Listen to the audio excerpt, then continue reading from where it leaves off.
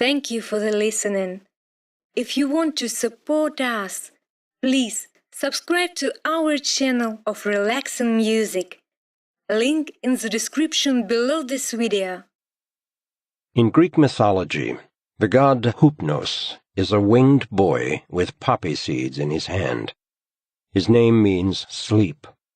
He is the twin brother of Thanatos, death, and the son of night and darkness. The term hypnosis was first used in its modern sense in 1843 by the Scottish surgeon James Braid. He used this term to describe a sleep-like state of both acute awareness and great receptiveness. Even today, opinions vary with regard to the usefulness, reliability, and dangers of hypnosis. This lingering ambivalence is presumably owing to the fact that the techniques of hypnosis have been exploited by con men, stage performers, and secret services all over the world. From a purely technical point of view, it is easy to place a person in a hypnotic state. The difficulty lies in controlling the course of events, guiding the patient, and interpreting and making use of the results. Only through considerable experience and skill is it possible to master deep hypnosis fully. There are only a handful of recognized doctors in the world who have truly mastered deep hypnosis. Like fire, just like fire. Those were the first words the boy uttered under hypnosis. Despite life-threatening injuries, innumerable knife wounds to his face, legs, torso, back, the soles of his feet, the back of his neck, and his head, the boy had been put into a state of deep hypnosis in an attempt to see what had happened with his own eyes. "I'm trying to blink," he mumbled. "I go into the kitchen, but it isn't right. There's a crackling noise between the chairs, and a bright red fire is spreading across the floor." They'd thought he was dead when they found him among the other bodies in the terraced house. He'd lost a great deal of blood, gone into a state of shock, and hadn't regained consciousness until 7 hours later. He was the only surviving witness. Detective Joona Linna was certain that the boy would be able to provide valuable information, possibly even identify the killer. But if the other circumstances had not been so exceptional, it would never have occurred to anyone to turn to a hypnotist. Chapter 1. Tuesday, December 8th, early morning. Erik Maria Bark is yanked reluctantly from his dream when the telephone rings. Before he is fully awake, he hears himself say, with a smile, "Balloons and streamers." His heart is pounding from the sudden awakening. Erik has no idea what he meant by these words. The dream is completely gone, as if he had never had it. He fumbles to find the ringing phone, creeping out of the bedroom with it and closing the door behind him to avoid waking Simone. A detective named Joona Linna asks if he is sufficiently awake to absorb important information.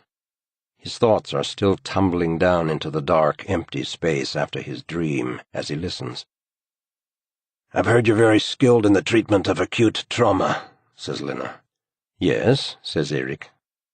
He swallows a painkiller as he listens.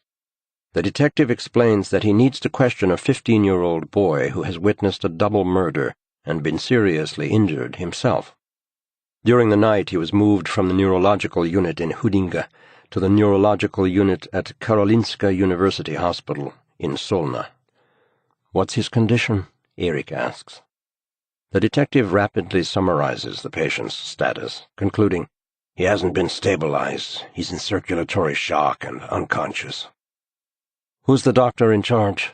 asks Erik. "Daniela Richards. She's extremely capable. I'm sure she can—" "She was the one who asked me to call you. She needs your help. It's urgent." When Erik returns to the bedroom to get his clothes, Simone is lying on her back, looking at him with a strange, empty expression. A strip of light from the street lamp is shining in between the blinds. "I didn't mean to wake you," he says softly. "Who was that?" she asks. "Police, a detective. I didn't catch his name. What's it about? I have to go to the hospital, he replies. They need some help with a boy. What time is it anyway? She looks at the alarm clock and closes her eyes. He notices the stripes on her freckled shoulders from the creased sheets. Sleep now, Siksan, he whispers, calling her by her nickname. Carrying his clothes from the room, Erik dresses quickly in the hall. He catches the flash of a shining blade of steel behind him and turns to see that his son has hung his ice skates on the handle of the front door so he won't forget them. Despite his hurry, Erik finds the protectors in the closet and slides them over the sharp blades. It's 3 o'clock in the morning when Erik gets into his car. Snow falls slowly from the black sky. There is not a breath of wind, and the heavy flakes settle sleepily on the empty street. He turns the key in the ignition, and the music pours in like a soft wave. Miles Davis, Kind of Blue. He drives the short distance through the sleeping city, out of Lundmachergaten, along Sveawagen, to Nortel. He catches a glimpse of the waters of Brunsviken, a large, dark opening behind the snowfall. He slows as he enters the enormous medical complex, maneuvering between Astrid Lindgren's understaffed hospital and maternity unit, past the radiology and psychiatry departments, to park in his usual place outside the neurosurgical unit. There are only a few cars in the visitors' lot. The glow of the street lamps is reflected in the windows of the tall buildings, and blackbirds rustle through the branches of the trees in the darkness. Usually you hear the roar of the superhighway from here, Erik thinks, but not at this time of night. He inserts his pass card, keys in the 6-digit code, enters the lobby, takes the elevator to the 5th floor, and walks down the hall. The blue vinyl floors shine like ice, and the corridor smells of antiseptic. Only now does he become aware of his fatigue, following the sudden surge of adrenaline brought on by the call. It had been such a good sleep. He still feels a pleasant aftertaste. He thinks over what the detective told him on the telephone. A boy is admitted to the hospital, bleeding from cuts all over his body, sweating. He doesn't want to lie down, is restless and extremely thirsty. An attempt is made to question him, but his condition rapidly deteriorates. His level of consciousness declines, while at the same time his heart begins to race. And Daniela Richards, the doctor in charge, makes the correct decision not to let the police speak to the patient. 2 uniformed cops are standing outside the door of Ward N18. Erik senses a certain unease flit across their faces as he approaches. Maybe they're just tired, he thinks, as he stops in front of them and identifies himself. They glance at his ID, press a button, and the door swings open with a hum. Daniela Richards is making notes on a chart when Erik walks in. As he greets her, he notices the tense lines around her mouth, the muted stress in her movements. "Have some coffee," she says. "Do we have time?" asks Erik. "I've got the bleed in the liver under control," she replies. A man of about 45, dressed in jeans and a black jacket, is thumping the coffee machine. He has tousled blonde hair, and his lips are serious, clamped firmly together. Erik thinks maybe this is Daniela's husband, Magnus. He has never met him. He has only seen a photograph in her office. "Is that your husband?" he asks, waving his hand in the direction of the man. "What?" She looks both amused and surprised. "I thought maybe Magnus had come with you." "No," she says, with a laugh. "I don't believe you," teases Erik, starting to walk toward the man. "I'm going to ask him." Daniela's cell phone rings, and, still laughing, she flips it open, saying, "Stop it, Erik," before answering. "Daniela Richards?" She listens, but hears nothing. "Hello?" She waits a few seconds, then shrugs. "Aloha," she says ironically, and flips the phone shut. Erik has walked over to the blond man.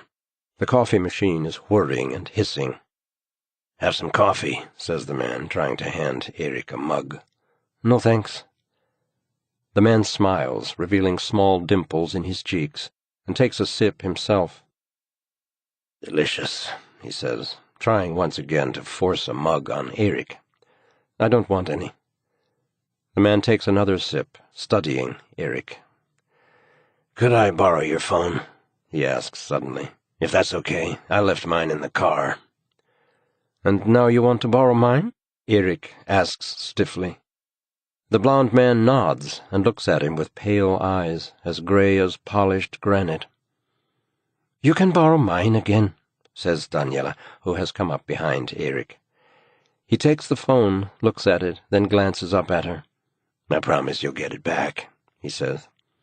"You're the only one who's using it anyway," she jokes. He laughs and moves away. "He must be your husband," says Erik. "Well, a girl can dream," she says with a smile, glancing back at the lanky fellow. Suddenly she looks very tired. She's been rubbing her eyes. A smudge of silver-gray eyeliner smears her cheek. "Shall I have a look at the patient?" asks Erik. "Please," she nods. "As I'm here anyway," he hastens to add. "Erik, I really do want your opinion. I'm not at all sure about this one." Chapter 2. Tuesday, December 8th, early morning. Daniela Richards opens the heavy door and he follows her into a warm recovery room leading off the operating theater. A slender boy is lying on the bed. Despite his injuries, he has an attractive face. 2 nurses work to dress his wounds. There are hundreds of them, cuts and stab wounds all over his body, on the soles of his feet, on his chest and stomach, on the back of his neck, on the top of his scalp, on his face.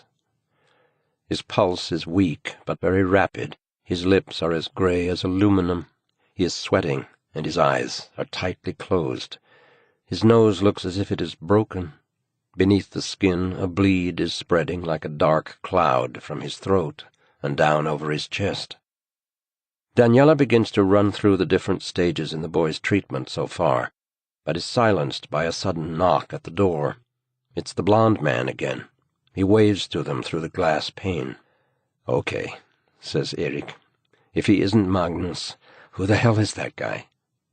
Daniela takes his arm and guides him from the recovery room. The blond man has returned to his post by the hissing coffee machine. "A large cappuccino," he says to Erik. "You might need one before you meet the officer who was first on the scene."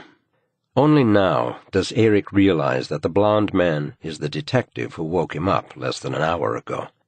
His drawl was not as noticeable on the telephone, or maybe Erik was just too sleepy to register it. "Why would I want to meet him?" "So you'll understand why I need to question." Joona Linna falls silent as Daniela's mobile starts to ring.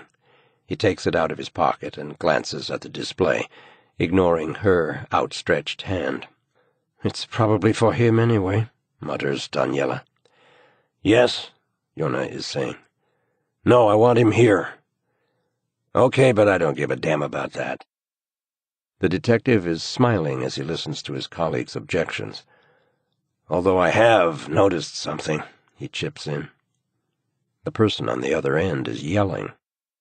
"I'm doing this my way," Joona says calmly, and ends the conversation. He hands the phone back to Daniela with a silent nod of thanks. "I have to question this patient," he explains in a serious tone. "I'm sorry," says Erik. "My assessment is the same as Dr. Richards." "When will he be able to talk to me?" asks Joona. "Not while he's in shock." "I knew you'd say that," says Joona quietly. "The situation is still extremely critical," explains Daniela. "His pleural sac is damaged, the small intestine, the liver, and—" A policeman wearing a dirty uniform comes in, his expression uneasy. Joona waves, walks over and shakes his hand. He says something in a low voice, and the police officer wipes his mouth and glances apprehensively at the doctors. "I know you probably don't want to talk about this right now," says Joona, "but it could be very useful for the doctors to know the circumstances." "Well," says the police officer, clearing his throat feebly, We hear on the radio that a janitor's found a dead man in the toilet at the playing field in Tumba. Our patrol car's already on Huddingewagen, so all we need to do is turn and head up toward the lake. We figured it was an overdose, you know. Jan, my partner, he goes inside while I talk to the janitor. Turns out to be something else altogether. Jan comes out of the locker room. His face is completely white. He doesn't even want me to go in there. So much blood, he says, 3 times. And then he just sits down on the steps. The police officer falls silent, sits in a chair, and stares straight ahead. "Can you go on?" asks Joona. "Yes, the ambulance shows up. The dead man is identified, and it's my responsibility to inform the next of kin. We're a bit short-staffed, so I have to go alone. My boss says she doesn't want to let Jan go out in this state. You can understand why." Erik glances at the clock. "You have time to listen to this," says Joona. The police officer goes on, his eyes lowered. "The deceased is a teacher at the high school in Tumba, and he lives in that development up by the ridge. I rang the bell 3 or 4 times, but nobody answered. I don't know what made me do it, but I went around the whole block and shined my flashlight through a window at the back of the house." The police officer stops, his mouth trembling, and begins to scrape at the arm of the chair with his fingernail. "Please go on," says Joona. "Do I have to? I mean, You found the boy, the mother, and a little girl aged 5. The boy, Yusuf, was the only one who was still alive." "Although I didn't think—" He falls silent, his face ashen. Joona relents. "Thank you for coming, Erland." The police officer nods quickly and gets up, runs his hand over his dirty jacket in confusion, and hurries out of the room. "They had all been attacked with a knife," Joona Linna says. "It must have been sheer chaos in there. The bodies they were in a terrible state. They'd been kicked and beaten. They'd been stabbed, of course, multiple times. And the little girl, she'd been cut in half. The lower part of her body, from the waist down, was in the armchair in front of the TV." His composure finally seems to give.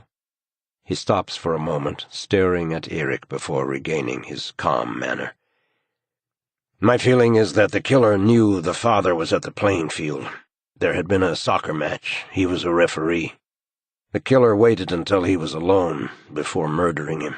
Then he started hacking up the body, in a particularly aggressive way, before going to the house to kill the rest of the family." "It happened in that order?" asks Erik. "In my opinion," replies the detective.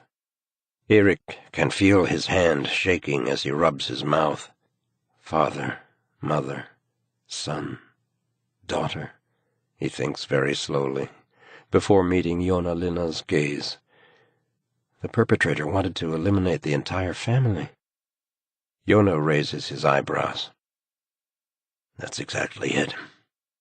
A child is still out there. The big sister. She's 23. We think it's possible the killer is after her as well. That's why we want to question the witness as soon as possible." "I'll go in and carry out a detailed examination," says Erik. Joona nods. "But we can't risk the patient's life by—" "I understand that. It's just that the longer it takes before we have something to go on, the longer the killer has to look for the sister." Now, Erik nods. "Why don't you locate the sister? Warn her." "We haven't found her yet. She isn't in her apartment in Sundbyberg or at her boyfriend's." "Perhaps you should examine the scene of the crime," says Daniela. "That's already underway." "Why don't you go over there and tell them to get a move on?" she says, irritably. "It's not going to yield anything anyway," says the detective. "We're going to find the DNA of hundreds, perhaps thousands of people in both places, all mixed up together." "I'll go in a moment and see the patient," says Erik. Joona meets his gaze and nods. "If I could ask just a couple of questions, that might be all that's needed to save his sister." Chapter 3. Tuesday, December 8th, early morning. Erik Maria Bark returns to the patient. Standing in front of the bed, he studies the pale, damaged face, the shallow breathing, the frozen gray lips. Erik says the boy's name, and something passes painfully across the face. "Yusuf," he says once again, quietly. "My name is Erik Maria Bark. I'm a doctor, and I'm going to examine you. You can nod if you like, if you understand what I'm saying." The boy is lying completely still, his stomach moving in time with his short breaths. Erik is convinced that the boy understands his words, but the level of consciousness abruptly drops. Contact is broken.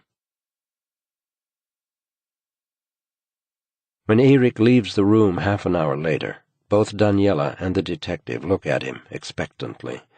Erik shakes his head. "He's our only witness," Joona repeats. "Someone has killed his father, his mother, and his little sister. The same person is almost certainly on the way to his older sister right now."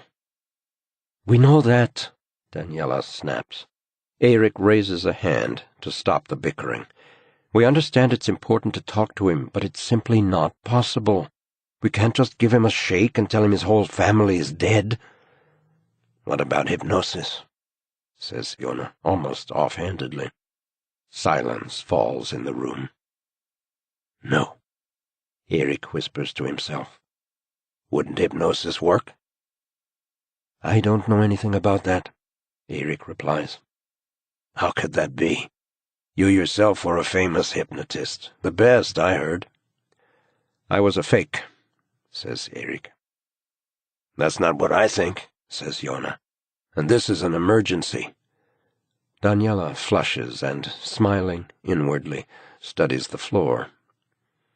"I can't," says Erik. "I'm actually the person responsible for the patient," says Daniela, raising her voice, "and I'm not particularly keen on letting him be hypnotized." "But if it wasn't dangerous for the patient, in your judgment?" asks Joona. Erik now realizes that the detective has been thinking of hypnosis as a possible shortcut right from the start. Joona Linna has asked him to come to the hospital purely to convince him to hypnotize the patient, not because he is an expert in treating acute shock and trauma. "I promised myself I would never use hypnosis again," says Erik. "Okay, I understand," says Joona. "I had heard you were the best, but I have to respect your decision." "I'm sorry," says Erik. He looks at the patient through the window in the door and turns to Daniela. "Has he been given desmopressin?" "No, I thought I'd wait a while," she replies. "Why? The risk of thromboembolic complications?" "I've been following the debate, but I don't agree with the concerns. I give my son desmopressin all the time," says Erik. "How is Benjamin doing? He must be, 15 now?" 14, says Erik. Joona gets up laboriously from his chair. "I'd be grateful if you could recommend another hypnotist," he says. "We don't even know if the patient is going to regain consciousness," replies Daniela. "But I'd like to try." "And he does have to be conscious in order to be hypnotized," she says, pursing her mouth slightly.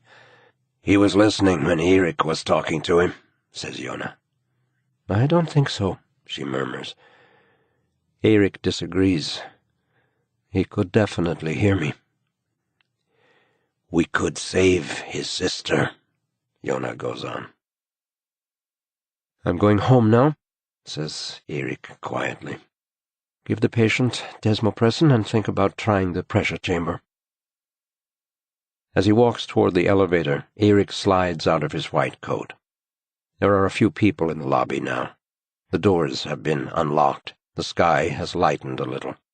As he pulls out of the parking lot, he reaches for the little wooden box he carries with him, garishly decorated with a parrot and a smiling South Seas native. Without taking his eyes off the road, he flips open the lid, picks out 3 tablets, and swallows them quickly. He needs to get a couple of hours of sleep yet this morning, before waking Benjamin and giving him his injection. Chapter 4. Tuesday, December 8th, early morning. 7.5 hours earlier, a janitor by the name of Karim Mohammed arrived at the Ruchtahaga Sports Center. The time was 8:50 p.m. Cleaning the locker rooms was his last job for the day. He parked his Volkswagen bus in the parking lot not far from a red Toyota. The soccer field itself was dark, the floodlights atop the wall pylons surrounding it long since extinguished, but a light was still on in the men's locker room. The janitor retrieved the smallest cart from the rear of the van and pushed it toward the low wooden building. Reaching it, he was slightly surprised to find the door unlocked. He knocked, got no reply, and pushed the door open. Only after he had propped it with a plastic wedge did he spot the blood. When police officers Jan Eriksson and Erland Björkander arrived at the scene, Eriksson went straight to the locker room, leaving Björkander to question Karim Mohammed. At first Eriksson thought he heard the victim moaning, but after turning him over, the police officer realized this was impossible. The victim had been mutilated and partially dismembered.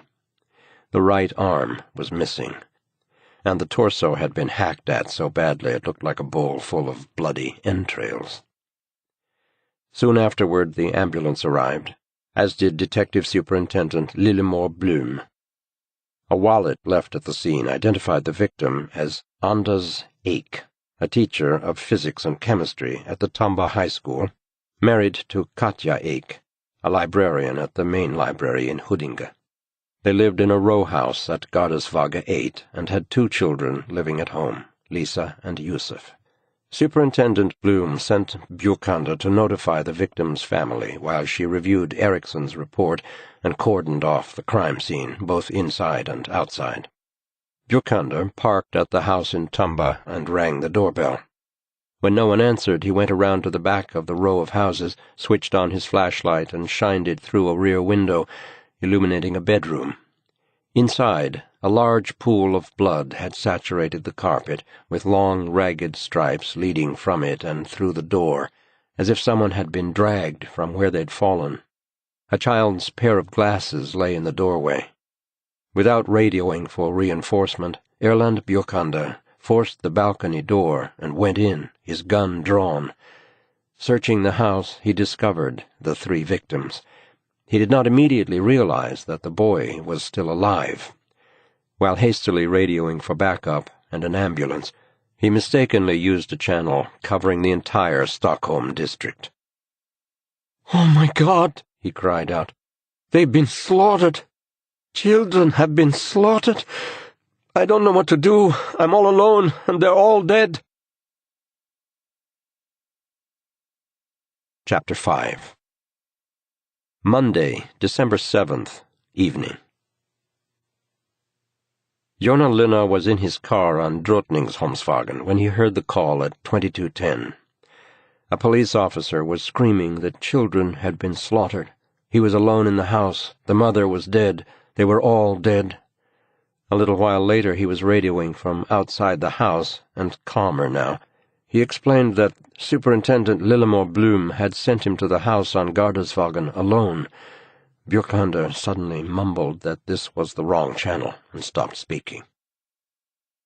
In the sudden quiet, Joona Linna listened to the rhythmic thumping of the windshield wipers as they scraped drops of water from the glass.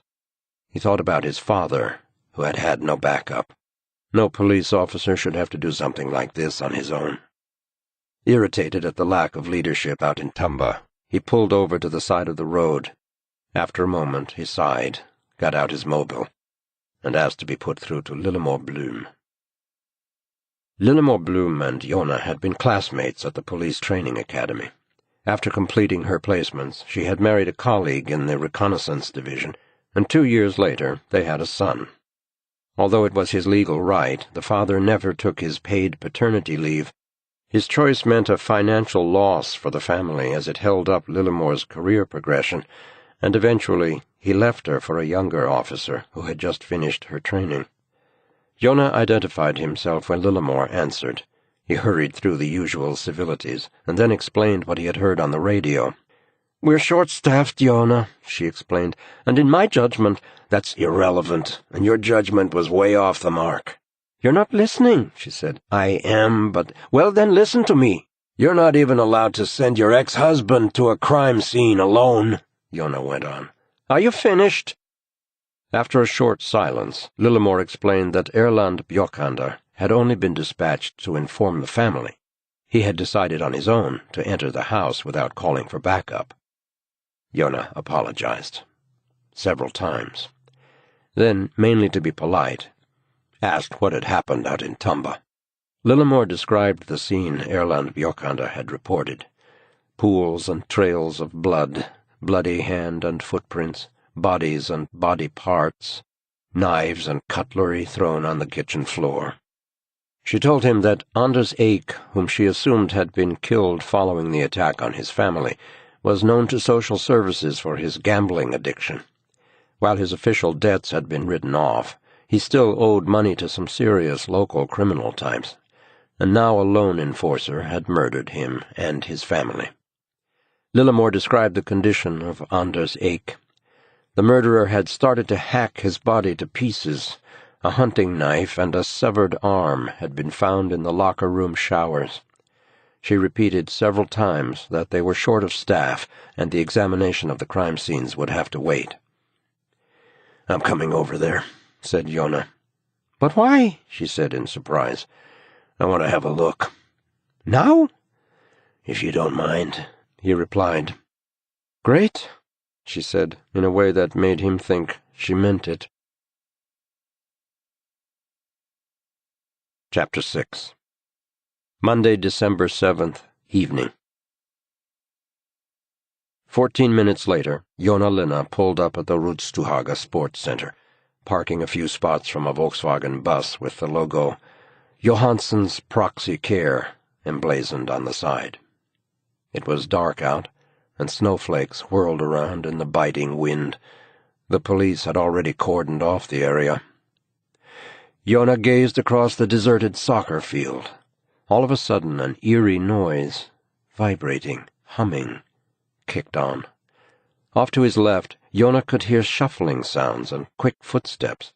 Turning around, he could make out two black silhouettes walking in the high grass along the fence.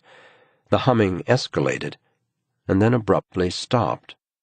Spotlights encircling the soccer field exploded with light, flooding the center while casting the surrounding area in even more impenetrable winter darkness. The two figures in the distance were uniformed policemen. One walked quickly, then stopped and vomited. He steadied himself against the fence. His colleague caught up with him and placed a comforting hand on his back, speaking soothingly. Joona continued on toward the locker rooms. Flashes of light from cameras burst through the propped-open door, and the forensic technicians had laid out stepping blocks around the entrance so as not to contaminate any prints during their initial crime scene investigation. An older colleague stood guard out front. His eyes were heavy with fatigue, and his voice was subdued. "Don't go in if you're afraid of having nightmares." "I'm done with dreaming," Joona replied. A strong scent of stale sweat, urine, and fresh blood permeated the air.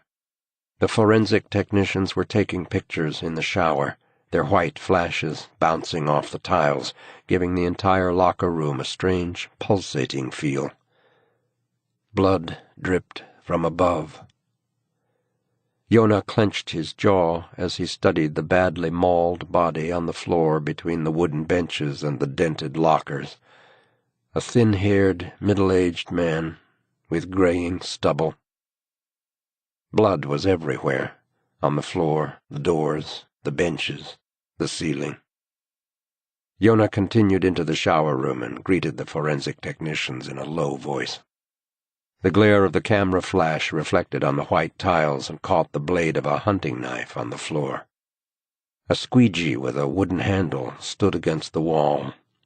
The rubber blade was surrounded by a large pool of blood, water, and dirt, with wisps of hair, Band-Aids, and a bottle of shower gel. A severed arm lay by the floor drain. The bone socket was exposed, lined with ligaments and torn muscle tissue. Joona remained standing, observing every detail. He registered the blood's spatter pattern, the angles and shapes of the blood drops.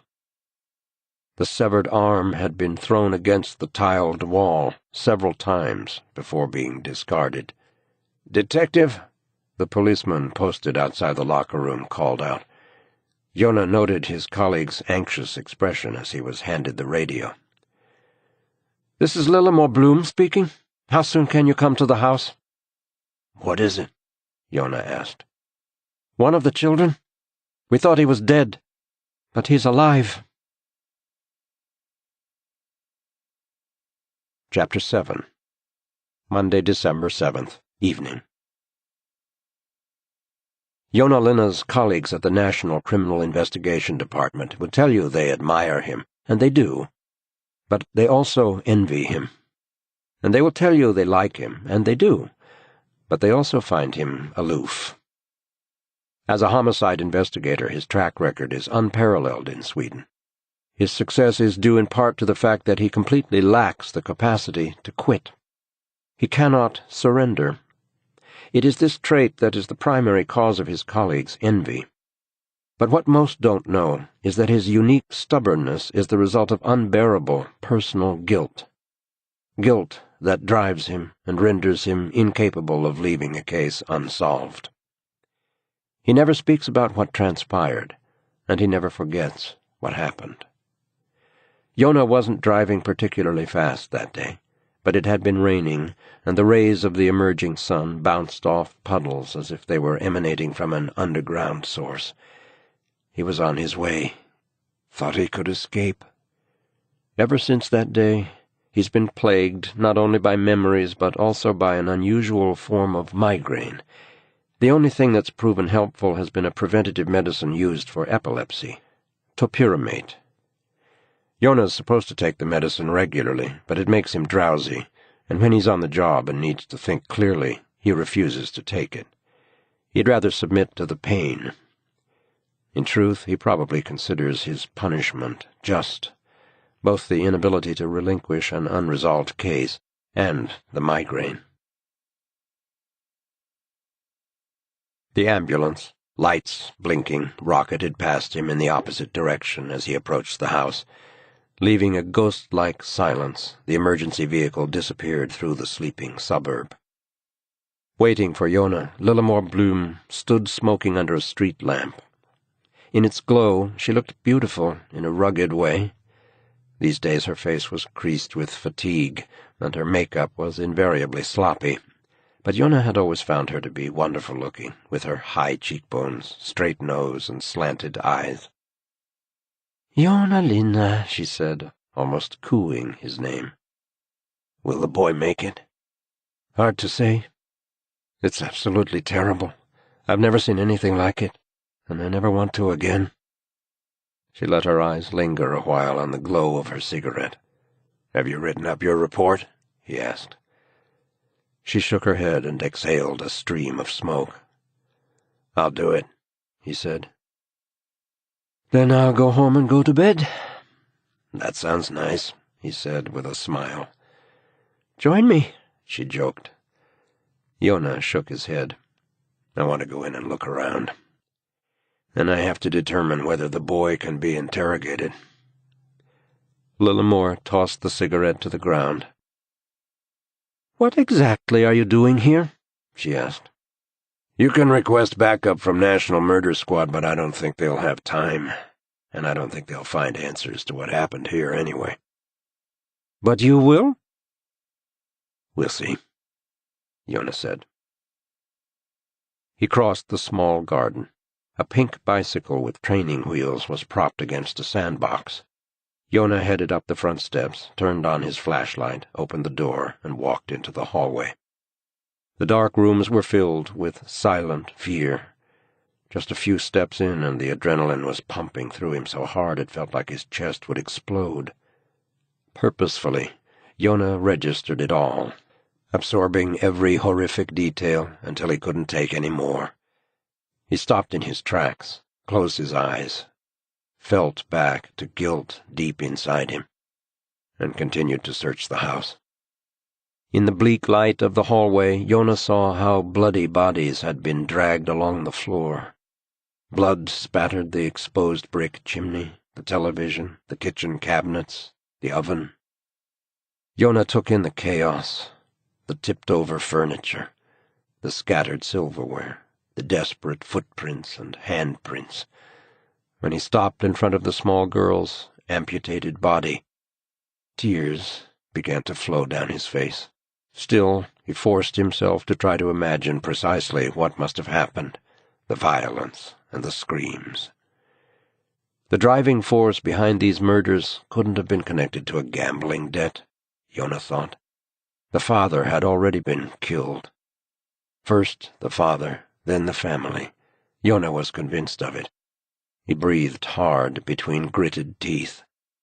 Somebody had wanted to annihilate the whole family. And he likely believed he had succeeded. Chapter 8. Monday, December 7th. Night. Joona Linna stepped out into the cold wind over the shivering black and yellow crime tape and into his car. The boy is alive, he thought. I have to meet the surviving witness. From his car, Joona traced Yusuf Eik to the neurosurgical unit at Karolinska University Hospital in Solna. The forensic technicians from Linköping had supervised the securing of biological evidence taken from the boy's person. His condition had since deteriorated. It was after 1 in the morning when Joona headed back to Stockholm, arriving at the intensive care section of Karolinska Hospital just past 2. After a 15-minute wait, the doctor in charge, Daniela Richards, appeared. You must be Detective Linna. Sorry to keep you waiting. I'm Daniela Richards. How is the boy, doctor? He's in circulatory shock, she said. Meaning? He's lost a lot of blood. His heart is attempting to compensate for this and has started to race. Have you managed to stop the bleeding? I think so. I hope so. And we're giving him blood all the time, but the lack of oxygen could taint the blood and damage the heart, lungs, liver, kidneys. Is he conscious? No. It's urgent that I get a chance to interview him. Detective, my patient is hanging on by his fingernails. If he survives his injuries at all, it won't be possible to interview him for several weeks. He's the sole eyewitness to a multiple murder, said Joona. Is there anything you can do? The only person who might possibly be able to hasten the boy's recovery is Erik Maria Bark. The hypnotist? Asked Joona. She gave a big smile, blushing slightly. Don't call him that if you want his help. He's our leading expert in the treatment of shock and trauma. Do you have any objections if I ask him to come in? On the contrary, I've been considering it myself, she said. Joona searched in his pocket for his phone, realized he had left it in the car, and asked if he could borrow Daniela's. After outlining the situation to Erik Maria Bark, he called Susanna Granat at Social Services and explained that he was hoping to be able to talk to Yusuf Eik soon. Susanna Granat knew all about the family. The Eiks were on their register, she said, because of the father's gambling addiction, and because they had had dealings with the daughter 3 years ago. With the daughter? Asked Joona. The older daughter, explained Susanna. So there is a third child? Joona asked impatiently. Yes, her name is Evelyn. Joona entered the conversation and immediately called his colleagues in the reconnaissance division to ask them to track down Evelyn Eik. He emphasized repeatedly that it was urgent, that she risked being killed. But then he added it was also possible that she was dangerous, that she could actually have been involved in the triple homicide in Tumba. Chapter 9. Tuesday, December 8th, morning. Detective Joona Linna orders a large sandwich to go with parmesan, bresaola, and sun-dried tomatoes from the little breakfast bar called Il Café on Bergsgatan. The cafe has just opened, and the girl who takes his order has not yet had time to unpack the warm bread from the large brown bags in which it's been delivered from the bakery. Having inspected the crime scenes in Tumba late the night before, and in the middle of the night visited the hospital in Solna and spoken to the two doctors, Daniela Richards and Erik Maria Bark, he had called reconnaissance once more. "Have you found Evelyn?" he'd asked. "No." "You realize we have to find her before the murderer does." "We're trying, but—" "Try harder," Joona had growled. "Maybe we can save a life." Now, after 3 hours of sleep, Joona gazes out the steamed-up window, waiting for his breakfast. Sleet is falling on the town hall. The food arrives. Joona grabs a pen on the glass counter, signs the credit slip, and hurries out. The sleet intensifies as he makes his way along Bergsgatan, the warm sandwich in one hand and his indoor hockey stick and gym bag in the other. "We're playing recon Tuesday night," Joona had told his colleague, Benny Rubin. "We have no chance. They're going to kill us." The national CID indoor hockey team loses whenever they play the local police, the traffic police, the maritime police, the National Special Intervention Squad, the SWAT team, or recon. But it gives them a good excuse to drown their sorrows together in the pub, as they like to say afterward. Joona has no idea, as he walks alongside police headquarters and past the big entrance doors, that he will neither play hockey nor go to the pub this Tuesday. Someone has scrawled a swastika on the entrance sign to the courtroom. He strides on toward the Kronoberga holding cells and watches the tall gate close silently behind a car. Snowflakes are melting on the big window of the guardroom. Joona walks past the police swimming pool and cuts across the yard toward the gabled end of the vast complex. The facade resembles dark copper, burnished but underwater.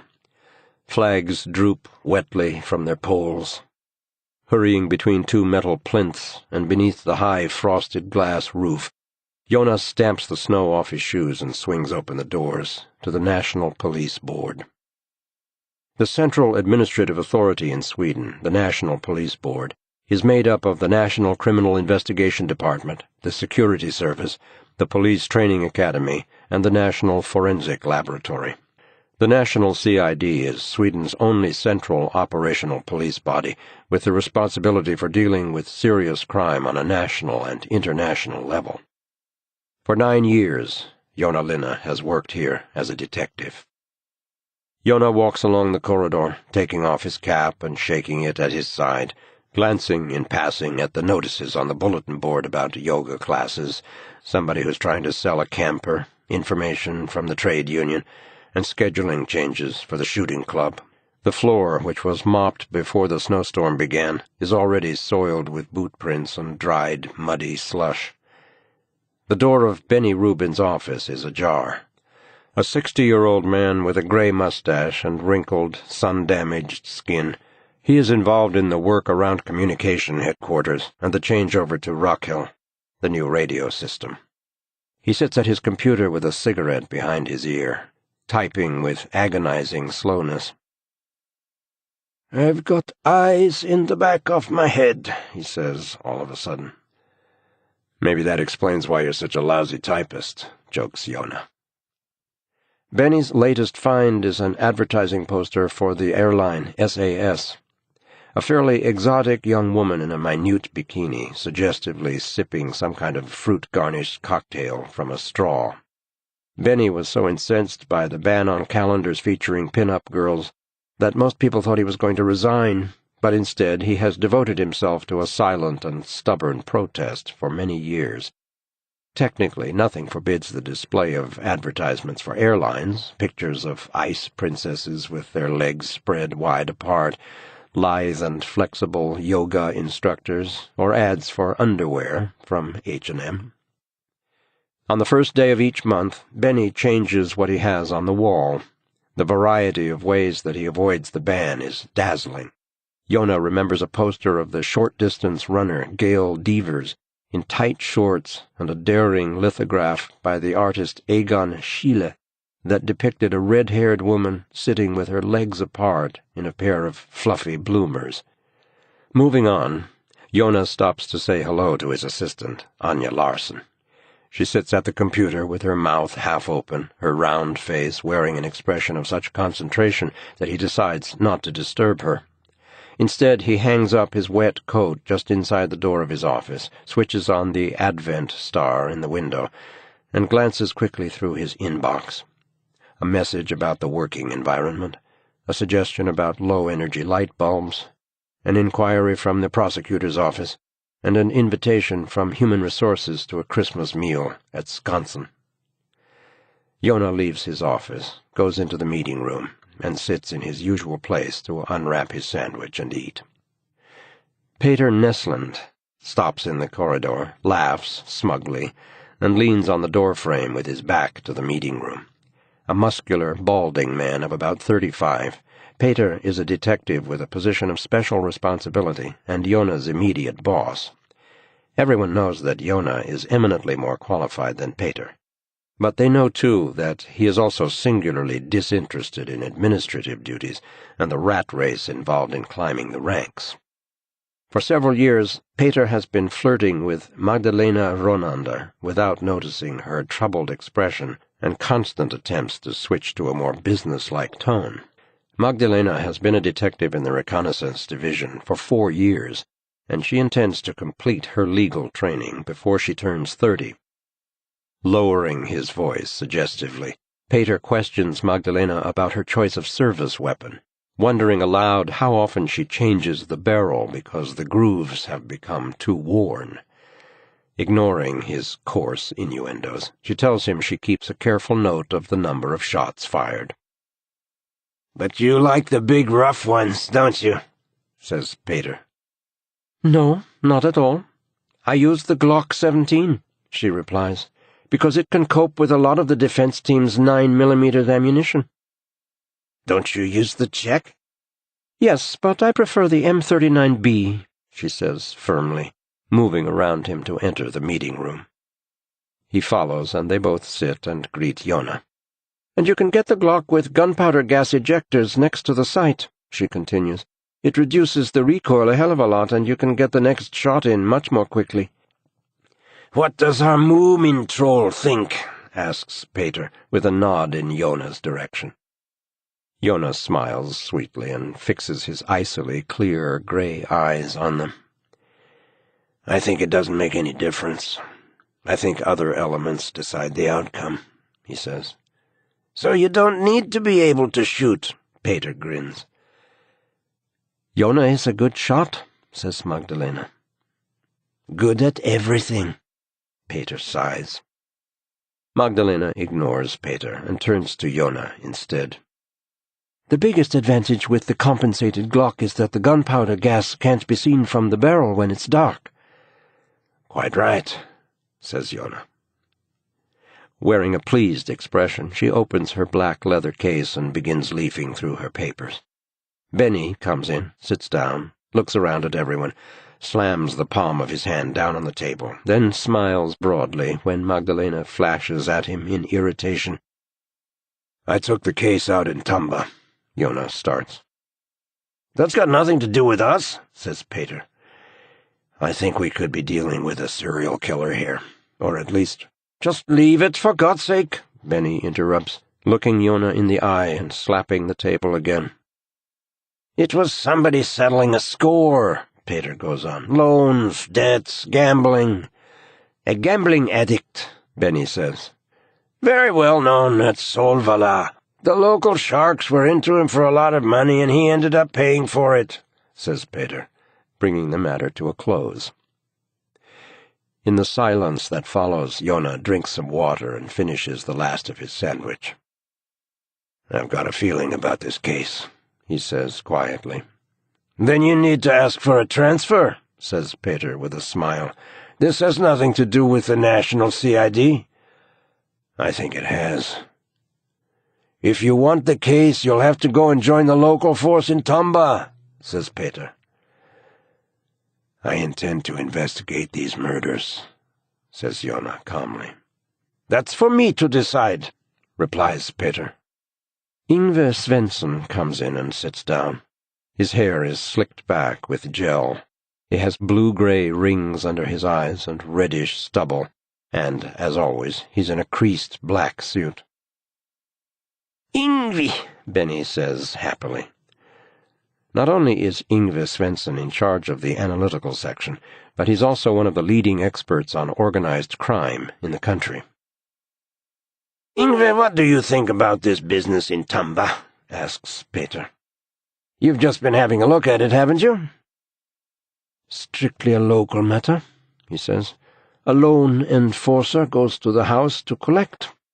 Normally the father would have been home, but he stepped in to referee a soccer match at the last minute.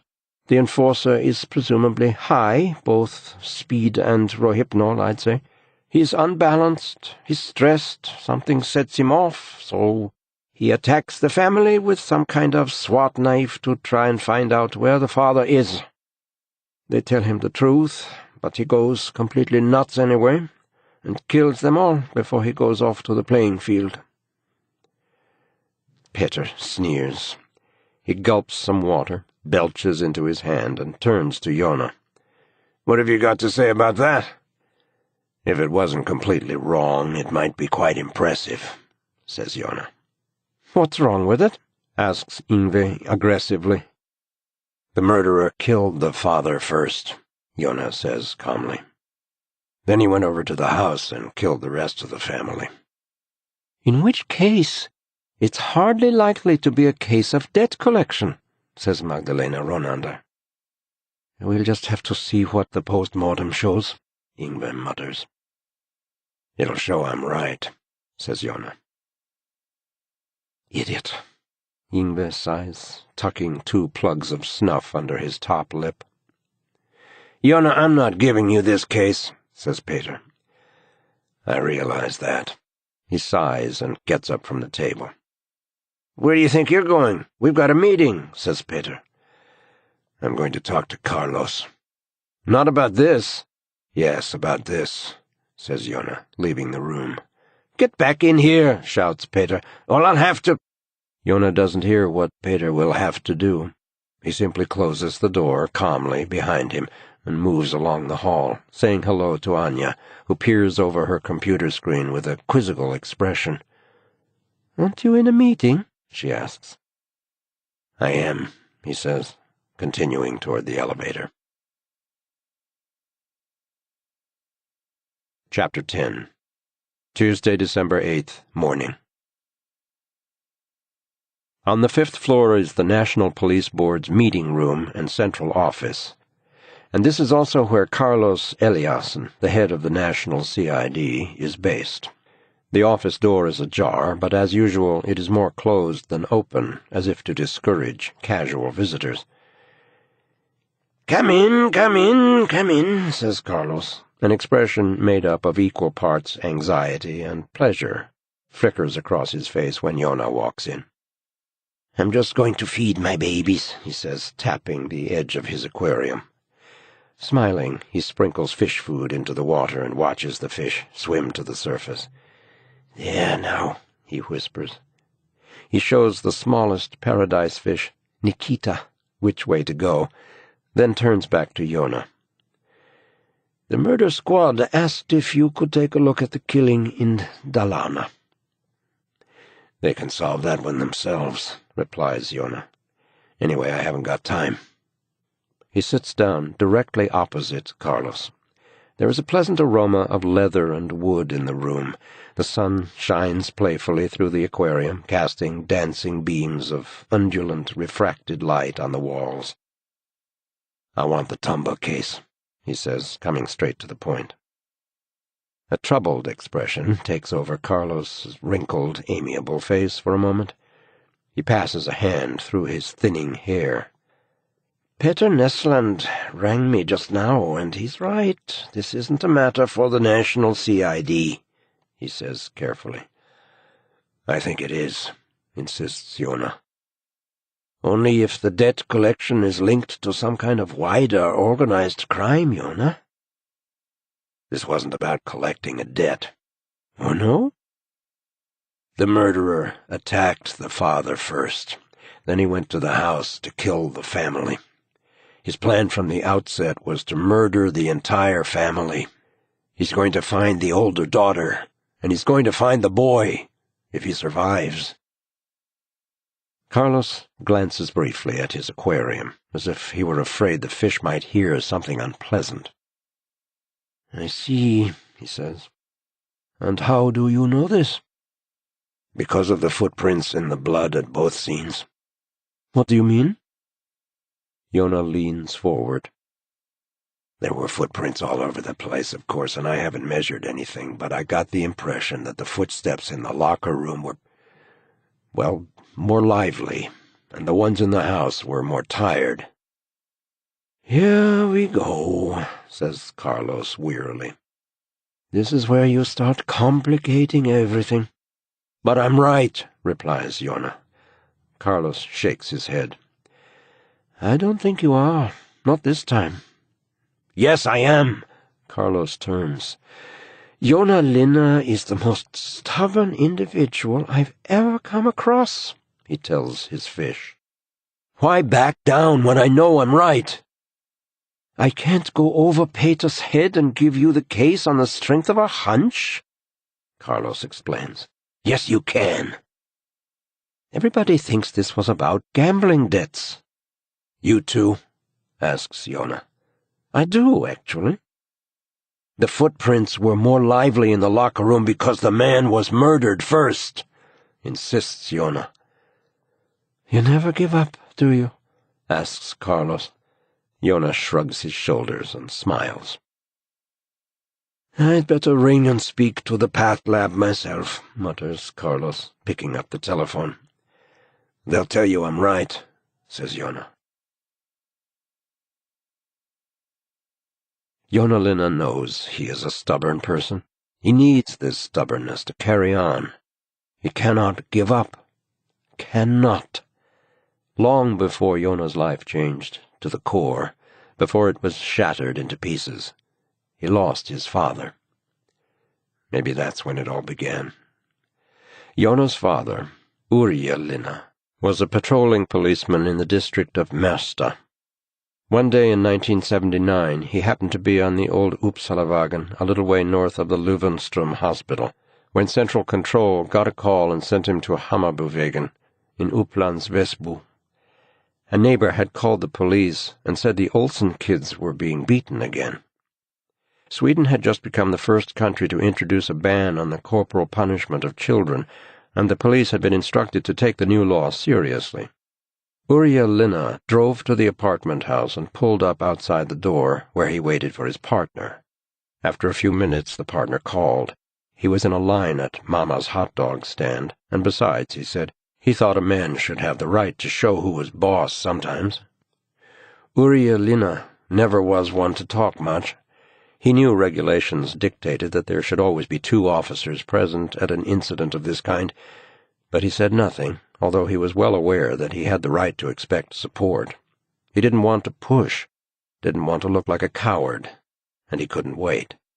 So, alone, Uriah Linna mounted the stairs to the 3rd floor and rang the doorbell. A little girl with frightened eyes opened the door. He told her to stay on the landing, but she shook her head and ran into the apartment. Uriah Linna followed her and walked into the living room. The girl banged on the door leading to the balcony. Uriah saw that there was a little boy out there, wearing only a diaper. He looked about 2 years old. Uriah hurried across the room to let the child in, and that was why he noticed the drunken man just a little too late. He was sitting in complete silence on the sofa just inside the door, his face turned toward the balcony. Urya had to use both hands to undo the catch and turn the handle. It was only when he heard the click of the shotgun that Urya froze. The shot sent a total of 36 small lead pellets straight into his spine and killed him almost instantly. 11-year-old Joona and his mother, Ritva, moved from the bright apartment in the center of Märsta to his aunt's 3-room place in Fredhäll in Stockholm. After graduating from high school, he applied to the police training academy.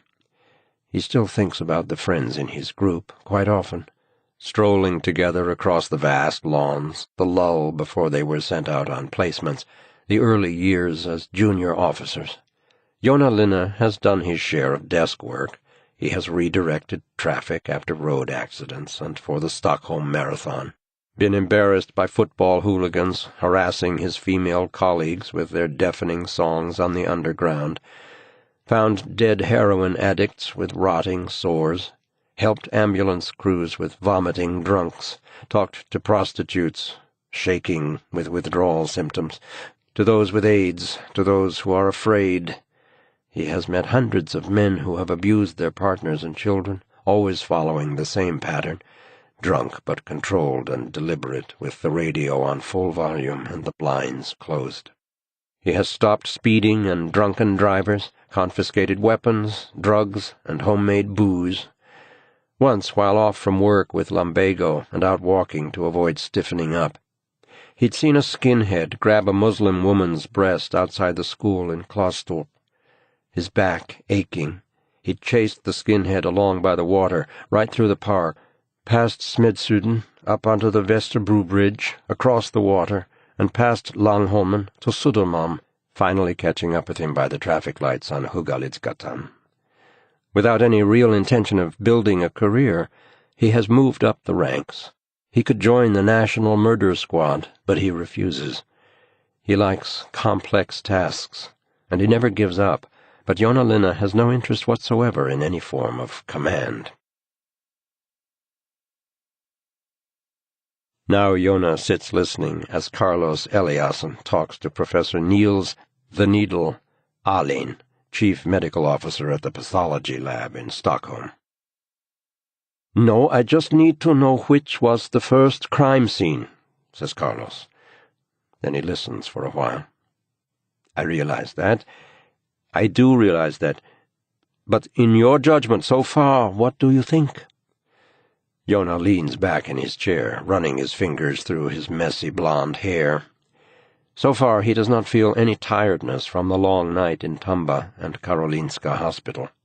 He watches as Carlos's face grows redder and redder. Joona can hear the needle drone faintly on the other end of the line. When the voice stops, Carlos simply nods and hangs up without saying goodbye. They have established that the father was killed first," supplies Joona. Carlos nods. "What did I tell you?"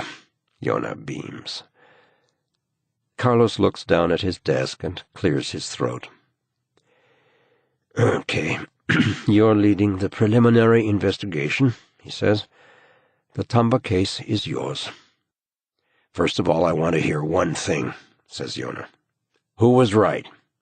Who was right, you or me?" "You!" yells Carlos. "For God's sake, Joona, what is it with you? Yeah, you were right, as usual." Joona hides a smile behind his hand as he gets up. Suddenly he turns grave. "Reconnaissance hasn't been able to track down Evelyn Ake. She could be anywhere. I don't know what we're going to do if we can't get permission to talk to the boy. Too much time will pass, and it'll be too late when we find her." "You want to interrogate the wounded boy?" Carlos asks. "I have no choice." "Have you spoken to the prosecutor?" "I have no intention of handing over the preliminary investigation until I have a suspect," says Joona. "That's not what I meant," says Carlos. "I just think it's a good idea to have the prosecutor on your side if you're going to talk to a boy who is so badly injured." Joona is halfway out the door. "Okay, that makes sense. You're a wise man. "I'll give Jens a call," he says. Chapter 11. Tuesday, December 8th, morning. Erik Maria Bark arrives home from Karolinska Hospital. As he quietly lets himself in, he thinks about the young victim lying there, and the policeman so eager to question him. Erik likes Detective Joona Linna. Despite his attempt to get Erik to break his promise never to use hypnosis again. Maybe it's the detective's open and honest anxiety about the safety of the older sister that makes him so likable. Presumably, somebody is looking for her right now. Erik is very tired. The tablets have begun to take effect. His eyes are heavy and sore. Sleep is on the way. He opens the bedroom door and looks at Simone. The light from the hallway covers her like a scratched pane of glass. 3 hours have passed since he left her here, and Simone has now taken over all the space in the bed. Resting on her stomach, she lies there heavily. The bedclothes are down by her feet. Her nightgown has worked its way up around her waist, and she has goosebumps on her arms and shoulders. Erik pulls the covers over her carefully. She murmurs something and curls up. He sits down and strokes her ankle, and she moves slightly. "I'm going for a shower," he says, but he leans back against the headboard, overwhelmed by fatigue. "What was the name of the police officer?" she asks, slurring her words. Before he has time to answer, he finds himself at the park in Observatorio Linden. He is digging in the sand in the playground and finds a yellow stone, as round as an egg, as big as a pumpkin. He scrapes at it with his hands and sees the outline of a relief on the side, a jagged row of teeth. When he turns the heavy stone over, he sees that it is the skull of a dinosaur. Suddenly Simone is screaming, "Fuck you!" He gives a start and realizes that he has fallen asleep and begun to dream. The strong pills have sent him to sleep in the middle of the conversation. He tries to smile and meets Simone's chilly gaze. "Sixan, what is it?" "Has it started again?" she asks. "What?" "What?" she repeats crossly. "Who's Daniela?" "Daniela?" "You promised! You made a promise, Erik," she says. "I trusted you. I was actually stupid enough to trust—" "What are you talking about? Daniela Richards is a colleague at Karolinska. What's she got to do with anything?" "Don't lie to me!" "This is actually getting ridiculous," he says. And despite her clear anger, he feels a smile spreading involuntarily across his face. He is so tired. "Do you think this is funny?" she asks. "I've sometimes thought, I even believed I could forget what happened." Erik nods off for a few seconds, but he can still hear what she's saying. "It might be best if we separate," whispers Simone. He snaps awake at this. "Nothing has happened between me and Daniela." "That doesn't really matter," she says wearily. "Doesn't it? Doesn't it matter? You want to separate because of something I did 10 years ago? Something? I was drunk, Simone. Drunk, and I don't want to listen. I know all about it.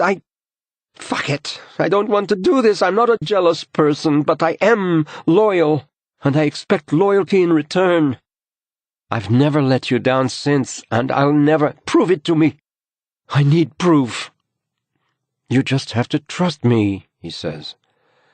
"Yes," she says with a sigh, and collecting a pillow and duvet, she shuffles out of the bedroom and down the hallway. He is breathing heavily. He ought to follow her, not just give up. He ought to try to calm her down and persuade her to come back to bed. But right now, sleep exerts the stronger influence. He can no longer resist it. He sinks down into the bed, feels the dopamine flood his system, the tension flow out of his body, as relaxation spreads pleasurably across his face, his neck, and shoulders, down into his toes and the tips of his fingers. A heavy, chemical sleep enfolds his consciousness like a flowery cloud.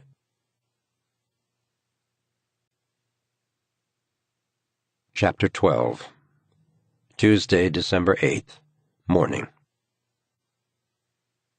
Erik slowly opens his eyes to the pale light pressing against the curtains. He rolls over with a grunt and glances at the alarm clock. 2 hours have passed.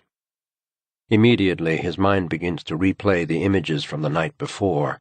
Simone's angry face as she made her accusations. The boy lying there with hundreds of black knife wounds covering his glowing body. Erik thinks of the detective, who seemed convinced that the perpetrator had wanted to murder an entire family, first the father, then the mother, the son, and the daughter. An older daughter is out there somewhere, in extreme danger if Joona Linna is right. The telephone on the bedside table begins to ring.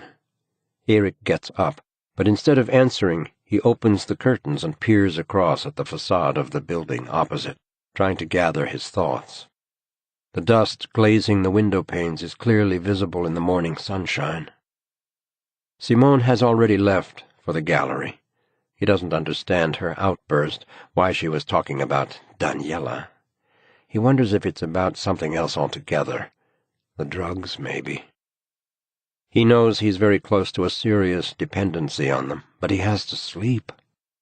All the night shifts at the hospital have ruined his ability to sleep naturally. Without pills, he would go under, he thinks. He reaches for the alarm clock, but manages to knock it on the floor instead. The telephone stops, but is silent for only a little while before it starts ringing again. He considers going into Benjamin's room and lying down beside his son, waking him gently, asking if he's been dreaming about anything. He picks up the telephone and answers. "Hi, it's Daniela Richards." "Are you still at the hospital? It's 8:15. "I know. I'm exhausted." "Go home." "No chance," says Daniela calmly. "You have to come back. That detective is on his way. He seems even more convinced that the perpetrator is after the older sister. He says he has to talk to the boy." Erik feels a sudden, dark weight behind his eyes. That's a bad idea, given his condition. "I know, but what about the sister?" She interrupts him. "I'm considering giving the detective the go-ahead to question Yusef." "It's your patient, if you think he can cope with it," says Erik. "Cope? Of course he can't cope with it. His condition is critical. His family has been murdered, and he'll find out about it under questioning from a policeman. But I can't just sit and wait. I don't want to let the police at him, but there is no doubt that his sister is in danger." "It's your call," Erik says again. "A murderer is looking for his older sister," Daniela breaks in, raising her voice. "Presumably." "I'm sorry, I don't know why I'm in such a state about this," she says. "Maybe it's because it isn't too late. Something could actually be done. I mean, it isn't often the case, but this time we could save a girl before she—" "What do you want from me?" asks Erik. "You have to come in and do what you're good at." Erik pauses, then answers carefully. "I can talk to the boy about what's happened when he's feeling a little better." "That's not what I mean. I want you to hypnotize him," she says seriously. "No. It's the only way." "I can't. I won't." "But there's nobody as good as you." "I don't even have permission to practice hypnosis at Karolinska." "I can arrange that." "Daniela," Erik says, "I've promised never to hypnotize anyone again." "Can't you just come in?" There is silence for a little while. Then Erik asks, "Is he conscious?" "He soon will be." He can hear the rushing sound of his own breathing through the telephone. "If you won't hypnotize the boy, I'm going to let the police see him." She ends the call. Erik stands there holding the receiver in his trembling hand. The weight behind his eyes is rolling in toward his brain. He opens the drawer of the bedside table. The wooden box with the parrot and the native on it isn't there. He must have left it in the car. The apartment is flooded with sunlight as he walks through to wake Benjamin. The boy is sleeping with his mouth open. His face is pale, and he looks exhausted despite a full night's sleep. Benny? Benjamin opens his sleep-drenched eyes and looks at him as if he were a complete stranger, before he smiles the smile that has remained the same ever since he was born. It's Tuesday. Time to wake up. Benjamin sits up, yawning, scratches his head, then looks at the cell phone hanging around his neck. It's the first thing he does every morning. He checks whether he's missed any messages during the night. Erik takes out the yellow bag with a puma on it, which contains the factor concentrate, desmopressin, acetyl spirit, sterile cannulas, compresses, surgical tape, painkillers. Now or at breakfast? Benjamin shrugs. Doesn't matter. Erik quickly swabs his son's skinny arm, turns it toward the light coming through the window, feels the softness of the muscle, taps the syringe, and carefully pushes the cannula beneath the skin. As the syringe slowly empties, Benjamin taps away at his cell phone with his free hand. Shit, my battery's almost gone, he says, then lies back as his father holds a compress to his arm to stop any bleeding.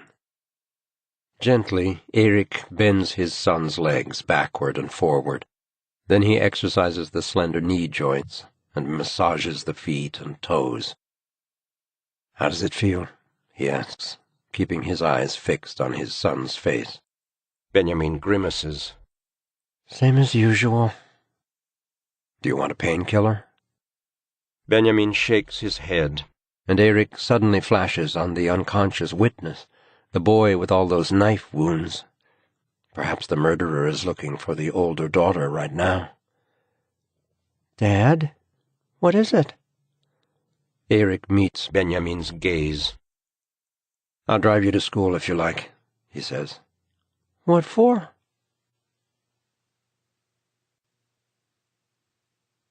Chapter 13. Tuesday, December 8th, morning. The rush-hour traffic rumbles slowly along.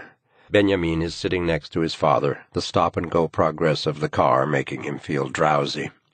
He gives a big yawn and feels a soft warmth still lingering in his body after the night's sleep. He thinks about the fact that his father is in a hurry, but that he still takes the time to drive him to school. Benjamin smiles to himself. It's always been this way, he thinks. When Dad's involved in something awful at the hospital, he gets worried that something's going to happen to me. Oh no, Erik says suddenly. We forgot the ice skates. Right. We'll go back. Doesn't matter, says Benjamin. Erik tries switching lanes, but another car stops him from cutting in.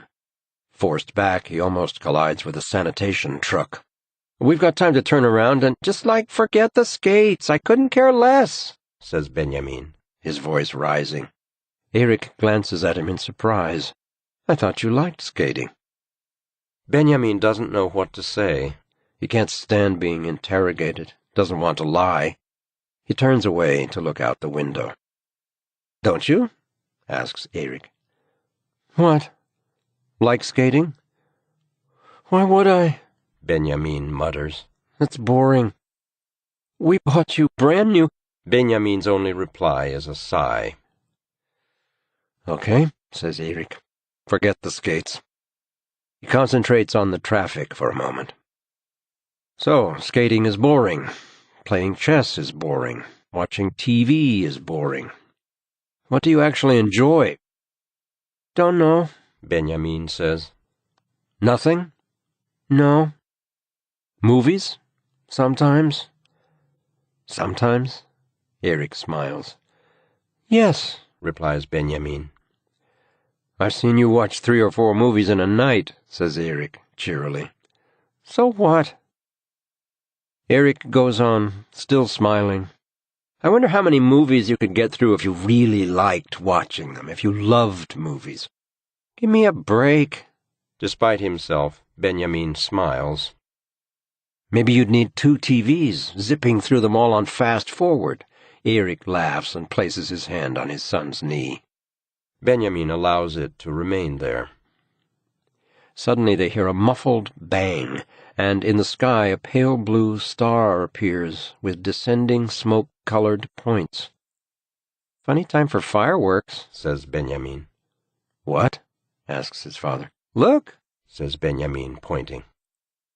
A star of smoke hangs in the sky.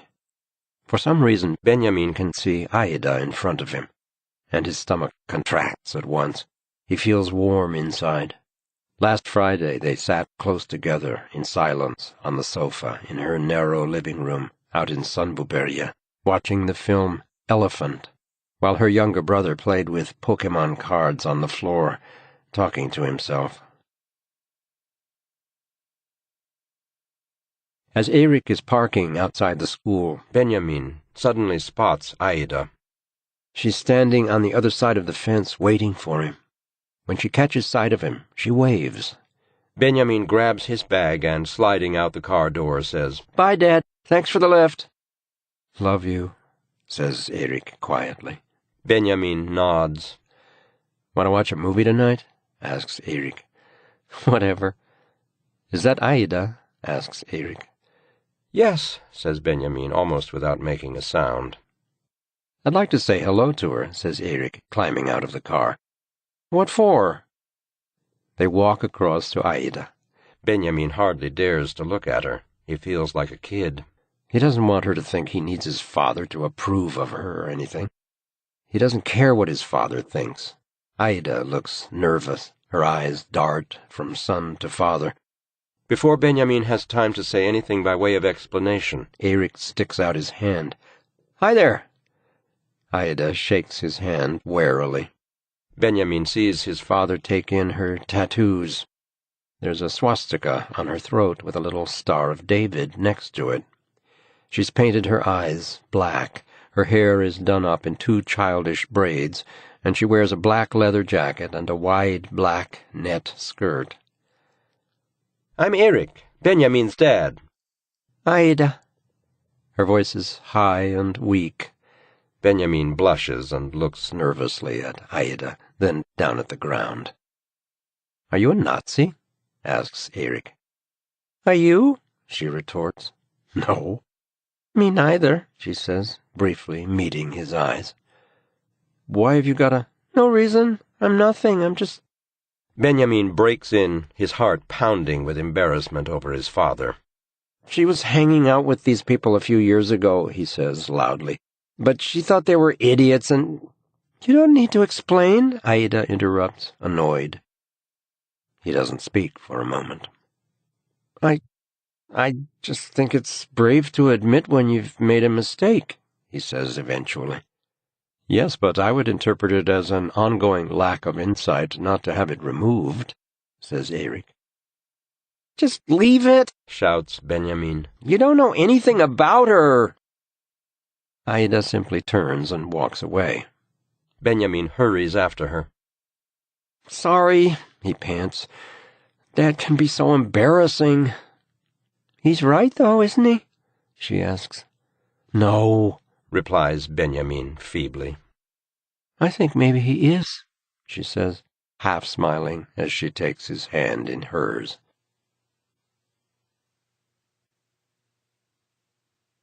Chapter 14. Tuesday, December 8th, morning. The Department of Forensic Medicine is located in a red brick building in the middle of the huge campus of Karolinska Institute. And inside the department is the glossy white and pale matte gray office of Niels Allen, Chief Medical Officer, a.k.a. The Needle. After giving his name to a girl at reception, Joona Linna is allowed in. The office is modern and expensive and comes with a designer label. The few chairs are made of brushed steel with austere white leather seats, and the light comes from a large sheet of glass suspended above the desk. The Needle shakes Joona's hand without getting up. He is wearing white aviator-framed glasses and a white turtleneck under his white lab coat. His face is clean-shaven and narrow. The gray hair is cropped, his lips are pale, his nose long and uneven. "Good morning," he says in a hoarse voice. On the wall hangs a faded color photograph of the Needle and his colleagues, forensic pathologists, forensic chemists, forensic geneticists, and forensic dentists. They are all wearing white coats, and they all look happy. They are standing around a few dark fragments of bone on a bench. The caption beneath the picture states that this is a find from an excavation of 9th-century graves outside the trading settlement of Birka, on the island of Birka. "New picture," says Joona. "I have to stick photos up with tape," says the Needle discontentedly. "In the old pathology department they had a picture 60 feet square." "Wow," replies Joona. "Painted by Peter Weiss." "The writer?" The Needle nods. The light from the desk lamp reflects off his aviators. "Yes. He painted portraits of all the staff in the 40s. 6 months' work, and he was paid 600 kroner, or so I've heard. My father is in the picture among the pathologists. He's down at the end." The Needle tilts his head to one side and returns to his computer. "I'm just working on the post-mortem report from the Tumba murders," he says. "Yes?" The Needle peers at Joona. "Carlos rang up to hassle me this morning." Joona smiles sweetly. "I know." The Needle pushes his glasses back. "I gather it's important to establish the time of death of the different victims." "Yes, we need to know the order." The Needle searches on the computer, his lips pursed. "It's only a preliminary assessment, but—" "The man died first?" "Exactly. I based that purely on the body temperature," he says, pointing at the screen. "Erickson says both locations, the locker room and the house, were roughly the same temperature, so my estimate was that the man died just over an hour before the other two." "And have you changed your mind now?" The Needle shakes his head and gets up with a groan. "Slipped disc," he mutters as he sets off down the hall. Joona follows him as he limps slowly toward the post-mortem unit. They pass a room containing a freestanding dissection table made of stainless steel. It looks like a drain board, but with rectangular sections and a raised edge all around. They enter a cool room where bodies being examined by the forensic unit are preserved in drawers at a temperature of 40 degrees Fahrenheit. The Needle stops and checks the number, pulls out a large drawer, and sees that it's empty. "Gone," he says, and they return to the corridor. As they walk, Joona notices that the floor is marked with thousands of scuffs from the wheels of gurneys. They reach another room, and the Needle holds the door open for Joona. They are in a well-lit, white-tiled room with a large hand basin on the wall. Water is trickling into a drain in the floor from a bright yellow hose. On the long dissection table, which is covered in plastic, lies a naked, colorless body marked with hundreds of black wounds. "Katja Eik," states Joona. The dead woman's face is remarkably calm. Her mouth is half open, and her eyes have a serene look about them.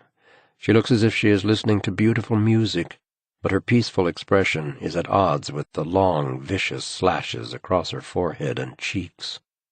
Joona allows his gaze to roam over Katja Eik's body, where a marbled veining has already begun to appear around her neck. "We're hoping to get the internal examination done this afternoon." Joona sighs. God, what a mess. The other door opens and a young man with an uncertain smile comes in. He has several rings in his eyebrows, and his dyed black hair hangs down the back of his white coat in a ponytail. With a little smile, the Needle raises one fist in a hard rock greeting, pinky and index finger aloft like devil's horns, which the young man immediately reciprocates. "This is Joona Linna from National CID, the needle explains.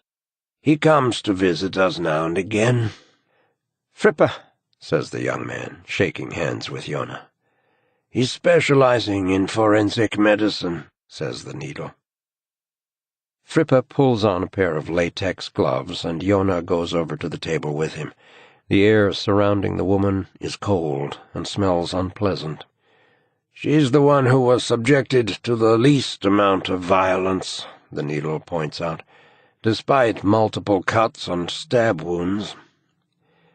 They contemplate the dead woman. Her body is covered in large and small punctures. "In addition, unlike the other two, she has not been mutilated or hacked to pieces," he goes on. "The actual cause of death is not the wound in her neck, but this one, which goes straight into the heart according to the computer tomography." He indicates a relatively unimpressive-looking wound on her sternum. "But it is a little difficult to see the bleeds on the images," says Frippa. "Naturally, we'll check it out when we open her up," the needle says to Joona. "She fought back," says Joona. "In my opinion, she actively defended herself at first," replies the needle, "based on the wounds on the palms of her hands, but then she tried to escape and simply tried to protect herself." The young doctor studies the needle intently. "Look at the injuries on the outer arms," says the needle. "Defensive wounds," mutters Joona. "Exactly." Joona leans over and looks at the brownish-yellow patches that are visible in the woman's open eyes. "Are you looking at the suns?" "Yes." "You don't see them until a few hours after death. Sometimes it can take several days," the needle says to the young doctor. "They'll turn completely black in the end. It's because the pressure in the eye is dropping." He picks up a reflex hammer and asks Frippa to see if any idiomuscular contractions remain. The young doctor taps the middle of the woman's biceps and feels the muscle with his fingers, checking for contractions. "Minimal," he says to the needle. "They usually stop after 13 hours, the needle explains. "The dead are not completely dead," says Joona, shuddering as he detects a ghostly movement in Katja Ek's limp arm. "Mortui vivis docent. The dead teach the living," replies the needle, smiling to himself as he and Frippa ease her onto her stomach. He points out the blotchy reddish-brown patches on her buttocks and the small of her back and across her shoulder blades and arms. "The hypostasis is faint when the victim has lost a lot of blood." "Obviously," says Joona. "Blood is heavy, and when you die there is no longer any internal pressure system," the needle explains to Frippa. "It might be obvious, but the blood runs downward and simply collects at the lowest points. It's most often seen on surfaces that have been in contact with whatever the body was lying on." He presses a patch on her right calf with his thumb until it almost disappears. "There, you see. You can press them and make them disappear up to 24 hours after death." "But I thought I saw patches on her hips and chest," says Joona hesitantly. "Bravo," says the needle, regarding him with a faintly surprised smile. "I didn't think you'd notice those." "So she was lying on her stomach when she was dead, before she was turned over," says Joona. "For 2 hours, I'd guess." "So the perpetrator stayed for 2 hours, or he came back to the scene, or somebody else turned her over." The needle shrugs his shoulders. "I'm a long way from finishing my assessment at this stage." "Can I ask something? I noticed that one of the wounds on the stomach looks like a C-section." "A C-section," says the needle, smiling. "Why not? Shall we have a look at it?" The two doctors turn the body once again. "This one, you mean?" The needle is pointing to a large cut extending about 6 inches downward from the navel. "Yes," replies Joona. "I haven't had time to examine every injury yet." "Vulnera incisa," says Frippa. "Yes, it does look like an incision," says the needle. "Not a stab wound," says Joona. Frippa leans over so that he can see. "In view of the fact that it's a straight line and the surface of the surrounding skin is intact," the needle pokes inside the wound with his fingers. "The walls," he goes on, "they're not particularly blood-soaked, but—" "What is it?" asks Joona. The needle is looking at him very strangely. "This cut was made after her death," he says. He pulls off his gloves. "I need to look at the computer tomography," he says worriedly. He walks over, opens up the computer on the table by the door, clicks through the 3-dimensional images, stops, moves on, and alters the angle. "The wound appears to go into the womb," he whispers. "It looks as if it follows old scars." "Old scars? What do you mean?" asks Joona. "You're the one who called it." The needle smiles faintly. "An emergency C-section scar." He points at the vertical wound. As Joona looks more closely, he can see that all along one side there is a thin thread of old, pale pink scar tissue from a C-section that healed long ago. "But she wasn't pregnant?" asks Joona. "No." The needle laughs, pushing his aviators back. "Are we dealing with a murderer who has surgical skills?" asks Joona. The needle shakes his head. Joona thinks about the fact that someone killed Katja Ek in a frenzy, with considerable violence, and came back 2 hours later, turned her over, and carefully cut open her old C-section scar. "See if there's anything similar on the other bodies." "Do you want us to make that a priority?" asks the needle. "Yes, I think so." "You're not sure?" "I'm sure." "So you want us to prioritize everything?" "More or less." Joona is smiling as he leaves the room. But as Joona gets into his car, he starts to shiver.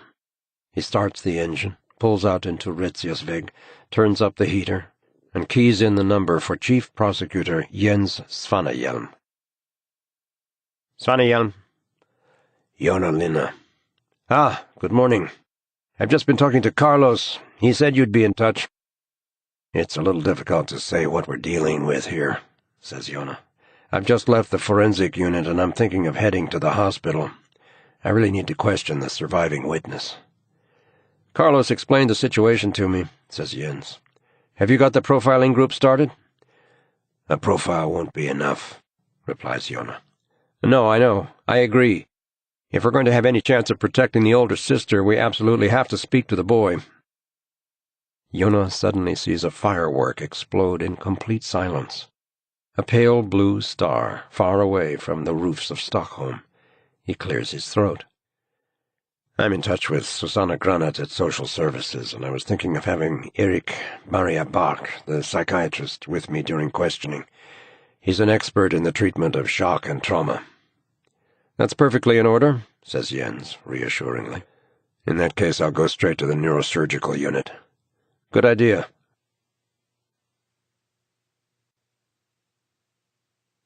Chapter 15. Tuesday, December 8th, morning.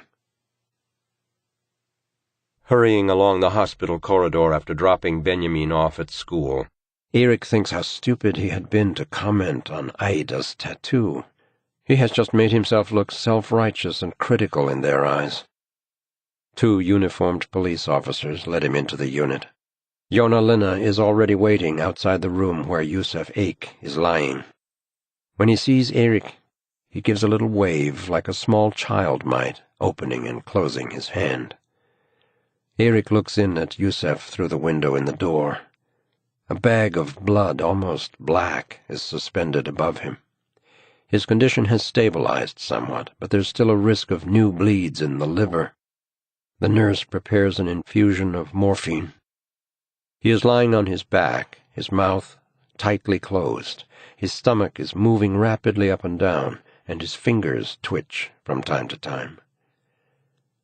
"I was right when I said the perpetrator started at the soccer field," says Joona. "He murdered Anders Ake first. Then he went to the house and killed Lisa, the little girl, thought he killed the boy, and killed Katja, the mother." "Has the pathologist confirmed that?" "Yes," replies Joona. "I see."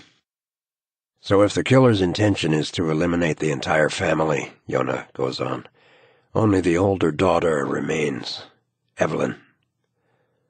"Unless he's found out the boy is still alive," says Erik. "Exactly, but we can protect him." "Yes." "We have to find the killer before he can get to Evelyn," says Joona. He looks Erik directly in the eye. "I need to find out what the boy knows." "And I need to do what's in the best interests of the patient." "Perhaps it's in his best interests not to lose his sister." "That occurred to me as well. I'll have another look at him, of course," says Erik, "but I'm fairly sure it's too early. That said, I believe the patient will regain consciousness quite soon, within just a few hours, at least to the extent that we'll be able to start talking to him. But after that, you have to understand that we have a lengthy therapeutic process ahead of us. An interrogation could damage the boy's condition." Daniela walks over briskly, wearing a snug red coat. She hands the patient's file to Erik. "Erik, it doesn't matter what we think. The prosecutor has already decided that special circumstances apply." Erik turns and looks inquiringly at Joona. "So you don't need our consent?" he asks. "No," answers Joona. "So what are you waiting for?" "I think Yusef has already suffered more than anyone should have to suffer," says Joona. "I don't want to put him through anything that might harm him. But at the same time I have to find his sister before the killer does. And that boy saw the attacker's face.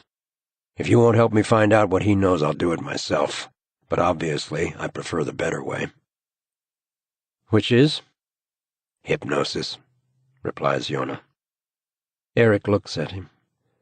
"I don't even have permission to hypnotize. I've spoken to Annika Lorentzen," says Daniela. "What did she say?" asks Erik. "It's hardly a popular decision permitting an unstable patient to be hypnotized, a child in the bargain. But since I am responsible for the patient, she has left the final judgment to me," Daniela tells him. Erik exhales, then rubs his eyes with his fingers. "I really want to get out of this." "If you don't mind my saying so, your reluctance to use hypnosis seems to go beyond your prudent concern for the patient's well-being," says Joona. "I have no intention of discussing the matter, but I promised 10 years ago never to use hypnosis again. It was a decision on my part that I still think was the right one." "Is it right in this case?" asks Joona. "To be honest, I don't know." "Make an exception," implores Daniela. "Hypnosis, then," Erik sighs. "I'd like you to make an attempt as soon as you feel the patient is in any way receptive to hypnosis," says Daniela. "It would be good if you were here," says Erik. "I've made a decision with regard to hypnosis," she explains, "on condition that you then take over responsibility for the patient." "So I'm on my own now?" Daniela looks at him, exhausted. "I've worked all night," she says. "I'd promised to take my daughter to school. I blew that off, and I'm going to have to deal with that tonight. But right now, I have to go home and sleep."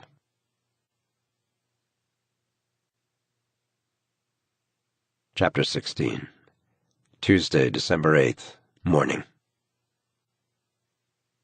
Erik watches Daniela Richards walk down the corridor, red coat flapping behind her.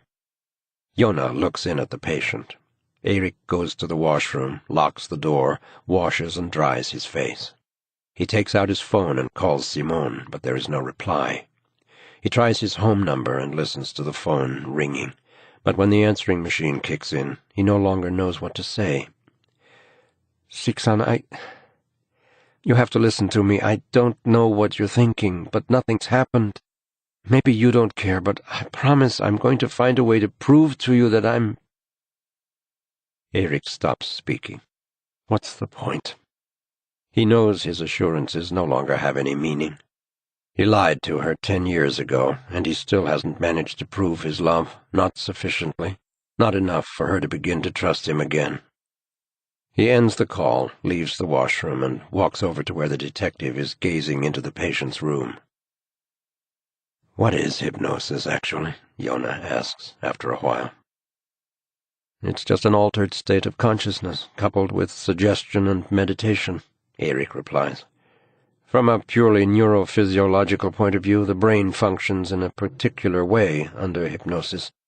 Parts of the brain that we rarely use are suddenly activated. People under hypnosis are very deeply relaxed. It almost looks as if they're asleep. But if you do an EEG, the brain activity shows a person who is awake and alert. "I see," Joona says hesitantly. When people think of hypnosis, they usually mean heterohypnosis, where one person hypnotizes another with some purpose in mind. Such as? Such as evoking negative hallucinations, for example. What's that? The most common is that you inhibit the conscious registration of pain. But the pain is still there. That depends on how you define it, Erik replies. Of course, the patient responds to pain with physiological reactions, but he experiences no feeling. It's even possible to carry out surgery under clinical hypnosis. Joona writes something down in his notebook. "The boy opens his eyes from time to time," he says, looking through the window again. "I've noticed." "What's going to happen now?" "To the patient?" "Yes, when you hypnotize him." During dynamic hypnosis in a therapeutic context, the patient almost always splits himself into an observing self and one or more experiencing and acting selves. "He's watching himself, like in a theater?" "Yes." "What are you going to say to him?" "Well, he's experienced terrible things. So first of all, I have to make him feel secure. I begin by explaining what I'm going to do, and then I move on to relaxation. I talk in a very calm voice about his eyelids feeling heavier, about wanting to close his eyes, about breathing deeply through his nose. I go through the body from head to toe, then I work my way back up again." Erik waits while Joona takes notes. "After that comes what's called the induction," says Erik. "I insert a kind of hidden command into what I say and get the patient to imagine places and simple events. I suggest a walk in his thoughts, farther and farther away, until his need to control the situation almost disappears. It's a bit like when you're reading a book and it gets so exciting that you're no longer aware of the fact that you're sitting reading." "I understand." "If you lift the patient's hand like this and then let go, the hand should stay where it is, in the air, cataleptic when the induction is over," Erik explains. "After the induction, I count backward and deepen the hypnosis further. I usually count, but others have the patient visualize a grayscale in order to dissolve the boundaries in his mind. What is actually taking place on a practical level is that the fear, or the critical way of thinking that is blocking certain memories, is put out of action." "Will you be able to hypnotize him?" "If he doesn't resist." "What happens then?" asks Joona. "What happens if he does resist?" Erik studies the boy through the window in the door, trying to read the boy's face, his receptiveness. "It's difficult to say what I'll get out of him. It could be of very variable relevance," he says. "I'm not after a witness statement. I just want a hint, a clue, something to go on." "So all you want me to look for is the person who did this to them?" "A name or a place would be good, some kind of connection." "I have no idea how this is going to go," says Erik, taking a deep breath.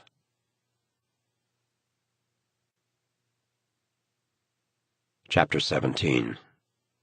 Tuesday, December 8th, morning. Joona goes into the recovery room with Erik, sits on a chair in the corner, slips off his shoes, and leans back.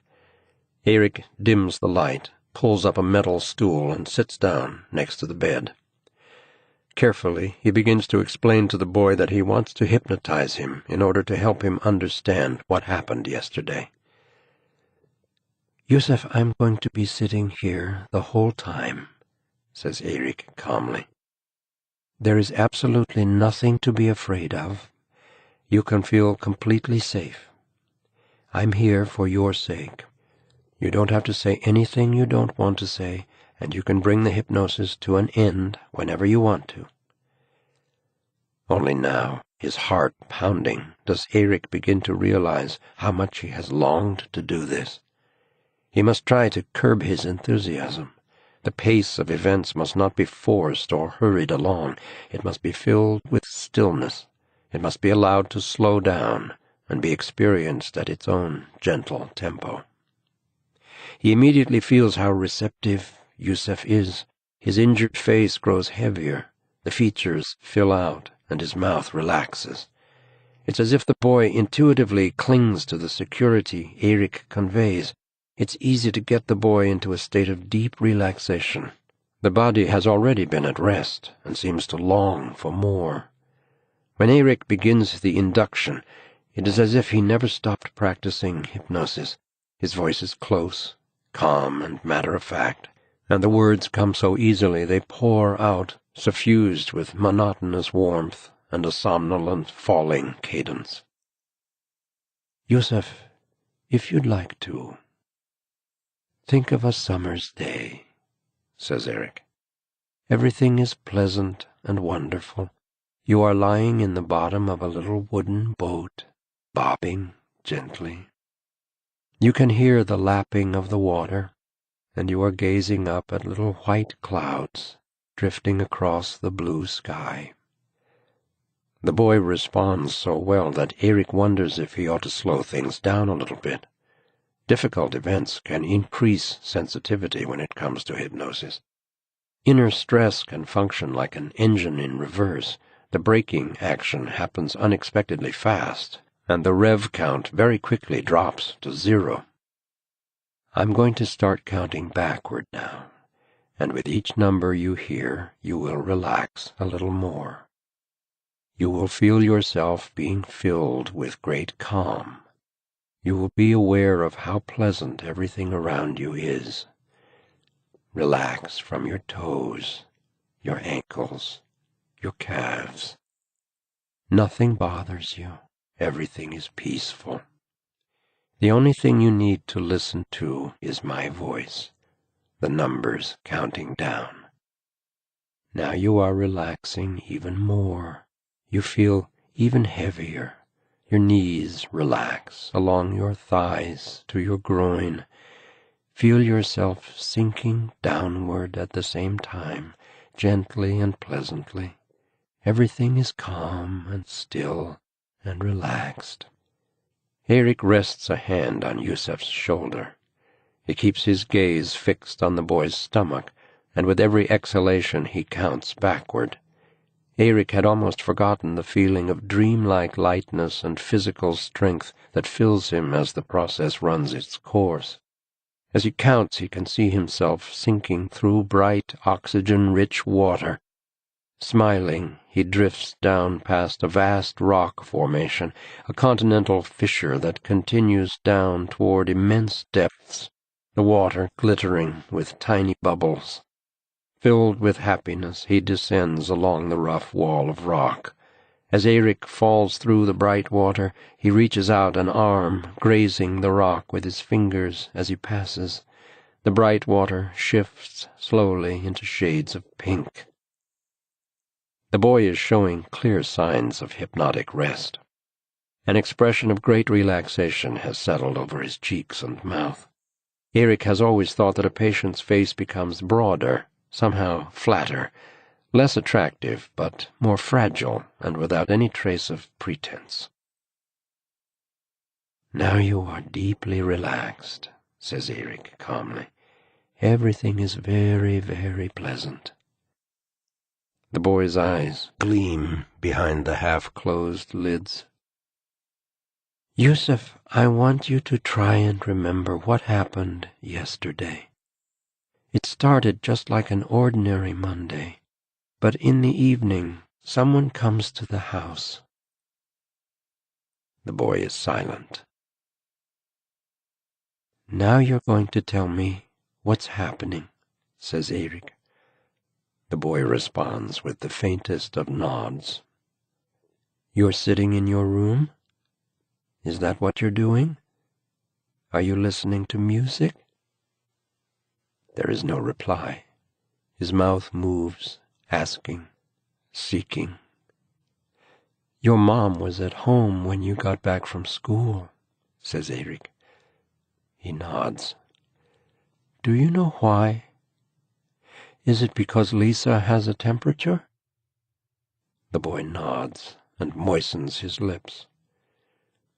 What do you do when you get home from school, Yusuf? The boy whispers something. I can't hear, Erik urges gently. I want you to speak so I can hear you.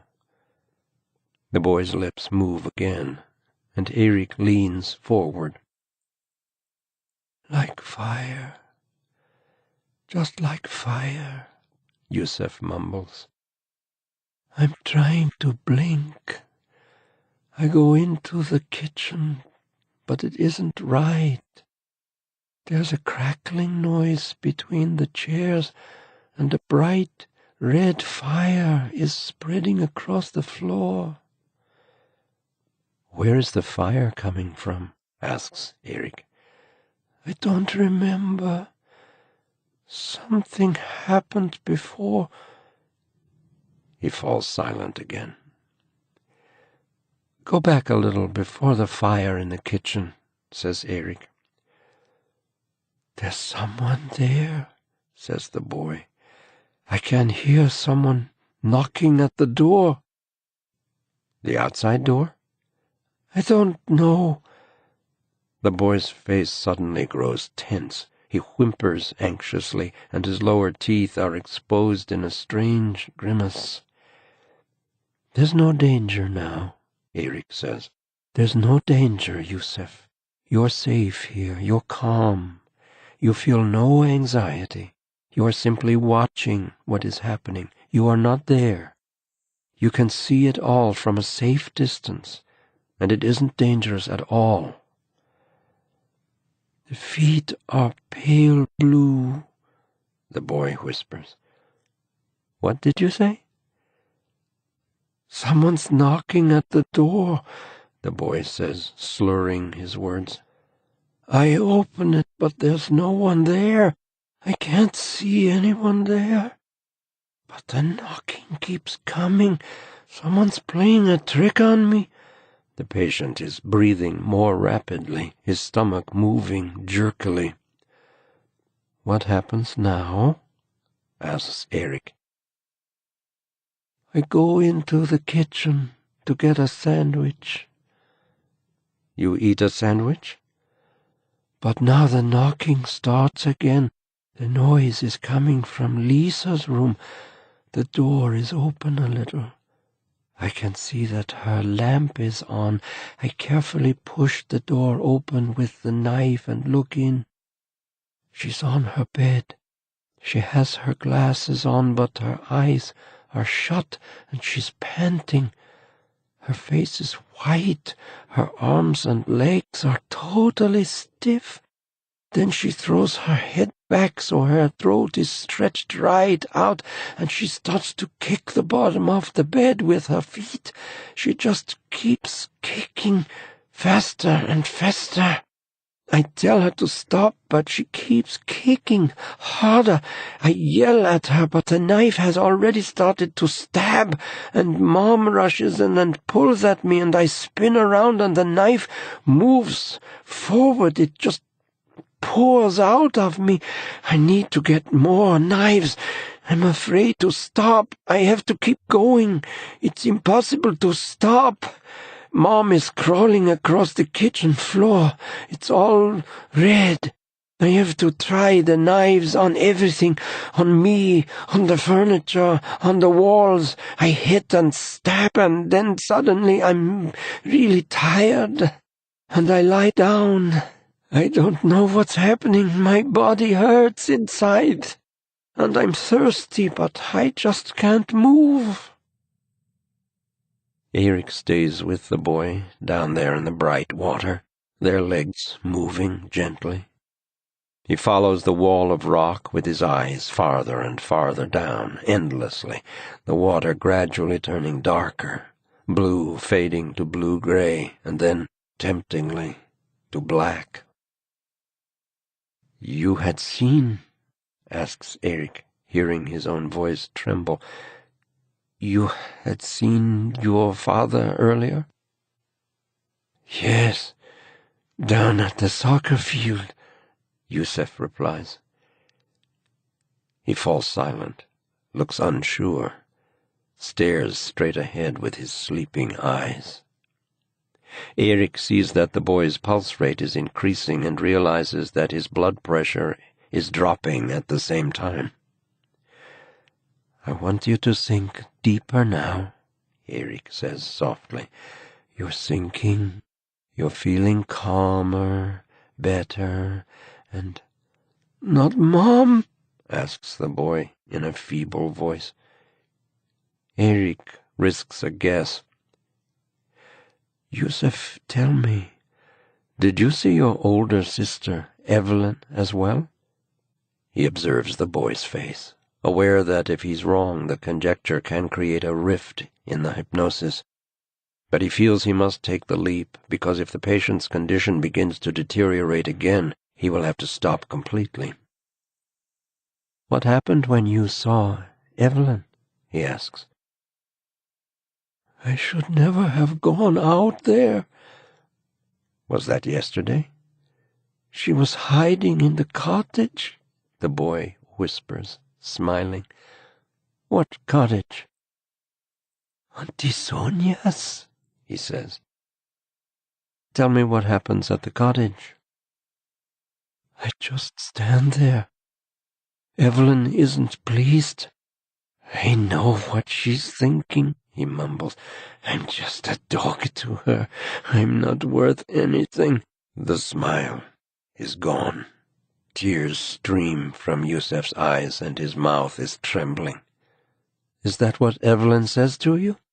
"I don't want to. I don't have to. I don't want to," whimpers Yusef. "What is it you don't want to do?" His eyelids begin to twitch spasmodically. "What's happening, Yusef?" "She says I have to bite and bite to get my reward." "Who? Who do you have to bite?" "There's a picture in the cottage, a picture in a frame that looks like a toadstool. It's Dad, Mom, and Lisa, but—" His body suddenly tenses. His legs move quickly and limply. He is rising out of the depths of hypnosis. Carefully, Erik slows his ascent, calming him before raising him a few levels. Meticulously, he closes the door on all memory of the day and all memory of the hypnosis. Nothing must be left open once he begins the careful process of waking him up. Yusef is lying there smiling when Erik finally moves away from his bedside and leaves the room. He goes over to the coffee machine. A feeling of desolation overwhelms him, a sense that something is irrevocably wrong. He glances up when the door to the boy's room opens. The detective strolls over to join him. "I'm impressed," says Joona quietly, getting out his cell phone. "Before you make any calls, I just want to stress one thing," says Erik. "The patient always speaks the truth under hypnosis. But it's only a matter of what he himself perceives as the truth. His memory is as subjective as ever, and—" "I understand that." "I've hypnotized people suffering from schizophrenia," Erik goes on, "and they were just as deeply detached from reality under hypnosis as they were in a conscious state." "What is it you're trying to say?" "Yusef talked about his sister." "Yes, She wanted him to bite like a dog and so on, says Joona. He dials a number and puts the phone to his ear. There's no proof his sister told him to do that, Erik explains. But she might have, says Joona, raising a hand to silence Erik. Anya, my little treasure. A soft voice can be heard at the other end of the phone. Can you check on something for me? Yes, exactly. Yusuf Eik has an aunt called Sonia, and she has a house or a cottage somewhere. Yes, that's... You're a star. Joona looks up at Erik. Sorry, you wanted to say something else? Just that it's by no means certain it was Yusuf who murdered the family. But is it possible that his wounds are self-inflicted? Could he have cut himself like this, in your opinion? Not likely. But is it possible? Joona persists. Theoretically, yes, Erik replies. Then I think our killer's lying in there, says Joona. I think so too. Is he in any condition to run away from the hospital? No. Erik smiles weakly in surprise. Joona heads for the door. Are you going to the aunt's cottage? Asks Erik. Yes. I could come with you, says Erik.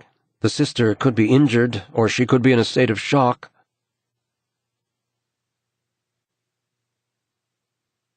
Chapter 18.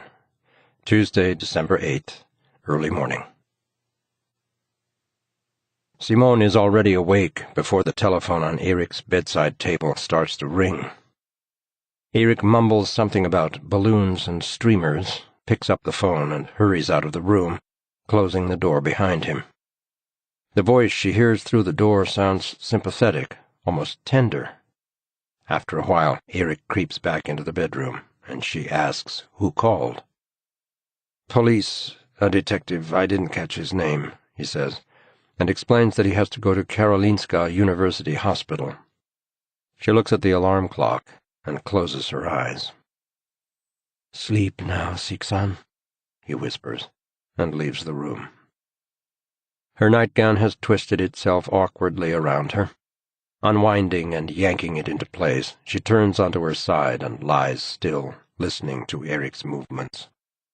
He dresses quickly, then goes rummaging for something in the wardrobe. Next, she hears a metallic ping when he tosses the shoehorn back into the drawer. After a little while, she hears the faint sound of the street door closing. She tries for a long time to get back to sleep, but without success. She doesn't think it sounded as if Erik was talking to a police officer. He sounded too relaxed. Maybe, she tells herself, he was just tired. She gets up to pee, has a yogurt drink, and goes back to bed.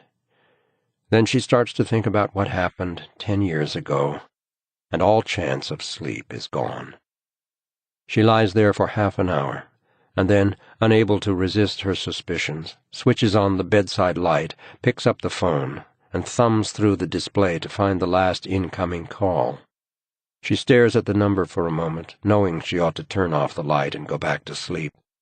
But finally she calls the number anyway. It rings 3 times. There is a click, and she hears a woman laughing a short distance away from the phone. "Stop it, Erik," says the woman happily, and then the voice is very close. "Daniela Richards, hello?" Simone says nothing. The woman waits a bit, then says "Aloha" in a wearily sarcastic voice before ending the call. Simone remains sitting there, telephone in hand. She tries to understand why Erik said it was a police officer, a male police officer, who rang. She wants to find a reasonable explanation, but she can't stop her thoughts from finding their way back to that time 10 years ago, when she suddenly realized that Erik was deceiving her. It just happened to have been the same day Erik informed her that he was finished with hypnosis forever. Simone remembers that she hadn't been at her newly opened gallery that day, a rare occasion. Maybe Benjamin wasn't in school, maybe she'd taken the day off. But at any rate she was sitting at the blonde kitchen table in the row house in Järfälla, going through the mail, when she caught sight of a pale blue envelope addressed to Erik. The sender's name on the back simply said, Maya. There are times when you know, with every fiber of your being, that something is wrong. Simone had been married to Erik for 8 years when, fingers trembling, she opened the envelope from Maya. 10 color photographs fell out onto the kitchen table. The pictures had not been taken by a professional photographer. Blurred close-ups, a woman's breast, a mouth and a naked throat, pale green panties, black hair in tight curls. Erik was in one of the pictures. He looked surprised and happy.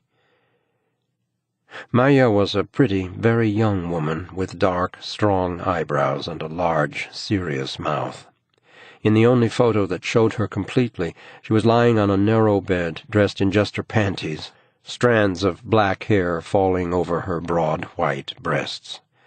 She looked happy, too, a faint blush high on her cheeks. It is difficult to recall the feeling of being deceived. For a long time, everything was just a sense of sorrow, a strange, empty craving in her stomach, a desire to avoid painful thoughts.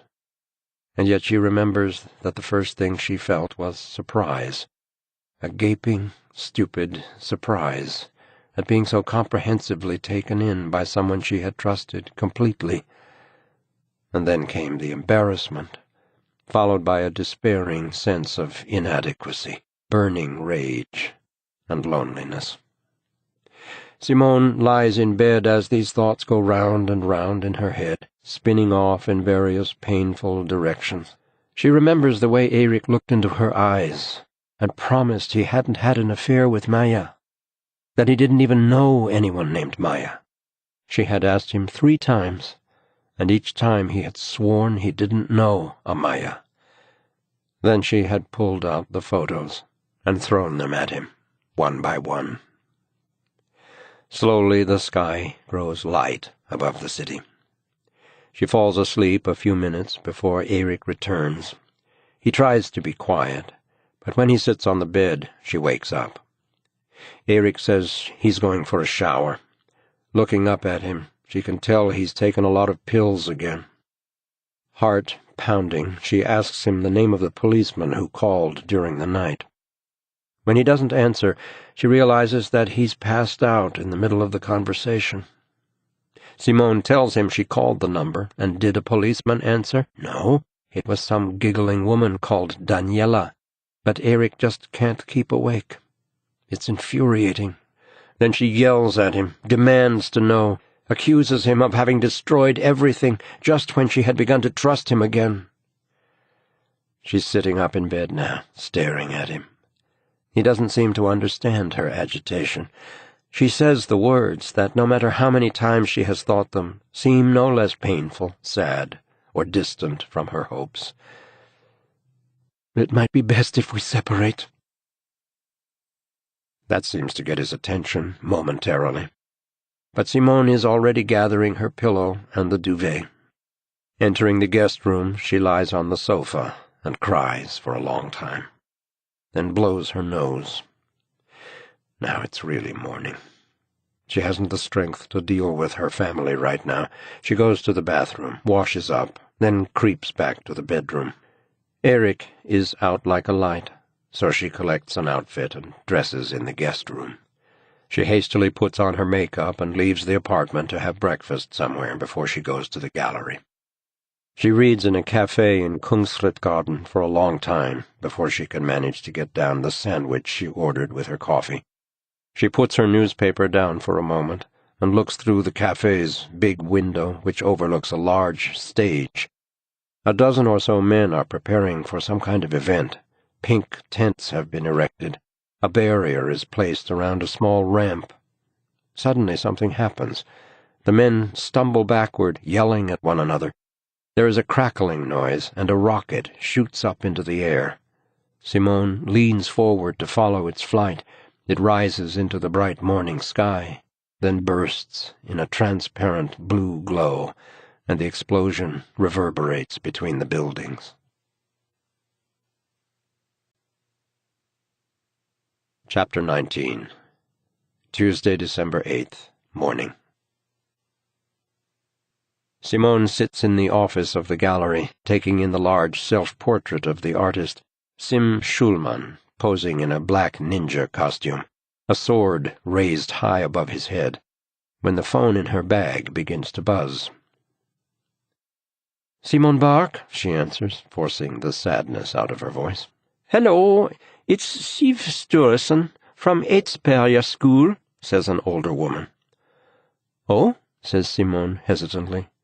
"Yes?" "I'm just calling to see how Benjamin is." "I'm sorry, I don't understand."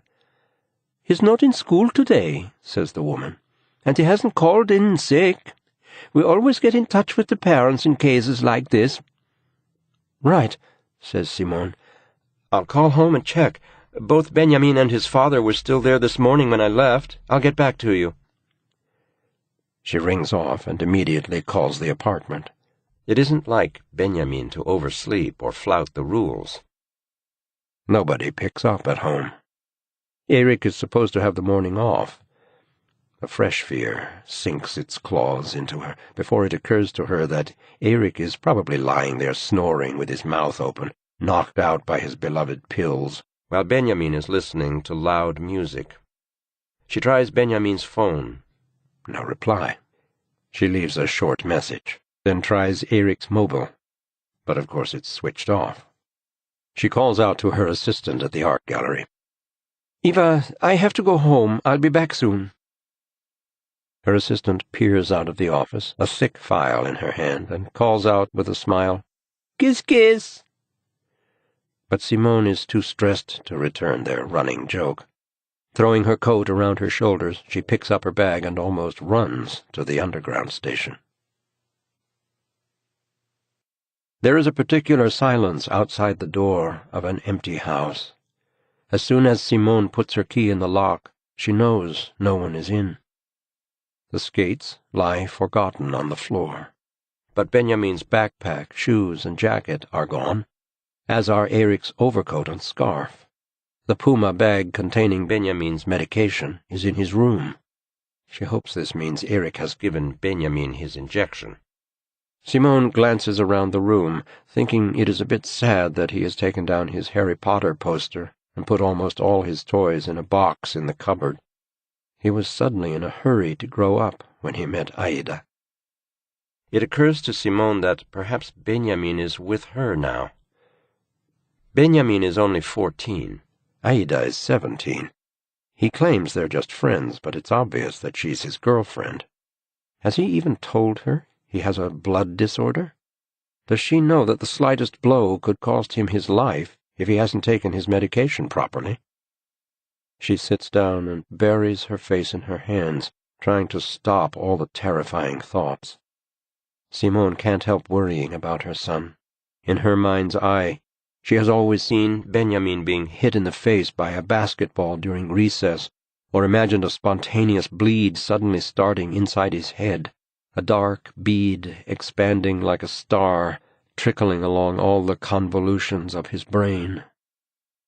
She is overcome by an almost unbearable feeling of shame when she remembers the way she lost patience with Benjamin because he wouldn't walk. He was 2 years old and still crawling everywhere. She would scold him and then tease him when he cried, said he looked like a baby. Benjamin would try to walk, take a few steps, but then the terrible pain would force him to lie down again. They didn't know then that he had a blood disorder, that the blood vessels in his joints burst when he stood up. Once Benjamin had been diagnosed with von Willebrandt's disease. It was Erik who took over the care the condition demanded, not Simone. It was Erik who gently moved Benjamin's joints back and forth after the night's immobility in order to reduce the risk of internal bleeding. Erik who carried out the complex injections, where the needle absolutely must not penetrate the muscle, but must be emptied carefully and slowly beneath the skin. The technique was far more painful than a normal injection. For the first few years, Benjamin would sit with his face pressed against his father's stomach, weeping silently as the needle went in. These days he went on eating his breakfast without looking, just offering his arm to Erik, who swabbed it, administered the injection, and put on a dressing.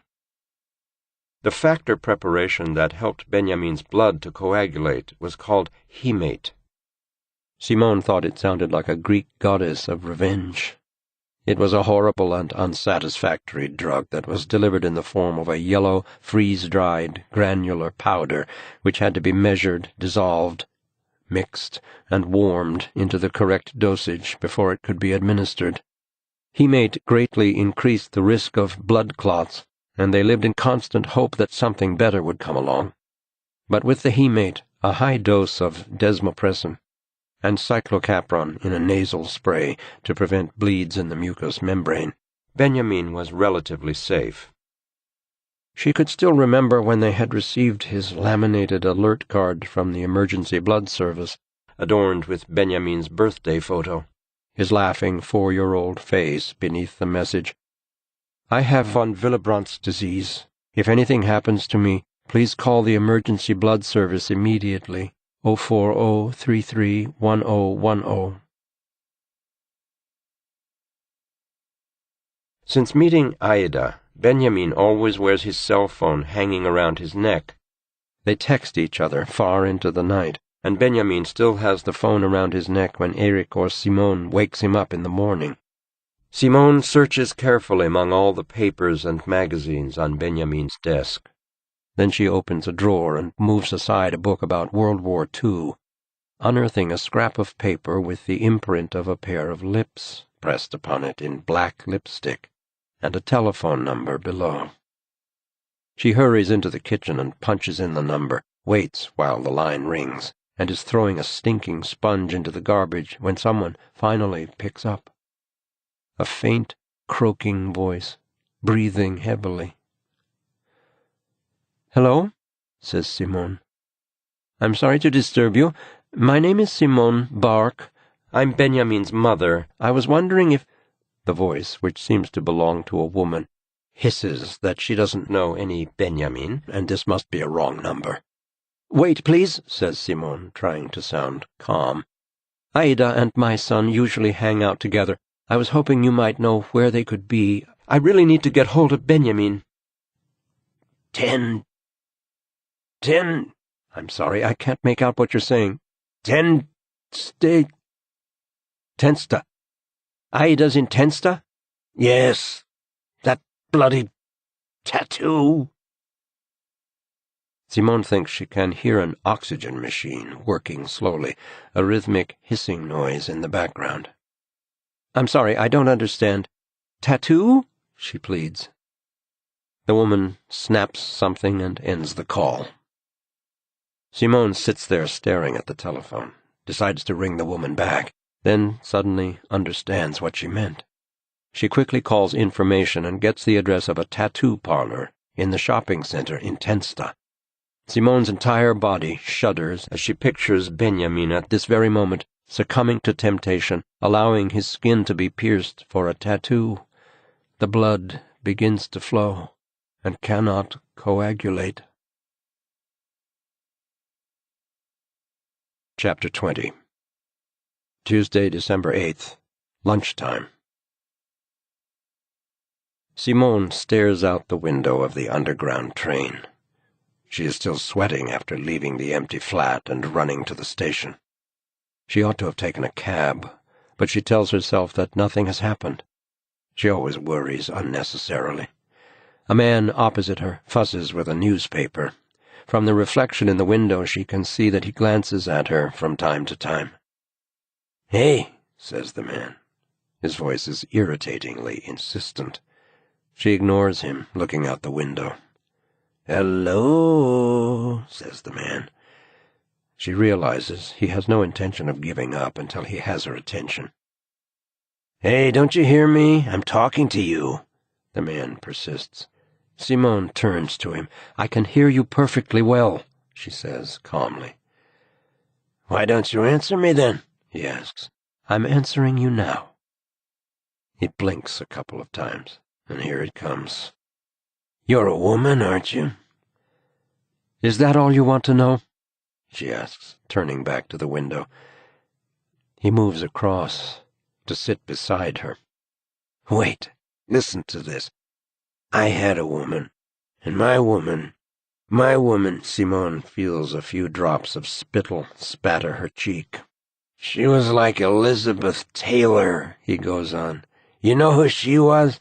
He lays 2 fingers on her arm confidentially. Do you know who Elizabeth Taylor was? Yes, says Simone impatiently. Of course I do. He leans back, satisfied with her answer. She was always finding some new man, he whines, wanting better and better all the time, diamond rings and presents and necklaces. The train slows down and Simone sees that they've arrived in Tensta. This is my stop. I need to get off, she says. She stands up. I bet you do, the man says, placing himself in her way. Come on, give me a little hug. I just want a little hug. Stiffly, through clenched teeth, she excuses herself and moves his arm away. She feels his hand on her butt, but at the same moment the train stops and the man loses his balance and falls back against the seat. Whore, he says calmly as she moves away. She steps off the train, runs out of the station over a plexiglass-covered bridge, and down the steps. In the middle of the square, inside the shopping center, there's a huge board, a directory, and a floor plan that lists all the different shops. Breathing heavily, Simone goes through it until she finds Tensta Tattoos. It's at the far end of the mall. Simone heads in the direction of the escalator. In her mind's eye, she imagines a circle of kids surrounding a boy lying on the ground. She pushes her way through the crowd and realizes that it's Benjamin, bleeding endlessly from some tacky, unfinished tattoo. She takes the escalator 2 steps at a time, reaching the top quickly. Stepping off, she catches sight of an odd movement at the other end of the center, in a deserted area where the shops are all vacant. It looks as if someone is hanging over the barrier. She sets off in that direction, and as she gets closer, she can see clearly what is happening. 2 boys are holding another child, a little girl, over the second-floor barrier. It's a fall to the lower level of at least 30 feet. A tall figure is walking nearby, flapping his arms as if he were warming himself at a grill. The girl is clearly terrified, but the other children appear calm as they dangle her over the edge. "What are you doing?" Simone yells as she walks toward them. She wants to break into a run, but she's afraid if she startles them they will lose their grip. The boys have spotted Simone and pretend to let the girl go. Both the girl and Simone scream, but the boys hold on and pull her up, slowly. One of them gives Simone a strange smile before they run away. Only the taller boy remains behind. The girl curls up into a ball next to the barrier, sobbing. Simone stops, her heart racing, and crouches beside her. "Are you okay?" The girl just shakes her head. "We need to go find a security guard," Simone says. The girl shakes her head again. Her whole body is trembling. The tall, plump boy is just standing there watching them. He is dressed in a dark, padded jacket and black sunglasses. "Who are you?" Simone asks him. Instead of replying, he takes a pack of cards out of his pocket and begins to flick through them, cutting and shuffling. "Who are you?" Simone repeats, more loudly this time. "Are those boys your friends?" His expression doesn't change. "Why didn't you do something? They could have killed her." Simone can feel the adrenaline still surging through her system, the rapid pulse at her temples, the pounding in her chest. "I asked you a question. Why didn't you do something?" She stares hard at him. He still doesn't reply. "Idiot!" she screams. The boy begins to move away, slowly. But when she takes a step toward him as if to prevent his escape, he stumbles, dropping his cards on the floor. He mutters something to himself and slinks toward the escalator. Simone turns to take care of the little girl, but she has disappeared. Simone runs back along the upper walkway, past the dark and empty shops, but she doesn't spot the girl or either of the boys. Suddenly she realizes she's come to a stop outside the tattoo shop. The windows are covered in an opaque, laminated film with a picture of Fenrir the wolf, applied so sloppily it is creased and buckled. She pushes open the door and enters, but the place seems to be empty. The walls are covered with pictures of tattoos. She looks around and is just about to leave when she hears a high, anxious voice. "Nicky, where are you? Say something." A black curtain opens, and a girl comes out with a cell phone pressed to her ear. Her upper body is naked. A few small drops of blood are trickling down her throat. Her expression is concentrated, worried. "Nicky," the girl says into the phone, "what's happened?" Her breasts are covered in goosebumps, but she doesn't seem aware that she's half naked. "Can I ask you something?" Simone says. The girl leaves the shop and starts to run. Simone is following her toward the door when she hears a familiar voice come from behind. "Aida?" She turns to see that it's Benjamin. "Mom, what are you doing here?" "Where's Nicky?" he asks. "Who?" "Aida's little brother. He's retarded. Did you see him out there?" "No, He's big and he's wearing black sunglasses." Simone walks slowly back inside the tattoo shop and sits down. Aida comes back with the boy Simone chased. They stop outside the door and Simone can see him nodding at everything Aida says, then wiping his nose. The girl comes in, shielding her breasts with one hand, walks past Simone and Benjamin without looking at them, and disappears behind the curtain. Simone just manages to see that her neck is red because she has had a dark red rose tattooed next to a small Star of David. "What's going on?" asks Benjamin. "I was looking for you. Then I saw some boys. They must have been sick. They were holding a little girl over the barrier. Aida's brother was just standing there and—" "Did you say anything to them?" "They stopped when I got to them, but they seemed to find the whole thing funny." Benjamin looks very upset. His cheeks flush red, and his eyes dart all over the place, searching, as if he wants to run away. "I don't like you hanging around here," says Simone. "I can do what I want," he replies. "You're too young to—" "Just leave it," he says, his voice low. "Why? Were you thinking of getting a tattoo as well?" "No. They're horrible, these tattoos on necks and faces. Mom, they're ugly. Aida can hear what you're saying." "I don't care what—" "Would you go outside, please?" Benjamin says sharply. She looks at him. The tone doesn't sound right coming from him, but she knows that she and Erik sound exactly like that more and more these days. "You're coming home with me," she says calmly. "I'll come if you go outside first," he says. Simone leaves the shop and sees Nicky standing by the dark window, his arms folded over his chest. She goes over to him, tries to look pleasant, and points to his Pokemon cards. "Everybody likes Pikachu best," she says. He nods to himself.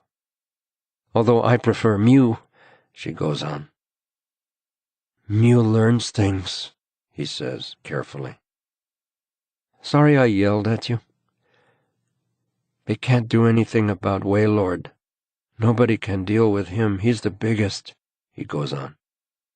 "Is he the biggest of all?" "Yes," the boy says seriously. She picks up a card he's dropped. "Who's this?" Benjamin comes out, his eyes shining. "Arceus," replies Nicky, placing the card on top of the pack. "He looks nice," says Simone. Nicky beams at her. "Let's go," Benjamin says, his voice muted. "Bye then," says Simone with a smile. "Bye-bye, take care," Nicky replies mechanically. Benjamin walks alongside his mother in silence. "We'll take a taxi," she announces as they approach the underground station. "I'm sick of the underground." "Okay," says Benjamin, turning away. "Hang on," she says. She's spotted one of the boys who threatened the girl. He's standing by the barrier in the station, and he seems to be waiting for something. She can feel Benjamin trying to pull her away. "What's the matter?" she asks. "Come on, let's go. You said we were going to take a taxi." "I just need to have a word with him." "Mom, just leave it," begs Benjamin. His face is pale and anxious, and he remains where he is as she resolutely goes over to the boy. She sticks her hand out and turns the boy to face her. He is only about 13 years old, but instead of being afraid or surprised, he smiles scornfully at her, as if she's just fallen into his trap. "You're coming with me to the security guard," she says firmly. "What did you say, you old cow?" "I saw you—" "Shut it," the boy hisses. "Unless you shut your mouth, we'll fuck you as a punishment." Simone is so stunned she doesn't know what to say. The boy spits on the ground in front of her, jumps over the barrier, and disappears down the passageway. Simone is shaken. She goes back outside to Benjamin. "What did he say?"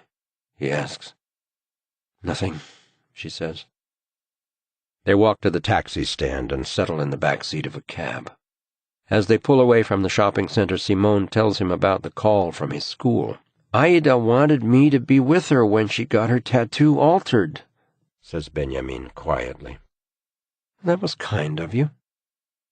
They travel in silence. "Did you call Nicky an idiot?" asks Benjamin. "I said the wrong thing. I'm the one who's an idiot." "But how could you?" "I do the wrong thing sometimes, Benjamin," she says, subdued. From the Tranberga Bridge, Simone looks down at Stora Essingen.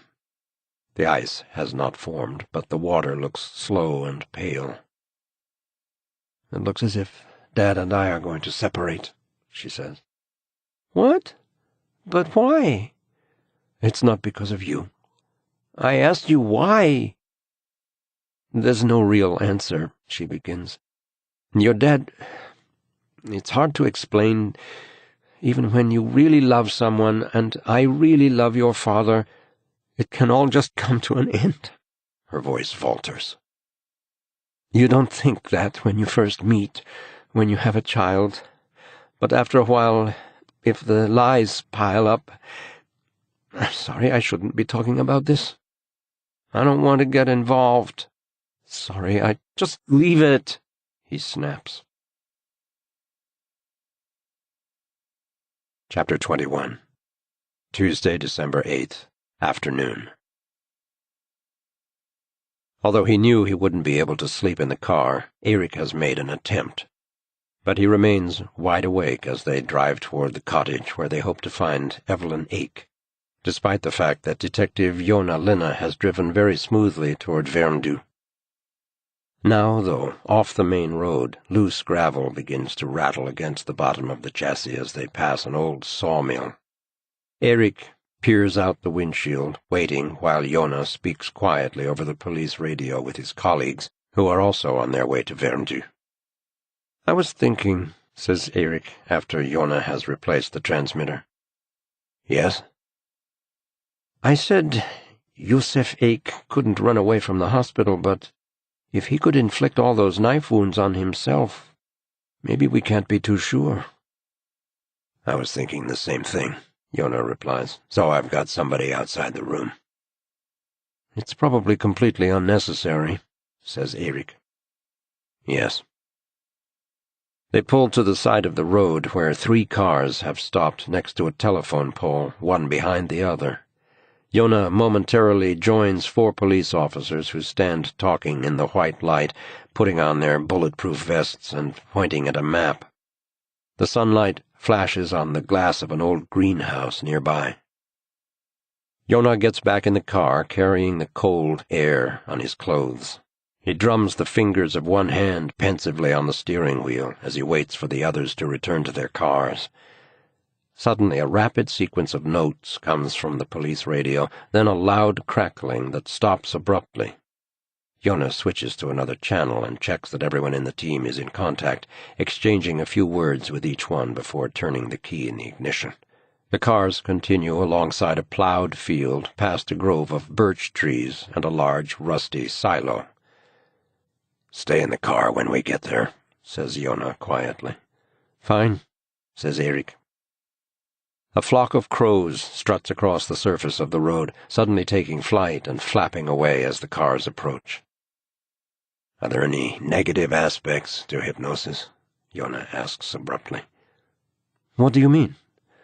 "You were one of the best in the world, but you stopped." "People sometimes have good reasons for keeping things hidden," Erik says. "Of course, and those reasons are very difficult to judge when it comes to hypnosis." Joona gives him a skeptical look. "Why do I think that's not why you gave it up?" "I don't want to talk about it," says Erik. Tree trunks flash by at the side of the road. As they drive deeper into the forest, it grows darker. Gravel clatters against the undercarriage of the car. Turning off onto a narrow forest track, they pass a number of summer cottages and finally come to a stop. Far away among the fir trees, Joona can see a small, brown wooden house in a shady glade. "I'm trusting you to stay put," he tells Erik before he leaves the car. As Joona walks toward the house where the other police officers are already waiting, he thinks once again about Yusuf under hypnosis. The words that just poured out between his flaccid lips. A little boy describing bestial aggression with remote clarity. The memory must have been perfectly clear to him. His little sister's feverish cramps, the surge of rage, the choice of knives, the euphoria at crossing the line. But toward the end of the session, Yusuf's account had become confused, and it was more difficult to understand what he meant, what he was really perceiving, whether his older sister Evelyn had actually forced him to carry out the murders. Gathering the 4 officers around him, Joona outlines the gravity of the situation and provides guidelines for the use of firearms. Any shots that might be fired must be directed at the legs, whatever the circumstances. "I want all of you to proceed with caution so as not to frighten the girl," he says. "She may be afraid, she may be injured, but at the same time don't forget for 1 second that we may be dealing with a dangerous person." They all study the house for a moment. Its chocolate-brown facade is made up of overlapping shingles. The window and door frames are white, the front door is black. The windows are covered with pink curtains. No smoke comes from the chimney. On the porch there is a broom and a yellow plastic bucket full of pine cones. Joona sends one patrol of 3 officers around the house and away from the garden so they can approach the back of the house from a safe distance. They set off along the forest track. One of them stops and inserts a plug of snuff under his top lip. Chapter 22. Tuesday, December 8th, afternoon. Joona watches the patrol spread out around the house at a reasonable distance, weapons drawn. A twig snaps. In the distance he can hear the tapping of a woodpecker echoing through the forest. Joona slowly approaches the house, trying to see something through the pink curtain fabric. He signals to Police Constable Christina Andersson, a young woman with a pointed chin, to stop on the path. Her cheeks are red, and she nods without taking her eyes off the house. With an air of total calm, she draws her service pistol and moves a few steps to the side. The house is empty, Joona thinks. Gingerly he places 1 foot on the porch steps. They creak under his weight. He watches the curtains for sudden movements as he knocks on the door. Nothing happens. He waits for a while and then stiffens, thinking he's heard something, and scans the forest beyond the brush and the tree trunks. He draws his pistol, a heavy Smith & Wesson that he prefers to the standard issue Sig Sauer, removes the safety catch and checks the cartridges. Suddenly there is a loud rustling at the edge of the forest, and a deer dashes between the trees. Christina Andersson gives Joona a strained smile when he glances over at her. He points at the window, moves cautiously forward, and looks in through a gap to one side of a curtain.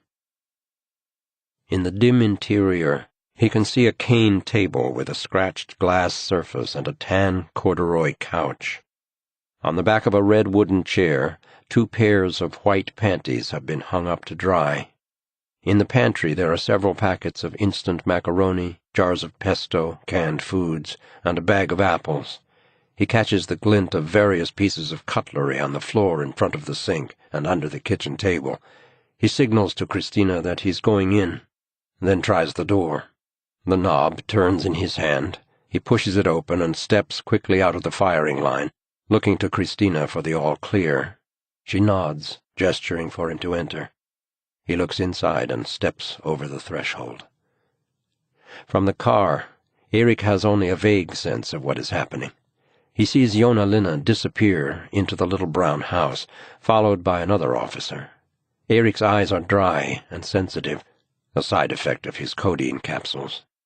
He peers out at the brown house and the policemen, with their careful movements and the dark glimmer of their drawn guns. It is quiet. The trees are bare in the sterile December chill. The light and the colors make Erik think of school trips when he was a child, the smell of rotting tree trunks, the funkiness of mushrooms in the wet earth. His mother had worked part-time as a school nurse at the high school in Sollentuna and was convinced of the benefits of fresh air. It was Erik's mother who had wanted him to be called Erik Maria. She had once taken a language course in Vienna and had gone to the Burgtheater to see Strindberg's The Father with Klaus Maria Brandauer in the lead. She'd been so taken with the performance that she'd carried the actor's name with her for years. As a kid, Erik always tried to hide his middle name. As a teenager, he saw himself in the Johnny Cash song, A Boy Named Sue. Erik's father had worked for the National Insurance Office, but he'd really had only one genuine interest in life. In his spare time, he was a magician and would dress up in a homemade cape and a second-hand formal suit, crowning the outfit with a collapsible top hat, and make Erik and his friends sit on wooden chairs in the garage where he'd built a little stage with secret trap-doors. Most of his tricks came from the Bernardo catalog, magic wands that would suddenly extend with a clatter, billiard balls that multiplied with the help of a shell, a velvet bag with secret compartments, and the glittering hand guillotine. These days, Erik remembers his father with joy and tenderness, the way he would start the tape recorder with his foot, playing Jean-Michel Jarre as he made magical movements over a skull floating in the air.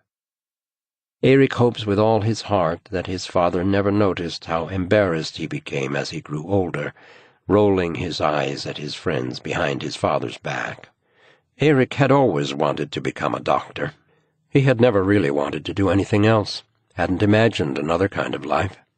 He remembers sitting there on the sofa in Sollentuna as an 18-year-old, staring at his top grades, then letting his gaze roam over his parents' prototypically middle-class living room, the bookshelves empty of books but adorned with knickknacks and souvenirs, silver-framed photographs of his parents' confirmations, wedding, and 50th birthday celebrations, followed by a dozen or more shots of Erik from a chubby baby in a christening gown to a grinning teenager in stovepipe pants. His mother came into the room that day and handed him the application forms for medical school. His mother often said the Swedes were spoiled, taking their welfare society for granted when it was most probably nothing more than a small historical parenthesis. She meant that the system of free health care and dental care, free child care and primary education, free secondary schools and free university education could simply disappear at any time. But right now there was an opportunity for a perfectly ordinary boy or girl to study to become a doctor, or an architect, or a top economist at any university in the country without the need for a private fortune, grants, or charity handouts. As soon as Erik set foot in the medical school at Karolinska Institute, it was as if he had found his true home. When he decided to specialize in psychiatry, he realized that the medical profession was going to suit him even better than he'd imagined. A trainee doctor has to perform 18 months of general service before he is fully qualified to practice. Erik spent this period working for Médecins Sans Frontières. He had wound up at a field hospital in Kismayo, south of Mogadishu, in Somalia. The equipment consisted of material discarded by Swedish hospitals, X-ray machines from the 60s, drugs well past their best-before date, and rusty, stained beds from old wards that had been closed down or rebuilt. In Somalia, he encountered severely traumatized people for the first time. Young people who would tonelessly relate how they had been forced to carry out horrific crimes, women who had been so severely abused they were no longer able to speak, working with them, with children who had become completely apathetic and had lost the desire to play, with women who were unable to look up and meet another's eyes. Erik discovered that he wanted to devote himself to helping people who were held prisoner by the terrible things that had been done to them, who were still suffering despite the fact that the perpetrators were long gone. Upon returning home, Erik trained in psychotherapy in Stockholm, but it was not until he specialized in psychotraumatology and disaster psychiatry that he came into contact with the various theories regarding hypnosis. What he found most attractive about hypnosis was its speed, the fact that a psychiatrist could get to the root of trauma straight away. When it came to working with war victims and the victims of natural disasters, speed could prove immensely important. He pursued his training with the European Society of Clinical Hypnosis and soon became a member of the Society for Clinical and Experimental Hypnosis, the European Board of Medical Hypnosis, and the Swedish Society for Clinical Hypnosis. He became awed by the groundbreaking work of Karen Olness, the American pediatrician who turned to hypnosis to alleviate the suffering of those in chronic pain and chronically ill children, and he struck up a correspondence with her that lasted several years. Next, Erik was with the Red Cross in Uganda. In his 5 years there, the situations he encountered were acute, overwhelming. There was little time to try out and develop his experience of hypnosis. He used it perhaps fewer than a dozen times, and then only in the most straightforward contexts, to block the perception of pain or to ease phobic fixations. And then, one day in his final year, he came across a young girl who was locked in a room because she wouldn't stop screaming. The Catholic nuns working as nurses explained that the girl had been found crawling along the road from the shantytown north of Mbale. They thought she was a Bagisu because she spoke Lugisu. She hadn't slept one single night, and instead kept shouting that she was a terrible demon with fire in her eyes. Erik asked to see her. As soon as he did, he realized she was suffering from acute dehydration, but when he tried to get her to drink, she bellowed, as if the mere sight of water burned her like flames. She rolled on the floor, screaming. He decided to try hypnosis to calm her down. A nun translated his words into Bukusu, which they suspected the girl could understand, and after a while, once she began to listen, it proved very easy to hypnotize her. In 1 hour, the girl recounted her entire psychic trauma. A tanker truck from Jinja had run off the road just north of the shantytown on the Mbale-Soroti road. The heavy vehicle had overturned, gouging out a deep ditch along the side of the road and puncturing a hole in the huge tank. Gasoline gushed out onto the ground. The girl had raced home and told her uncle about the gasoline just disappearing into the earth. Her uncle had run to the spot with 2 empty plastic containers. By the time the girl caught up with him, a dozen or so people were already by the tanker, filling buckets with gasoline from the ditch. The smell was appalling. The sun was shining, and the air was hot. The girl's uncle waved to her. She took the first container and started hauling it homeward. It was very heavy. She stopped to lift it onto her head and saw a woman in a blue headscarf standing up to her knees in gasoline by the tanker, filling small glass bottles. Farther down the road in the direction of the town, The girl caught sight of a man wearing a yellow camouflage shirt. He was walking along with a cigarette in his mouth, and when he inhaled, the tip of the cigarette glowed red. Erik vividly remembers how the girl had looked when she was speaking.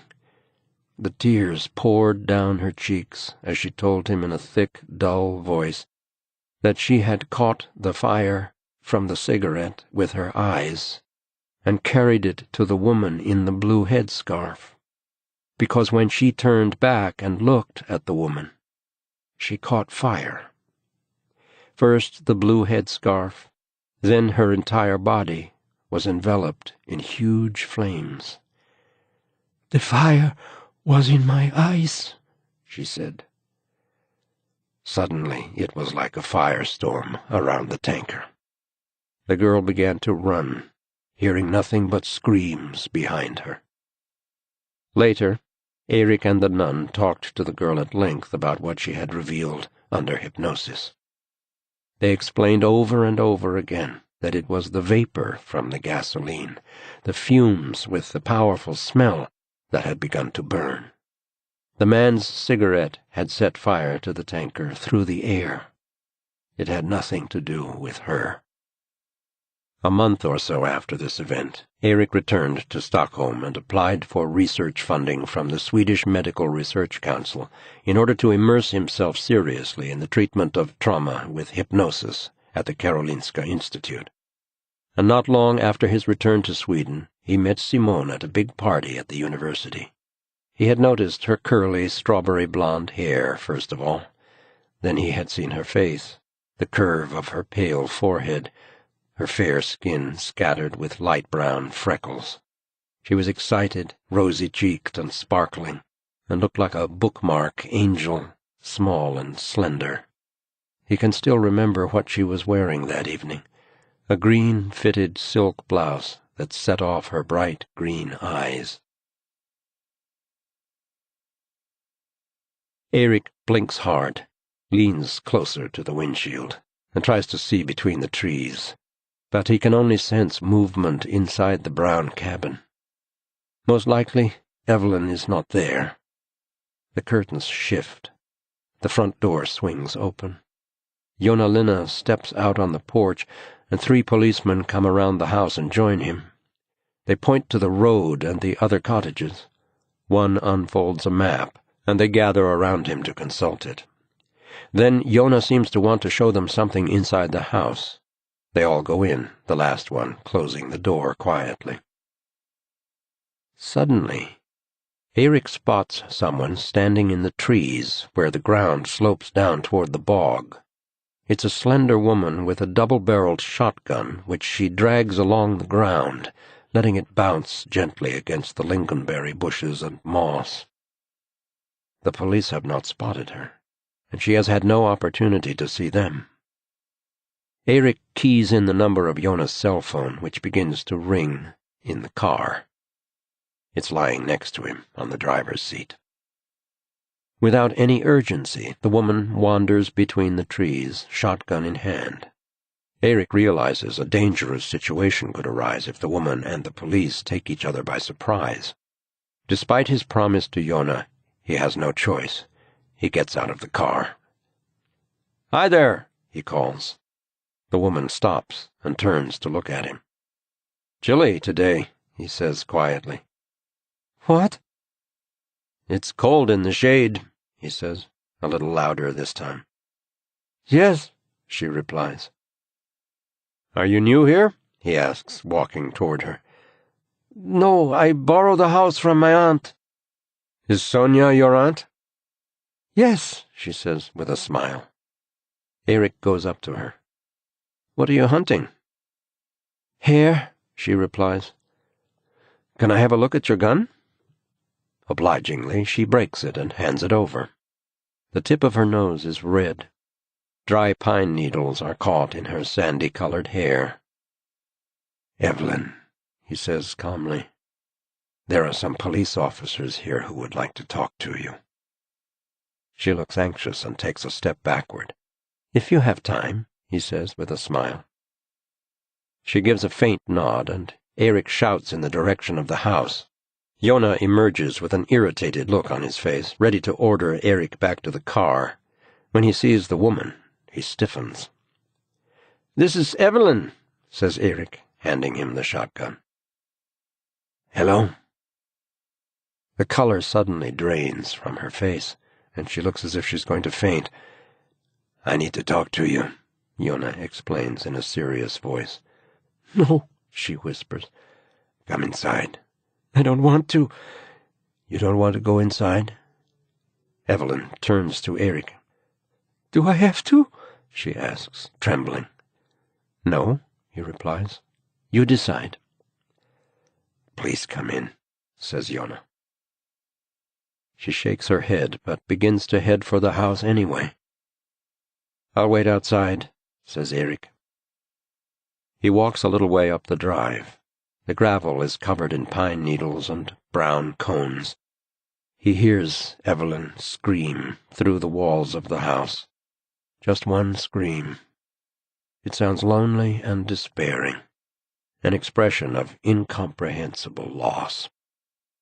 He recognizes that scream well from his time in Uganda. Evelyn is sitting on the sofa with both hands clamped between her thighs, her face ashen. On the floor by her feet is a photograph in a frame that looks like a toadstool. It's a mother and father, her mother and father, sitting in something that looks like a hammock with her little sister between them. Her parents squint into the bright sunlight while the little girl's glasses shine as if they were white. "I'm sorry for your loss," says Joona. Her chin quivers. "Do you think you might be able to help us understand what's happened?" he asks. The wooden chair creaks under his weight. He waits for a while, then continues. "Where were you on Monday, December 7th? She shakes her head. "Yesterday," he clarifies. "I was here," she says faintly. "In the cottage?" She meets his gaze. "Yes." "You didn't go out all day?" "No." "You just sat here?" She makes a gesture toward the bed and the textbooks on political science. "You were studying?" "Yes." "So you didn't leave the house yesterday?" "No." "Is there anyone who can confirm that?" "What?" "Was anyone here with you?" asks Joona. "No." "Have you any idea who could have done this to your family?" She shakes her head. "Has anyone threatened you?" She doesn't seem to hear him. "Evelyn?" What did you say?" Her fingers are still tightly clamped between her legs. "Has anyone threatened your family? Do you have any enemies?" "No." "Did you know That your father was heavily in debt?" She shakes her head. "He was," says Joona. "He owed money to criminals." "Right." "Could it be one of them who—" "No." "Why not?" "You don't understand anything," she says, raising her voice. "What is it we don't understand?" "You don't understand anything." "Tell us what—" "I can't," she screams.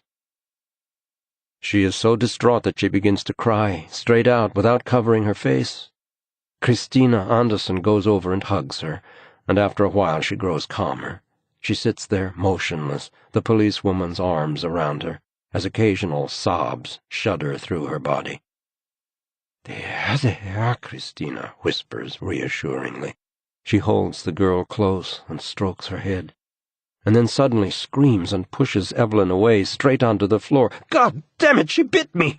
She fucking bit me!" Christina looks in amazement at her fingers, covered in blood, seeping from a wound in the middle of her throat.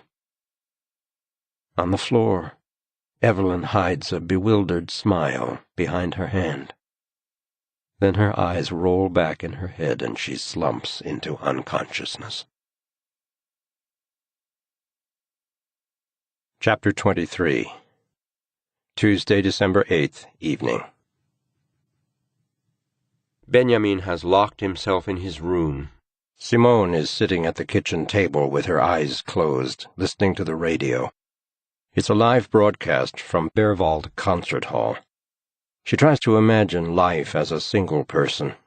It wouldn't be all that different from what I have now, she thinks, ironically. I might go to concerts, galleries, and the theater, as all lonely women do. She finds a bottle of single malt scotch in the cupboard and pours herself a drop, adding a little water, a weak yellow liquid in a heavy glass. The front door opens as the warm notes of a Bach cello concerto fill the kitchen. It is a gentle, sorrowful melody. Erik stands in the doorway looking at her, his face gray with exhaustion. "That looks good," he says. "Whiskey," she says, handing him the glass. She pours herself a fresh drink. They stand opposite each other and raise their glasses in a toast, their expressions serious. "Difficult day?" she asks, quietly. "Pretty difficult," he replies, with a pale smile. He suddenly looks so worn out. There is a lack of clarity to his features, like a thin layer of dust on his face. "What are you listening to?" he asks. "Shall I turn it off?" "Not on my account. It's beautiful." Erik empties the glass, holds it out to her, and she pours him another. "So Benjamin didn't get a tattoo then?" he says. "You've been following the drama on voicemail?" "Just now on the way home. I didn't have time before—" "No," she breaks in, thinking about the woman who answered when she called the number last night. "I'm glad you went and picked him up," says Erik. She nods, thinking about how all emotions are interconnected, how no relationship is autonomous and separate, how everything is affected by everything else. They drink again, and suddenly she notices that Erik is smiling at her. His smile, with those crooked teeth, has always made her go weak at the knees. She thinks how she would love to go to bed with him now, without any discussion, any complications. "One day we will all be alone anyway," she says to herself. "I don't know what to think," she says tersely. "Or rather, I know I don't trust you." "Why do you say it feels as if we've lost everything? You just sleep, or else you're at work, or wherever it is you are. I wanted to do things, travel, spend time together." He puts down the glass and takes a step toward her. "Why can't we do that?" "Don't say it," she whispers. "Why not?" He smiles and strokes her cheek. Then his expression grows serious again. Suddenly they are kissing each other. Simone can feel how her whole body has longed for this, longed for kisses. "Hey, Dad, do you know her?" Benjamin falls silent as he walks into the kitchen and sees them. "You're crazy," he sighs, and goes out again. Simone calls after him, "Benjamin!" He comes back. "You promised to go and pick up the food." "Have you called?" "It'll be ready in 15 minutes, she says, giving him her purse. "You know where the Thai place is, don't you?" "Mom!" He sighs. "Go straight there and back," she says. "Oh, please." "Listen to your mother," says Erik. "I'm just going to the corner to pick up takeout. Nothing's going to happen," he says, going into the hallway. Simone and Erik smile at each other as they hear the front door close and their son's rapid footsteps on the stairs. Erik gets 3 glasses out of the cupboard, stops, takes Simone's hand and holds it against his cheek. "Bedroom?" she asks. He looks embarrassingly pleased, just as the telephone rings. "Leave it," he says. "It could be Benjamin," she says, picking up the phone. "Hello?" She hears nothing, just a faint ticking sound, perhaps from a zipper being undone. "Hello?" She puts the telephone down. "Nobody there?" says Erik uneasily. Simone watches as he goes over to the window and looks down at the street. Once again she hears the voice of the woman who answered her earlier call. "Stop it, Erik."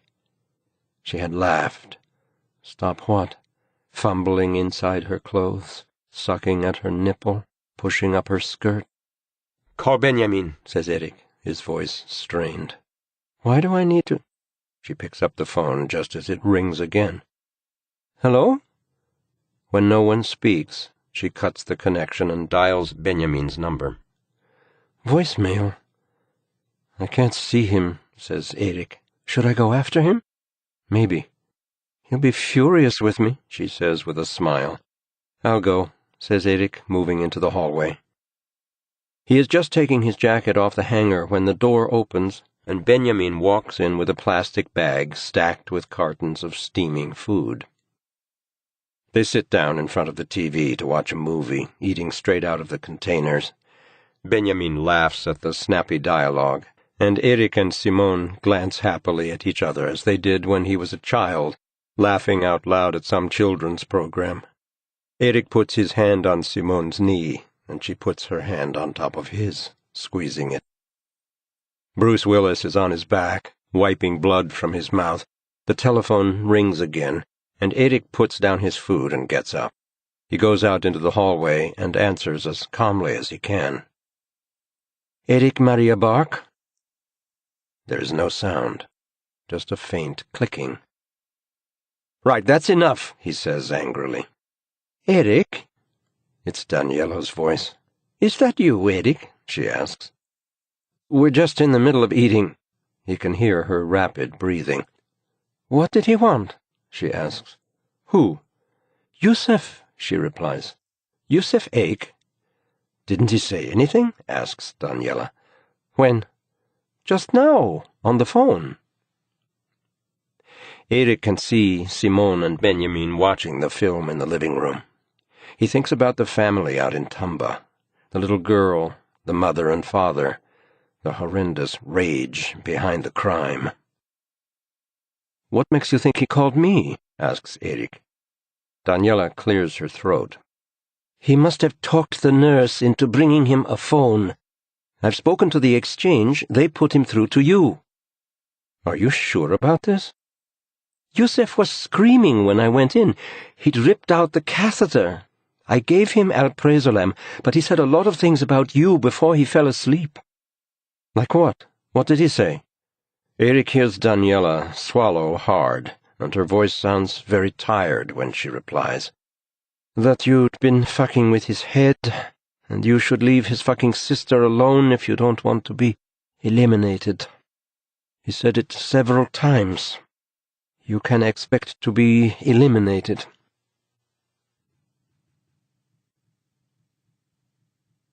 Chapter 24. Tuesday, December 8th, evening. It has been 3 hours since Joona took Evelyn to the Kronoberg Custody Center. She was placed in a small cell with bare walls and horizontal bars over the steamed-up window. A stainless steel sink reeked of vomit.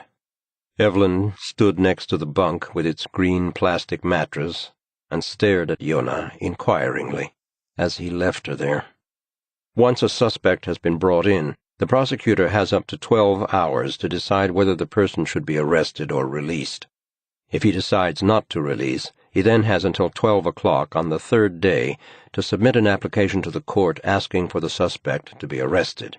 If he fails to do this, the person is free to go. The basis for requesting an arrest can be either probable grounds for suspicion or, more seriously, reasonable grounds for suspicion. Now Joona is back. Striding toward the women's unit along the corridor with its shiny white vinyl floor, past monotonous rows of pea-green cell doors, he catches his own reflection in door handles and locks. Jens Svanehjelm, chief prosecutor for the Stockholm district, waits for him outside one of the 5 interview rooms. Although Svanehjelm is 40 years old, he looks no more than 20, his boyish expression and round, smooth cheeks lending a false impression of innocence and naivete. "So," he says, "did Evelyn force her younger brother to murder their family?" "According to Yusuf." "Nothing Yusuf Eik says under hypnosis is admissible. It goes against his right to remain silent and his right to avoid incriminating himself." "I realize that," says Joona. "It wasn't an interrogation. He wasn't a suspect. I thought the boy had information that would prevent another murder from taking place." Jens says nothing. He scrolls through emails on his phone. "I'll know soon enough what actually happened," says Joona. Jens looks back up with a smile. "I'm sure you will," he says. "Because when I took over this job, my predecessor told me that if Joona Linna says he's going to find out the truth, that's exactly what he'll do." "We had one or two disagreements." "Yes, she said that too," says Jens. Joona nods.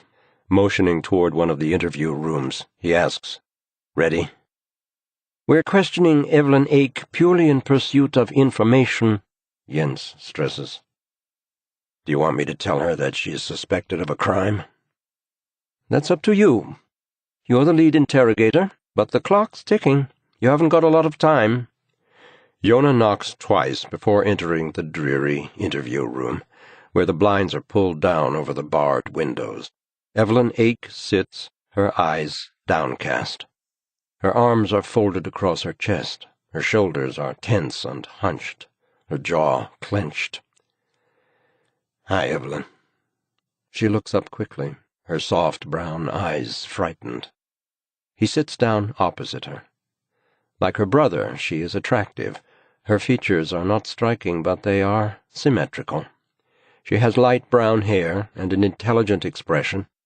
Joona realizes she has a face that at first glance might appear plain, but that becomes more and more beautiful the longer you look at it. "I thought we should have a little talk," he says. "What do you think?" She shrugs her shoulders. "When did you last see Yusuf?" "Don't remember." "Was it yesterday?" "No," she says, sounding surprised. "How many days ago was it?" "What?" "I asked when you last saw Yusuf," says Joona. "Oh, a long time ago." "Has he been to see you at the cottage?" "No." "Never? He's never been to see you out there?" A slight shrug. "No." "But he knows the place, doesn't he?" She nods. "We went there when he was a little kid," she replies. "When was that?" "I don't know. I was 15. We borrowed the cottage from Auntie Sonia one summer when she was in Greece." "And Yusuf hasn't been there since?" Evelyn's gaze suddenly flickers across the wall behind Joona. "I don't think so," she says. "How long have you been staying there?" "I moved there just after term started." "In August?" "Yes." "You've been living in a little cottage in Vermdu for 4 months. Why?" Once again her gaze flutters away, moving behind Joona's head. "So I could have peace and quiet to study," she says. "For 4 months?" She shifts in the chair, crossing her legs and scratching her forehead. "I need to be left in peace," she says with a sigh. "Has somebody been bothering you?" "No." "When you say that you want to be left in peace, it sounds as if someone's been bothering you." She gives a faint, joyless smile. "I just like the forest." "What are you studying?" "Political science." "And you're supporting yourself on a student loan?" "Yes." "Where do you buy food?" "I bike to Salterö." "Isn't that a long way?" Evelyn shrugs her shoulders. "I suppose so." "Have you seen anyone you know there?" "No."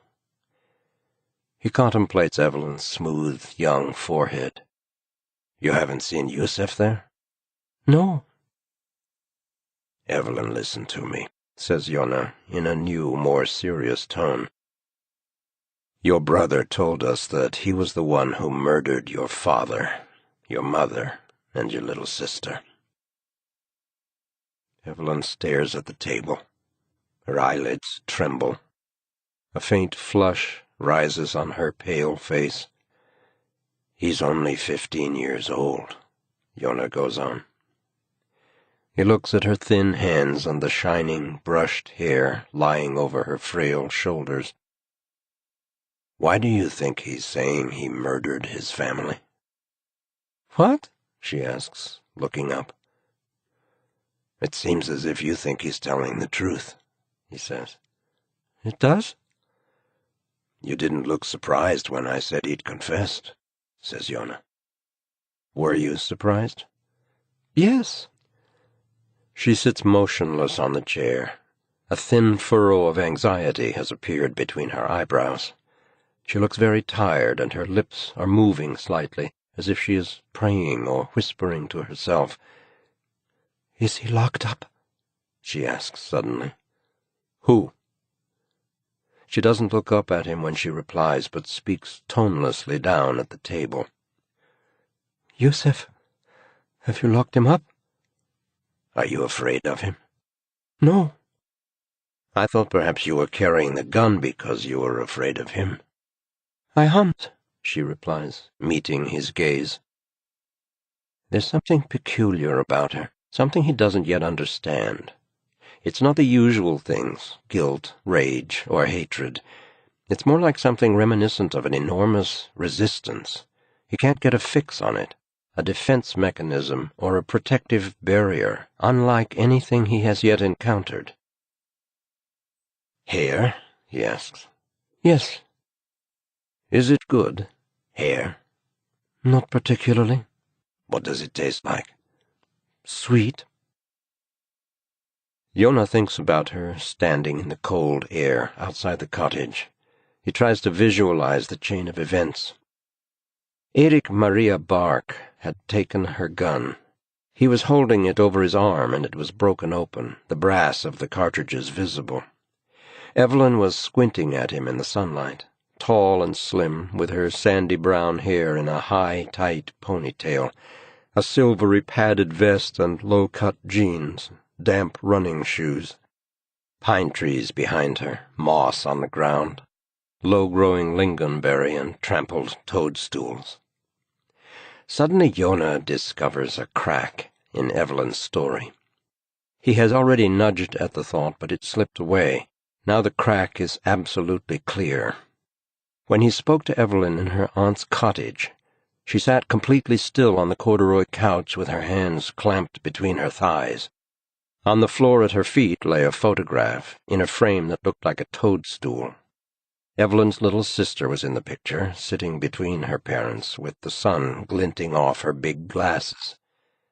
The little girl must have been 4, perhaps even 5 years old, in the picture. In other words, the photograph can be no more than a year or 2 old. Evelyn claimed that Yusef hadn't been to the cottage for years, but he accurately described the photo and the frame under hypnosis.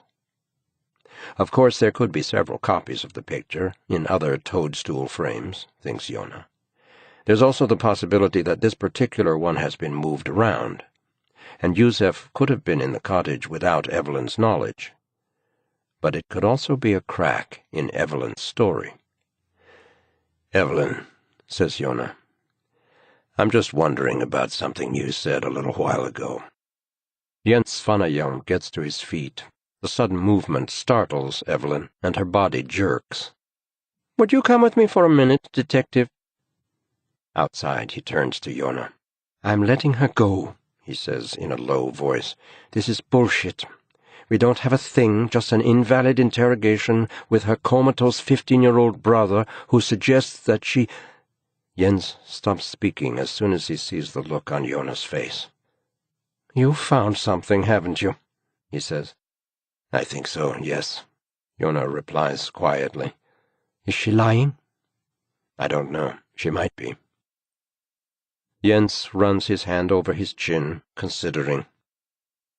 Give her a sandwich and a cup of tea, he says eventually. Then you can have 1 more hour before I decide whether we're going to arrest her or not. There's no guarantee this will lead to anything. But you'll give it a go? 4 minutes later, Joona places a styrofoam cup of English breakfast tea and a sandwich on a paper plate in front of Evelyn, and sits down on his chair. I thought you might be hungry, he says. Thanks, she says, and a more cheerful expression momentarily sweeps across her features. Joona watches her carefully. Her hand shakes as she eats the sandwich and lifts the cup from the table to her lips. Evelyn, in your aunt's cottage, there's a photograph in a frame that looks like a toadstool. Evelyn nods. Aunt Sonia bought it up in Mura. She thought it would look nice in the cottage. She stops and blows on her tea. Did she buy any more like that? For gifts, say? Not that I know of. She smiles. I've never seen another like it. And has the photograph always been in the cottage? What do you mean? She asks faintly.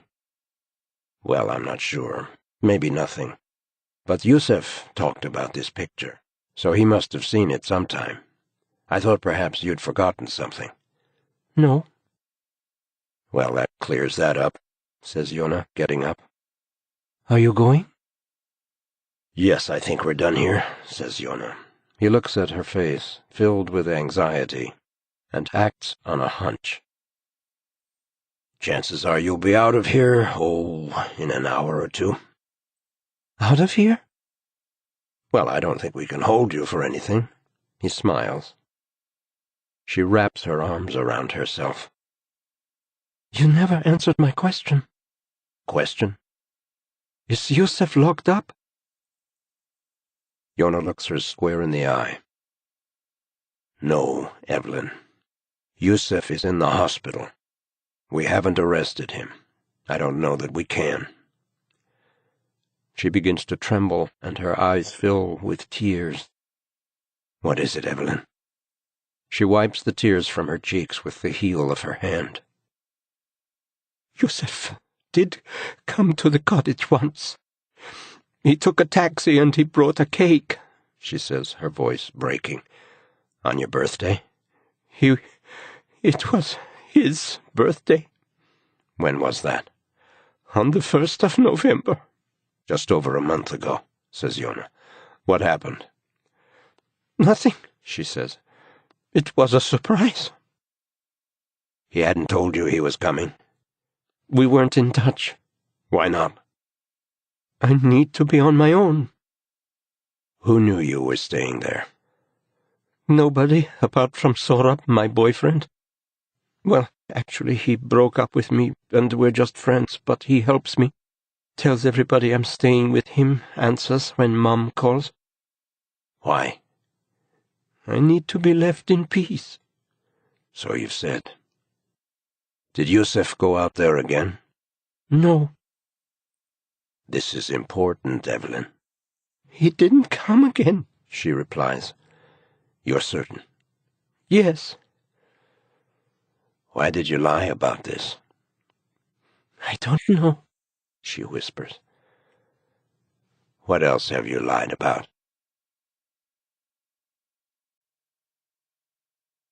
Chapter 25. Wednesday, December 9th, afternoon. Erik is walking between the brightly lit display cases in the NK department store's jewelry department. A sleek saleswoman dressed in black murmurs persuasively to a customer. She slides open a drawer and places a few pieces on a velvet-covered tray. Erik pauses to study a Georg Jensen necklace. Heavy, softly polished triangles linked together like petals to form a closed circle. The sterling silver has the rich luster of platinum. Erik thinks how beautifully it would lie around Simone's slender neck and decides to buy it for her for Christmas. As the assistant is wrapping his purchase in dark red, shiny paper, the cell phone in Erik's pocket begins to vibrate, resonating against the little wooden box with the parrot and the native. He answers without checking the number on the display. Erik Maria Bark? There's a strange crackling noise, and he can hear the distant sound of Christmas carols. Hello? He says. A very faint voice can be heard. Is that Erik? Yes, he replies. I was wondering.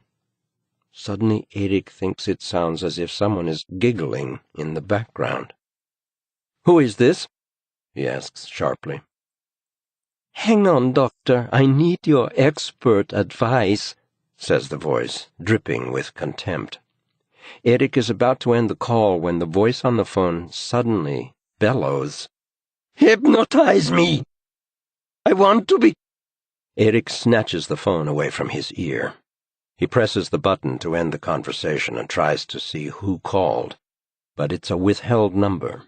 A beep tells him he has received a text message, also from a withheld number. He opens it and reads, "Can you hypnotize a corpse?" Bewildered, Erik takes his purchase in its red and gold bag and leaves the jewelry department. In the lobby, he catches the eye of a woman in a bulky black coat. She is standing underneath a suspended Christmas tree 3 stories high, and she is staring at him with a hostile expression. He has never seen her before. With one hand, he flips open the lid of the wooden box in his coat pocket, tips a codeine capsule into his hand, puts it in his mouth, and swallows it. He goes outside into the cold air. People are crowded before a shop window where Christmas elves are dancing around in a landscape made of candy. A toffee with a big mouth sings a Christmas song. Preschoolers dressed in yellow vests over thick snowsuits gaze in open-mouthed silence at the scene. The cell phone rings again, but this time he checks the number before answering. It's a Stockholm number. "Erik Maria Bark?" he says cautiously. "Hi there. My name is Britt Sundström. I work for Amnesty International." "Hi," Erik says, puzzled. "I'd like to know whether your patient had the opportunity to say no to the hypnosis." "What did you say?"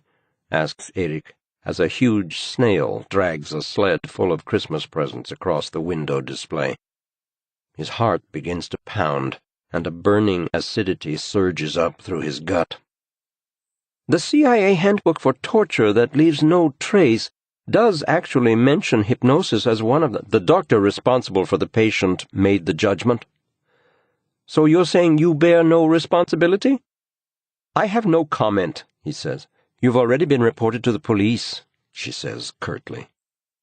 "I see," he says feebly, and ends the call. He begins to walk slowly toward Sergelstorget, with its shining glass tower and culture house, sees the Christmas market, and hears a trumpeter playing Silent Night. He turns onto Sveavägen. Outside the 7-Eleven, he stops and reads the display boards showing the headlines from the evening papers. "I killed Mom and Dad. Hypnotist dupes boy into confession." "In your head. Doctor risks boy's life to coerce admission." "Bark worse than bite." "New hypnosis scandal for tarnished doc." "Outrage. Stumped cops enlist hypnodoc, scapegoat victim." Erik can feel his pulse begin to pound in his temples and hurries on, avoiding looking directly at those around him. He passes the spot where Prime Minister Olof Palme was assassinated back in 1986, walking home with his wife from the movies. 3 red roses are lying on the grubby memorial plaque. Erik hears someone calling after him and slips into an exclusive electronics shop. Although just a few minutes ago he'd been so tired he felt almost drunk, that feeling has been replaced by a feverish mixture of nervousness and despair. His hands shake as he takes yet another strong painkiller. He feels a stabbing pain in his stomach as the capsule dissolves and the powder goes into the mucous membranes. The radio in the shop is broadcasting a debate about the extent to which hypnosis should be banned as a form of treatment. A caller is telling the story of how he was once hypnotized into thinking he was Bob Dylan. "I mean, like, I knew it wasn't true," he drawls. "But it was like I was kind of forced to say what I said, you know? I knew I was, like, being hypnotized. I could see my buddy was, like, sitting right there, like, waiting for me. But I still thought, like, I'm Dylan. I was even speaking English, like I couldn't help it. I would have admitted just about anything." The Minister for Justice says in his Småland accent, "There is absolutely no doubt that using hypnosis as a method of interrogation is a violation of the rights of the individual." "So Erik Maria Bark has broken the law?" the journalist asks sharply. "We expect the prosecutor's office to conduct a thorough investigation of the legality of his actions."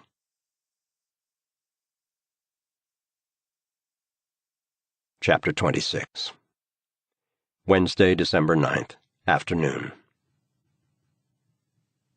By the time Erik reaches Lundmakargatan 73, sweat is pouring down his back. He punches in the code to open the door. With fumbling hands, he finds his key as the elevator hums its way upward. Once inside the apartment, he staggers into the living room and tries to take off his coat, but the pills have made him dizzy. He topples onto the couch and switches on the television. There is the chairman of the Swedish Society for Clinical Hypnosis sitting in a TV studio. Erik knows him very well. He has seen many colleagues affected by his arrogance and his ruthless ambition. "We expelled Bark 10 years ago, and we won't be welcoming him back," the chairman says with a tight smile. Does an incident like this affect the reputation of serious hypnosis? "All our members adhere to strict ethical rules," he says superciliously. "Moreover, Sweden has laws against charlatans." Erik finally takes his outdoor clothes off with clumsy movements, piling them on the sofa beside him. He closes his eyes for a moment to rest, but opens them immediately when he hears a familiar voice coming from the television. Benjamin is standing in a sunlit school playground.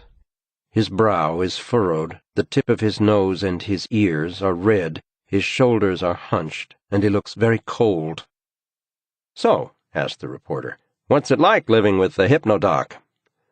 "I don't know," says Benjamin. "Has your dad ever hypnotized you?" "What? No way." "How do you know?" the reporter persists. "If he had hypnotized you, there's no guarantee that you'd be aware of it, is there?" "I guess not," replies Benjamin with a grin, surprised by the reporter's pushy approach. "How would you feel if it turned out he had hypnotized you?" "I don't know." "Pretty mad, I bet," suggests the reporter. "Yeah," agrees Benjamin. His cheeks are flushed.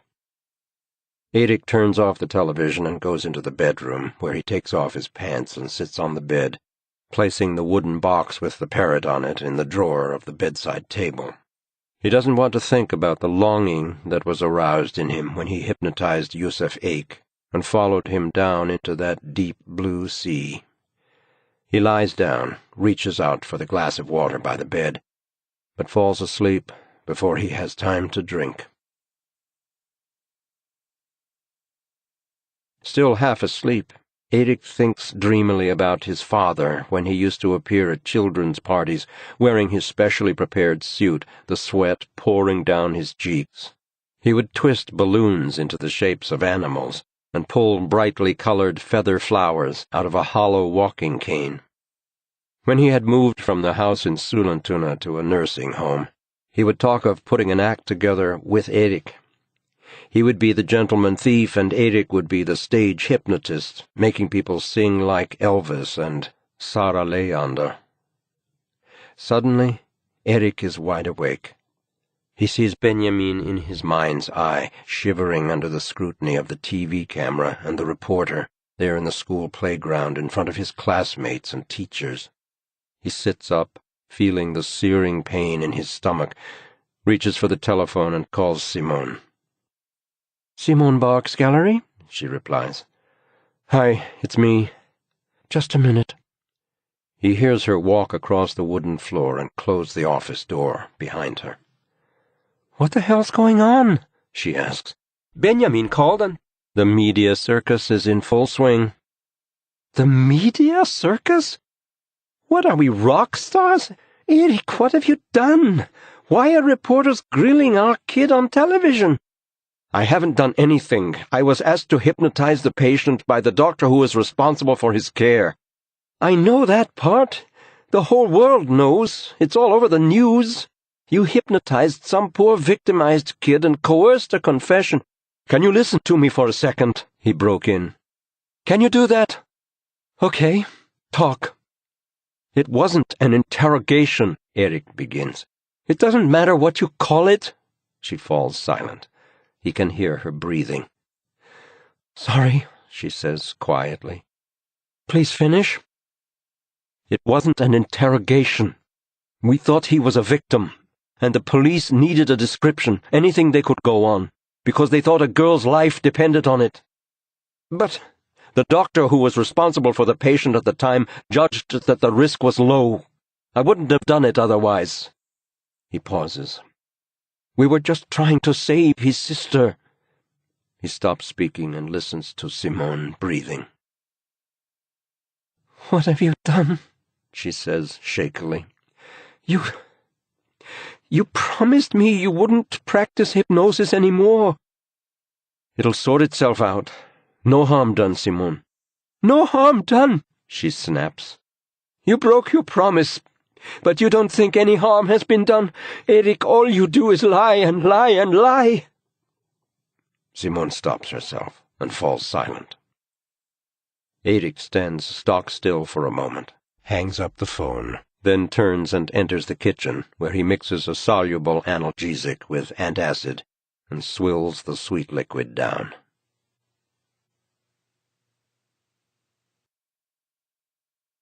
Chapter 27. Thursday, December 10th, evening. Joona looks out into the dark, empty corridor. It's evening, almost 8 o'clock, and he's the only one left in the whole department. Advent star lamps shine from every window, and the electric Christmas candles create a soft, round, double glow reflected in the black glass. Anya has placed a bowl of Christmas candies on his desk, and he eats more than his fill as he writes up his notes on the interview with Evelyn. On the basis of her having lied about Yusef visiting the cottage, the prosecutor made the decision to arrest her. Joona knows perfectly well that Evelyn's lie does not mean she is guilty of any crime, but it gives him 3 days to investigate what she is hiding and why. He writes up the report, addresses it to the prosecutor, places it in the outgoing mail, checks that his pistol is safely locked away, and leaves police headquarters in his car.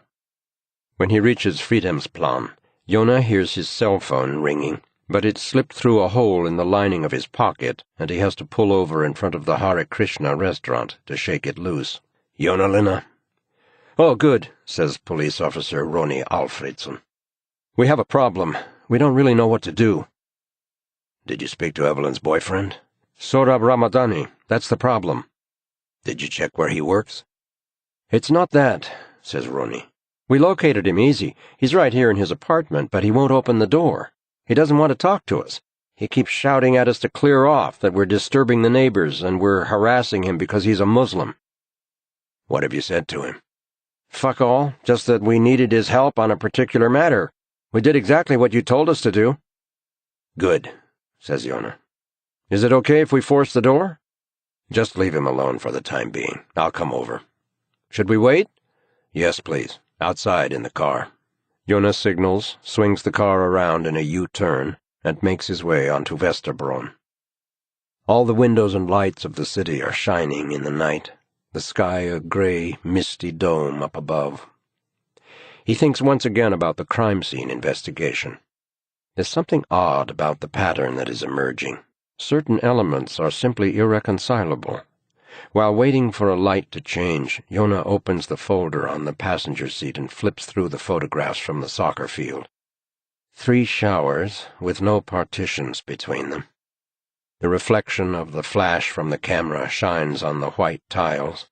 In one picture he can see the shower scraper, and the large pool of blood, water, and dirt, strands of hair, bandages, and a bottle of shower gel. Next to the drain in the floor is the father's arm. The white ball joint is surrounded by ligaments and severed muscle tissue. The hunting knife with its broken point lies on the floor.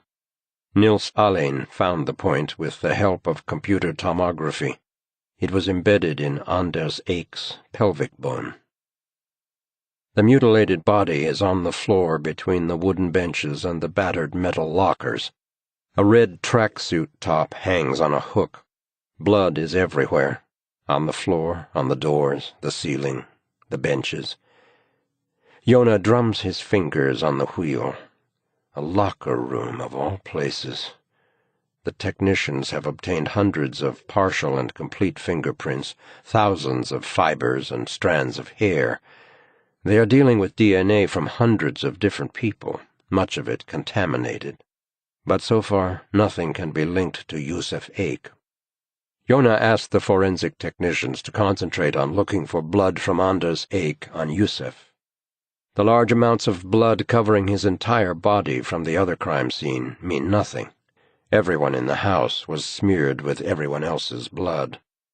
The fact that Yusuf had his little sister's blood on him was no stranger than the fact that she had his blood on her. But if they can find the father's blood on his son, or traces of Yusuf in the locker room, then he can be linked to both crime scenes. If they can just link him to the locker room, they can begin proceedings. When Yusuf was initially taken to the hospital in Huddinge, a specialist was instructed by the National Forensic Lab in Linköping, which carries out DNA analysis in Sweden, to ensure that all biological traces on Yusuf's body were secured. When he reaches Hugalid Park, Joona calls Eriksson, a very fat man who is the crime scene investigator responsible for the investigation in Tumba. A tired voice answers, "Go away." "Eriksson, still alive?" jokes Joona. "I'm asleep," comes the weary response. "Sorry." "No, it's okay. I'm actually on my way home, if they still recognize me there." "I'll make it quick. Did you find any trace of Yusuf in the locker room?" asks Joona. "No." "You must have." "No," replies Eriksson. "Really, not a trace of him." "Have you put any pressure on our friends in Linköping?" "I've leaned on them with my considerable weight," he replies. "And?" "They didn't find any of the father's DNA on Yusuf." "I don't believe them either," says Joona. "I mean, he was fucking covered in—" "Not a drop," Eriksson interrupts. "That can't be right. They sounded very pleased with themselves when they told me." "LCN?" "No, not even a micro drop. Nothing." "But we just can't be that unlucky." "I think you're going to have to give in on this one," says Eriksson. "We'll see." They end the conversation. Joona thinks that what can seem like a mystery is sometimes simply a matter of coincidence. The perpetrator's method appears to be identical in both places, the frenzied blows with the knife and the aggressive attempts to chop up the bodies. It is therefore very strange that the father's blood has not been found on Yusuf, if he is the attacker. He should have been covered in so much blood he would have attracted attention, thinks Joona, and calls Eriksson back. "I just thought of something." "In 20 seconds? Did you examine the women's locker room?" "Nobody had been in there. The door was locked." "Presumably the victim had the keys on him." "But check the drain in the women's shower," says Joona. Chapter 28. Thursday, December 10th, evening. After following the road around Tantolunden, Joona turns onto a path and parks in front of a block of flats facing the park. He wonders where the police car is, checks the address, and considers the possibility that Roni and his partner have knocked on the wrong door. He grimaces. That would explain Sorab's reluctance to let them in, since in that case his name probably wasn't Sorab. The evening air is chilly, and Joona walks briskly toward the door. If Yusuf's account matches with what really happened, he did nothing to hide the crime at the time, did not protect himself. He had no thought for the consequences. He simply allowed himself to become covered in blood. Joona thinks it's possible that under hypnosis Yusuf Eik was merely describing how he felt, a confused, enraged tumult, while in fact his behavior at the time was much more controlled. Perhaps he acted methodically, wore a waterproof covering, and showered in the women's locker room before he went to the house. He needs to speak to Daniela Richards to find out when she thinks Yusef will be strong enough to cope with an interview. Joona walks in through the door. The lobby walls are tiled in black and white like a chessboard, and he sees his reflection in the black tiles. Pale, frosty face, serious expression, blonde, tousled hair. He takes out his cell and calls Roni again, jabbing at the button for the elevator. No reply. Perhaps they gave it one last try and Sorab let them in. Joona heads up to the 6th floor, waits for a mother with a stroller to take the elevator down, then rings Sorab's doorbell. He waits for a while, knocks, waits for a few more seconds, then pushes the mail slot open. "Sorab, my name is Joona Linna. I'm a detective. I need to talk to you." He hears a sound from inside, as if someone has been leaning heavily against the door, but is now quickly moving away. "You're the only one who knew where Evelyn was." "I haven't done anything," says a deep voice from inside the apartment. "But you said—" "I don't know anything," the man yells. "Okay," says Joona, "but I want you to open the door. Look me in the eye and say that to me." "Go away." "Open the door." "What the fuck? Can't you just leave me alone? This has nothing to do with me. I don't want to get involved." His voice is full of fear. He falls silent, breathing heavily, and slams his hand against something inside. "Evelyn's fine," says Joona. The mail slot rattles slightly. "I thought—" He breaks off. "We need to talk to you." "Is Evelyn really okay? Nothing's happened to her?" "Open the door." "I don't want to." "It would be helpful if you could come to the station." There is a brief silence.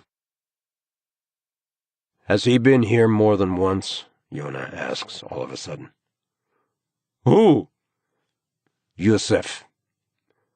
"Who's Yusef?" "Evelyn's brother." "He's never been here," says Sorab.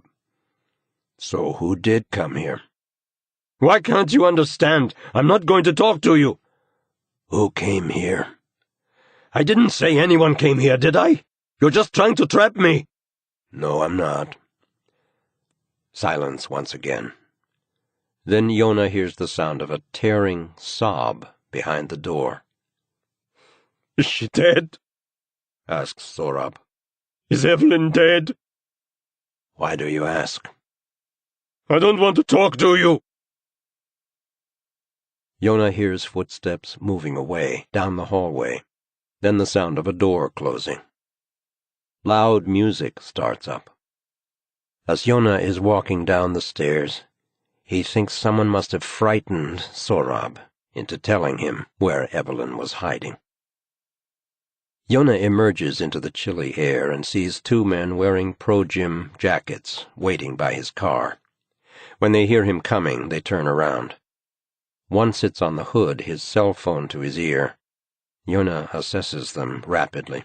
They're both in their 30s. The one sitting on the hood has a shaved head, while the other has a schoolboy haircut. Joona guesses that the man with the boyish hair weighs over 220 pounds. Perhaps he practices aikido, karate, or kickboxing. Probably on steroids, thinks Joona. The other one might be carrying a knife, but probably not a firearm. There is a thin layer of snow on the grass. Joona turns away, as if he hasn't noticed the men, and heads for the well-lit path. "Hey, you!" shouts one of them. Joona ignores them and heads toward the steps by a street lamp with a green trash can. "Aren't you taking your car?" Joona stops and glances quickly up at the building. He realizes that the man sitting on the hood is talking to Sorab on his mobile, and that Sorab is watching them from his window. The man with the boyish haircut is approaching cautiously, and Joona turns and walks back toward him. "I'm a police officer," he says. "And I'm a fucking monkey," says the man. Joona takes out his mobile and calls Roni again. Sweet Home Alabama begins to play in the man with the boyish hair's pocket. He smiles, takes out Roni's phone, and answers. Officer Pig here. What's this all about? Says Joona. You need to leave Sorab alone. He don't want to talk. Do you really think you're helping him by— This is a warning. I don't give a fuck who you are. You just keep away from Sorab. Joona realizes the situation could become dangerous, remembers that he locked his pistol away in the gun cupboard back at the station, and looks around for something he can use as a weapon. Where are my colleagues? He asks in a calm voice. You hear me? Leave Sorab alone. The man with the boyish hair runs one hand rapidly through it, begins to breathe more quickly, turns sideways, moves a little closer, and lifts the heel of his back foot an inch or two from the ground. I used to train when I was younger, says Joona. If you attack me, I will defend myself, and I will take you. We're shitting our pants, says the one leaning against the car. Joona doesn't take his eyes off the man facing him. You're intending to kick my legs, he says, since you know you can't manage high kicks. Asshole, mumbles the man. Joona moves to the right to open up the line. If you decide to kick, Joona continues, I will not move back, which is what you are used to. Instead, I will move in, against the back of your other knee, and when you fall backward, this elbow will be waiting for the back of your neck.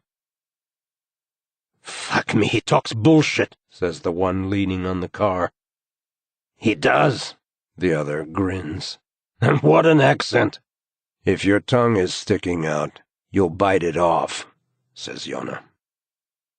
The man with the boyish hair sways slightly, and when the kick comes, it is slower than expected.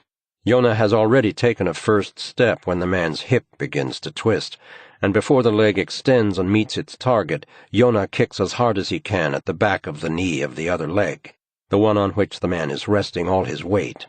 He is already off balance and falls backward just as Joona swings around and hits the back of his neck with his elbow. Chapter 29. Friday, December 11th, morning. It is just 5:30 a.m. when the knocking begins somewhere in the apartment. Simone perceives the noise as part of a frustrating dream in which she has to pick up different shells and porcelain lids. She understands the rules but still does the wrong thing. A boy knocks on the table and points out the wrong choices she has made. Simone twists and turns in her sleep, whimpering. She opens her eyes and is immediately wide awake. Someone or something is knocking inside the apartment. She tries to locate the noise in the darkness, lying perfectly still and listening, but the knocking has stopped. She can hear Erik snoring beside her. There is a tapping sound in the pipes. The wind blows against the window panes. The sound of a car outside roars through the window. Simone just has time to think that she must have exaggerated the noise in her sleep, when the knocking suddenly begins again. Someone is in the apartment. Erik has taken a pill and is out cold. His snoring quiets as she lays a hand on his arm, but he doesn't wake up, only turns over, puffing. As quietly as possible, she creeps out of bed and slips through the bedroom door, which is ajar. A light comes from the kitchen.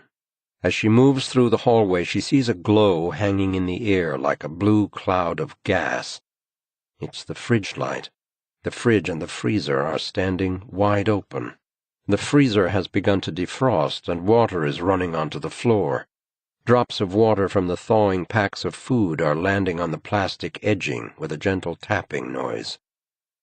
Simone becomes aware of how cold it is in the kitchen. There is a smell of cigarette smoke. She looks out into the hallway. Then she sees that the front door is wide open. She rushes to Benjamin's room. Fast asleep. For a little while she just stands there, listening to his regular breathing. As she walks toward the front door to close it, her heart almost stops. There is someone standing in the doorway. He nods to her and holds out an object. It takes a few seconds before she realizes this is the paper boy, and he's handing her the morning paper. She says thank you and takes the paper from him.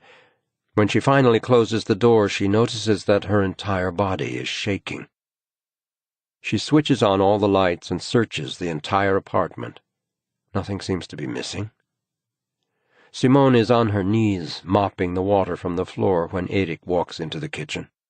He fetches a dish towel, throws it on the floor, and starts to push it around with his foot. "Someone leave the fridge door open? I must have done it sleepwalking," he says. "No," she says wearily. The fridge is a classic, after all. I must have been hungry. "I'd know. I'm such a light sleeper, I wake up every time you turn over in bed or stop snoring. I wake up if Benjamin goes to the toilet. I can hear when... Then you must have been sleepwalking." "Erik, this isn't funny. Something woke me up and the front door was open." She falls silent, not sure she should have told him this. "I could definitely smell cigarette smoke in the kitchen," she says eventually. Erik laughs. Simone's cheeks are stained with an angry flush. "Why are you laughing?" "Come on, Sixan. One of the neighbors probably smoked a cigarette standing by the exhaust fan in their kitchen. I mean, the whole building shares a ventilation system. Or some terrible person had a cigarette on the stairs without thinking." "Can you be a little more patronizing?" Simone interrupts. He tries to reassure her. "Simone, why don't you believe someone was here?" she asks angrily. "After all that crap about you that was in the papers, the crank calls. It's hardly surprising if some lunatic tries to get in here and—" "Just stop. This is not logical. Who on earth would come into our apartment, open the fridge and the freezer, smoke a cigarette, and then just leave?" He tosses the wrung-out dish towel back on the floor and begins swabbing with his foot again. "I don't know, Erik. I don't know. But that's what somebody has done." "Calm down," says Erik irritably. "Calm down?" "Stop making such a fuss. I'm sure we'll find a simple explanation." "I could feel there was someone in the apartment when I woke up," she says in a subdued voice. He sighs and leaves the kitchen. Simone looks at the dirty gray towel he was using. Benjamin comes in and sits down in his usual place. "Good morning," says Simone. He sighs and sits there with his head in his hands. "Why do you and Dad always lie about everything?" "We don't," she says. "Yeah, right. What makes you think we do?" He doesn't reply. "Are you thinking about what I said in the taxi from—" "I was thinking about a whole load of things," he says loudly. "There's no need to shout at me." He sighs. "Forget I said anything. I don't know what's going to happen between me and Dad. It's not that simple," she says. "Maybe we're only fooling ourselves, but that's not the same as lying." "According to you," he says quietly. "Is something else bothering you? How come there aren't any pictures of me when I was little?" "Of course there are," she answers with a smile. "Not when I was first born," he says. "Well, you know, I had a miscarriage. It's just that we were so happy when you were born we forgot to take photographs. I know exactly what you looked like. You had wrinkled ears and—" "Stop it!" yells Benjamin, and storms off to his room. Erik comes into the kitchen and drops an analgesic into a glass of water. "What's up with Benjamin?" he asks.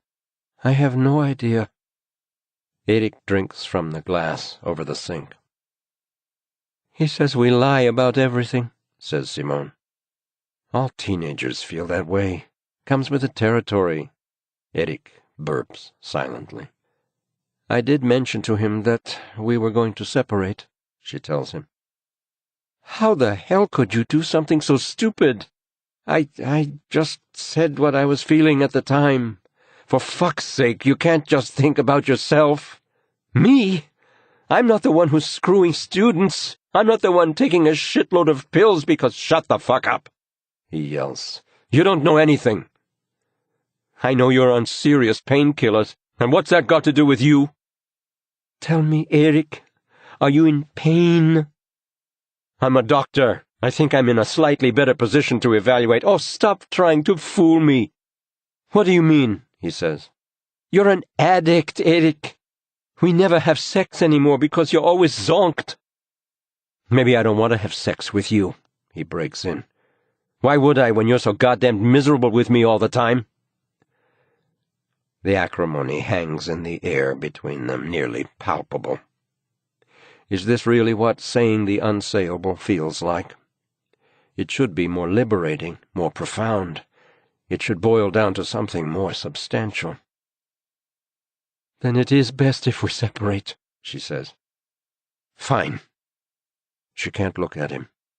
She just walks slowly out of the kitchen, feeling the tension and the pain in her throat, the tears springing to her eyes. Benjamin has closed his bedroom door, and his music is so loud that the walls and doors are rattling. Simone locks herself in the bathroom, switches off the light, and weeps. "Fucking hell!" she hears Erik yell from the hallway before the front door opens and shuts again. Chapter 30. Friday, December 11th, morning. It isn't quite 7 a.m. when Joona Linna gets a call from Dr. Daniela Richards. She explains that, in her opinion, Yusef is now able to cope with a short interview. As Joona gets into his car to drive to the hospital, he feels a dull ache in his elbow. He thinks back to the previous evening, how the blue light from the radio cars had swept over the facade of Sohrab Ramadani's apartment building near Tantolunden. The man with the boyish hair had been spitting blood and muttering thickly about his tongue as he was guided into the back seat of the patrol car. Ronny Alfredsson and his partner had been discovered in the shelter down in the basement of the apartment house. They had been threatened with knives and locked in, and then the men had driven their patrol car to another building and left it in the visitors' lot. Joona had gone back inside, rung Sohrab's doorbell, and, speaking once again through the mail slot, told him that his bodyguards had been arrested, and that the door to his apartment would be broken down unless he opened it immediately. After a moment, Sohrab had let him in. He was a pale man, wearing his hair in a ponytail. He was anxious, his eyes darting around the room, but he asked Joona to take a seat on the blue leather sofa, offered him a cup of chamomile tea, and apologized for his friends. "I'm sorry about all this, really. I've been having some problems lately, worried about my safety. That's why I got myself some bodyguards." "What makes you worry about your safety?" asked Joona, sipping at the hot tea. "Someone's out to get me." He stood up and peered out the window. "Who?" asked Joona. Sohrab kept his back to Joona and said tonelessly that he didn't want to talk about it. "Do I have to?" he asked. "Don't I have the right to remain silent?" "You have the right to remain silent," admitted Joona. Sohrab shrugged his shoulders. "There you go, then." "I might be able to help you if you talk to me," Joona had ventured. "Has that occurred to you?" "Thank you very much," said Sohrab, still facing the window. "Is it Evelyn's brother who—" "No." "Wasn't it Yusef Eik who came here?" "He's not her brother." "Not her brother? Who is he, then?" "How should I know? But he's not her brother. He's something else." After that, Sohrab became cagey and nervous again, giving only the most evasive answers to Jona's questions. When he left, Joona wondered what Yusef had said to Sohrab. What had he done? How had he managed to frighten him into revealing where Evelyn was? Joona parks in front of the neurosurgical unit, walks through the main entrance, takes the elevator to the 5th floor, continues through the corridor, greets the policeman on duty, and proceeds into Yusef's room. An attractive woman sits in the chair opposite the bed. She looks at Joona with an expression he finds appealing as she rises to introduce herself. "Lisbeth Carlane," she says. "I'm a social worker. I'll be Yusef's advocate during the interview." "Excellent," says Joona, shaking her hand. "Are you leading the interrogation?" she asks with interest. "Yes. Forgive me, my name is Joona Linna, and I'm from the National CID. We spoke on the telephone." At regular intervals there is a loud, bubbling noise from the Bulo drainage tube connected to Yusef's punctured pleura. The drain replaces the pressure that is no longer naturally present, enabling his lung to function. Lisbeth Carlane says quietly that the doctor has explained that Yusef must lie absolutely still because of the risk of new bleeds in the liver. "I have no intention of putting his health at risk," says Joona, placing the tape recorder on the table next to Yusef's face. He gestures inquiringly at the recorder, and Lisbeth nods. He starts the machine and begins by describing the situation. It is Friday, December 11th at 8:15 in the morning, and Yusef Aik is being questioned to try to elicit information. He then lists the people present in the room. "Hi," says Joona. Yusef looks at him with heavy eyes. "My name is Joona. I'm a detective." Yusef closes his eyes. "How are you feeling?" The social worker looks out the window. "Can you sleep with that thing bubbling away?" he asks. Yusef nods slowly. "Do you know why I'm here?" Yusef opens his eyes. Joona waits, observing his face. "There's been an accident," says Yusef. "My whole family was in an accident." "Hasn't anybody told you what's happened?" asks Joona. "Maybe a little," he says faintly. "He refuses to see a psychologist or a counselor," says the social worker. Joona thinks about how different Yusef's voice was under hypnosis. Now it is suddenly fragile, almost non-existent, yet pensive. "I think you know what's happened." "You don't have to answer that," Lisbeth Carlane says quickly. "You're 15 years old now," Joona goes on. "Yes." "What did you do on your birthday?" "Can't remember," says Yusef. "Did you get any presents?" "I watched TV," Yusef replies. "Did you go to see Evelyn?" Joona asks in a neutral tone. "Yes." "At her apartment?" "Yes." "Was she there?" "Yes." Silence. "No, she wasn't," says Yusef hesitantly, changing his mind. "Where was she then?" "At the cottage," he replies. "Is it nice there?" "Not really. It's cozy, I guess." "Was she happy to see you?" "Who?" "Evelyn." Silence. "Did you take anything with you?" "A cake." "A cake? Was it good?" He nods. "Did Evelyn like it?" Joona goes on. "Only the best for Evelyn," he says. "Did she give you a present?" "No." "But maybe she sang to you." "She didn't want to give me my present," he says in an injured tone. "Is that what she said?" "Yes, she did," he answers quickly. "Why?" Silence. "Was she angry with you?" asks Joona. He nods. "Was she trying to get you to do something you didn't want to do?" asks Joona calmly. No, she... Yusef whispers the rest. I can't hear you, Yusef. He continues to whisper, and Joona leans close, trying to hear the words. That fucking bastard! Yusef yells in his ear. Joona jumps back and rubs his ear as he walks around the bed. He tries to smile. Yusef's face is ash-gray.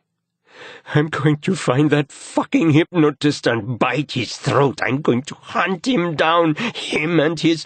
The social worker moves over to the bed quickly and tries to switch off the tape recorder. Yusef, you have the right to remain silent. Keep out of this, Joona interrupts. She looks at him with an agitated expression and says in a trembling voice, Before the interview began, you should have informed... Wrong. There are no laws governing this kind of interrogation, says Joona, raising his voice. He has the right to remain silent, that's true, but I am not obliged to inform him of that right. In that case, I apologize. No problem, mumbles Joona, turning back to Yusef. Why are you angry with the hypnotist? I don't have to answer your questions, says Yusef, attempting to point at the social worker. Chapter 31. Friday, December 11th, morning. Erik runs down the stairs and through the door. He stops outside and feels the sweat cooling on his back. A chill is in the air. Not far away, a man sleeps under a thick mound of blankets. After a moment of indecisiveness, he walks slowly up toward Odenplan and sits down on a bench outside the library. He feels sick with fear. How can he be so stupid, pushing Simone away because he feels hurt? After a while, Erik gets up and sets off for home, stopping to buy bread at the Stone Oven Bakery and a café macchiato for Simone. He hurries back and, not wanting to wait for the elevator, jogs up the stairs. But as soon as he unlocks the door, he realizes the apartment is empty. With effort, Erik pushes aside the feeling of desolation the empty apartment fills him with. No matter what, he intends to prove to Simone that she can trust him. However long it takes, he will convince her once again. He thinks this, then drinks her coffee, standing up in the kitchen. No sense letting it go to waste. It upsets his stomach, and he takes a Prilosec. It is still only 9 o'clock in the morning, and his shift at the hospital doesn't start for several hours. He takes a book to the bedroom with him and lies on top of the unmade bed in his stocking feet. But instead of reading, he starts to think about Yusef Eik. He wonders if Joona Linna will be able to get anything out of him. The apartment is silent, deserted. A gentle calm spreads through his stomach from the medication. Nothing that is said under hypnosis can be used as evidence, but Erik knows Yusef was telling the truth about having killed his family, even if the actual motive is invisible. He closes his eyes. Evelyn must have known her brother was dangerous from an early age. Over the years, she learned to live with his inability to control his impulses, gauging the risk of inciting his violent rage against her desire to live normally and independently. The family as a whole would have dealt with his violence, gradually making hundreds of infinitesimal adjustments and compromises in an effort to live with his hostility and keep it at bay. But nothing discouraged his impulses, not discipline, not punishment, not appeasement. They never really appreciated the seriousness of the situation. His mother and father might have thought that his aggressive behavior was simply because he was a boy. Possibly they blamed themselves for letting him play brutal video games or watch slasher films. Evelyn had escaped as soon as she could, found a job and a place of her own, but she'd sensed the increasing threat and was suddenly so afraid that she hid herself away in her aunt's cottage, carrying a gun to protect herself. Had Yusef threatened her? Erik tries to imagine Evelyn's fear in the darkness at night in the cottage, with the loaded gun by her bed. He thinks about what Joona Linna told him after interviewing her. What happened when Yusuf turned up with a cake? What did he want from her? How did she feel? Was it only then that she became afraid and got the gun?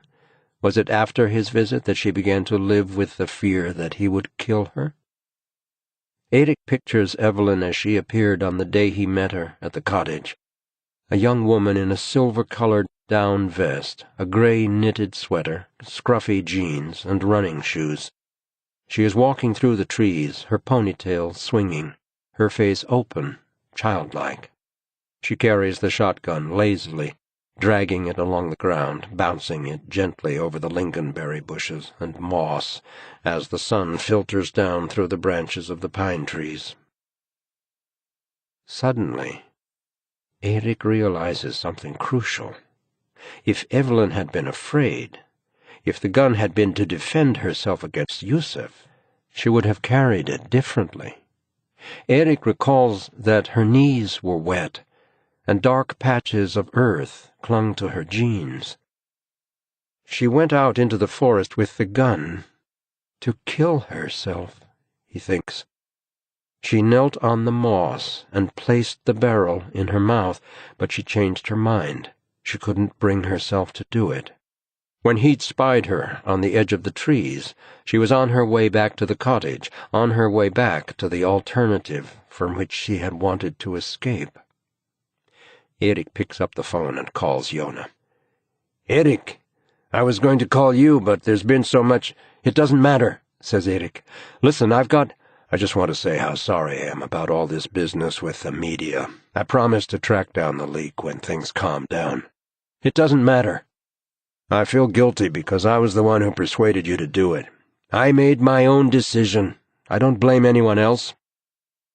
Personally, even though we're not allowed to say so at the moment, I still think hypnotizing Yusuf was the right thing to do. It could well have saved Evelyn's life." "That's what I'm calling about," says Erik. "A thought occurred to me. Have you got a minute?" Erik can hear the sound of a chair scraping against the floor, and then an exhalation as Joona sits. "Okay," he says. "Go on." "When we were out at Vermdu, and I spotted Evelyn from the car, I saw her walking among the trees, heading for the cabin, dragging her shotgun in the bushes." "Yes." "Is that the way to carry a gun if you're afraid someone might surprise you, might be coming to kill you?" "No," replies Joona. "I think she'd gone out into the forest to kill herself," says Erik. "The knees of her jeans were wet. She'd probably been kneeling on the damp moss with the gun pointing at her forehead or her chest, but then she changed her mind and couldn't go through with it. That's what I think." Erik stops speaking. He can hear Joona breathing heavily at the other end of the line. A car alarm starts screeching down on the street. "Thank you," says Joona. "I'll go and have a chat with her."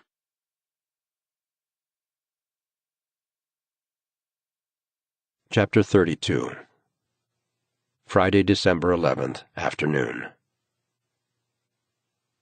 The interview with Evelyn is to be conducted in one of the offices in the custody suite.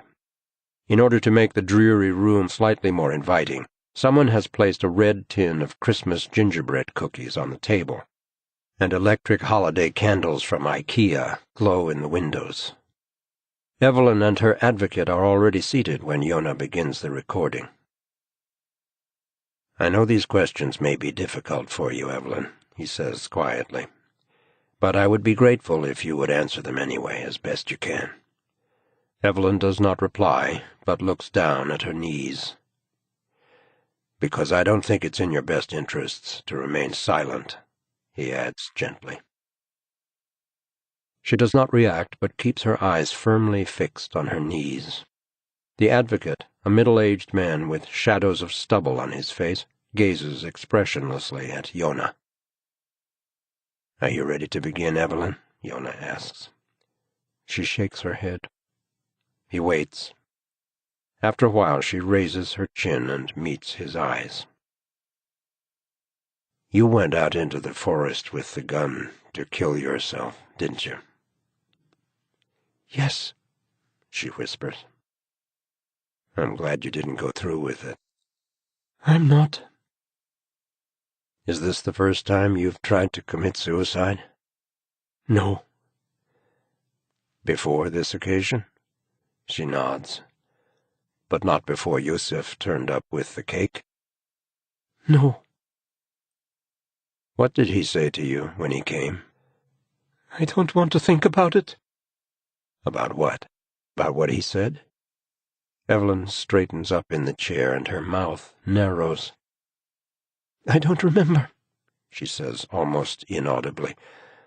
I'm sure it wasn't anything special. You were going to shoot yourself, Evelyn, Joona reminds her. She stands up, goes over to the window, switches the electric candles off and on absently, walks back to her chair, and sits down with her arms folded over her stomach. Can't you just leave me in peace? Is that what you really want? She nods without looking at him. Do you need a break? Asks her advocate. I don't know what's the matter with Yusuf, Evelyn says quietly. There's something wrong inside his head. When he used to fight, when he was little, he would hit too hard. He wasn't just angry like little boys get. He was trying to hurt you. He was dangerous. He destroyed all my things. I couldn't keep anything. Her mouth trembles. When he was 8, he came on to me. He wanted us to kiss each other. Maybe that doesn't sound so bad, but I didn't want to, and he kept insisting. I was scared of him. He did weird things. He would sneak into my room at night when I was sleeping and bite me and make me bleed. I started to hit back.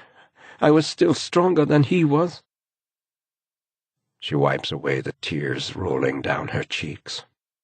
It got worse. He wanted to see my breasts. He tried to get in the bath with me.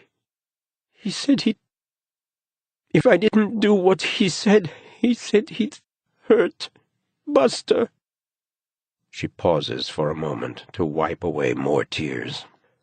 He killed my dog and threw it off an overpass. She leaps to her feet and moves to the window again. He must have been about 12 when he... Her voice breaks and she whimpers quietly to herself before continuing. When he asked if he could put his cock in my mouth, I said he was disgusting. So he went into my little sister's room and began to hit her. She was only 2 years old. Evelyn weeps and then composes herself. He made me watch while he jerked off several times every day.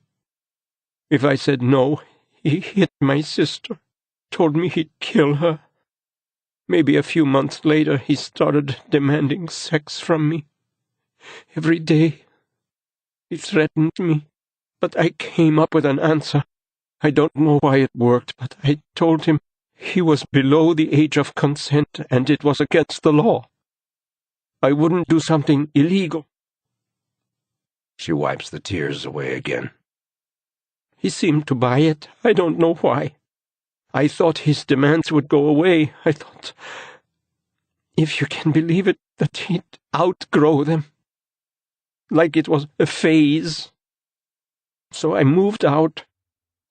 A year passed, but then he started calling me, reminding me he would be 15 soon.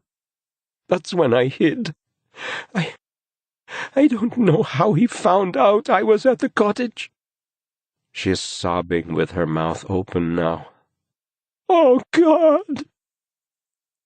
So he threatened you, says Joona. He threatened to kill the whole family if you did. He didn't say that, she screams. He said he would start with Dad. It's all my fault. I just want to die. She sinks down on the floor and cowers against the wall.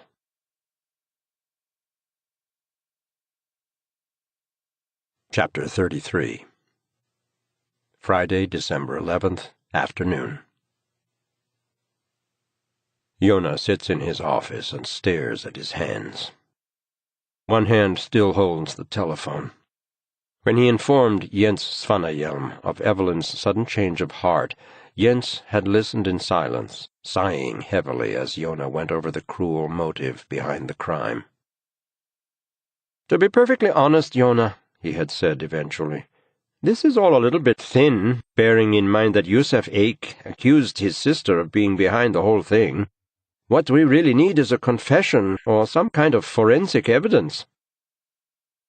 Joona glances around the room, rubs his hand over his face, then calls Daniela Richards to arrange a suitable time to continue questioning Yusuf, when the suspect will have a lower level of analgesics in his body. "His head must be clear," says Joona. "You could come in at 5 o'clock, says Daniela. "This afternoon?" "His next dose of morphine isn't due until 6. It levels out around tea time." Joona looks at the clock. It's 2:30 p.m. "That would suit me very well," he says. After the conversation with Daniela Richards, he calls Lisbeth Carlane and informs her of the time. In the staff room, he takes an apple from the fruit bowl. When he returns to his office, his seat is occupied by Eriksson, the crime scene technician. His entire body is wedged against the desk. His face is bright red, and he is puffing and panting as he waves a weary hand at Joona. "If you shove that apple in my mouth, you'll have a suckling pig all ready for Christmas," he says. "Oh, shut up," says Joona, taking a bite. "I deserve it," says Eriksson. "Since that Thai place opened on the corner, I've put on 25 pounds. Joona shrugs. "The food's really good." "Fucking A." "So what did you find in the women's locker room?" asks Joona. Eriksson holds up a chubby hand in a defensive gesture. "Don't say, 'What did I tell you?'" Joona grins. "We'll see," he says diplomatically. "Okay," says Eriksson, wiping the sweat from his cheeks.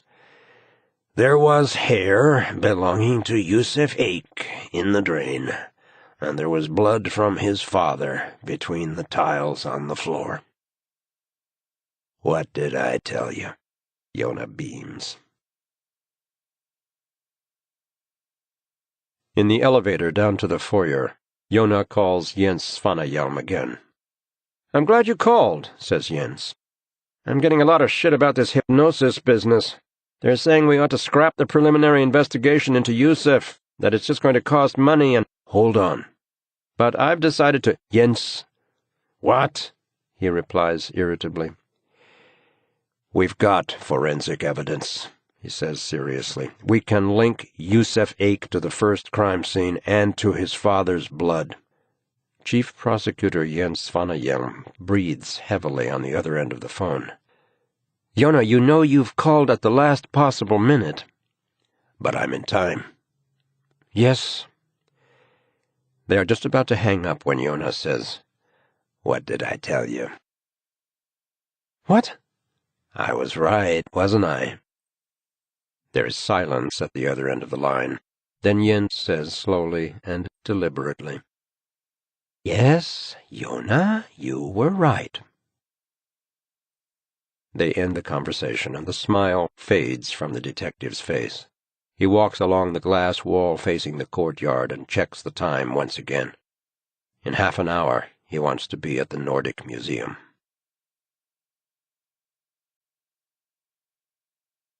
Chapter 34. Friday, December 11th, afternoon. Joona walks up the staircase in the museum and down the long, empty corridors, passing hundreds of illuminated display cases without even glancing at them. He does not see the tools, the treasures, or the fine examples of handicrafts. He does not notice the exhibitions, the folk costumes, or the large photographs. The guard has already drawn up a chair next to the faintly illuminated display case. Without saying a word, Joona sits down as usual and contemplates the Sami bridal headdress sewn by descendants of indigenous people from the Scandinavian peninsula. Fragile and delicate, it widens out into a perfect circle. The pieces of lace are reminiscent of the cup of a flower, or a pair of hands brought together with the fingers stretching upward. Slowly, Joona moves his head so that the light gradually moves. The headdress is woven from roots tied by hand. The material was dug from the ground, but it shines like gold. The present is gone, but the memory lingers mercilessly. He is driving a car. The rain has stopped, but the puddles of water glow like fire in the sunset. Everything is so wonderfully beautiful, and then gone forever. This time, Joona sits in front of the display case for an hour before he gets to his feet, nods to the guard, and slowly leaves the museum. The slush on the ground is dirty, and he can smell diesel from a boat beneath the bridge, Djurgårdsbron. He is ambling toward Strandvägen when his cell phone rings. It's Nils Alin, the chief medical officer. "I'm glad I got a hold of you," the needle says when Joona answers. "Have you finished the postmortem?" "More or less." Joona sees a young father on the pavement, tipping a stroller up over and over again to make his child laugh. A woman is standing motionless at a window, gazing out into the street. When he catches her eye, she immediately takes a step backward into her apartment. "Did you find anything unexpected?" asks Joona. "Well, I don't know, but—" "Joona, these bodies were subjected to a great deal of violence, particularly the little girl." "I realize that," says Joona. "Many of the wounds were inflicted purely for pleasure. It's appalling." "Yes," says Joona, thinking about how things looked when he arrived at the scenes of the crimes. The shocked police officers, the feeling of chaos in the air, the bodies inside. He remembers Lillemor Bloom's ashen cheeks as she stood outside smoking, her hands shaking. He recalls how the blood had splashed on the window panes, run down the inside of the patio doors at the back of the house. "And then there's this business with the rather surgical cut to the stomach," says the needle. "Have you come to any conclusion about that?" The needle sighs.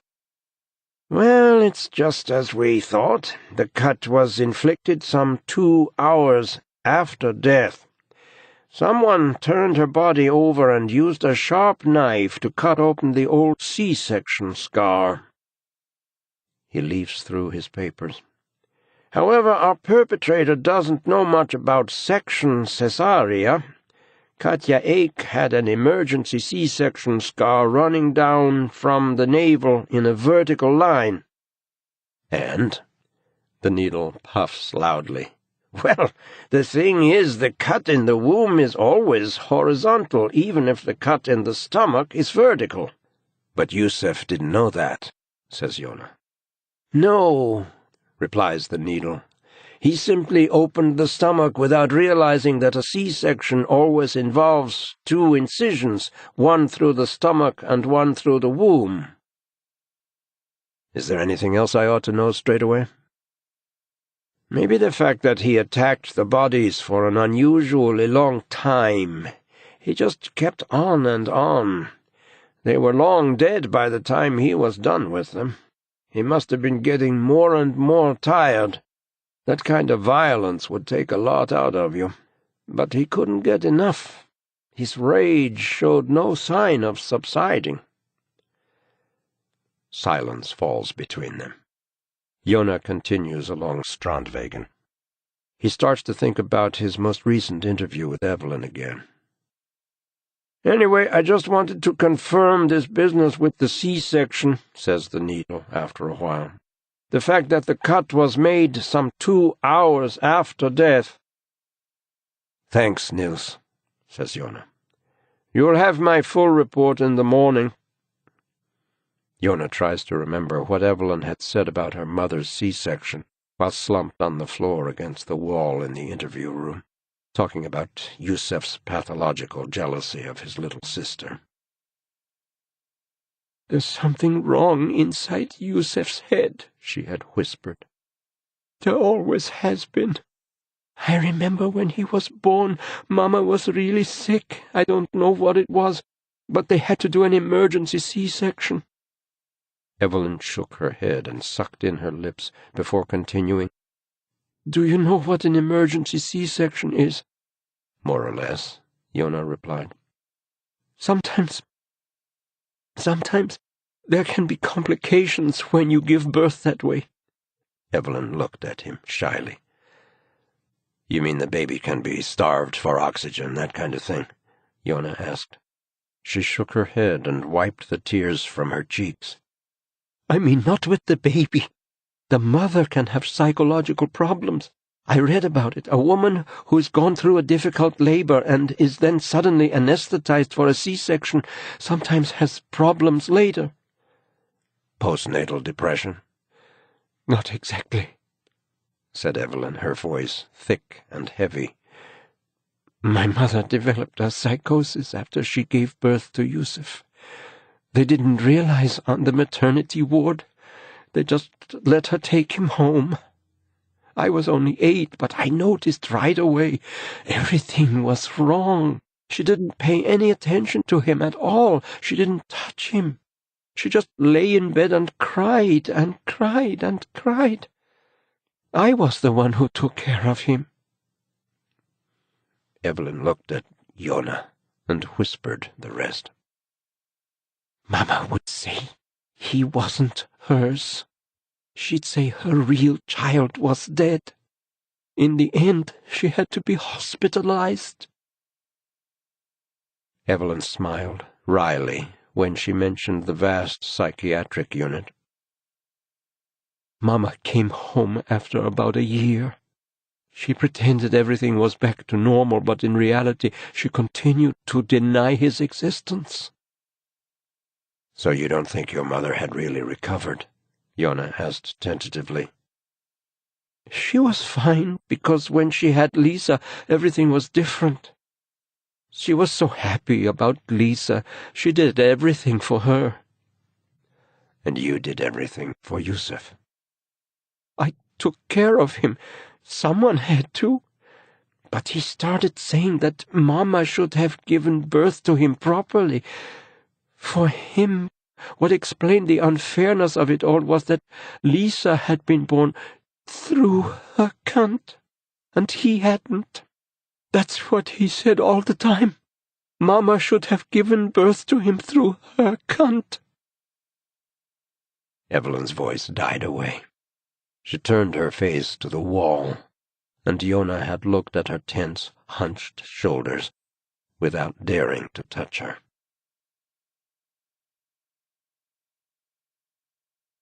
Chapter 35. Friday, December 11th, evening. For once, it is not totally silent in the intensive care unit at Karolinska University Hospital when Joona arrives.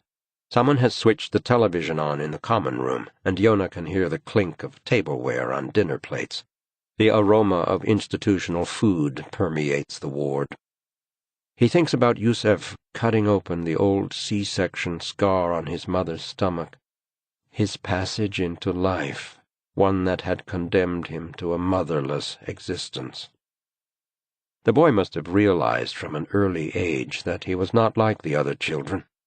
Joona considers the endless loneliness of a boy rejected by his mother. A person who has been the indisputable favorite of his mother keeps for life the feeling of the conqueror, but the opposite results not only in an absence of this feeling, but also the presence of an active darkness. The only one who gave Yusef love and care was Evelyn, and he couldn't cope with being rejected by her. The slightest indication that she was distancing herself from him plunged him into despair and rage, his fury directed increasingly at the beloved younger sister. Joona nods at Sunesson, the cop on guard, who is standing outside the door of Yusef Ake's room, then glances in at the boy. A heavy drip stand right next to the bed is supplying him with both fluid and blood plasma. The boy's feet protrude from beneath the pale blue blanket. The soles are dirty. Hairs and bits of grit and rubbish are stuck to the surgical tape covering the stitches. The television is on, but he doesn't appear to be watching it. The social worker, Lisbeth Carlane, is already in the room. She hasn't noticed Joona yet. She is standing by the window, adjusting a barrette in her hair. Yusef is bleeding anew from one of his cuts. The blood runs along his arm and drips to the floor. An older nurse leans over the boy, tending to his dressings. She loosens the compress, tapes the edges of the wound together once again, wipes the blood away, and leaves the room. "Excuse me," says Joona, catching up with her in the hallway. "Yes?" "How is he? How is Yusef getting on?" "You'll have to speak to the doctor in charge," the nurse replies, setting off once again. "I will," says Joona with a smile, hurrying after her. "But there's something I'd like to show him. Would it be possible for me to take him there? In a wheelchair, I mean." The nurse stops dead and shakes her head. "Under no circumstances is the patient to be moved," she says sternly. "What a ridiculous idea. He's in a great deal of pain. He can't move. There could be new bleeds, and he could begin to hemorrhage if he were to sit up." Joona returns to Yusef's room, walking in without knocking, and turns off the TV. He switches on the tape recorder, mutters the date and time and those present, and sits down. Yusef opens his heavy eyes and looks at him with a mild lack of interest. The chest drain emits a pleasant, low-pitched, bubbling noise. "You'll be discharged soon," says Joona. "Good," says Yusef faintly, "although you'll immediately be transferred to police custody." "What do you mean?" "Lisbeth said the prosecutor isn't prepared to take any action," says Yusef, glancing over at the social worker. "That was before we had a witness." Yusef closes his eyes gently. "Who?" "We've talked quite a bit, you and I," says Joona. "But you might want to change something you've already said or add something you haven't said." "Evelyn," he whispers. "You're going to be inside for a very long time." "You're lying." "No, Yusef, I'm telling the truth. Trust me. You'll be arrested, and you now have the right to legal representation." Yusef attempts to raise his hand, but doesn't have the strength. "You hypnotized her," he says with a smile. Joona shakes his head. "It's her word against mine," he says. "Not exactly," says Joona, contemplating the boy's clean, pale face. "We also have forensic evidence." Yusef clamps his jaws tightly together. "I haven't got a lot of time, but if there's anything you want to tell me, I can stay for a little while longer," says Joona pleasantly. He allows half a minute to pass, drumming his fingers on the arm of his chair, and then gets to his feet, picks up the tape recorder, and leaves the room with a brief nod to the social worker. In the car outside the hospital, Joona considers whether he should have confronted Yusef with Evelyn's story just to see the boy's reaction. There is a simmering arrogance in Yusef Aik that might lead him to incriminate himself if he were sufficiently provoked. He considers going back inside for a moment, but he doesn't want to be late for dinner with his girlfriend. Yusef Aik will keep until next time.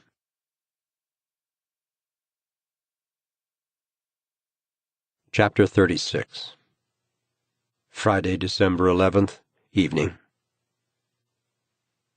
It is dark and misty when he parks the car outside Disa's cream-colored building on Lutzengatten.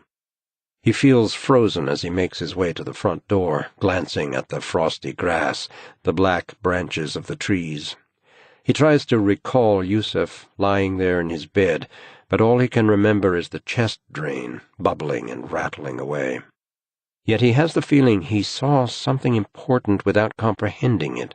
The sense that something isn't right continues to nag at him as he takes the elevator up to Disa's apartment and rings the bell. While he waits, Joona can hear someone on the landing up above, sighing spasmodically or weeping quietly. Disa opens the door, looking stressed, wearing only her bra and pantyhose. "I assumed you'd be late," she explains.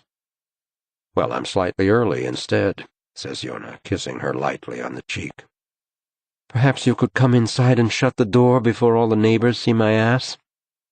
The welcoming hall smells of food. The fringe of a pink lampshade tickles the top of Jona's head. "I'm doing sole with almonds and new potatoes," says Disa. "With melted butter?" "And mushrooms and parsley." "Delicious." The one-bedroom apartment is rather shabby, but with an inherent elegance. High ceilings with polished wood paneling, a beautifully varnished parquet floor, and graceful windows framed in teak. Joona follows Disa into her bedroom, still trying to remember what it was he saw in Yusef's room. Disa's laptop is in the middle of her unmade bed, with books and sheets of paper strewn around. He settles into an armchair and waits for her to finish dressing. Without a word, she turns her back to him so he can zip up a close-fitting, simply cut dress. Joona glances at one of Disa's open books and spies a large black-and-white photo of a graveyard. A group of men, archaeologists, dressed in clothing from the 1940s, are walking along toward the back of the picture, peering at the photographer. It looks as if the site has just begun to be excavated. The surface of the ground is marked with dozens of small flags. "Those are graves," she says quietly. "The flags show the location of the graves. The man who conducted the dig on this site was called Hannes Müller. He died a while ago, but he was at least 100 years old. Stayed on at the Institute until the end. He looked like a sweet old tortoise." She stands in front of the long mirror, weaves her straight hair into 2 thin braids, and turns to face him. "How do I look?" "Lovely," says Joona. "Yes," she replies sadly. "How's your mother?" Joona catches hold of her hand. "She's fine," he whispers. "She sends you her love." "That's nice. What else did she say?" "She said you shouldn't have anything to do with me." "No," says Disa gloomily. "She's right, of course." Slowly she runs her fingers through his thick, tousled hair. She smiles at him suddenly, then goes over to the laptop, switches it off, and stashes it on a chest of drawers. "Did you know that according to pre-Christian law, newborn babies were not regarded as fully valid individuals until they had been put to the breast? It was permissible to place a newborn child out in the forest during the period between birth and the first feed." "So you became a person through the choice of others," said Joona slowly. Disa opens her wardrobe, lifts out a shoebox, and takes out a pair of dark brown sandals with soft straps and beautiful heels, made up of strips of different kinds of wood. "New?" asks Joona. "Sergio Rossi. They were a present to myself because I have such an unglamorous job," she says. "I spend entire days crawling around in a muddy field." "Are you still out in Sigtuna?" "Yes." "What have you actually found?" "I'll tell you while we're eating." He points to her shoes. "Very nice," he says, getting up from the armchair. Disa turns away with a wry smile. "I'm sorry, Joona," she says over her shoulder, "but I don't think they make them in your size." He suddenly stops dead. "Hang on," he says, reaching out to the wall to support himself. Disa is looking at him inquiringly. "It was just a joke," she explains. No, it's his feet." Joona pushes past her into the hallway, pulls his cell phone out of his overcoat pocket, calls Central Control, and calmly informs them that Sunesson needs immediate backup at the hospital. "What's happening?" asks Disa. "His feet were really dirty," Joona tells her. "They told me he can't move, but he's been out of bed. He's been out of bed walking around."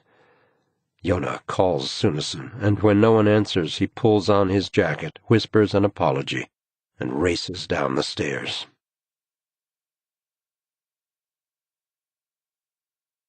Chapter 37. Friday, December 11th, evening. At approximately the same time as Joona is ringing Disa's doorbell, Yusef Eik sits up in bed in his room at the hospital. Last night he checked to see if he could walk. He eased his feet to the floor and stood still for a long time with his hands resting on the bed frame as the pain from his many wounds washed over him like boiling oil, and the agonizing stab from his damaged liver made everything go black. But he could walk. He had stretched out the tubes from the drip and the chest drain, checked what was in the store cupboard, and climbed back into bed. It is now 30 minutes since the nurse on the night shift came in to see him. The hall is almost silent. Yusef slowly pulls out the IV in his wrist, feels the sucking of the tube as it leaves his body. A small amount of blood trickles down onto his knee. It doesn't hurt as much when he gets out of bed this time. He moves stiffly over to the cupboard with the scalpels and syringes he'd seen amid the compresses and rolls of gauze bandage. He pushes a few syringes into the wide, loose pocket of his hospital gown. With trembling hands he breaks open the packaging of a scalpel and slices through the chest drain tube. Slimy blood runs out, and his left lung slowly deflates. He can feel the ache behind one shoulder blade and coughs slightly, but he isn't really aware of the difference, the reduced lung capacity. Suddenly he hears footsteps out in the corridor, rubber soles against the vinyl flooring. With the scalpel in his hand, Yusef positions himself behind the door, peers through the pane of glass, and waits. The nurse stops to chat with the police officer on guard. Yusef can hear them laughing about something. "But I've quit smoking," she says. "If you've got a nicotine patch, I wouldn't say no," the police officer goes on. "I quit those too," she replies. "But go outside if you need to. I'll be in here for a while." "5 minutes," says the cop eagerly. He goes away. There is the rattle of keys, and the nurse enters the room, leafing through some papers. She looks up, startled. The laughter lines around the corners of her eyes become more prominent as the blade of the scalpel slices into her throat. He is weaker than he thought and has to stab at her several times. The sudden violence of his movements pulls at the scabs on his body, sending a fiery sensation shooting through him. The nurse does not fall down immediately, but tries to hold on to him. They slide down to the floor together. Her body is all sweaty, steaming hot. He tries to stand up, but slips on her hair, which has spread out in a wide blonde sheaf. When he wrenches the scalpel out of her throat, she makes a whistling sound, and her legs begin to jerk. Yusef stands gazing at her for a while before making his way out into the corridor. Her dress has worked its way up, and he can clearly see her pink panties beneath her tights. He makes his way down the corridor. He heads to the right, finds some clean clothes on a cart, and changes. Some distance away, a short, stocky woman is moving a mop back and forth across the shining vinyl floor. She is listening to music through headphones. Coming closer, Yusef stands behind her and takes out a disposable syringe, stabbing at the air behind her back several times, stopping short of touching her. She continues mopping, oblivious. Yusef can hear a tinny beat coming from the headphones. He pushes the syringe back into his pocket and shoves the woman aside as he walks past. She almost falls over and swears in Spanish. Yusef stops dead and turns to face her. "What did you say?" he asks. She takes off the headphones and gapes at him. "Did you say something?" he asks. She shakes her head quickly and goes on cleaning. He stares at her for a while, and then continues on his way toward the elevator.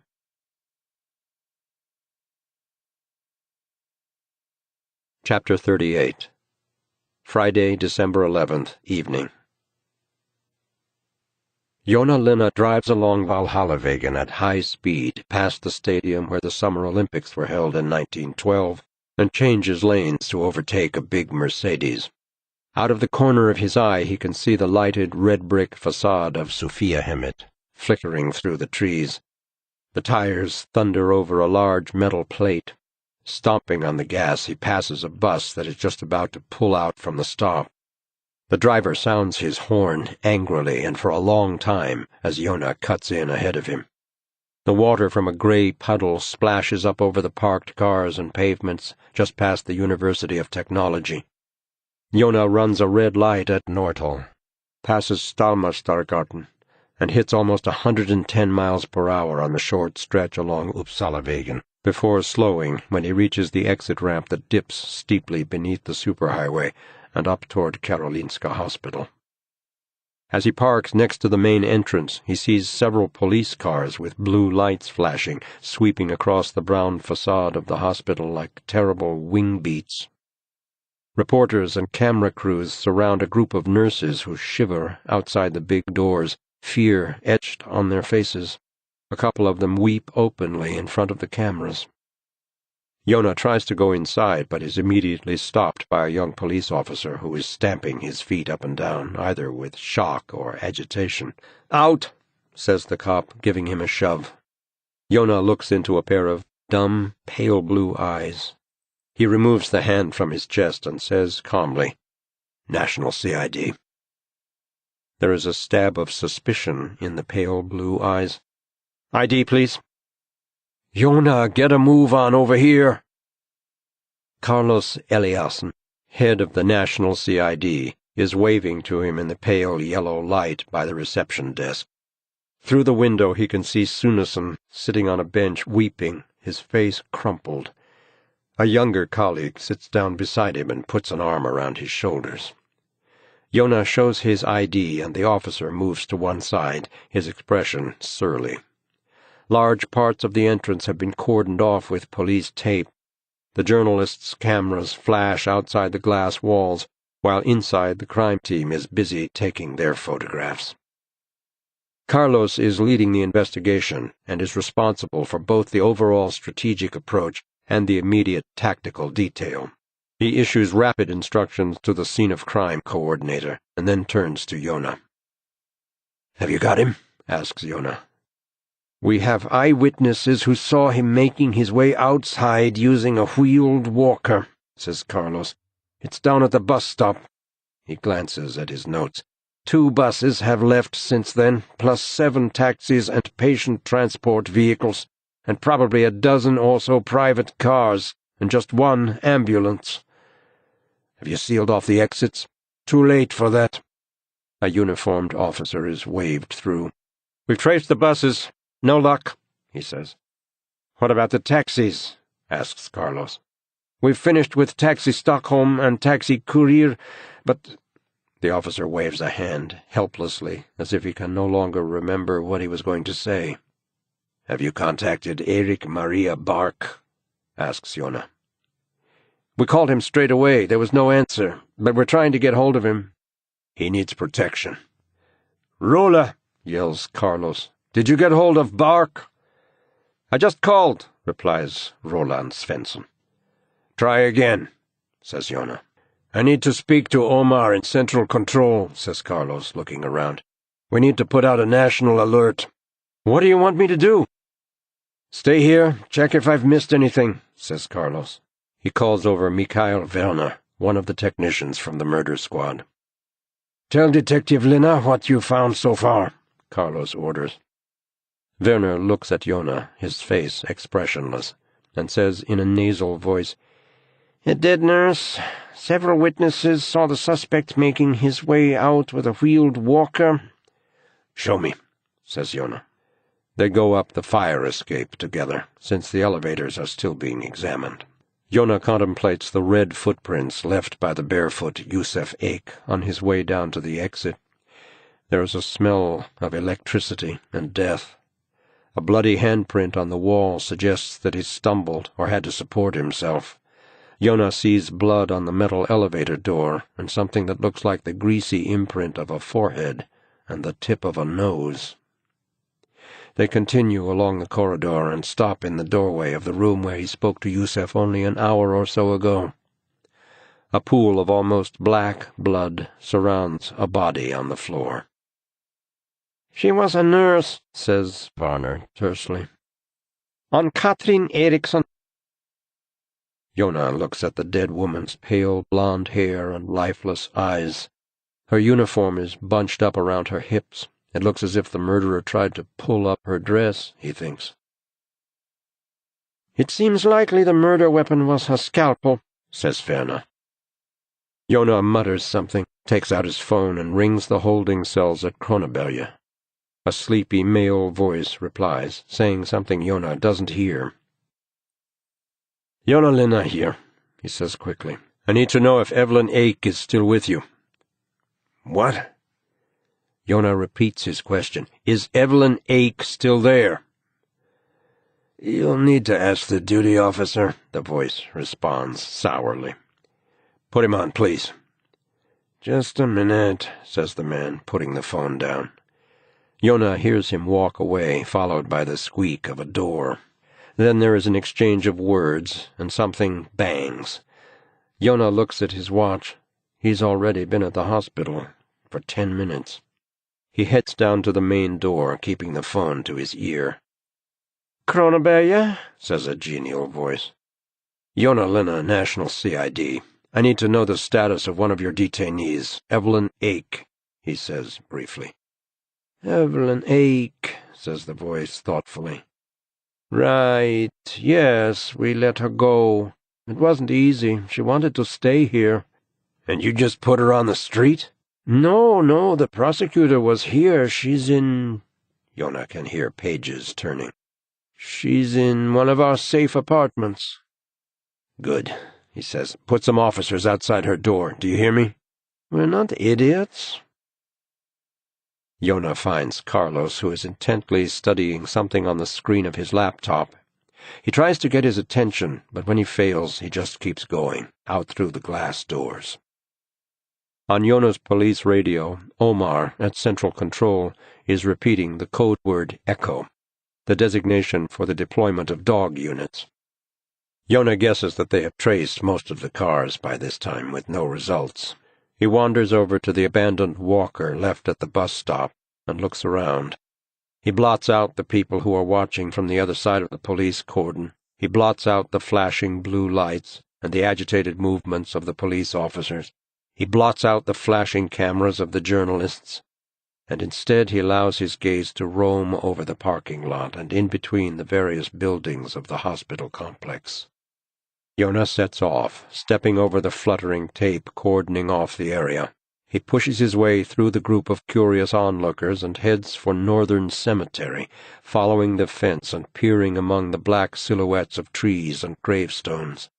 A network of paths, some better lit than others, extends over an area of roughly 150 acres, containing memorial groves, a crematorium, and 30,000 graves.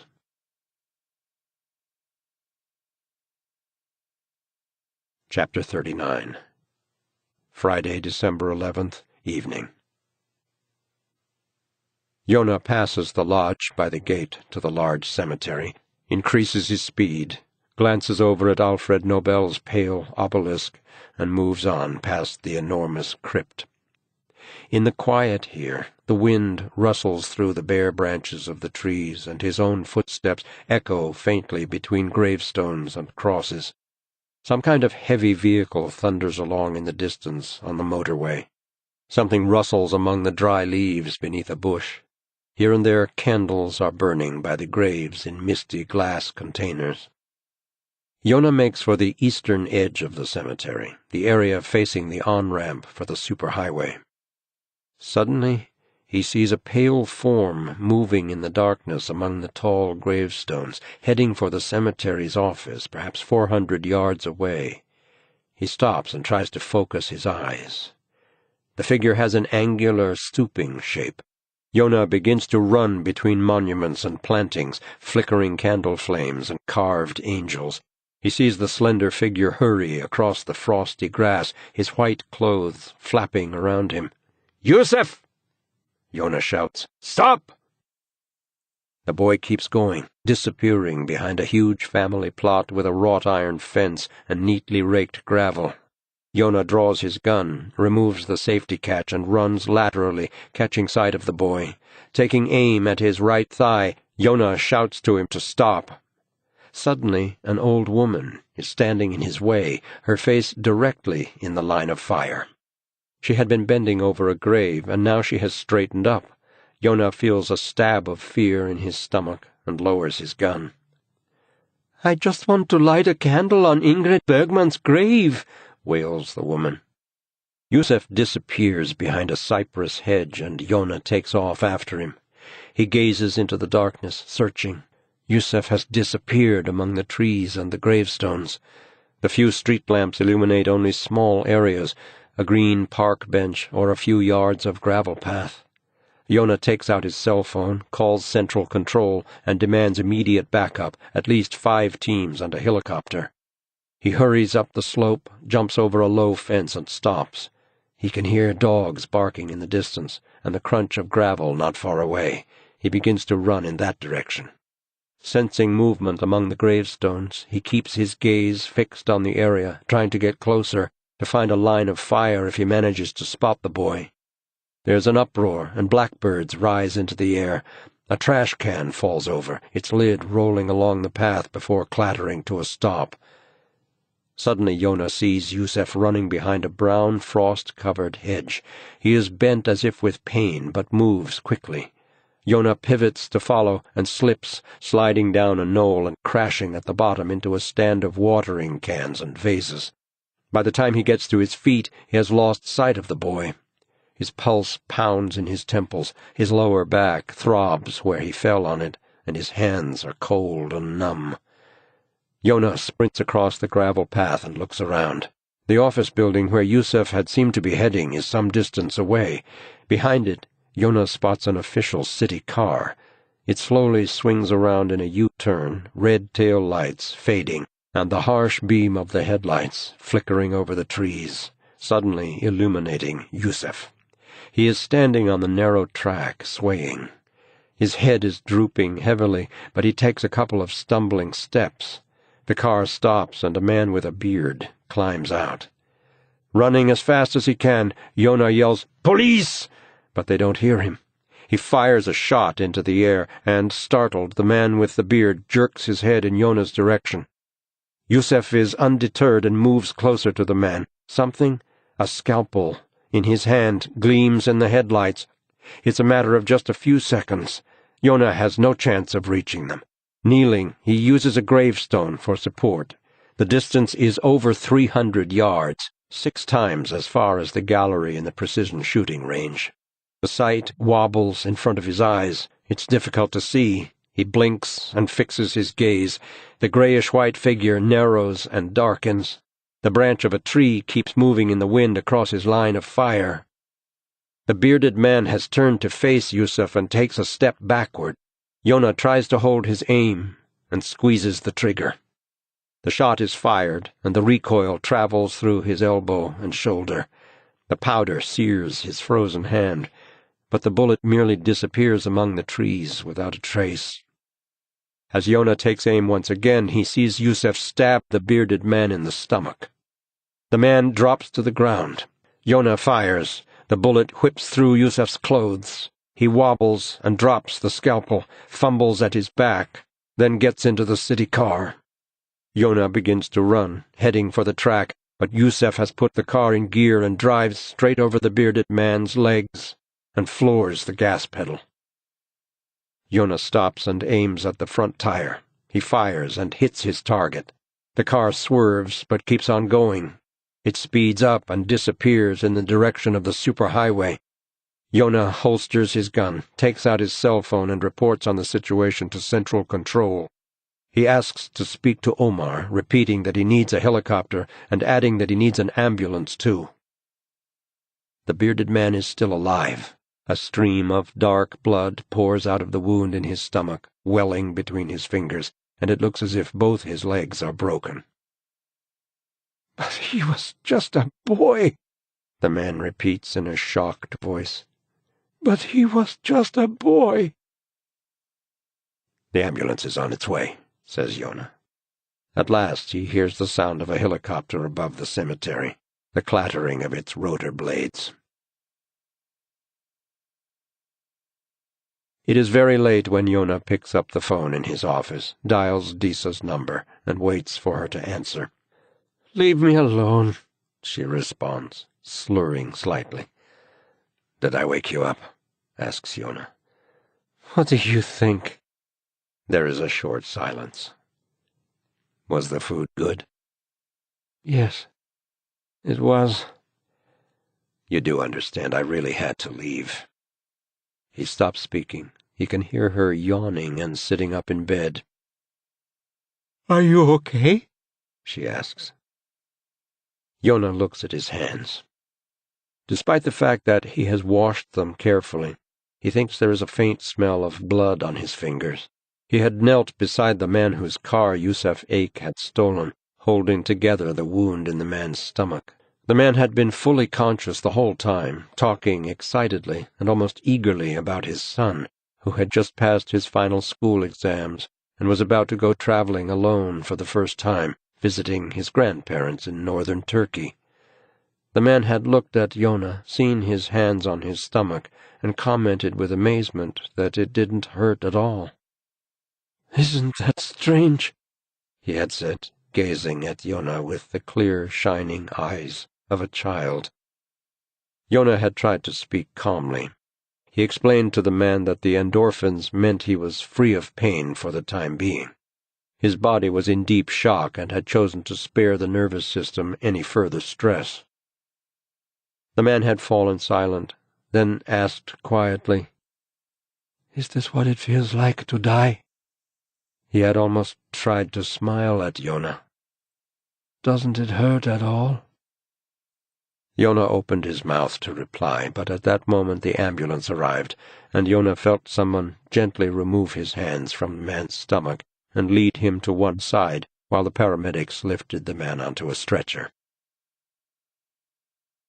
"Joona," Disa asks again, "are you okay?" "I'm okay," he says. He hears her moving. It sounds as if she's drinking water. "Would you like another chance?" she asks, eventually. "Of course I would." "Despite the fact that you don't give a toss about me?" "You know that's not true," he replies, suddenly aware of how unutterably weary his voice sounds. "Sorry," says Disa. "I'm glad you're okay." They end the call. Joona remains seated for a moment, listening to the murmuring silence in the police station. Then he stands up, removes his gun from its holster, takes it apart, and slowly begins to clean and oil each part. He reassembles the pistol, goes over to the gun cupboard, and locks it away. The smell of blood has gone. Instead, his hands smell strongly of gun oil. He sits down to write a report to Petter Nesland, his immediate supervisor, explaining why he found it necessary and justified to fire his service weapon. Chapter 40. Friday, December 11th, evening. Erik watches as the 3 pizzas are baked and asks for more pepperoni for Simone. His cell phone rings and he checks the display. When he doesn't recognize the number, he slips the phone back in his pocket. Probably another reporter. He can't cope with any more questions right now. As he walks home with the large, warm boxes, he tries to plan the conversation he wants to have with Simone, explaining that he got angry because he was innocent, that he hasn't done what she thinks he's done, that he hasn't let her down again, that he loves her. He stops outside the florist's, hesitates, then goes in. There is a heavy sweetness in the air inside the shop, and the window is covered in condensation. He has just decided to buy a bunch of roses when his phone rings again. It's Simone. Hello? Where the hell are you? She asks. On my way. We're starving. Good. He hurries home, enters the building, and waits for the elevator. Through the yellow polished window set in the door, the world outside looks magical and enchanted. He puts the boxes down on the floor, opens the door of the rubbish chute, and throws away the roses. In the elevator he has second thoughts. It's possible she would have been pleased. It's possible she wouldn't have interpreted it as an attempt to bribe her, to avoid a confrontation. He rings the bell. Benjamin opens the door and takes the pizzas from him. Erik hangs up his coat, goes to the bathroom, and washes his hands. He takes out a box containing small, lemon-colored tablets, quickly removes 3 of them from their blister pack, swallows them without water, and returns to the kitchen. We went ahead and started, says Simone. Erik shrugs and looks at the water glasses on the table. When did we become a family of teetotalers? He goes to the cabinet and takes out 2 wine glasses. Good move, says Simone as he opens a bottle of wine. Erik's cell phone rings. They look at each other. Aren't you going to answer that? Asks Simone. I'm not talking to any more journalists tonight, Erik says firmly. So let it ring. She cuts a slice of pizza, takes a bite, and waits expectantly. Erik pours them both a glass of wine. Simone nods and smiles. Oh, I forgot, she says suddenly. It's almost gone now, but I could smell cigarette smoke when I got home. Do any of your friends smoke? Erik asks, turning to Benjamin. No, Benjamin replies automatically. What about Aida? Benjamin doesn't respond. He just keeps eating. Suddenly, he stops, puts down his knife and fork, and stares at the table. Hey, what's the matter? Erik asks tentatively. Something on your mind? Nothing's on my mind, Dad. You know you can tell us anything. Yeah, right. Don't you think you don't get it?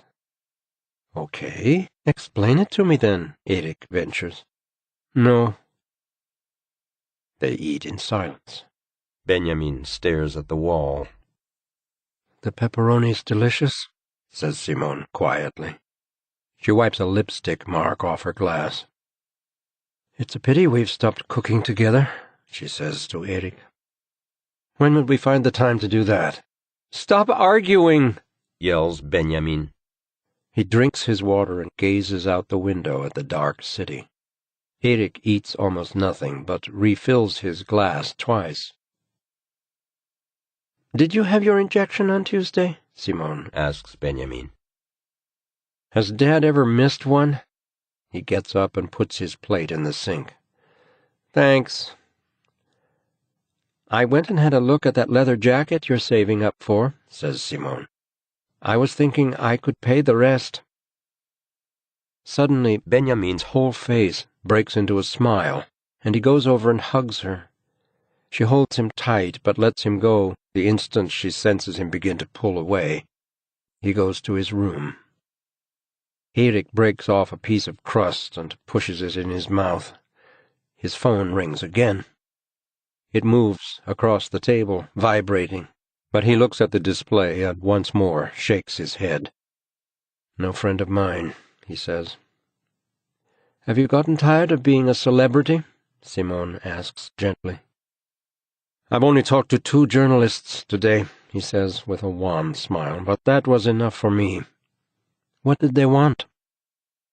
It was that magazine called Café or something like that. The one that has tits on the cover?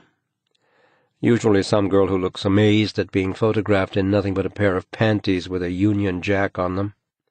She smiles at him. What did they want? Erik clears his throat and says dryly, They asked me if it was possible to hypnotize women to make them horny. Seriously? How professional. Totally. And the second conversation? She asks. Was that a journalist from Ritz or Slitz? Radio news, he replies. They wondered what my views were on being reported to the parliamentary ombudsman. I'm sorry for your sake. Erik rubs his eyes and sighs. To Simone it looks as if he's grown smaller, shrunk by several inches. Without the hypnosis, he says slowly, Yusuf Eik might have murdered his sister as soon as he was discharged from the hospital. You still shouldn't have done it, says Simone softly. No, I know, he replies, running his finger around his glass. I wish... He falls silent, and Simone is overcome by a sudden desire to touch him, to put her arms around him. But instead she stays where she is and just asks, What are we going to do? Do? About us. We've said things, said we were going to separate. I don't know where I am with you anymore, Erik. He rubs his hands over his eyes. I realize you don't trust me, he says, then falls silent. She meets his eyes, sees the worn face, the straggling hair, and thinks that there was a time when they almost always had fun together. I'm not the person you want, he goes on. Stop it, she says. Stop what? You say I'm not happy with you, but you're the one who's deceiving me. You're the one who thinks I'm not enough. Simone, He touches her hand, but she moves it away. His eyes are dark. She can see that he has taken pills. I need to sleep, says Simone, getting up. Erik follows her, his face gray and his eyes glazed. On the way to the bathroom, she checks the front door carefully to make sure it's locked. You can sleep in the spare room, she says. He nods indifferently, seeming almost anesthetized. She watches as he enters their bedroom, emerging a moment later with his duvet and pillow. In the middle of the night, Simone is woken by a sudden jab in her upper arm. She is lying on her stomach. She rolls over onto her side and feels at her arm. The muscle is tense and itchy. The bedroom is in darkness. Erik, she whispers, but remembers he's sleeping in the spare room. She turns to face the door and sees a shadow slip out. The parquet floor creaks. She thinks that perhaps Erik has got up for some reason, but realizes he should be in a deep sleep, thanks to his pills. Suddenly she's frightened. She switches on the bedside lamp, turns her arm toward the light and sees a bead of blood coming from a small pink dot on the skin. She can hear soft thuds coming from the hallway. Turning off the light, she slips out of bed, her legs weak. She rubs her sore arm as she eases past the threshold. Her mouth is dry, her legs warm but numb. Someone is whispering and laughing in the hallway, a muted, cooing laugh. It doesn't sound anything like Erik. Then Simone shudders. Once again the front door is wide open. The stairwell is in darkness. Cold air is pouring in. She can hear something from Benjamin's room, a faint whimpering. Mom! Benjamin seems scared. Ouch! She hears him say. He begins to cry. In the mirror in the corridor, Simone can see someone bending over Benjamin's bed, holding a syringe. Thoughts whirl around in her head. She tries to comprehend what is happening, what she is seeing. Benjamin, she says, her voice high with anxiety. What's going on? She clears her throat and takes a step closer, but suddenly her legs give way. Her hands grope for support, but she is unable to hold herself up. She collapses on the floor, bangs her head against the wall, and feels the pain searing her skull. She tries again to get up, but she can no longer move. It's as if she has no connection with her legs, no sensation at all in her lower body. There is a strange fluttering sensation in her chest, and she feels short of breath. Her vision disappears for a few seconds, and when it returns, it is cloudy. Someone is dragging Benjamin along the floor by his legs. His pajama top has worked its way up, and his arms are windmilling slowly in confusion. He tries to hold on to the doorframe, but is too weak. His head bangs against the threshold. He looks Simone in the eye. He is terrified. His mouth is moving, but no words come out. She reaches sluggishly for his hand, but misses it. She tries to crawl after him, but hasn't the strength. Her eyes roll back in her head. She can see nothing, and blinks, and perceives only brief fragments as Benjamin is dragged through the hallway and out onto the landing. The door is closed, carefully. Simone tries to call for help, but no sound comes. Her eyes close. She is breathing slowly, heavily. She can't get enough air. Everything goes black.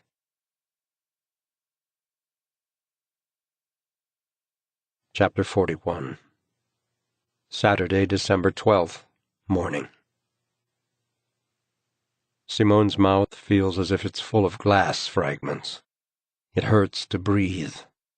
Her tongue, when she tries to move it, feels monstrously large and clumsy. She tries to open her eyes, but her eyelids resist her efforts. Slowly, lights appear, sliding past her. Metal and curtains. A hospital bed. Then Erik is sitting on a chair next to her, holding her hand. It's impossible to tell how much time has passed. His eyes are sunken and exhausted. He stares dully into the middle distance. Simone tries to speak, but her throat feels completely raw. "Where's Benjamin?" Erik gives a start. "Simone," he says, "how do you feel?" "Benjamin," she whispers. "Where's Benjamin?" Erik closes his eyes, his lips pressed tightly together. He swallows and meets her gaze. "What have you done?" he asks quietly. "I found you on the floor, Sixon. You had almost no pulse. And if I hadn't found you—" He runs his hand over his mouth, speaking through his fingers. "What have you done?" Breathing is hard work. She swallows several times. She understands that she has had her stomach pumped, but she doesn't know what to say. She doesn't have time to explain that she didn't try to take her own life. It's not important what he thinks. Not right now. "Where's our son?" she whispers. "Is he missing?" "What do you mean?" Tears pour down her cheeks. "Is he missing?" she repeats. "You were lying in the hallway, darling. Benjamin had already left when I got up. Did you have an argument?" She tries to shake her head, but the movement makes nausea sweep through her. "Someone was in our apartment and took him," she says weakly. "What?" She is crying and whimpering at the same time. "Benjamin?" asks Erik. "What about Benjamin?" "Oh, God," she mumbles. "What's happened?" Erik is almost screaming. "Someone's taken him," she replies. "I saw someone dragging Benjamin through the hall." "Dragging? What do you mean, dragging?" A wild expression has taken over Erik's face, but he stops himself, runs a trembling hand over his mouth, and then kneels on the floor at her bedside. "Simone, what happened last night?" "I was woken during the night by a jab in my arm. I'd been injected. Somebody had given me—" "Where? Where were you injected?" She tries to push up the sleeve of her hospital gown. He helps her and finds a small red mark on her upper arm. When he feels the swelling around the dot with his fingertips, his face loses all its color. "Somebody took Benjamin," she says. "I couldn't help him." "We need to find out what you've been given," he says, pressing the call button. "To hell with that. I don't care. You have to find Benjamin." "I will," he says. A nurse comes in, is given brief instructions to run blood tests, then hurries out. Erik turns back to Simone. "Are you sure you saw someone dragging Benjamin down the hall?" "Yes," she answers in despair. "But you didn't see who it was?" "He dragged Benjamin by the legs through the hall and out the door." The tears begin to flow once more. He wraps his arms around her, and she sobs against his chest, exhausted and desperate, her body shaking. When she has calmed down a little, she pushes him gently away. "Erik," she says, "you have to find Benjamin." "Yes," he says, and stumbles from the room. A nurse takes his place. Simone closes her eyes so she doesn't have to watch as 4 small containers fill with her blood.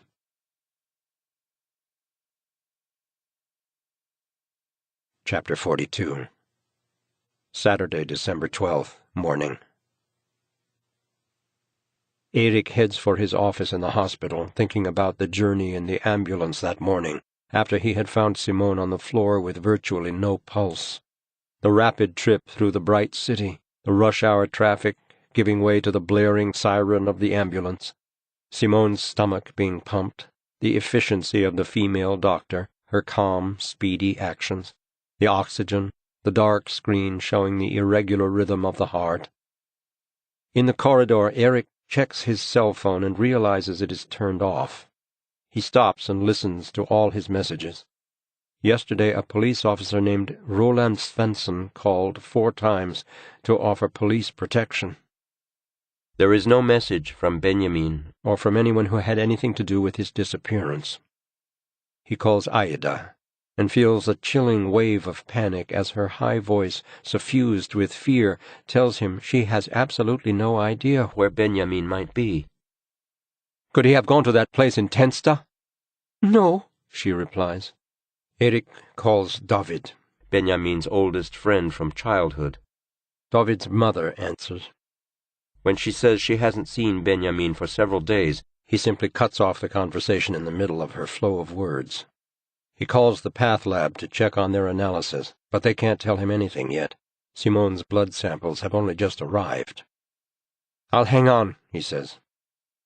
He can hear them working, and after a while they report that Simone was injected with something containing alfentanil. Alfentanil? The anesthetic? Somebody must have got hold of it, either from a hospital or a veterinary surgery. We don't use it here much. It's so bloody addictive. But it looks as if your wife was incredibly lucky." "What do you mean?" asks Erik. "She's still alive." Erik returns to Simone's room to go through everything one more time, but sees that she has fallen asleep. Her lips are cracked and sore after having her stomach pumped. His cell rings in his pocket, and he moves into the corridor before answering. "Yes?" "It's Linnea at reception, Dr. Bark. You've got a visitor."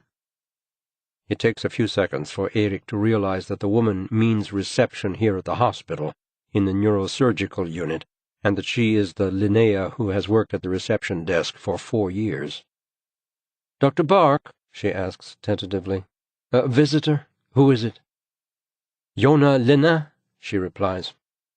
Erik stands in the corridor, waiting for Joona, his mind racing. He thinks about his voicemail messages. Roland Svensson called over and over to offer him police protection. Has somebody threatened me? Erik asks himself. A chill runs through him as he realizes how unusual it is for a detective from the National CID to come and see him in person rather than contacting him by phone. He wanders into the cafeteria where a platter of cold cuts and bread has been left for the taking. A feeling of nausea twists and turns inside his body. His hands shake as he pours water into a scratched glass. Joona has come to tell me they found Benjamin's body, he thinks. That's why he's here in person. He's going to ask me to sit down. Then he's going to tell me Benjamin is dead. Terrifying images flash through his mind with increasing speed. Benjamin's body in a ditch beside the superhighway, or in a black garbage bag in some forest, washed up on a muddy shore. "Coffee?" "What? Would you like some coffee?" A young woman with shining blonde hair is standing next to the coffee machine, holding up a steaming pot. She looks inquiringly at him, and he realizes he holds an empty cup in his hand. As he shakes his head, Joona Linna walks into the room. "Let's sit down," says Joona. He wears a troubled expression.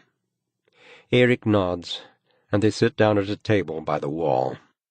Joona fidgets with the salt shaker and whispers something. "What?" asks Erik. "We've been trying to reach you." "I didn't answer my phone yesterday," says Erik faintly. "Erik, I'm sorry to inform you that Yusef Eik has run away from the hospital." "What?" "You're entitled to police protection." Erik's mouth begins to tremble, and his eyes fill with tears. "Was that what you came to tell me? That Yusef has run away?" "Yes." Erik is so relieved that he would like to lie down on the floor and simply sleep. He quickly wipes the tears from his eyes. "When did this happen?" "Last night. He killed a nurse. Stole a car and seriously injured its driver," Joona says heavily. Erik nods several times as his thoughts rapidly make new connections. Absolute terror overwhelms the relief of a moment ago. "He came to our house in the middle of the night and took our son," he says. "What are you saying?" "Yusef has taken my son, Benjamin." "You mean Benjamin was abducted?" "Did you see it happen?" "I didn't, but Simone—" "What happened?" "Simone was injected with a powerful drug," Erik says slowly. "I just got the results of her blood test. It's an anesthetic called alfentanil, used in major surgery." "But she's okay?" "She will be." Joona nods and writes down the name of the drug. "And Simone said she saw Yusef take Benjamin?" "She didn't see the person's face." "Okay." "Are you going to find Yusef?" asks Erik. "Trust me, we'll find him. There's a national alert out for him. He's badly injured. He's going nowhere." "But you haven't got any leads?" Joona gives him a hard stare. "I don't think it will be long before we find him." "Good." "Where were you when he came to your apartment?" "I was sleeping in the spare room," explains Erik. "I'd taken a pill and I didn't hear a thing." "So when he came into the bedroom, he only found Simone?" "Yes." "This doesn't make sense," says Joona. "It's easy to miss, the spare room. It looks more like a closet, hidden when the bathroom door is open. He probably thought I wasn't home." "I don't mean that," says Joona. "I mean this doesn't sound like Yusef. He doesn't give people injections. His behavior is far more aggressive." "Perhaps it just looks aggressive to us," says Erik. "What do you mean?" "Perhaps he knows what he's doing all the time. I mean, you didn't find any of his father's blood on him back at home. That suggests he works systematically, coldly. What if he decided to get his revenge on me by taking Benjamin?" There is silence. From the corner of his eye, Erik can see the blonde woman by the coffee machine, sipping from her cup as she gazes out over the hospital complex. Joona looks down at the table. Then he meets Erik's eyes and says gently, "I am really very sorry, Erik."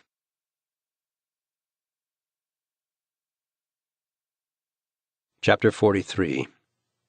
Saturday, December 12th, morning. After parting with Joona outside the cafeteria, Erik returns to his office. The notion that Benjamin has been kidnapped hasn't yet sunk in. It's simply too incredible to believe that a stranger could break into their apartment and drag his son away. And yet that's what Simone saw. It can't be Yusef Eik who has taken his son. Yes, he just made the case for it, but it's impossible. With a feeling that everything around him is becoming completely unmanageable, he sits down at his battered desk and calls the same people over and over again, as if he can tell from some nuance in their voices whether they might have overlooked some detail, whether they are lying or keeping information from him. He calls Ida 3 times in succession, asking first if she knows if Benjamin had any particular plans for the weekend, then if she has the phone numbers of his friends, the 3rd time if she and Benjamin have had a fight. Her voice quavers on the other end of the phone when she answers, and Erik suddenly realizes she's just a kid, overwhelmed by the fierceness of his questioning and, in her own way, by Benjamin's absence. Protectively, he gives her all the numbers where he can be reached, and establishes that she hasn't seen Benjamin since school yesterday. Then he begins calling the police. He asks what's happening, whether they're making any progress. He calls every hospital in the Stockholm area. He hears himself saying, in his most authoritative, doctorly voice, "He has von Willebrandt's disease, but he may not be carrying his alert card from the emergency blood service. I'd recommend screening all unidentified adolescent male admittees for the disease." He calls Benjamin's cell, which is switched off, for the 10th time. He calls Joona's phone, demanding loudly that the police intensify the search. Joona must insist on more resources. Finally, he begs him to do his utmost. Erik returns to Simone's room, but stops outside. He places a hand on the wall to steady himself. Things have begun to spin, and he can feel something tightening around him. His brain is struggling to comprehend what is happening. Within, he can hear a constant refrain. "I'm going to find Benjamin. I'm going to find Benjamin." When he feels steadier, Erik looks at his wife through the pane of glass in the door. She is awake, but her face is tired and confused. Her lips are pale, and the dark circles around her eyes have deepened. Her strawberry blonde hair is messy with sweat. She is turning her wedding ring around, twisting it and pressing it against the knuckle. Erik runs a hand over his face and feels the rough stubble. Simone looks back at him, but her expression doesn't change. Erik goes in and sits heavily by her side. She glances at him, then lowers her eyes. He sees her lips draw back in a painful grimace. A few fat tears well up in her eyes, and her nose reddens with weeping. "Benjamin tried to grab hold of me. He reached out for my hand," she whispers. "But I just lay there. I couldn't move." "I've just found out that Yusef Eik ran away last night." Erik's voice is weak. "I'm so cold," she whispers, but she knocks his hand away when he tries to tuck the pale blue hospital blanket around her. "Don't," she says. "It's your fault. You were so fucking desperate to hypnotize him. Simone, I was trying to save someone's life. This is not my fault. It's my job." "But what about your son? Doesn't he count?" Erik reaches for her, but she pushes him away. "I'm going to call my father," she says, her voice unsteady. "He'll help me find Benjamin." "I really don't want you to do that," says Erik. "To be honest, I don't give a shit about what you want. I want my son back." "I'll find him, Sixan. Why don't I believe you? The police are doing what they can, and your father—" "The police! It was the police who let that lunatic get away," she says angrily. "They're not going to do anything to find Benjamin. Yusef is a serial killer. The police want to find him, and they will. But I'm not stupid. I know Benjamin isn't important. They don't care about him. Not really. Not like us. Not like—" "That's exactly what I'm saying," Joona Linna explained. "But it's his fault. He's the one who got you to carry out the hypnosis." Erik shakes his head, then swallows hard. "It was my decision. My father would do everything he can," she says quietly. "I understand that you're angry with me, but right now we need to put that aside. I want us to go through every little detail together. We need to think carefully, and we need to be calm." "What the fuck can you and I do?" she cries. Silence. Erik hears someone switch on the television in the room next door. "We need to think," he says cautiously. I'm not sure it was Yusef Eik who actually— You're not right in the head, Simone snaps. She tries to get out of bed, but hasn't the strength. Can I just say one thing? I'm going to get myself a gun, and I'm going to find him, she says. The front door was open 2 nights in a row, but that's what I said, she screams. I said that someone was in the apartment, but you didn't believe me. You never do. If only you had believed me then— Erik cuts her off. Listen to me, he says. The front door may have been open 2 nights in a row, but Yusef Eik was in his hospital bed the first night, so he can't have been in our apartment then. Simone is not listening. She is still trying to get up. Groaning angrily, she manages to make it as far as the narrow closet containing her clothes. Erik stands there without helping her, watches her tremble as she gets dressed, hears her swear quietly to herself. Chapter 44. Saturday, December 12th, evening. It is evening by the time Erik finally manages to get Simone discharged from the hospital. When they return home, the apartment is a complete mess. Bedclothes lie in the hallway, the lights are on, the bathroom tap is running, shoes are heaped on the hall rug, and the telephone has been thrown on the parquet floor, its batteries beside it. Erik and Simone look around with the horrible feeling that something in their home is lost to them forever. These objects have become alien, meaningless. Simone picks up an overturned chair, sits down, and begins to pull off her boots. Erik turns off the bathroom tap, goes into Benjamin's room, and looks at the red-painted surface of the desk. Textbooks lie next to the computer, covered in gray paper to protect them.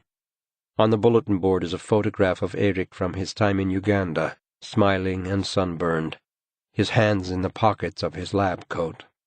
Erik brushes his hand over Benjamin's jeans, hanging on the back of a chair with his black sweater. In the living room he finds Simone standing with the telephone in her hand.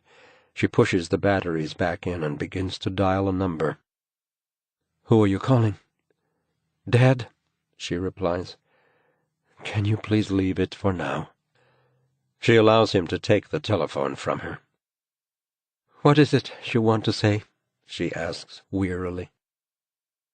"I can't cope with seeing Kenneth, not now." He places the telephone on the table and runs his hands over his face before he begins again. "Can't you respect the fact that I don't want to leave everything I have in your father's hands? Can't you respect the fact that— Stop it!" She glares angrily at him. "Siksan, I'm finding it difficult to think clearly right now. Please, let's not play the game where we match each other grievance for grievance. I don't have the energy. I only want to say that I can't cope with having your father around." "Are you finished?" she says, holding out her hand for the phone. "This is about our child," he says. She nods. "Can't it be that way? Can't it be about him?" he goes on. "I want you and me to look for Benjamin, along with the police, the way it should be."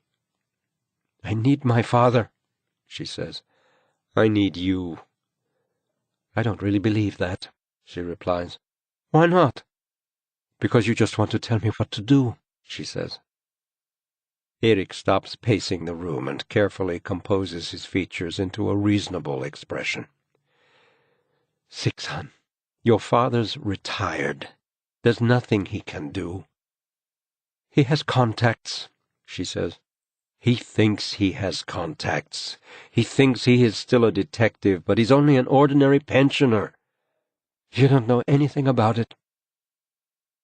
Benjamin isn't some kind of hobby for old men with too much time on their hands. That's it. I'm not interested in what you have to say." She looks at the phone. "I can't stay here if he's coming. You just want him to tell you I've done the wrong thing again, like he did when we found out about Benjamin's illness.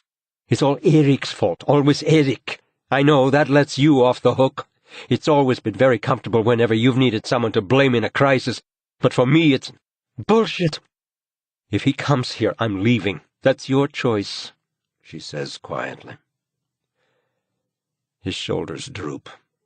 She is half turned away from him as she punches in the number. Don't do this, Erik begs. It's impossible for him to be here when Kenneth arrives. He looks around. There's nothing he wants to take with him. He hears the phone ringing at the other end of the line and sees the shadow of Simone's eyelashes trembling on her cheeks. "Fuck you," he says, and goes out into the hallway. He hears Simone talking to her father. With her voice full of tears, she begs him to come as quickly as he can. Erik takes his jacket from the hanger, leaves the apartment, closes the door and locks it behind him. Halfway down the stairs, he stops. Maybe he ought to go back and say something. It isn't fair. This is his home, his son, his life. Fuck it, he says quietly, and continues down to the door and out into the dark street.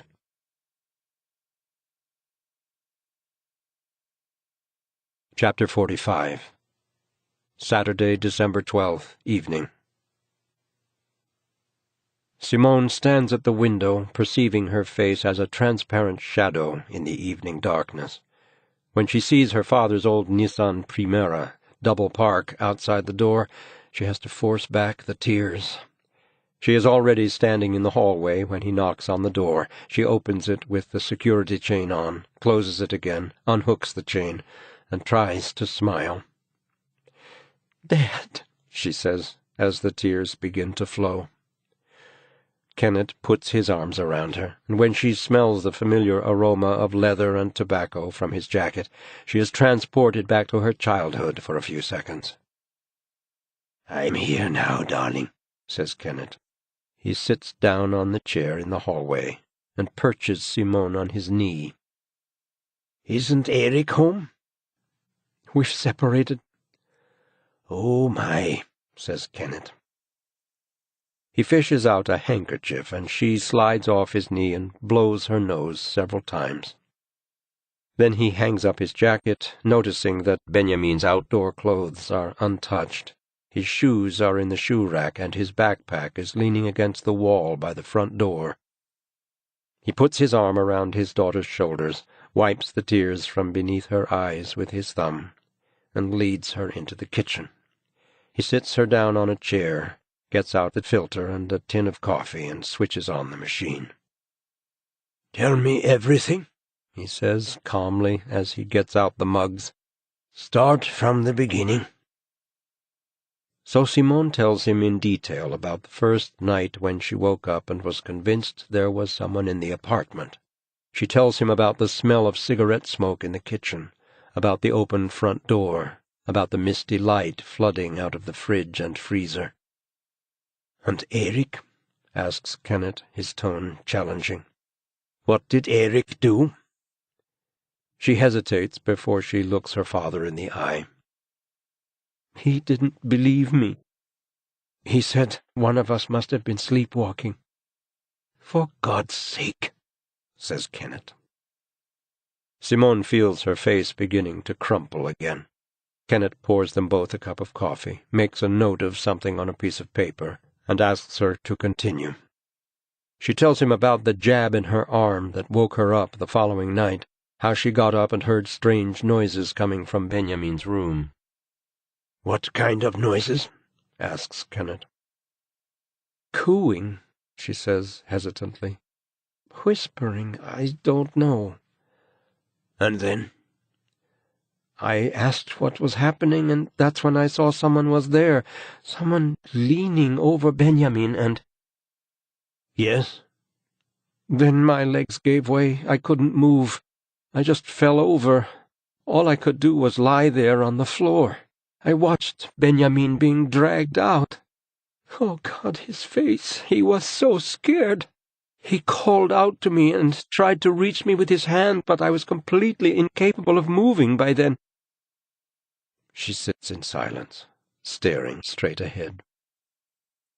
"Do you remember anything else?" "What?" "What did he look like? The man who got in?" I don't know. Did you notice anything distinguishing about him?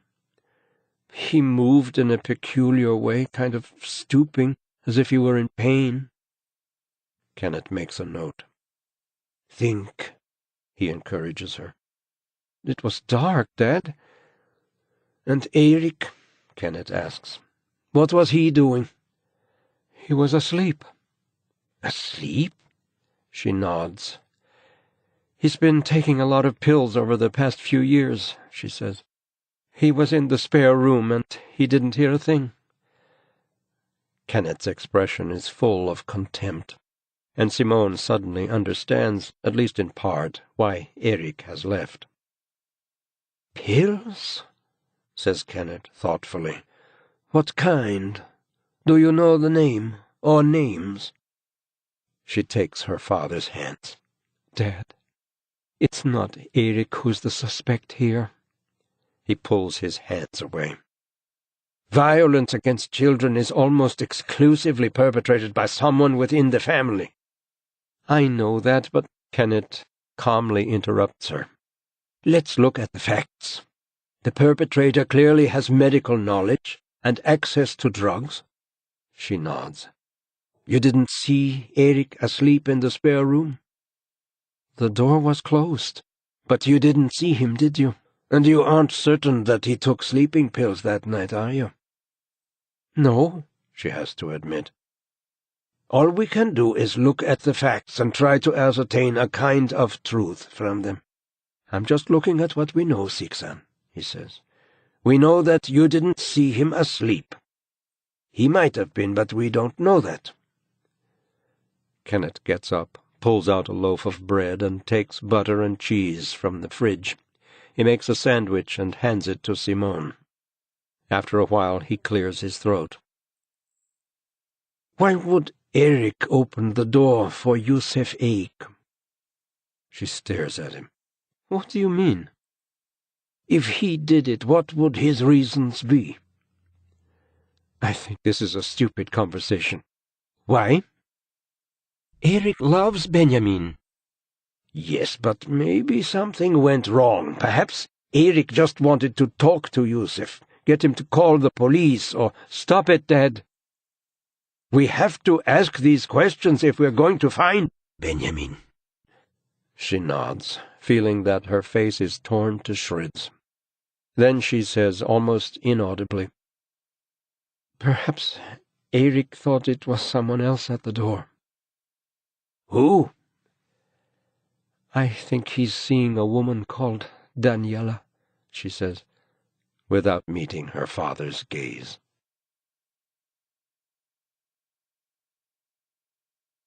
Chapter 46. Sunday, December 13th, Feast of St. Lucia, morning. Simone wakes at 5 o'clock. Kenneth must have carried her to bed and tucked her in. She goes straight to Benjamin's room with a flicker of hope in her chest, but the feeling is swept away as she stands in the doorway gazing at the empty bed. She doesn't cry, but she thinks that the taste of tears and fear has permeated everything, as a single drop of milk turns clear water cloudy. She tries to take control of her thoughts, to not think about Benjamin, not properly, to not let the fear in. The light is on in the kitchen. Kenneth has covered the table with bits of paper. On the counter, the police radio is making a murmuring, buzzing noise. Kenneth stands completely still, staring into thin air. Then he runs a hand over his chin a couple of times. I'm glad you managed to get some sleep, he says. She shakes her head. Sixan? Yes, she mumbles. She goes over to the sink and splashes her face with cold water. As she dries herself with the kitchen towel, she sees her reflection in the window. It is still dark outside, but soon the dawn will come with its net of winter cold and December darkness. Kenneth scribbles on a scrap of paper, moves another sheet, and makes a note of something on a pad. She sits down opposite her father and tries to analyze how Yusef Eik got into their apartment and where he might have taken Benjamin. Son of the right hand, she whispers. "What, dear?" asks Kenneth, still writing. "Nothing." She was thinking that son of the right hand is the Hebrew meaning of Benjamin. In the Old Testament, Rachel was the wife of Jacob. He worked for 14 years so he could marry her. She bore him 2 sons, Joseph, who interpreted the dreams of the Pharaoh, and Benjamin, the son of the right hand. Simone's face contracts with suppressed tears. Without a word, Kenneth leans over and squeezes her shoulder. "We'll find him," he says. She nods. "I got this just before you woke up," he says, tapping a folder that is lying on the table. "What is it?" "You know, the house in Tumba where Yusuf Eik. This is the crime scene investigator's report." "I thought you'd retired." "I have my ways." He smiles and pushes the folder over to her. She opens it and reads the systematic analysis of fingerprints, handprints, marks showing where bodies have been dragged, strands of hair, traces of skin under fingernails, damage to the blade of a knife, marrow from a spinal cord on a pair of slippers, blood on the television, blood on the lamp, on the rag rug, on the curtains. Photographs fall out of a plastic pocket. Simone tries not to look, but her brain still manages to capture the image of a horrific room. Everyday objects, bookshelves, a music system, all black with blood. On the floor there are mutilated bodies and body parts. She stands up abruptly and leans over the sink, retching. "Sorry," says Kenneth. "I wasn't thinking. Sometimes I forget that not everyone is a policeman."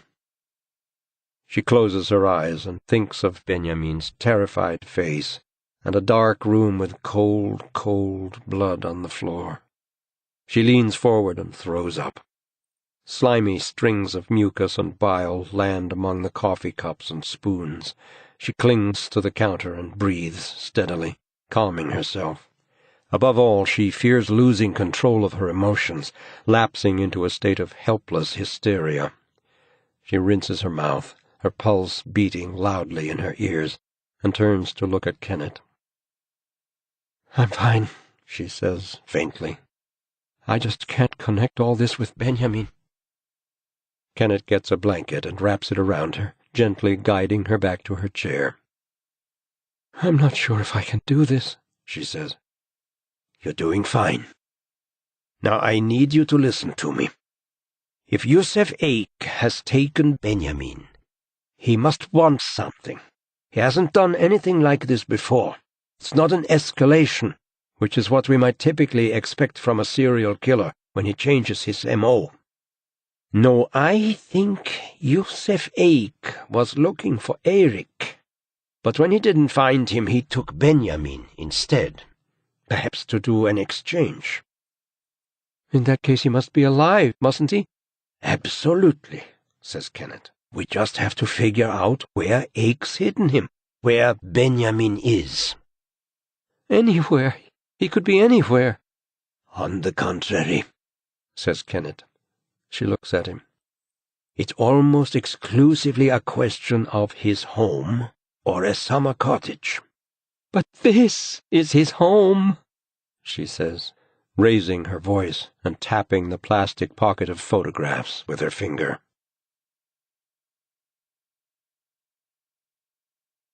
Chapter 47. Sunday, December 13th, Feast of St. Lucia. Morning.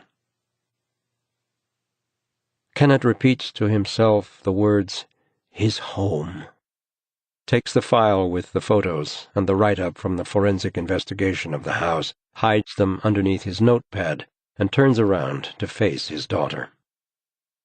"Dutroux," he says. "What?" asks Simone. "Do you remember the case of Marc Dutroux?" "No." In his matter-of-fact fashion, Kenneth tells her about Dutroux, who kidnapped and tortured 6 girls in Belgium. Julie Lejeune and Melissa Rousseau starved to death while Dutroux was serving a short prison sentence for stealing a car. Effie Lambrechts and Anne Marchal were buried alive in the garden. Dutroux had a house in Charleroi, he goes on. In the cellar he had built a storeroom with a secret door weighing over 400 pounds. It was impossible to detect the room by knocking to find a hollow space. The only way to find it was to measure the house. The measurements inside and outside didn't match.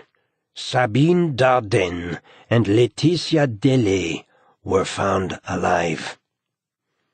Simone tries to get to her feet. Her heart is beating peculiarly, hammering her chest from inside. She cannot believe there are men driven by a need to wall people in, men calmed by the fear of their victims down in the darkness behind silent walls. "Benjamin needs his medication," she whispers. Simone watches her father go over to the telephone. He dials a number, waits for a moment, then says quickly, "Charlie, listen, there's something I need to know about Youssef Eik. No, it's about his house, the house in Tumba." There is silence for a while. Then Simone can hear someone speaking in a rough, deep voice. "Yes," says Kenneth. "I realize you've checked it out. I've had a look at the report." The other person continues talking. Simone closes her eyes and listens to the hum of the police radio, which becomes part of the muted bumblebee buzz of the voice on the phone. "But you haven't measured the house?" she hears her father ask. "No, of course not." She opens her eyes and suddenly feels a brief adrenaline rush chase away the tiredness. "Yes, that would be good. Can you send the plans over here by messenger?" says Kenneth. "And any planning applications? Yes, the same address. Thanks a lot." He ends the call. "Could Benjamin really be in that house? Could he, Dad?" "That's what we're going to find out." "Well, come on then," she says impatiently. "Charlie's sending the plans over." "Plans? I don't give a shit about the plans. What are you waiting for? We need to get over there. I can smash down every little—" "That's not a good idea. I mean, it's urgent, but I don't think we'll gain any time by going over there and starting to knock down walls." "But we have to do something." "That house has been crawling with police for the past few days," he explains. "If there was anything obvious, they would have found it, even if they weren't looking for Benjamin." "But I need to look at the plans to see where it might be possible to build a secret room. Get some measurements so I can compare them with the actual measurements when we're in the house." "But what if there is no room? Then where can he be?" "The Eik family shared a summer cottage outside Bollnäs with the father's brothers. I have a friend there who promised to drive over. He knows the area very well. It's in the older part of a development." Kenneth looks at his watch and dials a number. "Svante? Kenneth here. I was just wondering." "I'm there now," his friend says. "Where?" "Inside the house," says Svante. "But you were only supposed to take a look." "The new owners let me in." "They're called Schulin." Someone says something in the background. "Sorry, Schudin," he corrects himself. "They've owned the house for over a year." "I see. Well, thanks for your help." Kenneth ends the call. A deep furrow appears in his forehead. "What about the cottage where his sister was?" asks Simone. "We've had people there several times, but you and I could drive out and take a look anyway." They fall silent, their expressions thoughtful, introverted. The letterbox rattles. The morning paper is pushed through and thuds onto the hall floor. Neither of them moves. They hear the rattle of more letterboxes on the next floor down. Then the outside door opens. Kenneth suddenly turns up the volume of the police radio. A call has gone out. Someone answers, demanding information. In the brief exchange, Simone picks up something about a woman hearing screams from a neighboring apartment. A car is dispatched. In the background, someone laughs and launches into a long explanation about why his younger brother still lives at home and has his sandwiches made for him every morning. Kenneth turns the volume down again. "I'll make some more coffee," says Simone. From his khaki bag, Kenneth removes a pocket atlas of Greater Stockholm. He takes the candlesticks from the table and places them on the window before opening it. Simone stands behind him, contemplating the tangled network of roads, rail, and bus links, crisscrossing one another in shades of red, blue, green, and yellow, forests, and geometric suburban systems. Kenneth's finger follows a yellow road south of Stockholm, passing Älvsjö, Huddinge, Tellinge, and down to Tumba. Together they stare at Tumba and Salem. It is a pale map showing an old and once isolated community that was saved from decay and irrelevance when a commuter train station was built there, creating a new town center. The detailed map indicates a post-war boom, new construction of high-rise apartments and shops, a church, a bank, and a state-owned liquor store has brought suburban convenience and comfort to the old town. Row houses and residential areas branch out from a central core. There are a few fields the color of yellow straw just north of the community. After a few miles, these give way to forests and lakes. Kenneth traces the street names and circles a point among the narrow rectangles that lie parallel to one another like ribs. "Where the hell is that messenger?" he mutters.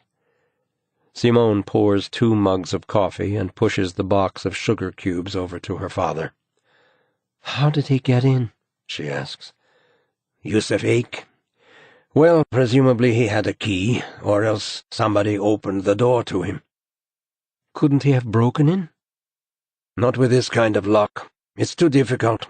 Much easier to bust down the door." She nods, trying to think methodically. "Should we take a look at Benjamin's computer?"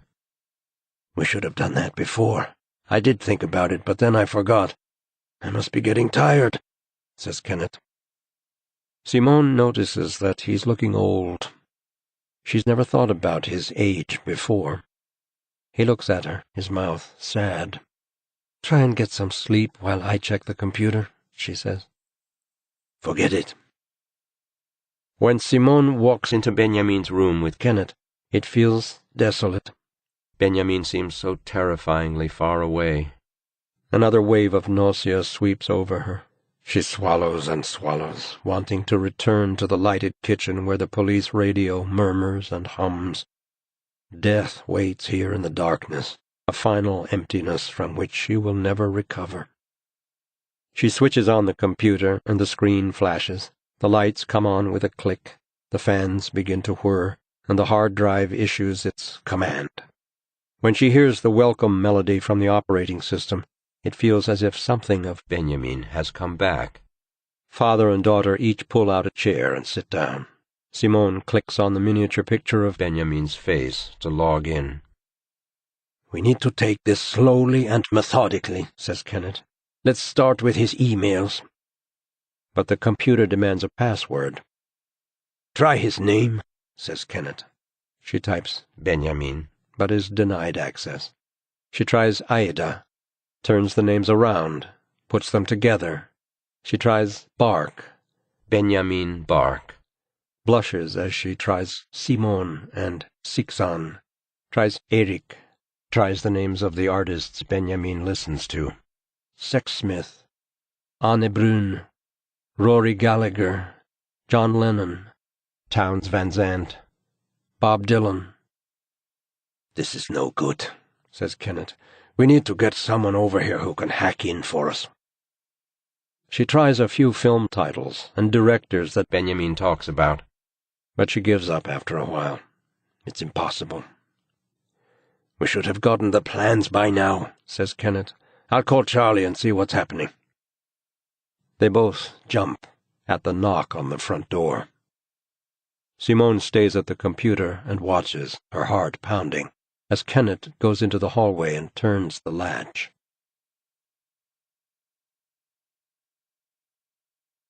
Chapter 48. Sunday, December 13th, Feast of St. Lucia. Morning. The December sky is pale as sand. The temperature is a few degrees above zero as Kenneth and Simone drive into the part of Tumba where Yusef Eik was born and grew up, and where, at the age of 15, he slaughtered his family. The house looks just like the other houses on the street, neatly kept, unremarkable. If not for the black and yellow police tape, nobody would suspect that a week ago this house was the scene of 2 of the country's most long-drawn-out and merciless murders. A bicycle with training wheels sits near a sandbox at the front of the house. One end of the police tape has come loose and blown about, finally getting stuck in the mailbox opposite. Kenneth doesn't stop, but drives past slowly. Simone peers in the windows. The curtains are drawn and the place looks completely deserted. The whole row of houses seems to have been abandoned. Could she live on a street where something like this had happened? She shudders. They roll to the end of the cul-de-sac, swing around, and are approaching the scene of the crime once more when Simone's phone suddenly rings. She answers quickly, "Hello?" and listens for a moment. "Has something happened?" Kenneth stops the car, turns off the engine, and gets out. From the capacious trunk he takes a crowbar, a tape measure, and a flashlight. He hears Simone say that she has to go before he slams the trunk shut. "What do you think?" Simone yells into the phone. Kenneth can hear her through the car windows and carefully gauges her distressed expression as she gets out of the passenger seat with the house plans in her hand. Without speaking, they walk together toward the white gate in the low fence. It squeaks slightly as it opens. Kenneth tips a key out of an envelope, continues to the door, and unlocks it. Before he goes in, he turns back to look at Simone, and he nods briefly, noting the resolute look on her face. As soon as they walk into the hallway, they are hit by the sickening smell of rancid blood. For a brief moment, Simone feels panic rising in her chest. The stench is rotten, sweet, not unlike excrement. She glances at Kenneth. He doesn't seem troubled, just focused, his movements carefully considered. They go past the living room. From the corner of her eye, Simone has an impression of the blood-stained walls and soapstone fireplace, the overwhelming chaos, the fear lifting from the floor. They can hear a strange creaking noise from somewhere inside the house. Kenneth stops dead, calmly takes out his former service pistol, removes the safety catch, and checks that it is loaded. They hear something else, a swaying, heavy, dragging noise. It doesn't sound like footsteps. It sounds more like someone slowly crawling.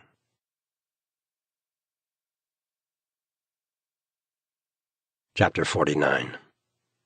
Sunday, December 13th, Feast of St. Lucia, morning. Erik wakes in the narrow bed in his office at the hospital. It's the middle of the night. Glancing at the clock on his cell phone, he sees it's almost 3.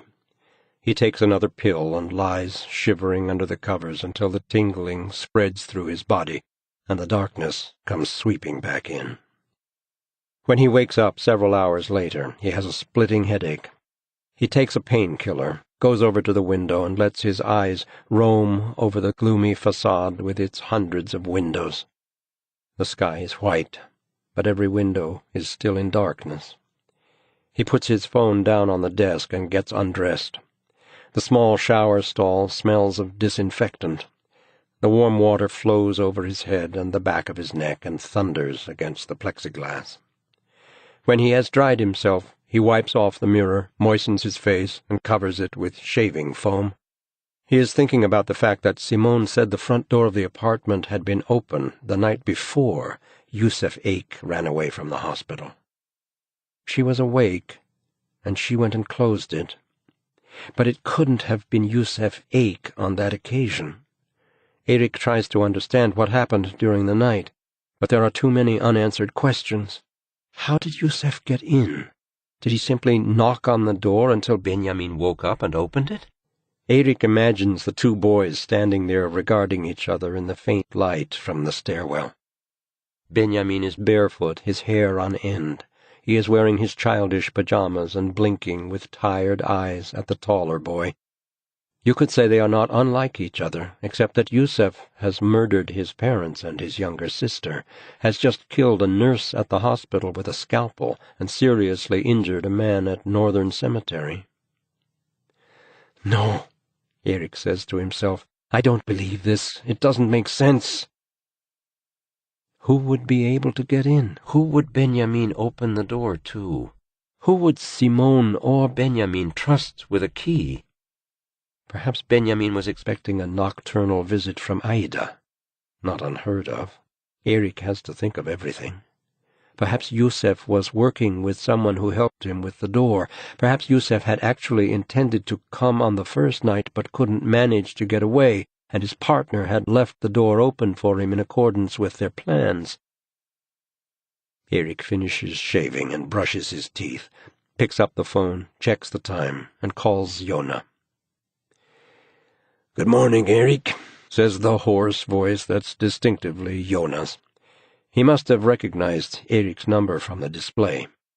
"Did I wake you?" "No." "Sorry to call again." Erik coughs.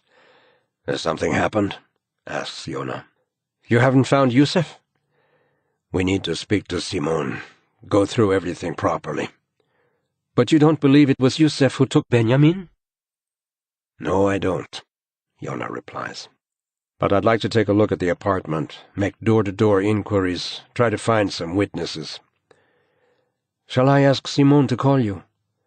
"That won't be necessary." A drop of water falls from the tap, landing in the basin with a brief, truncated ping. "I still think you should accept police protection," says Joona. "I'm staying at Karolinska Hospital. I don't think Yusef will come back here of his own free will." "And what about Simone?" "Ask her. It's possible she might have changed her mind," says Erik, "even though she already has a protector." "Oh, yes, so I hear," says Joona dryly. "Can't imagine what it must be like to have Kenneth String as a father-in-law." "Neither can I," replies Erik. Joona laughs. "Did Yusef try to run away the day before yesterday?" asks Erik. "There's nothing to suggest that," replies Joona. "Why do you ask?" "Somebody opened our front door the previous night, just like last night." "I didn't know that. But I'm pretty sure Yusef ran because he found out he was going to be arrested, and he was given that information only yesterday," Joona says slowly. Erik shakes his head and runs his thumb over his mouth. "This doesn't make sense." He sighs. "Did you see the open door?" asks Joona. "No, it was Sixan, Simone, who got up. Would she have any reason to lie?" It hadn't occurred to me." "You don't need to answer now."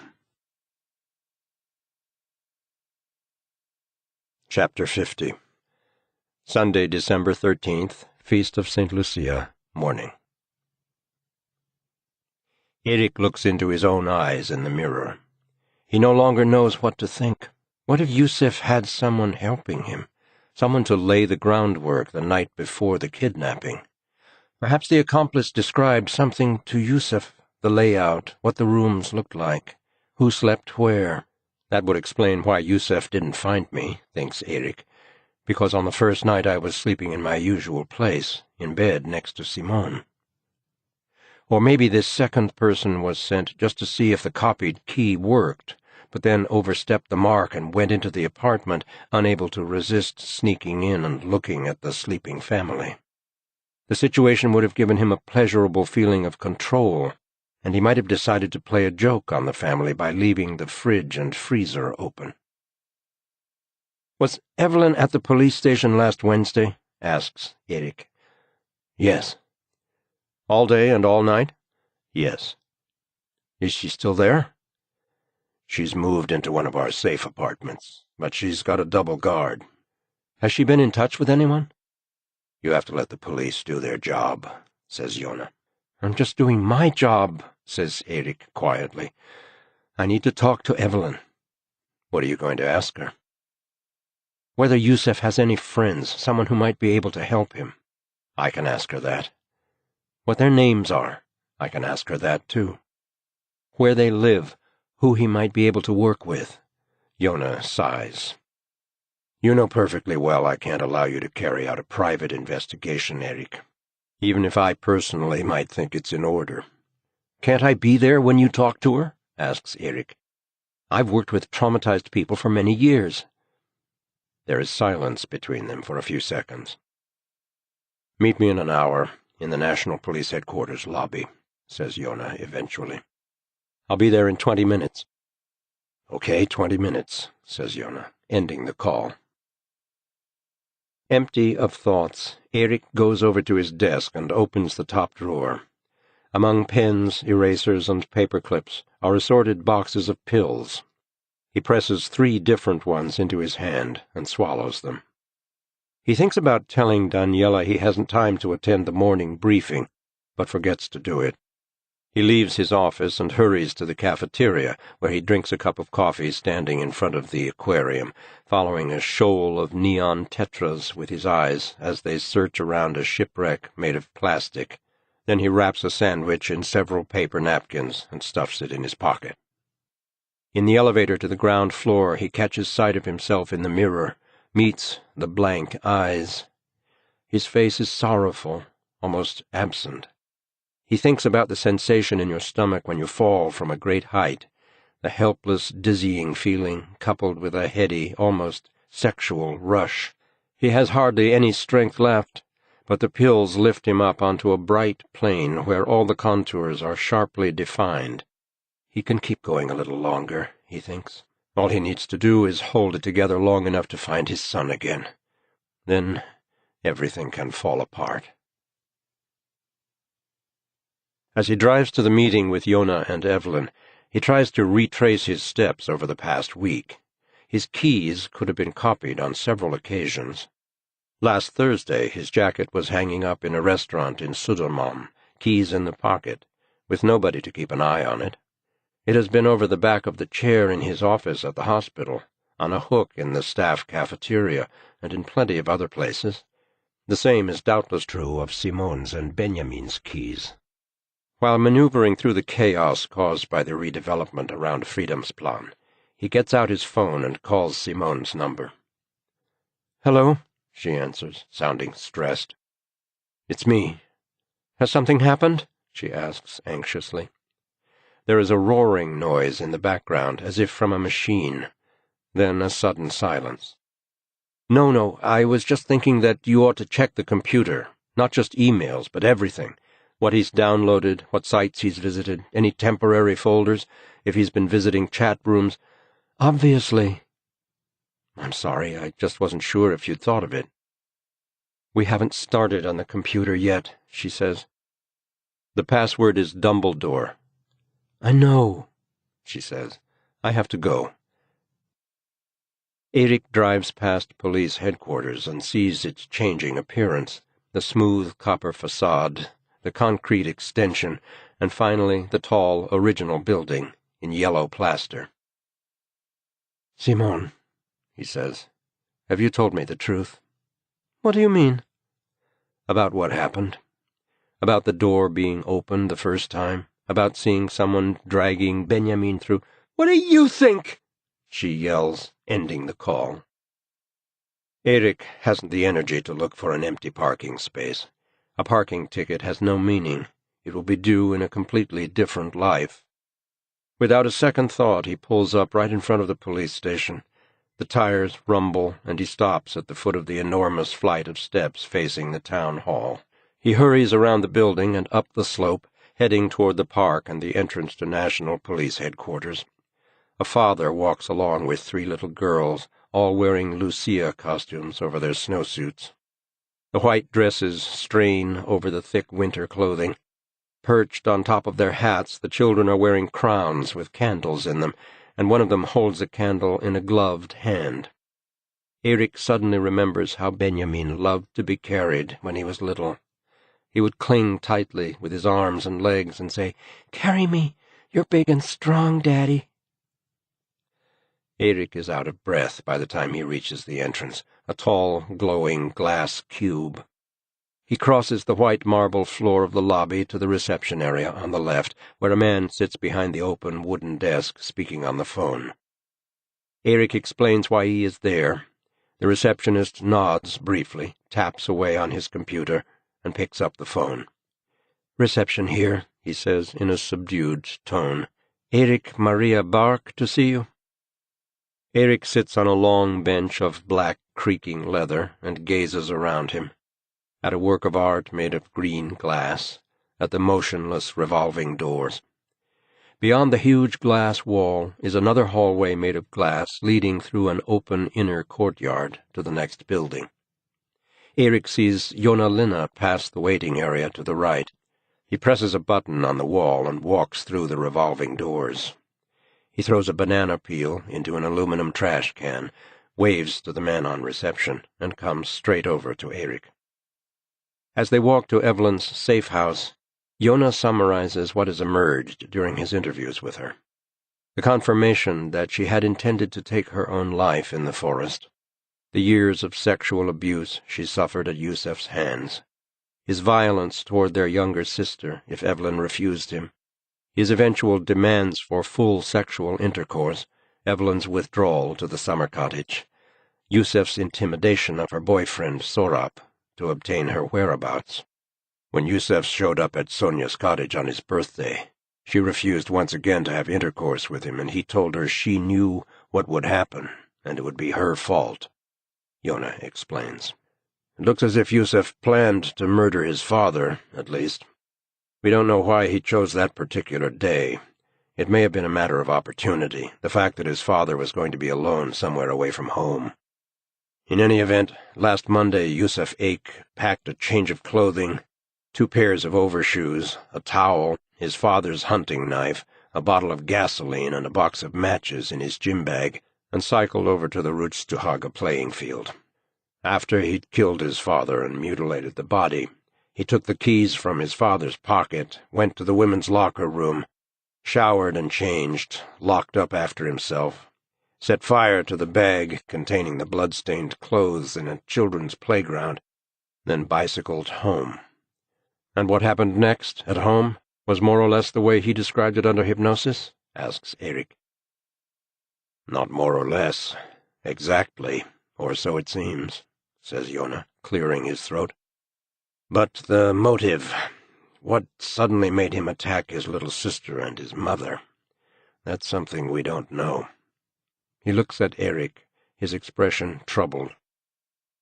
Perhaps he just had a feeling that he wasn't finished, that Evelyn hadn't been punished enough.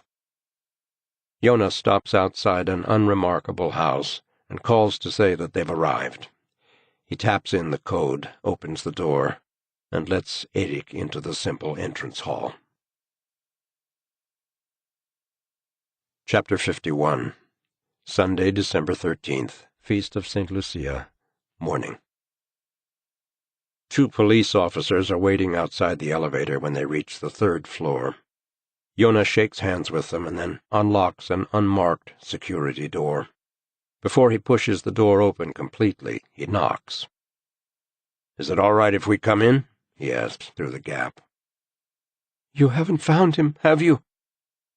The light is behind Evelyn, so it is impossible to make out her features clearly, only a dark oval surrounded by sunlit hair. "No," replies Joona. She comes to the door to usher them in and locks it quickly behind them, checking the lock. When she turns around, Erik sees she is breathing heavily. "This is a safe apartment. You've got a police guard," says Joona reassuringly. "No one is allowed to give out information about you or search for information about you. The prosecutor has made that decision. You're safe now, Evelyn." "As long as I stay in here, maybe," she says, "but I'm going to have to come out sometime, and Yusef is good at waiting." She goes over to the window, looks out, and sits down on the sofa. "Where could Yusef be hiding?" asks Joona. "You think I know something, do you?" asks Erik. "Are you going to hypnotize me?" No. He smiles in surprise.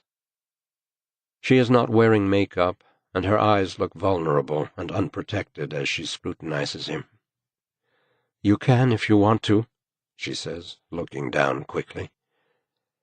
The apartment consists of nothing more than a bedroom with a wide bed, 2 armchairs and a television set, a bathroom with a shower cubicle, and a kitchen with an eating area. The windows are made of bulletproof glass, and the walls are painted throughout in a calm yellow color. Erik looks around and follows her into the kitchen. Nice little place, he says. Evelyn shrugs her shoulders. She is wearing a red sweater and a pair of faded jeans. Her hair is carelessly caught up in a ponytail. They're bringing a few of my things today, she says. That's good, says Erik. People usually feel better when... Better? What do you know about what would make me feel better? I've worked with... I'm sorry, but I don't give a shit about that. I don't want to talk to psychologists and counselors. I'm not here in that capacity. So why are you here? To try to find Yusuf. She turns to him and says curtly, He isn't here. Without knowing why, Erik decides not to say anything about Benjamin. Listen to me, Evelyn, he says quietly. I need your help to map out Yusuf's circle of acquaintances. Her eyes are shiny, almost feverish. Okay, she replies with something resembling a small smile. Does he have a girlfriend? Her eyes darken and her mouth tenses. Apart from me, you mean? Yes. She shakes her head. Who does he hang out with? He doesn't hang out with anybody, she says. Classmates? She shrugs her shoulders. He's never had any friends, as far as I know. If he needed help with something, who would he turn to? I don't know. Sometimes he talks to the drunks behind the liquor store. Do you know their names, who they are? One of them has a tattoo on his hand. What does it look like? I can't remember. A fish, I think. She stands up and goes over to the window again. Erik looks at her. The daylight strikes her young face. He can see a blue vein beating in her slender throat. Could he be staying with one of them? She shrugs her shoulders vaguely. Maybe. Do you think he is? No. So what do you think, then? I think he's going to find me before you find him. Erik looks at her, as she stands with her forehead resting against the window pane, and wonders if he should press her any further. There is something about her toneless voice, her lack of trust, that tells him she has long had a unique insight into her brother and has abandoned any hope of finding someone to share it with. Evelyn, what does Yusuf want? I can't talk about that. Does he want to kill me? I don't know. But what do you think? She takes a deep breath, and her voice is hoarse and tired when she answers. If he thinks you've come between him and me, if he's jealous, then yes. Yes, what? Kill you. Try, you mean? Evelyn licks her lips, turns to face him, then looks down. Erik wants to repeat his question, but nothing comes out. Suddenly there is a knock on the door. Evelyn looks at Joona and Erik, a terrified expression on her face, and backs into the kitchen. The knocking comes again. Joona walks over, looks through the peephole, and admits 2 police officers. One of them is carrying a cardboard box. I think we found everything on the list, he says. Where do you want this? Anywhere, says Evelyn faintly, emerging from the kitchen. Would you sign here? He holds out a delivery receipt, and Evelyn signs it. Joona locks the door behind them when they leave. Evelyn hurries over to the door, checks that he's locked up properly, and turns to face them. I asked if I could have some things from home. Yes, you told us. Evelyn crouches down, pulls off the brown sticky tape, and opens the box. She takes out a silver money box in the shape of a rabbit and a framed picture of a guardian angel, but suddenly stops. My photo album, she says, and Erik sees that her mouth has begun to tremble.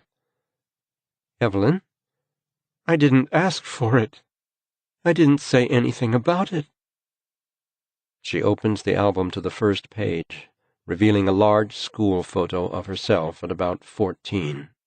She is wearing braces on her teeth and smiling shyly. Her skin glows. Her hair is cut very short. Evelyn turns the page, and a folded piece of paper falls out and lands on the floor. She picks it up, turns it over, and her face flushes deep red. He's at home, she whispers, passing it to Erik. He smooths out the paper, and he and Joona read it together. I own you. You belong only to me.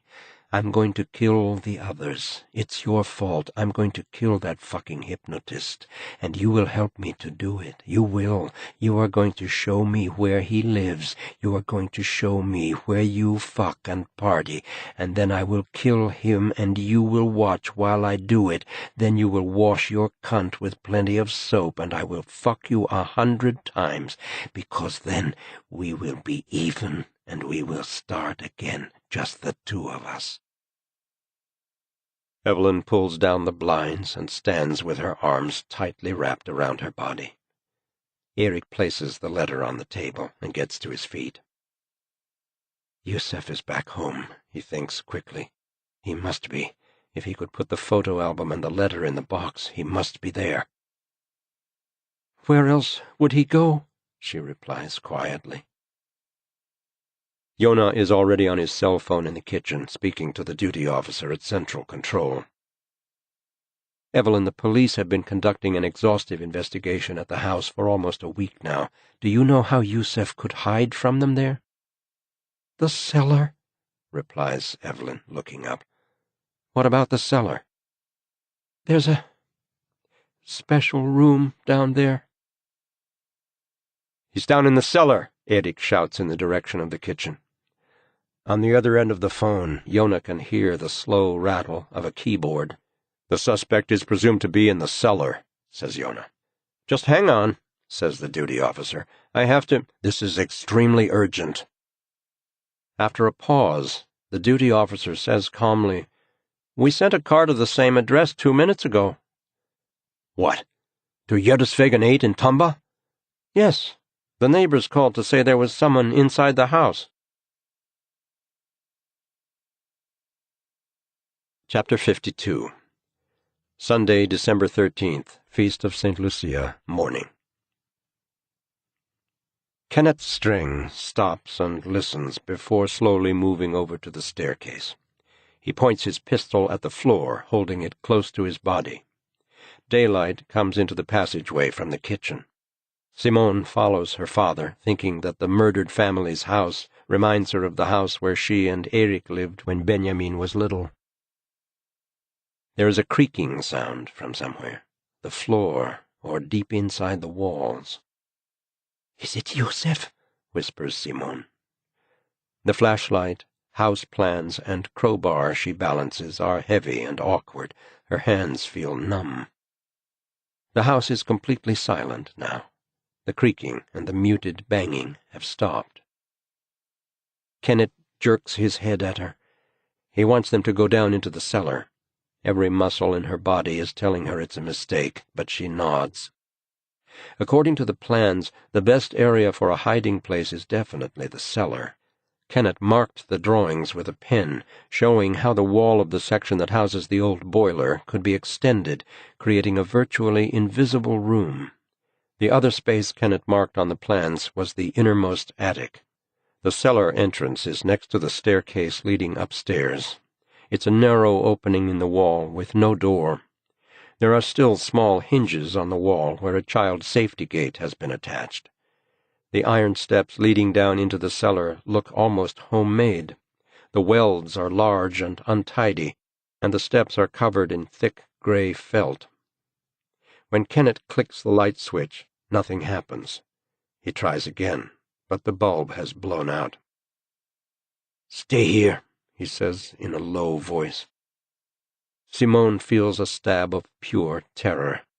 A heavy, dusty smell that makes her think of the stifling air inside a highway tunnel surges up from below. "Give me the flashlight," he says, holding out his hand. Slowly, Simone passes it over to her father. He smiles, takes the torch, switches it on, and sets off cautiously down the steps. "Hello?" Kenneth calls gruffly. "Yusef? I need to speak to you." Not a sound comes from the cellar. Not a clatter, not a breath.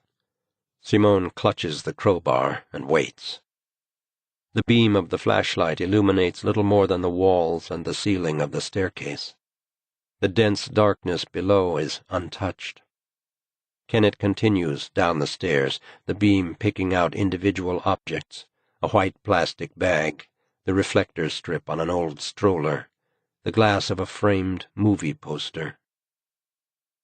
"I think I can help you," calls Kenneth, more quietly this time. He reaches the bottom, sweeping the flashlight around to make sure no one is rushing out of a hiding place. The slanting beam moves across the floor and walls, jumping over objects close by and casting sloping, swinging shadows. Kenneth begins again, searching the room calmly and systematically with the shaft of light. Simone sets off down the steps, the metal construction clanging dully beneath her feet. "There's no one here," says Kenneth matter-of-factly. "So what did we hear, then? It was definitely something," she says. Daylight seeps in through a dirty window just below the ceiling. Their eyes are growing accustomed to the dim light. The cellar is full of bicycles of various sizes, a stroller, sleds, skis, and a bread machine, Christmas decorations, rolls of wallpaper, and a stepladder spattered with white paint. On a box, someone has written in a thick, black, felt-tip pen, "Yusef's Comics." A tapping noise comes from the ceiling, and Simone looks over at the stairs and then at her father. He doesn't seem to hear the sound. He walks slowly toward a door at the far end of the room. Simone bumps into a rocking horse. Kenneth opens the door and glances into a utility room containing a battered washing machine and dryer and an old-fashioned wringer. Next to a geothermal pump, a grubby curtain hangs in front of a large cupboard. "Nobody here," he says, turning to Simone. She looks at him, seeing the grubby curtain behind him at the same time.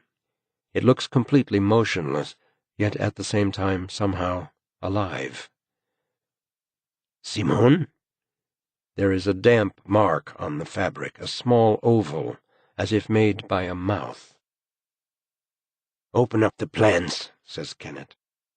It seems to Simone that the damp oval suddenly caves inward. "Dad," she whispers. "What?" he replies, leaning against the doorpost as he puts his pistol back in his shoulder holster and scratches his head. There is a sudden creaking noise.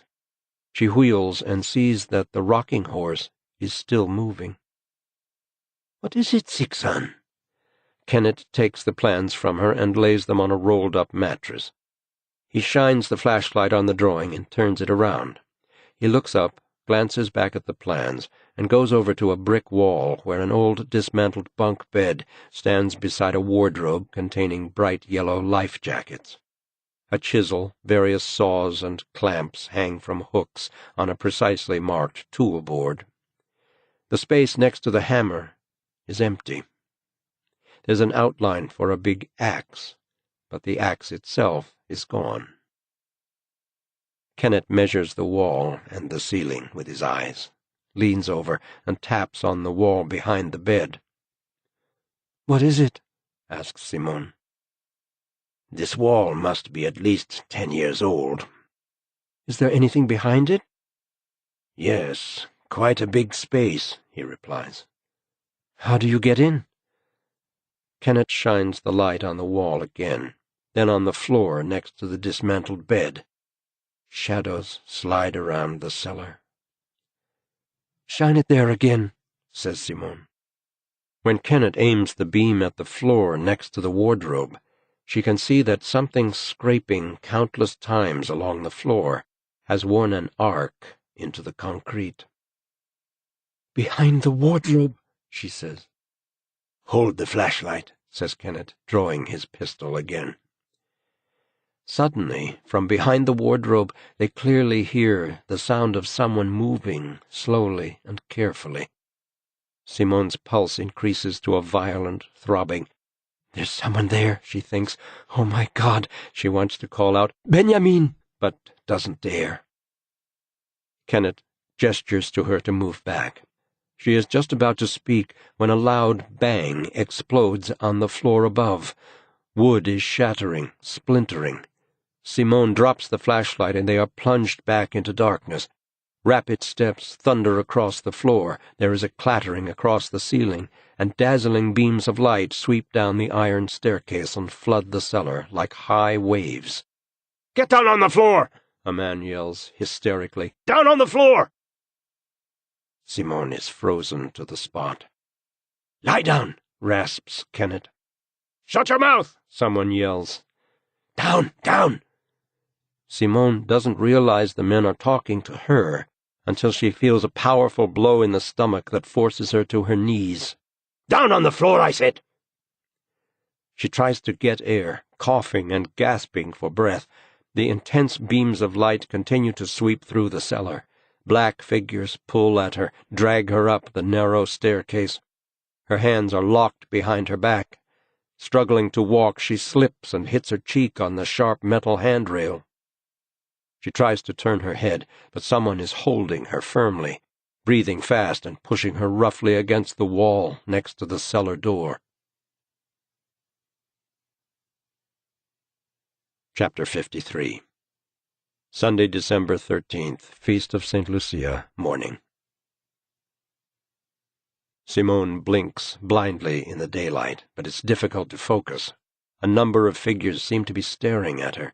Fragments of a conversation farther away reach her, and she recognizes her father's terse, stringent tone. It's his voice that makes her think of the smell of coffee when she was getting ready for school, with the morning news on the radio. Only now does she realize that it is the police who have stormed the house. A neighbor must have seen the light from Kenneth's flashlight and called them. A cop about 25, yet with lines and blue circles beneath his eyes, is looking at her with a strained expression. His head is shaved, revealing a bumpy skull. He rubs the back of his neck with his hand. "Name?" he demands coldly. "Simone Bark," she says, her voice still unsteady. "I'm here with my father." "I want your name, not your life story," the man says rudely. "Take it easy, Ragnar," says one of his colleagues. "You're a fucking parasite," he goes on, turning to Simone. "But that's just my opinion of people who get off looking at blood." He snorts and turns away. Her father is speaking in an even tone, and he sounds very tired. She sees one of the officers walking away with his wallet. "Excuse me," says Simone to a female officer. "We heard someone down in the—" "Shut up," says the woman. "My son is—" "Shut up, I said. Tape her mouth. I want her mouth taped." The officer with the shaved head takes out a roll of broad tape, but he stops when the front door opens and a tall blond man with sharp gray eyes walks in. "Joona Linna, National CID, he says in his sing-song lilt. "What have you got?" "Two suspects," replies the female officer. Joona looks at Kenneth and Simone. "I'll take it from here," he says. "This is a mistake." Two dimples suddenly appear in Jona's cheeks as he tells them to release the suspects.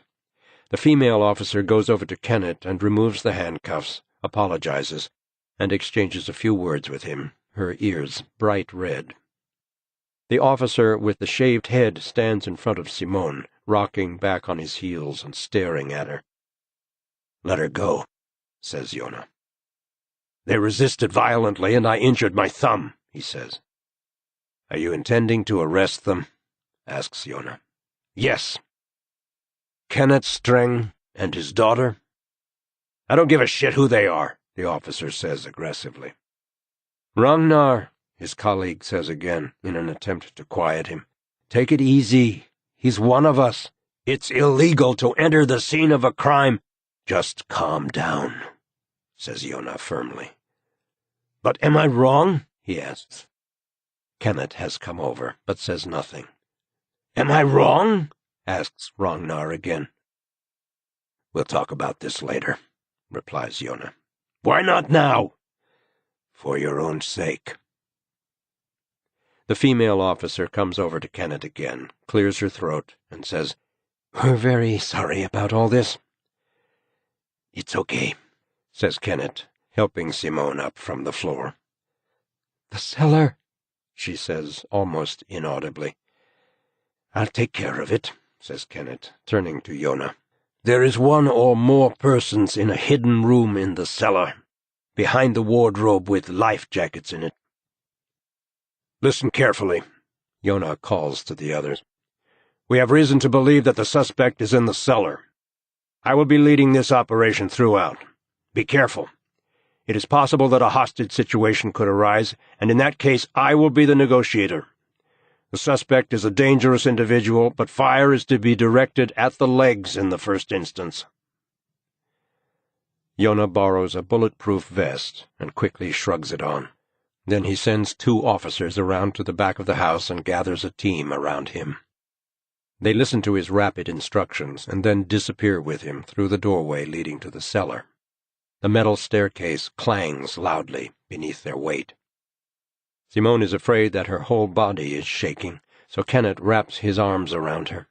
He whispers to her that everything will be fine, but the only thing Simone wants to hear is her son's voice from the cellar. She prays that she will hear him calling to her any second. After only a short while, Joona returns, the bulletproof vest in his hand. "He got away," he says tersely. "Benjamin! Where's Benjamin?" asks Simone. "Not here," replies Joona. "But the room—" She moves toward the cellar doorway. Kenneth tries to hold her back, but she yanks her hand away and pushes past Joona and down the iron steps. With 3 spotlights on stands filling the space with light, the cellar is now as bright as a summer's day. The stepladder has been moved and is now under the small open window.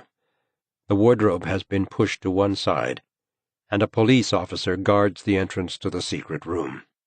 Simone walks slowly toward him. She can hear her father behind her, but she doesn't understand what he is saying. "I have to," she says faintly. The officer raises a hand and shakes his head. "I'm afraid I can't let you in," he says. "It's my son." She feels her father's arms around her, but tries to break free. "He isn't here, Simone." "Let go of me!"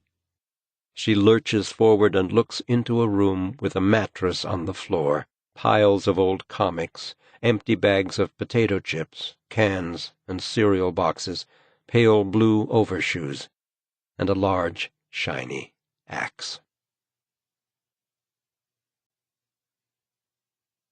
Chapter 54. Sunday, December 13th, Feast of St. Lucia, midday. In the car on the way back from Tumba, Simone listens to Kenneth rant about the police and their lack of coordination. She says nothing, gazing out the window as he complains. The streets are filled with families on their way somewhere, mothers and their toddlers dressed in snowsuits, children trying to make their way through the slush on sleds. They wear the same backpacks. A group of girls with Lucia tinsel in their hair woven into shiny headbands eat something out of a small bag and laugh with delight. More than 24 hours have passed since Benjamin was taken away from us, pulled out of his own bed and dragged out of his home, she thinks. She looks down at her hands. Ugly red marks from the handcuffs are still clearly visible. There is nothing to indicate that Yusef Eik is involved in Benjamin's disappearance. There were no traces of Benjamin in the hidden room, only of Yusef. It is more than likely that Yusef was sitting in there when she and her father went down into the cellar. Realizing they had discovered his hiding place, he must have reached for the axe as quietly as possible.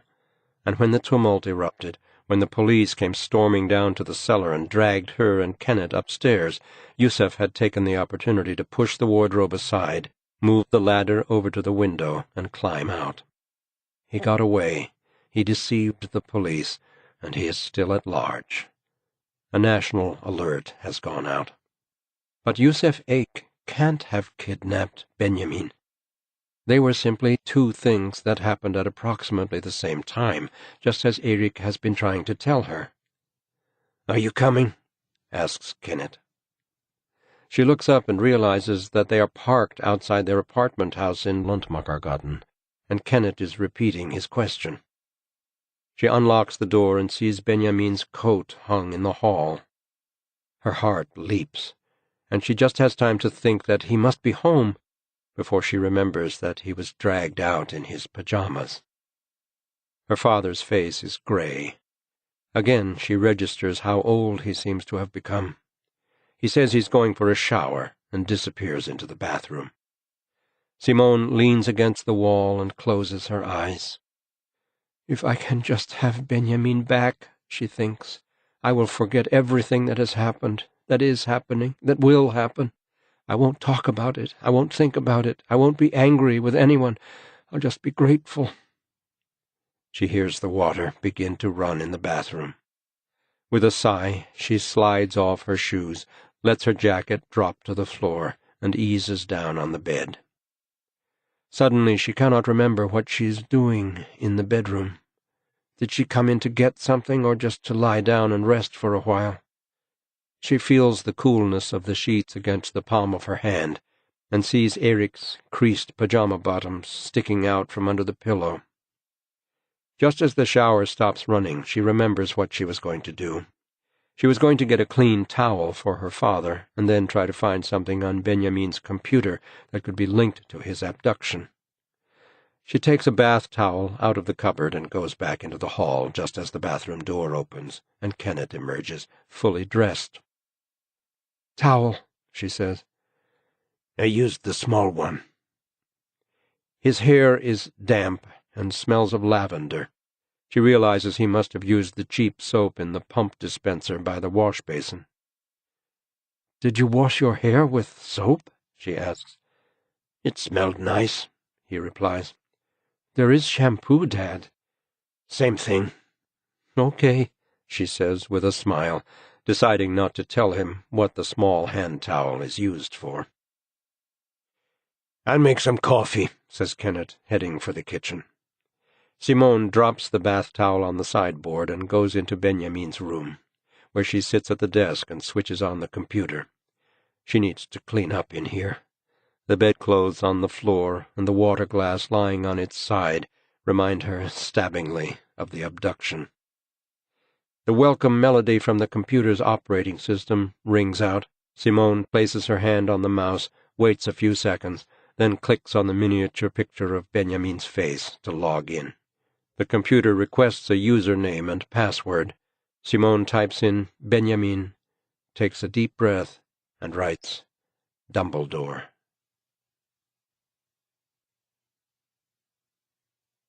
Chapter 55. Sunday, December 13th, Feast of St. Lucia, midday. Benjamin's computer screen flickers like an eye closing and then opening. She's in. A photograph of a deer in a forest glade fills the desktop screen. The greenery is bathed in a magical, dewy light. The shy animal seems totally calm at this particular moment. Despite the fact that Simone knows she is intruding into Benjamin's private space, it's as if something of him is suddenly close to her again. "You're a genius," she hears her father say behind her. "I'm not," she replies. Kenneth places one hand on her shoulder, and she launches the email program. "How far back should we go?" she asks. "We'll go through everything." She scrolls through the inbox, opening message after message. A classmate has a question about a portfolio. A school group project is discussed. Someone claims Benjamin has won 4 million euros in a Spanish lottery. Kenneth disappears and returns with 2 mugs of coffee. "Best drink in the world, coffee," he says, sitting down. "How the hell did you manage to crack the computer?" She shrugs diffidently and takes a sip of coffee. But she can't bring herself to tell him that Erik provided her with the password. "I'll have to call my computer friend and tell him we don't need his help. He's too slow." She moves through the list, opening a message from Aida, who tells him all about a bad film in an amusing way, saying that Arnold Schwarzenegger is a lobotomized Shrek. The weekly bulletin from school. A warning from the bank about the importance of not revealing details of your account to anyone. Facebook, Facebook, Facebook, Facebook, Facebook. Simone logs onto Benjamin's Facebook page. There are hundreds of inquiries featuring the group Hypno Monkey. Every comment has to do with Erik, various sneering theories that Benjamin has been hypnotized into being a nerd, evidence that Erik has hypnotized the entire Swedish nation, one person demanding compensation because Erik has hypnotized his cock. There is a link to a clip on YouTube. Simone follows it and finds a short film titled Asshole. The soundtrack features a researcher describing how serious hypnosis works, while the film shows Erik pushing past a number of people. He happens to bump into an elderly woman using a wheeled walker, and she gives him the finger behind his back. Simone goes back to Benjamin's email inbox and finds a short note from Aida that makes the hair on the back of her neck stand on end. There is something about these few words that make a formless fear begin to rise up in her stomach. Her palms are suddenly sweaty. She turns the screen toward Kenneth. "Read this, Dad." "Nicky says Waylord is angry and has opened his mouth against you. I think this could be really dangerous, Benjamin." "Nicky is Aida's younger brother," says Simone. "And Waylord?" asks Kenneth, taking a deep breath. "Do you know about this?" Simone shakes her head. The fear inside her is so dark, so dense, it feels as if it's made of marble. What does she actually know about Benjamin's life? "I think Waylord is the name of a Pokemon character," she says. Simone clicks on the Sent folder and finds Benjamin's agitated response. "Nicky has to stay indoors. Don't let him go down to the sea. If Waylord is really angry, one of us is in trouble. We should have gone to the police straight away. I think it's too dangerous to do it now." "Fuck," says Kenneth. "I don't know if this is genuine or if it's part of a game." "It doesn't sound like a game." "No." Kenneth lets out a long breath and scratches his stomach. "Aida and Nicky," he says slowly. "What kind of people are they, then?"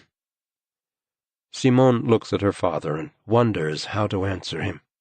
He would never understand a person like Aida, a girl who always dresses in black, wears lots of makeup, has piercings and tattoos, and whose home circumstances are peculiar, to say the least. "Aida is Benjamin's girlfriend," says Simone, "and Nicky is her younger brother. There's a picture of her and Benjamin somewhere." She finds Benjamin's wallet and digs out the picture of Aida. Benjamin has his arm around her shoulders. Aida looks slightly uncomfortable, but Benjamin is laughing into the camera, his expression relaxed. "But what kind of people are they?" asks Kenneth stubbornly, looking at Aida's face with its harsh makeup. "What kind of people?" she says slowly. "I don't really know. I just know that Benjamin is extremely fond of her, and she seems to take good care of her brother. I think he's got some kind of learning disability." "Aggressive?" "I don't think so." Benjamin writes about a real threat, Kenneth says, but Waylord doesn't really exist.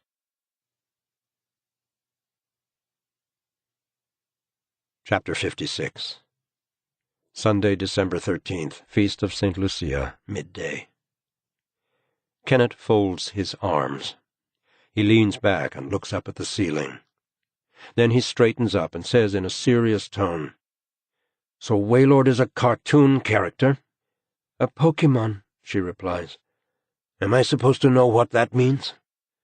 "If you have children of a certain age, you know about it whether you want to or not," she says. Kenneth is looking blankly at her.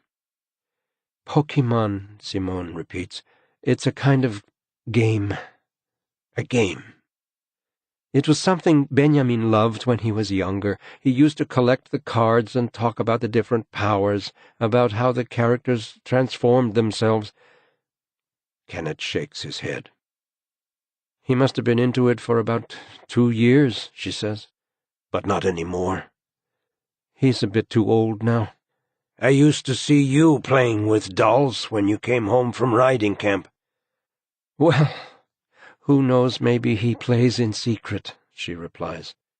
"So what's it all about, this Pokemon?" "How can I explain? It's Japanese originally. It became really popular in the 90s. A whole industry, really. The characters are pocket monsters. They're animals, but not real animals. They're invented. They can look like insects or robots, something along those lines. Some of them are cute, others are just revolting. The person playing keeps them in his pocket. They can be rolled up and placed in little balls. The whole thing is really stupid. You compete against other players by arranging fights between your different Pokemons. Very violently, of course. Anyway, the goal is to beat as many as possible because then you get money. The player gets money. The Pokemon character gets points." "And the one with the most points is the winner?" says Kenneth. "I don't actually know. It never seems to end." "So this is a computer game?"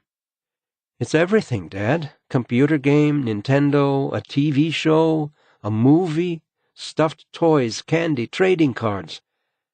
"I don't know if I'm really any the wiser," he says. "No," she says hesitantly. He studies her. "What are you thinking?" "I've just realized that's exactly the point. Adults are to be excluded," she says. "The kids are ignored, left to their own devices because we can't understand. We dismiss it, call it stupid, but really the Pokemon world is too big, too complex for us." "Do you think Benjamin has started playing again?" asks Kenneth. "Not in the same way. This must be something else," she says, pointing at the screen. "You think this Waylord is a real person?" he says. "Yes." "Who has nothing to do with Pokemon?" "I don't know. Aida's brother talked to me about Waylord as if he was talking about a Pokemon. Perhaps that's just his way of talking. As I said, he's a little off. But everything is cast in a different light when Benjamin writes, 'Don't let Nicky go down to the sea.'" "It does sound as if Benjamin's taking the threat seriously," says Kenneth. "But the sea," she says. "What sea? There is no sea here. It only exists in the game. The sea is pretend, but the threat is genuine," she says thoughtfully. "We have to find this Waylord." "It could be a lunar," she says hesitantly, "or an avatar or something." He looks at her with a small smile. "I'm beginning to understand why it was time for me to retire." "Lunar is an identity on a chat page," Simone explains, moving closer to the screen. "I'll do a search for Waylord." The result gives 85,000 hits. Kenneth goes into the kitchen, and she hears the sound of the police radio being turned up. Crackling and hissing is mixed with human voices. She skims through page after page of Japanese Pokemon material. Waylord is the largest of all identified Pokemon up to now. This giant Pokemon swims in the open sea, eating massive amounts of food at once with its enormous mouth. "There's your sea," says Kenneth quietly, reading over her shoulder. She hadn't heard him come back. The text describes how Waylord chases its prey and herds them by making a gigantic leap and landing in the middle of the shoal. It is terrible, Simone reads, to see Waylord swallow its prey in one gulp. She refines the search by requesting only pages written in Swedish and enters a forum where she finds a conversation. "Hi, how do you get a Waylord?" "If you want to get a Waylord, the easiest thing is to catch a whalmer somewhere out at sea." "Okay, but where?" "Almost anywhere, as long as you use super rod." "Anything useful?" asks Kenneth. "This could take a while." "Go through all his messages, check the trash, and try to track down this Waylord." She looks up and sees that Kenneth has his leather jacket on. "I'm off," he says briefly. "Off where? Home?" "I need to talk to Nikki and Aida." "Shall I come with you?" she asks. Kenneth shakes his head. "It's better if you're the one who goes through the computer." Kenneth tries to summon up a smile as she walks to the door with him. He looks very tired. She gives him a hug before he goes, locks up behind him, and hears him press the button for the elevator. She walks into the kitchen and sees a brioche sitting on the flattened paper bag it came in, a slice cut from it. The coffee machine is still on, but there is only a dark sediment in the bottom of the pot. The smell of burned coffee mingles with a sense of panic over the feeling that her life has been divided into 2 acts, and that the first act, the happy one, has just ended. She can't bring herself to think about Act 2. Outside the window lies the December darkness. It looks windy. The traffic signals suspended over the intersections swing back and forth, and wet snowflakes are falling through the light. She finds a deleted message from Aida. "I feel sorry for you, living in a house of lies."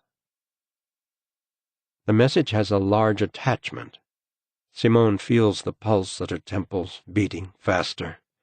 Just as she is about to click open the file, there is a tentative knock at the front door. It is almost a scraping sound. She holds her breath, hears another knock, and stands up. Her legs feel weak as she begins to walk down the long passage leading to the hall and the outside door.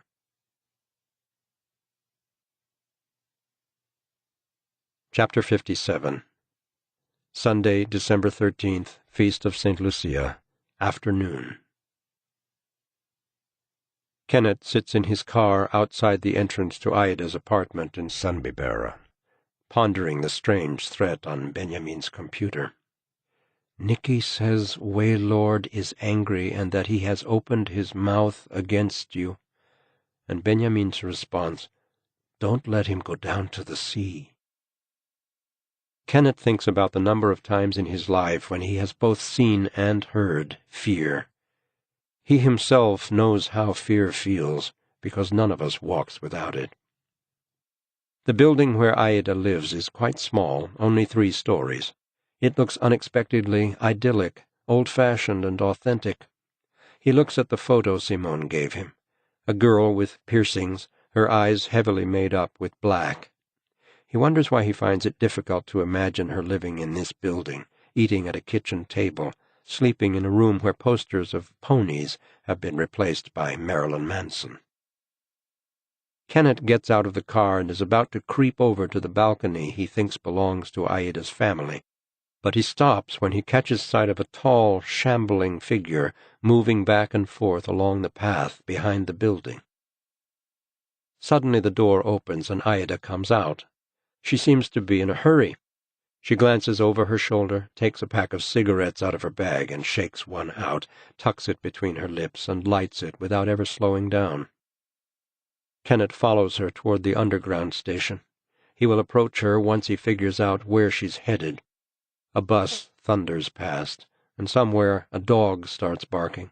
Kenneth suddenly sees the tall figure from behind the building rush toward Aida. She turns around to face him, but rather than frightened, she's happy. Her whole face is smiling, and the pale, powdered cheeks and kohl-rimmed eyes are suddenly childlike. The figure jumps up and down in front of her. She pats him on the cheek, and he responds with a hug. They kiss the tips of each other's noses, and then Aida waves goodbye. Kenneth moves closer, thinking that the tall figure must be her brother. He is standing motionless, watching Aida as she walks away. Then he gives a little wave and turns.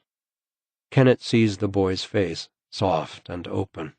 One eye has a significant squint. Kenneth stops beneath a street lamp and waits. The boy heads toward him with long, heavy strides. "Hi, Nicky," says Kenneth. Nicky stops and looks at him with an expression of terror. There is a blob of saliva at both corners of his mouth. "Not allowed," he says slowly and uncertainly. "Sure you are. My name is Kenneth, and I'm a police officer. Or to be more accurate, I'm getting on a bit now and I've retired, but that doesn't change anything. I'm still a police officer." The boy smiles in surprise. "Have you got a gun, then?" Kenneth shakes his head. "No," he lies. "And I haven't got a police car either." The boy's expression grows serious. "Did they take it away when you got old?" Kenneth nods. "Yep." "Are you here to catch the thieves?" asks Nicky. "What thieves?" Nicky tugs at the zip of his jacket. "Sometimes they take things from me," he says, kicking at the ground. "Who does?" Nicky looks at him impatiently. "The thieves." "Right." "My hat, my watch, my special stone with the glittery edge." "Are you scared of anyone?" He shakes his head. "Everybody here is pretty nice, huh?" Kenneth asks hesitantly. The boy puffs out his cheeks, hums, and gazes after Aida. "My sister is searching for the worst monster." Kenneth nods in the direction of the newspaper kiosk by the underground station. "Would you like a soda?" The boy walks alongside him, chatting away. "I work in the library on Saturdays. I take people's coats and hang them up in the cloakroom, and they get a ticket with a number on it. Thousands of different numbers." "Good for you," says Kenneth. He buys 2 bottles of Coca-Cola. Nicky looks pleased and asks for an extra straw. Then he drinks, burps, drinks, and burps again. "What did you mean when you mentioned your sister and a monster?" Kenneth asks casually. Nicky frowns. "It's that boy, Aida's boyfriend, Benjamin. She hasn't seen him today, but before he was really mad, really mad. Aida cried." "Why was Benjamin angry?" Nicky looks at Kenneth in surprise. "Benjamin isn't angry. He's nice. He makes Aida happy and she laughs."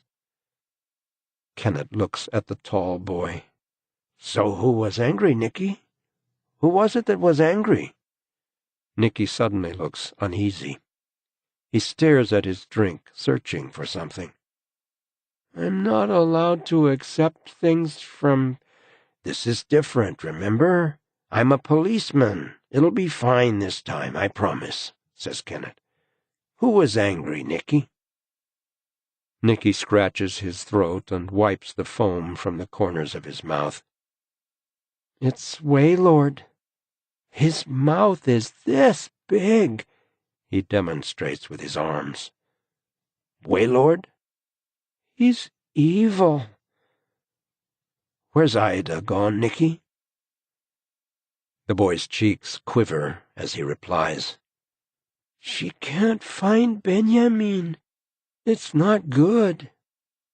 "But where did she go just now?" Nicky looks as if he's about to burst into tears as he shakes his head. No, no, no, I'm not allowed to talk to men I don't know. Of course you're not, but look, Nicky, I'm no ordinary man, says Kenneth, taking out his wallet and finding a photograph of himself in his police uniform. Nicky looks closely at the picture. Then he says seriously, Aida is going to see Waylord.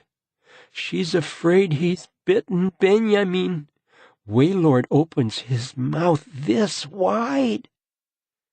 Nicky demonstrates with his arms again, and Kenneth tries to keep his voice completely calm as he says, Do you know where Waylord lives? At the sea. The sea. And how do you get there? I'm not allowed to go to the sea, not even close. I understand that, Nicky, but I can go. How do you get there? On the bus.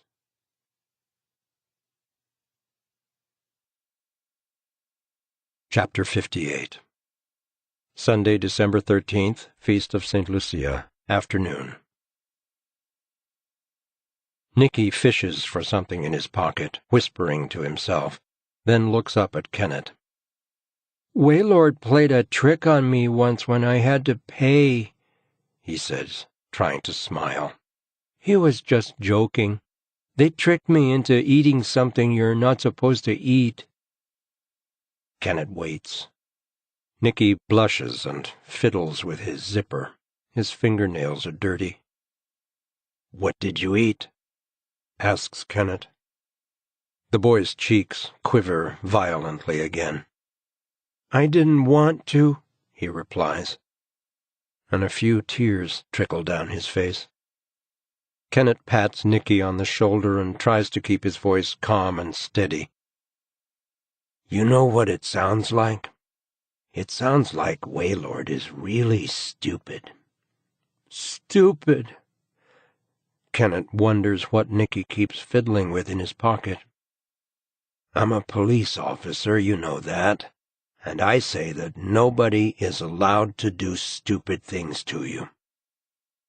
You're too old. But I'm strong. Nicky looks more cheerful. Can I have another Coke? If you want. Yes, please. What have you got in your pocket? Asks Kenneth, feigning indifference. Nicky smiles. It's a secret. I see, says Kenneth, and refrains from asking any further. Nicky takes the bait. Don't you want to know what it is? Oh, no, I understand secrets. You couldn't be a policeman for as long as I have without being able to keep a secret. You don't have to tell me if you don't want to, Nicky. You'll never guess what it is. I'm sure I couldn't. Nicky takes his hand out of his pocket. I'll tell you what it is. He opens his fist. It's my power. In Nicky's hand lies a small lump of soil. Kenneth looks inquiringly at the boy, who simply smiles. I am a ground-type Pokemon, he says contentedly. A ground-type Pokemon, Kenneth repeats. Nicky closes his fist and pushes it back in his pocket. Do you know what my powers are? Kenneth shakes his head. Across the street, a man with a pointed head slowly passes the dark, damp facades of the buildings. He seems to be searching for something. He has a cane in his hand and is poking at the ground with it. Kenneth automatically thinks that the man is trying to look in through the windows on the ground floor. He thinks he ought to go over and ask him what he's doing. But Nicky has placed a hand on his arm. Do you know what my powers are? The boy says again. Kenneth drags his gaze reluctantly away from the man. Nicky begins to count on his fingers. I'm good against all electric Pokemons, fire Pokemons, poison Pokemons, rock Pokemons, and steel Pokemons. They can't beat me. I'm safe when it comes to all of those. But I can't fight flying Pokemons or grass and insect Pokemons. "Really?" says Kenneth distractedly. The man has stopped at one of the windows. Tucking his cane under his arm, he busily goes through his pockets as if looking for a key or a match. But Kenneth can see he's actually leaning into the glass. "Are you listening?" Nicky asks anxiously. Kenneth tries to smile encouragingly at him, but when he turns back to look, the man has disappeared. Kenneth can't make out whether the ground floor window is open. "I can't fight water," Nicky explains sadly. "Water's the worst. I can't fight it. I'm scared of water." Kenneth carefully loosens Nicky's grip on his arm. "Just hang on a minute," he says, taking a few steps toward the curb. "Hey, what time is it?" asks Nicky suddenly. "The time? It's 6:15. "I better go. He'll be mad if I'm late." "Who'll be mad, your papa?" Nicky laughs. "I haven't got a papa, silly." "Your mama, I mean." "No, Ariados will be mad. He's coming to pick up some things." Nicky looks uncertainly at Kenneth, then down at the ground. "Can you give me some money? Because I haven't got enough. He has to punish me." "Wait a minute," says Kenneth, who is beginning to pay attention to what Nicky is saying. "Is it Waylord who wants money from you?" Nicky has begun to wander away from the newspaper stand, and Kenneth follows, asking again, "Is it Waylord who wants money?" "Are you crazy? Waylord? He'd swallow me up. But the others, they can swim to him." Nicky looks back over his shoulder. Kenneth tries again. "Who wants money from you?" "Ariados, I told you," the boy says impatiently.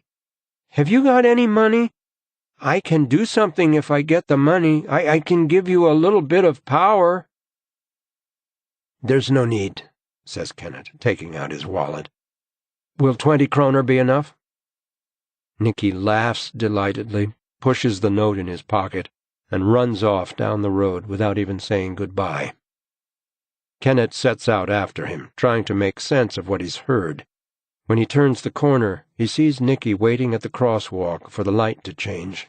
It looks as if he's heading for the library in the square. Kenneth follows him across the road, stopping by a cash machine when Nicky stops. Now the big boy is stomping around impatiently by the fountain outside the library. The lighting is poor, but Kenneth can see he's fingering the soil in his pocket all the time. Suddenly a younger boy walks straight through the shrubbery next to the dental center and out into the square.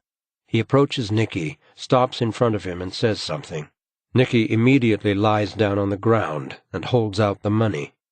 The boy counts it and pats Nicky on the head, then suddenly grabs hold of his collar, urging him to the edge of the fountain.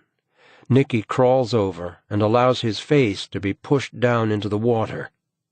Kenneth's instinct is to go over there, but he forces himself to stay where he is. He's here to find Benjamin. He must not scare off the boy who might be Waylord, or who might lead him to Waylord. He stands, tensing his jaw, counting the seconds before he has to rush over there. Nicky's legs jerk and kick, and Kenneth sees the inexplicable calm on the other boy's face as he lets go. Nicky slumps on the ground next to the fountain, wheezing and coughing. The boy gives Nicky a last pat on the shoulder and walks away.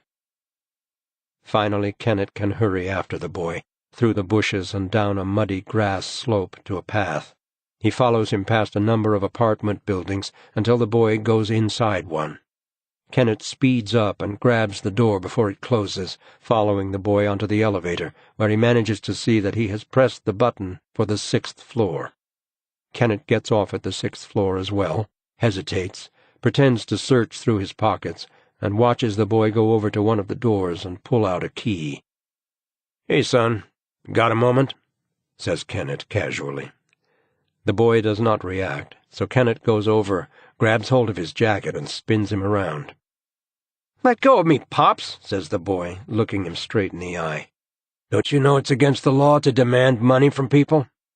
Kenneth is looking into a pair of slippery, surprisingly calm eyes. Your surname is Johansson, says Kenneth, glancing at the door. That's right, the boy smiles. What's your name? Detective Inspector Kenneth Streng. The boy simply stands there looking at him, showing no sign of fear. How much money have you taken from Nicky? I don't take any money. If people want to give it to me, that's their business. I don't take it. Everybody's happy. Nobody's upset. I'm going to have a word with your parents. Whatever. Shall I do that? Oh, no, please don't, says the boy mockingly. Kenneth rings the bell, and he and the boy wait until the door is opened by a fat, sunburned woman. Good afternoon, says Kenneth. I'm a detective inspector, and I'm afraid your son is in a bit of trouble. My son? I haven't got any children, she says. Kenneth notices that the boy is gazing at the floor, smiling. You don't know this boy? Could I see your police ID, please? The fat woman says. This boy is... The boy interrupts. He hasn't got any ID. Oh, yes, I have, Kenneth lies. He's not a cop, says the boy, taking out his wallet. Here's my bus pass. I'm more of a cop than... Kenneth grabs the boy's wallet. Give that back. I just want to take a look, says Kenneth. He said he wanted to suck my dick, says the boy. I'm calling the police, says the woman, sounding scared. Kenneth pushes the elevator button. The woman looks around, hurries out, and starts banging on the doors of the other apartments. He gave me money, the boy tells her, but I didn't want to go with him. The elevator doors glide open. A neighbor opens the door with the security chain on. You damn well better leave Nicky alone in the future, says Kenneth quietly. He's mine, the boy replies. The woman is shouting for the police. Kenneth gets in the elevator, presses the green button, and the doors close. Sweat is pouring down his back. The boy must have noticed he was tailing him from the fountain and tricked him into following him all the way to a strange apartment. The elevator moves slowly downward. The light flashes. The steel cables above bang loudly. Kenneth looks inside the boy's wallet. Almost 1,000 kroner, a membership card for a video shop, a bus pass, and a creased blue card with The Sea, Loudswagen 18 on it. Chapter 59. Sunday, December 13th, Feast of St. Lucia, afternoon. A giant, smiling sausage has been erected on top of the diner. With one hand it gives a thumbs up. With the other it douses itself with ketchup. Erik orders a burger with fries, sits down on one of the high stools at the narrow counter by the window, and looks out through the misty glass. There is a locksmith on the opposite side of the street. His Christmas decorations consist of knee-high elves frolicking among an assortment of safes, locks, and keys. 4 hours ago, Joona called to tell him they had missed Yusef again. He had been in the cellar, but had escaped. There was nothing to suggest that Benjamin had been there. On the contrary, preliminary DNA results indicated that Yusef had been alone in the room the whole time. A bone-deep fatigue comes over him. Yusef Eik wants to harm me. He's jealous, he hates me. He's got it into his head that Evelyn and I have a sexual relationship, and now he's determined to take his revenge on me. But he doesn't know where I live. In the letter he demands that Evelyn tell him, "You are going to show me where he lives," he wrote. If Yusef doesn't know where I live, he wasn't the one who got into our apartment and dragged Benjamin out. Erik opens his bottle of mineral water, takes a sip, and calls home. He hears his own voice on the answering machine, exhorting himself to leave a message. He cuts the connection and calls Simone's mobile instead. She doesn't answer. "Hi, Simone," he says to her voicemail. "Look, I do think you ought to accept police protection. Apparently, Yusef Eik is very angry with me. But that's it as far as we know. He didn't take Benjamin." He gulps down a bite of the hamburger, aware suddenly of the gnawing emptiness in his stomach. He spears the crisply fried potatoes on his plastic fork, thinking about Joona's face when he read Yusef's letter to Evelyn. It was as if the temperature in the room had fallen. The pale gray eyes became like ice, but with an uncompromising sharpness. Erik tries to recall Evelyn's face, her exact words when she suddenly realized that Yusef had returned to the house, when she suddenly revealed there was a special room down in the cellar. He eats some more of the burger, wipes his hands on the paper napkin, and makes another attempt to get hold of Simone. Not only does she need to be told that it wasn't Yusef Eik who took Benjamin, but he also wants to ask what else she can recall from the night Benjamin was abducted. Despite his relief at finding that his son is not in Yusef Eik's hands, he knows they have to start all over, think the whole thing through from the beginning. He opens a notebook, writes Aida's name on it, then changes his mind and tears out the sheet. It's Simone he needs to talk to. She must remember more, he says to himself. She must have seen something. Joona had interviewed her, but she hadn't remembered anything else. Of course they'd been concentrating on Yusef then. His cell phone rings and he puts down the burger, wipes his hands again, and answers without looking at the display. "Erik Maria Bark?" There's a dull, crackling, roaring noise. "Hello?" says Erik, more loudly this time. Suddenly he hears a faint voice. "Dad?" The hot oil hisses as the basket of potatoes is lowered in. "Benjamin?" A half-dozen burgers are slapped on the grill. The telephone roars. "Hang on, I can't hear you." Erik pushes his way past the customers lined up to order and out into the parking lot. "Benjamin?" Snow is whirling around the yellow street lamps. "Can you hear me now?" asks Benjamin, sounding close. "Where are you? Tell me where you are." "I don't know, Dad. I don't get it. I'm lying in the trunk of a car, and we've just been driving forever." "Who's taken you?" "I woke up here. I can't see anything. I'm thirsty." "Are you hurt?" "Dad," he sobs. "I'm here, Benjamin." "What's going on?" He sounds small and afraid. "I'll find you," says Erik. "Do you know where you're going?" "I heard a voice just when I woke up. It was all mushy, like he was talking through a blanket. What was it again? It was something about a house." "Tell me more. What kind of house?" "No, not just a house, a haunted house." "Where?" "We're stopping now, Dad. The car's stopped. They're coming," says Benjamin, sounding terrified. "I can't talk any more." Erik hears strange rummaging noises, followed by a creaking sound, and then Benjamin's sudden scream. His voice is shrill and unsteady. He sounds terribly frightened. "Leave me alone. I don't want to. Please, I promise." Then silence. The connection has been broken. Erik stares at his phone, but does not use it. He doesn't want to risk blocking another call from his son.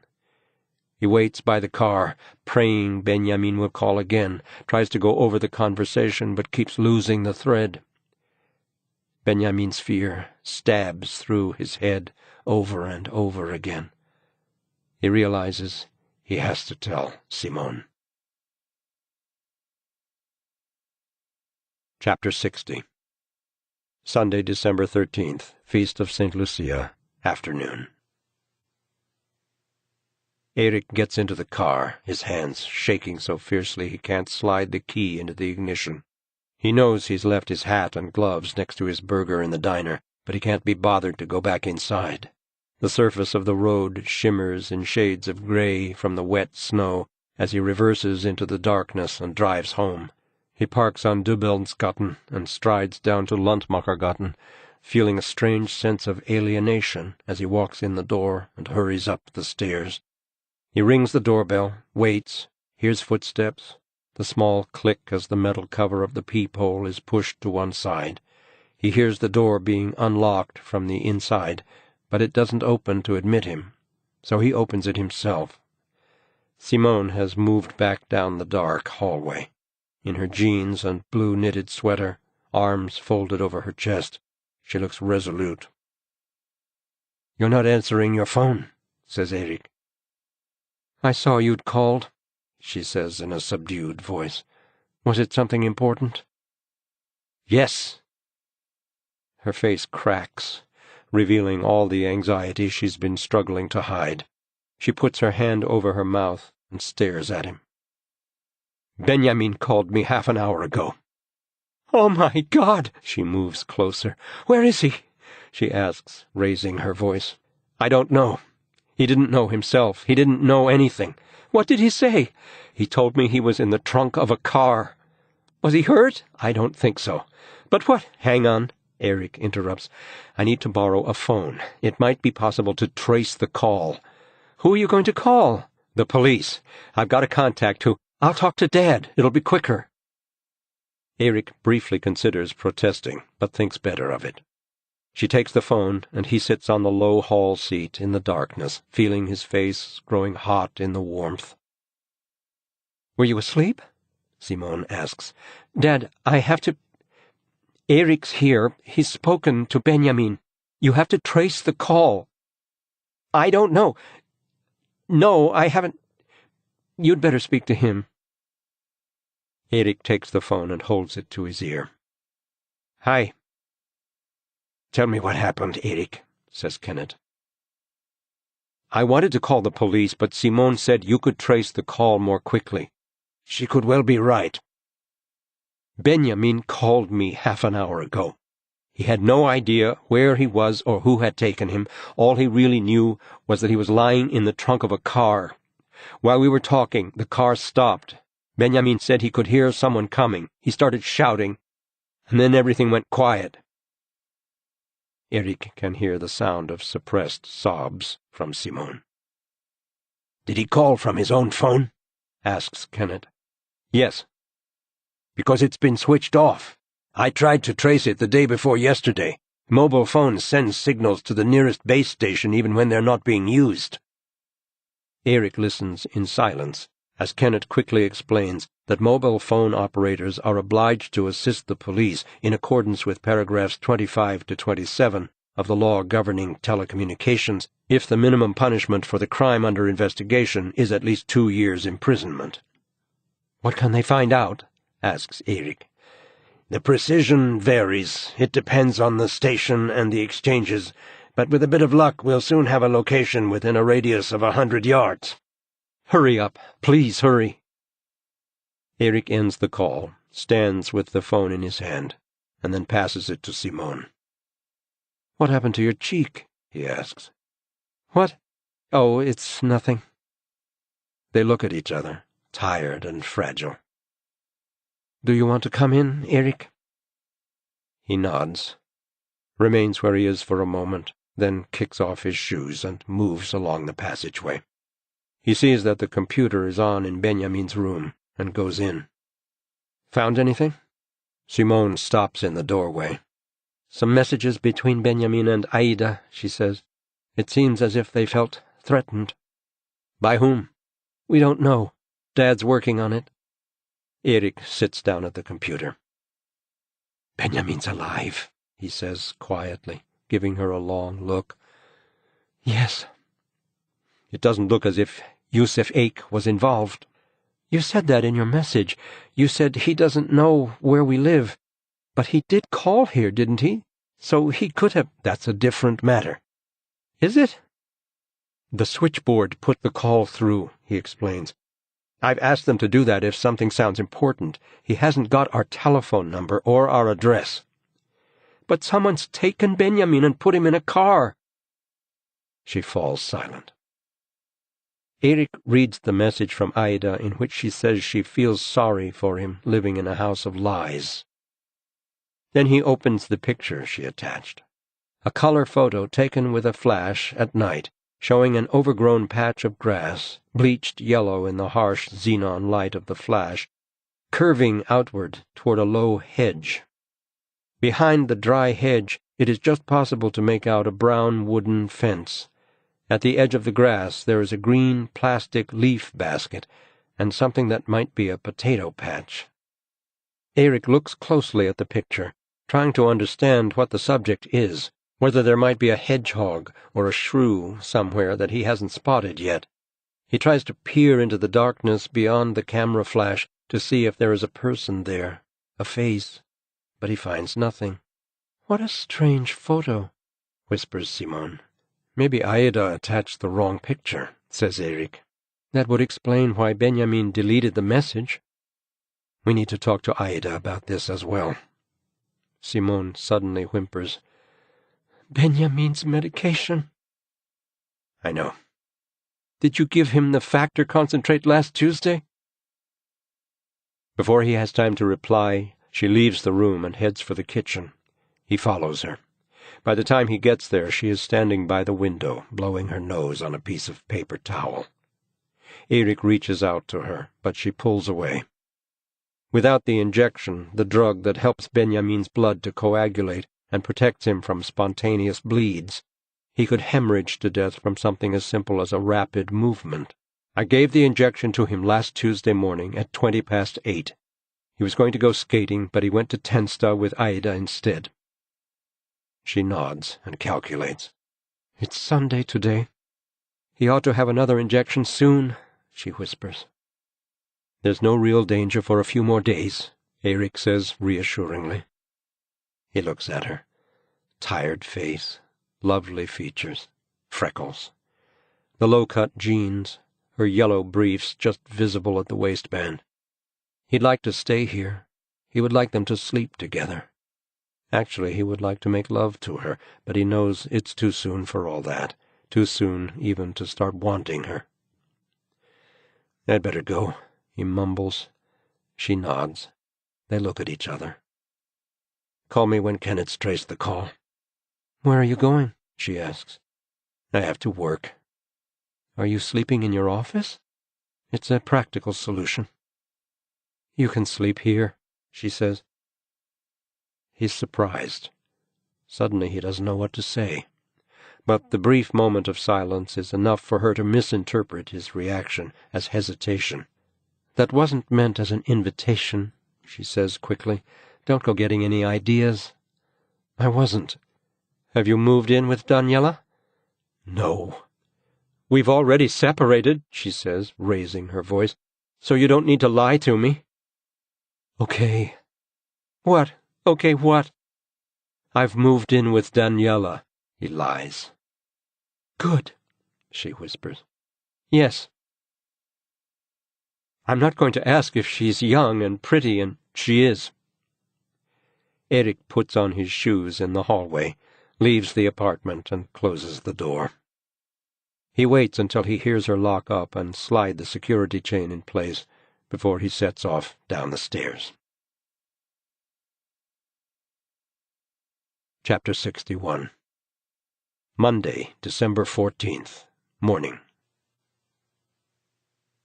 Simone is awakened by the ringing of the telephone. The curtains are open and the bedroom is filled with wintry sunlight. Could it be Erik? She wants to cry when she realizes he isn't going to call. He'll be waking up next to Daniela this morning. She is completely alone now. She picks up the phone from the bedside table. "Simone, it's Eva. I've been trying to get hold of you for days." Eva sounds stressed out. Simone glances at the clock. It's already 10. "I've had other things on my mind," she says tersely. "They haven't found him?" "No." Silence. A few shadows drift past outside the window. Simone can see flakes of paint falling from the metal roof opposite. Men in bright yellow overalls are scraping it. "Sorry," Eva says. "I won't disturb you." "What's happened?" "The auditor is coming tomorrow." Simone stands up and glances at the tinted mirror on the wardrobe. She looks thin and tired. It feels as if her face has been smashed into tiny pieces and then put back together again. "What about Sim Schulman?" she asks. "How's his exhibition coming along?" Eva sounds excited. "He says he needs to speak to you." "I'll give him a call. He wants to show you something to do with the light." She lowers her voice. "I have no idea how things are between you and Erik, but—" "We've separated," Simone replies tersely. "Well, I really think—" "What do you think?" Simone asks patiently. "I think Schulman has a serious thing for you." Simone meets her own eyes in the mirror and feels a sudden tingle in her stomach. "I'd better come in," she says. "Could you?" "I just need to make a call first." Simone hangs up but remains sitting on the edge of the bed for a little while. Benjamin is alive. That's the most important thing.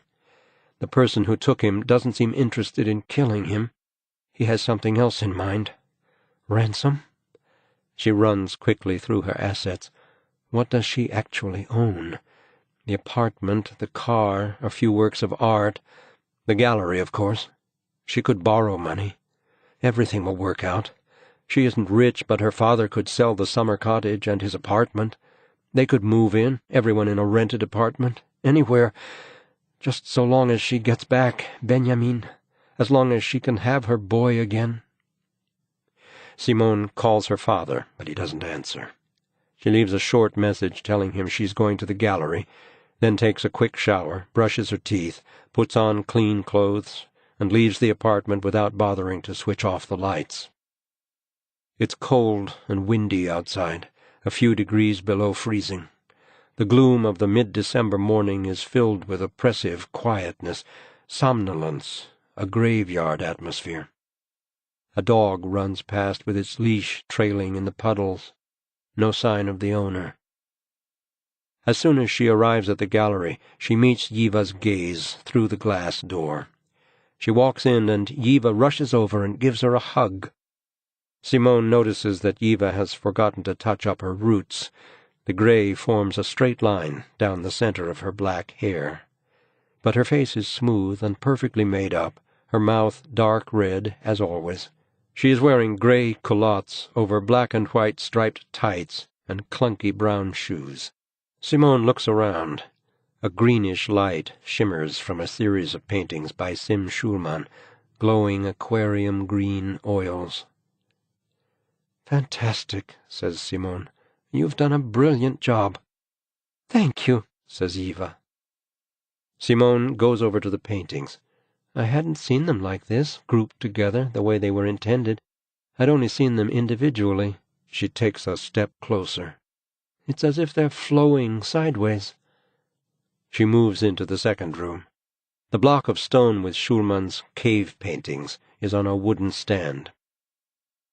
"Sim Schulman wants oil lamps in here," says Eva. "I've told him it's impossible. People want to see what they're buying." "No, they don't." Eva laughs. "So Schulman gets what he wants?" "Yes," Simone replies. "He gets what he wants." "Well, you can tell him yourself." "What?" "He's in the office." "Schulman?" "He said he needed to make a few calls." Simone looks over toward the office, and Eva clears her throat. "I'm going out to get a sandwich for lunch." "What, at this hour?" "I just thought," says Eva, her eyes downcast. "Go on, then." Simone knocks at the office door and goes in. Schulman is sitting behind the desk, sucking a pencil. "How are you?" he asks, beginning to rise. "Not so good. That's what I thought." There is silence between them, and he moves closer. She lowers her head. A feeling of exposure, of having been worn down to the most fragile part of herself, fills her. Her voice trembles as she blurts out, "Benjamin is alive. We don't know where he is or who's taken him, but he's alive." "That's good news," Schulman says quietly. "Fuck," she whispers, turning away and wiping the tears from her face with a trembling hand. Schulman gently touches her hair. She moves away without knowing why. She really doesn't want him to stop. His hand drops. They look at each other. He's wearing his soft black suit, with a hood sticking up above the collar of his jacket. "You're wearing the ninja suit," she says, smiling in spite of herself. "Shinobi, the correct word for ninja, has two meanings," he says. "It means a hidden person, but it also means one who endures." "Endures?" "Perhaps the most difficult art of all." "It's impossible alone. At least it is for me." "No one is alone." "I can't cope with this," Simone whispers. "I'm falling apart. I have to stop thinking about it all the time. I have nowhere to go. I walk around thinking I just want something to happen. I could hit myself over the head or jump into bed with you, just to stop this panic inside of me." She stops abruptly. "What I just said, it sounded completely... I'm really sorry, Sim." "So which would you choose in that case?" he asks with a smile. "Would you jump into bed with me or hit yourself over the head?" "Neither," she answers quickly. Then she realizes that doesn't sound right, and tries to smooth things over again. "I don't mean... I'd really like..." She stops again, feeling her heart pounding in her chest. "What would you like to do?" he asks. She meets his gaze. "I'm not myself. That's why I'm behaving like this," she says simply. "I feel incredibly stupid." She lowers her eyes. Her cheeks are burning, and she clears her throat. They gaze at each other, no longer focusing on the conversation. "Simone," he says. He leans forward and kisses her on the mouth, just briefly. Her legs feel weak. Her knees are trembling. His silky voice, the warmth of his body, the smell from his soft jacket, a mixture of sleep and fine herbs. As his hand moves gently over her cheek and around to the back of her neck, it feels as if she has forgotten the wonderful silkiness of a caress. As his grip tightens slightly to draw her face nearer to his, she realizes how long it has been since she has felt truly desired. Schulman gazes at her intently. She is no longer thinking about running away from the gallery. Maybe this is just a way of escaping for a little while from the terror thudding in her chest. But that's okay. Let me escape, she thinks. Let me forget all the terrible things. This time she responds to his kiss. She is breathing rapidly, feeling his hands on her back, at the base of her spine, on her hips. Her emotions overwhelm her. She feels a burning sensation, a sudden blind urge to have him inside her. The force of her desire startles her. She pulls away, hoping he can't see how excited she is.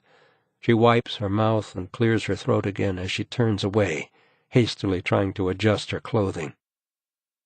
Someone might... What should we do? Schulman asks, and she can hear the tremor in his voice. Chapter 62. Monday, December 14th, morning. Without replying, Simone takes a step toward Schulman and kisses him again. She no longer has any thoughts. She fumbles for his skin beneath his clothes and feels his warm hands on her body. His hands search inside her clothes, and when he makes it down to her panties and feels how wet she is, he groans. She wants them to fuck right here, up against the wall, on the desk, on the floor, as if nothing else matters, just as long as she can divert the panic for a few minutes. Her heart is beating fast. Her legs are shaking. She pulls him toward the wall, and as he moves her legs to thrust inside her, she whispers to him, telling him to do it, to hurry up, but do it. At that moment, they hear the cool tone signaling that someone has entered the gallery. The parquet floor creaks, and they let go of each other. "We'll go to my place," he whispers. She nods, aware that her cheeks are flushed. He wipes his mouth and leaves the office. She stays behind, waits for a while, leaning on the desk for support, her whole body trembling. She tidies herself up, and when she walks out into the gallery, Schulman is already standing by the door. "Have a nice lunch," says Eva. In the taxi on the way to Sim's apartment, Simone changes her mind. "I'll call Dad," she thinks. "Then I'll explain to Sim that I have to go." The very thought of what she is about to do makes her feel sick with guilt, panic, and agitation. They walk up the narrow staircase to the 5th floor, and as he is unlocking the door, she begins to rummage in her bag for her phone. "I just need to call my father," she says evasively. He doesn't reply, simply walks ahead of her into the terracotta hall and disappears down the passageway. She stands there with her coat on, looking around. Photographs cover the walls, and a recess containing stuffed birds runs along just below the ceiling. Schulman returns before she has time to dial Kennett's number. "Simone," he whispers, "don't you want to come in?" She shakes her head. "Just for a little while?" "Okay." She keeps her coat on as she follows him into the living room. "We're adults," he announces. "We can do what we like."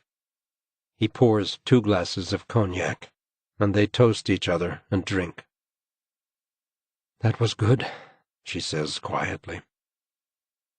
One wall is made entirely of glass. She moves across and looks out over the copper roofs of Södermalm and the dark reverse side of a neon advertising sign depicting a tube of toothpaste. Schulman comes over, stands behind her, and puts his arms around her. "Do you realize I'm crazy about you?" he whispers. "I have been, right from the start." "Sim, I just don't know. I don't know what I'm doing," Simone says. "Do you always have to know what you're doing?" asks Schulman, drawing her toward the bedroom. She goes with him as if she has known all along that this would happen. She has wanted this to happen, and the only thing that held her back was the fact that she didn't want to be like her mother. No, like Erik, a liar furtively dealing with phone calls and text messages.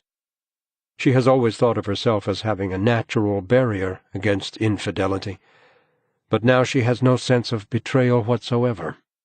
Schulman's bedroom is dark. The walls are covered in something that looks like deep blue silk, the same fabric that has been used for long curtains covering the windows, and the spare, slanting midwinter light penetrates the fibers of the material like a fainter darkness. With a trembling hand, she unbuttons her coat and tosses it on the floor. Schulman removes all his clothes, and Simone's eyes travel over his muscular shoulders and down the line of thick, curly, dark hair that runs along his navel. He studies her calmly. She begins to undress, but is overwhelmed by a dizzying feeling of loneliness as she stands there before him. He lowers his eyes, moves closer, and kneels, his hair spreading over his shoulders. He traces a line over her hip bone with his finger. He gently pushes her down onto the edge of the bed and begins to pull down her panties. She raises up, keeping her legs together, and feels them slip down and get stuck for a moment around one ankle. She leans back, closes her eyes, allows him to part her thighs, and feels his warm kisses on her stomach, over her hip bone and groin. She is panting, running her fingers through his long, thick hair. She wants Schulman inside her. The desire roars through her body like a storm, waves of darkness surging through her blood, pools of liquid heat flooding her, sucking and tickling down toward her sex. He moves on top, and she hears herself sigh as he pushes inside her. He whispers something she cannot hear. When she pulls him toward her, she does so in a hunger for escape, for just one brief moment of calm. She feels the weight of Sim's toned body on top of her. She feels the physical pleasure. But the possibility of escape is gone, and she knows it. It is not attainable. She cannot stop thinking. She has to get home. She has to keep looking for Benjamin. She has to find him. Chapter 63. Monday, December 14th, afternoon. The day is bitterly cold, the sky open and blue. People are moving silently, lost in their own worlds.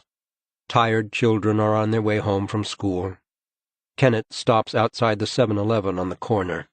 There's a special on coffee and a saffron Lucia bun. He goes inside, and as he joins the queue, his cell phone rings. It's Simone. "Have you been out, Sixon?" "I had to go to the gallery. Then I had a job to do." She stops abruptly. "I just got your message, Dad." "Have you been asleep? You sound—" Yes, I slept for a little while."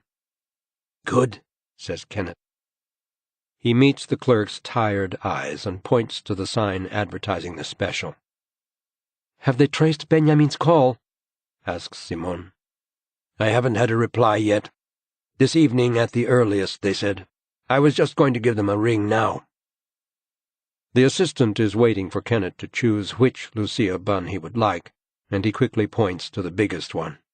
She puts it in a bag, takes his crumpled 20-kroner note, and waves in the direction of the coffee machine and cups. He nods, walks past the grill where the sausages are spinning, and manages to extricate a cup from the dispenser while continuing his conversation with Simone. "You spoke to Nicky yesterday?" she says. "He's a very nice kid," he says. "Did you find out anything about Waylord?" "Quite a lot." "Like what?" "Hang on a minute." Kenneth removes the steaming coffee cup from the machine, snaps on a lid, and takes his coffee and the bag containing the bun over to one of the small, round plastic tables. "Are you still there?" he asks, sitting down on a wobbly chair. "Yes." "I think this is about a group of kids who are shaking Nicky down for his money and telling him they're Pokemon characters." Kenneth notices a man with tousled hair pushing an oversized stroller. A big girl in a pink snowsuit, too old to be pushed, Kenneth thinks, reclines inside, sucking on a pacifier with a tired smile on her face. "Does this have anything to do with Benjamin?" "The Pokemon boys? I don't know. Maybe he tried to stop them," says Kenneth. "We need to talk to Aida," Simone says resolutely. "After school, I thought." "What do we do now?" "I've actually got an address," says Kenneth. "For what?" "The sea." "The sea?" "That's all I know." He takes a sip of coffee, breaks off a piece of the Lucia bun, and pops it in his mouth. "Where is the sea?" "Close to the Frihamnen," says Kenneth as he chews. "Out on Loudon." "Can I come with you?" "Are you ready?" "Give me 10 minutes." Gathering up his coffee and the rest of his bun, Kenneth heads out into the very cold afternoon to pick up his car by the hospital. A cyclist darts through traffic, slaloming in between the cars. As he stops at the crossing, Kenneth feels as if he has overlooked something important, as if he has seen something crucial, but failed to interpret it. The traffic thunders past. He can hear a rescue vehicle somewhere in the distance. He takes a sip of coffee and watches a woman waiting on the other side of the road, her dog trembling on the end of a short leash. A truck passes just in front of him, and the ground shakes with its considerable weight. He hears someone giggling, and has just registered that it doesn't sound genuine, when he feels a hard shove in his back. He takes several steps out into the road to avoid losing his balance, turns, and sees a 10-year-old girl looking at him, her eyes open wide. "She must be the one who pushed me," he just has time to think. "There's no one else there." At the same moment he hears the screech of brakes and feels an incomprehensible force hurl itself at him. Something like a gigantic hammer knocks his legs out from under him. There is a cracking sound at the back of his neck. All at once his body is merely soft and far away, in free fall, and suddenly there is darkness. Chapter 64. Monday, December 14th, afternoon. Erik Maria Bark is sitting at the desk in his office. A pale light finds its way in through the window that faces the empty inner courtyard. A take-out container holds the remains of a salad, and a warm 2-liter bottle of Coca-Cola sits next to the desk lamp with its pink shade. Erik is studying a printout of the photo Aida sent to Benjamin. Despite having looked at it dozens of times, he cannot grasp what the subject of the picture really is. He considers calling Simone and having her read out Aida's message and Benjamin's reply word for word, but then tells himself that Simone doesn't need to hear from him at this point. He can't understand why he was so nasty, why he told her he was having an affair with Daniela. Perhaps it was only because he longed to be forgiven by Simone, while she found it so easy to distrust him. Suddenly he hears Benjamin's voice in his mind once again, calling from the trunk of the car. Erik takes a pink capsule out of the wooden box and washes it down with the Coke. His hand has started to shake so much that he has difficulty replacing the bottle on the desk. Benjamin was trying so hard to be grown up, not to sound afraid. But the boy must be terrified, thinks Erik, shut in the trunk of a car in the dark. How long can it take for Kenneth to trace the call?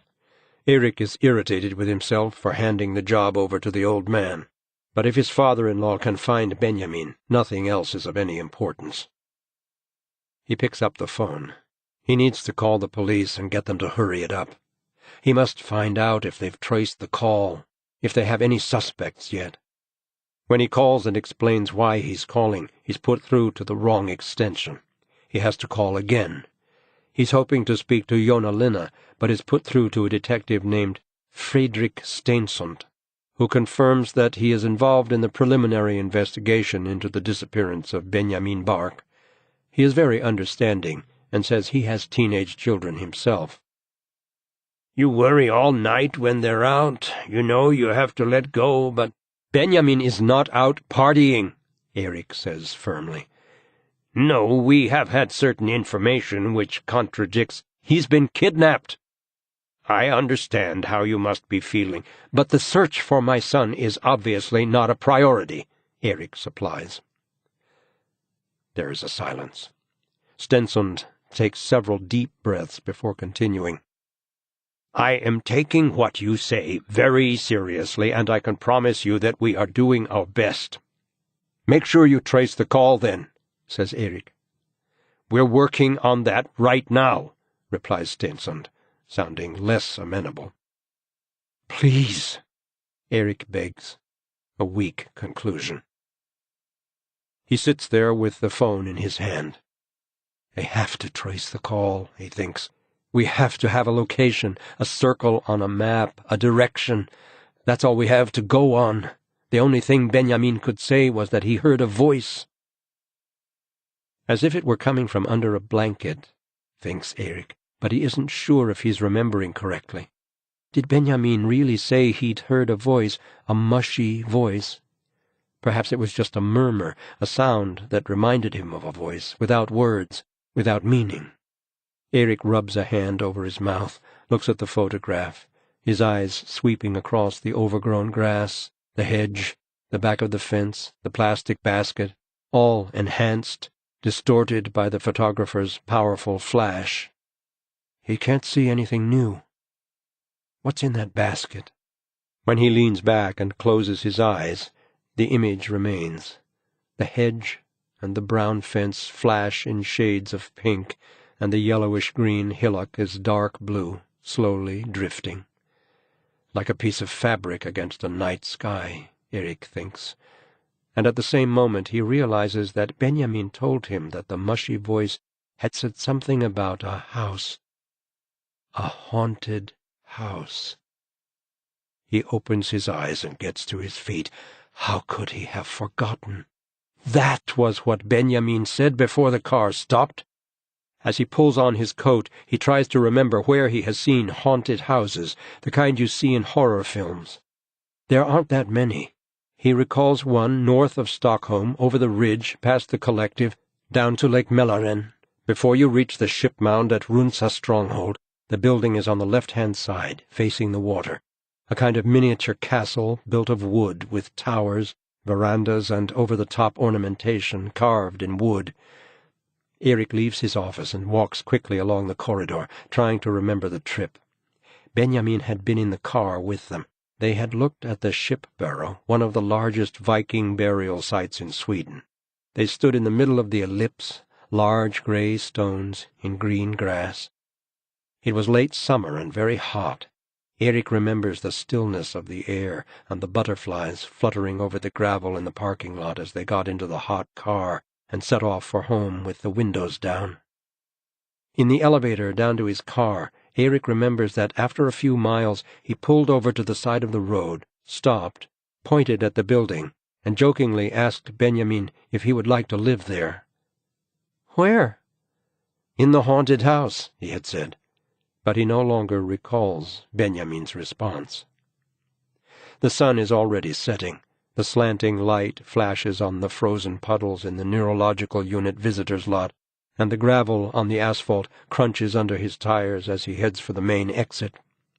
Erik realizes it is unlikely that Benjamin was referring to this particular haunted house, but it isn't impossible. He heads north as dwindling light blurs the contours of the world and blinks to help himself see better. Only when the shades of blue begin to dominate does his brain understand that it is actually getting dark. Half an hour later he is approaching the haunted house. He has tried to get hold of Kenneth 4 times to see if he has managed to trace Benjamin's call, but Kenneth has not answered his phone, and Erik has not left a message. Above the vast lake, the sky still retains a faint glow, while the forest is completely black. He drives slowly along the narrow road into the small community that has gradually grown up around the water.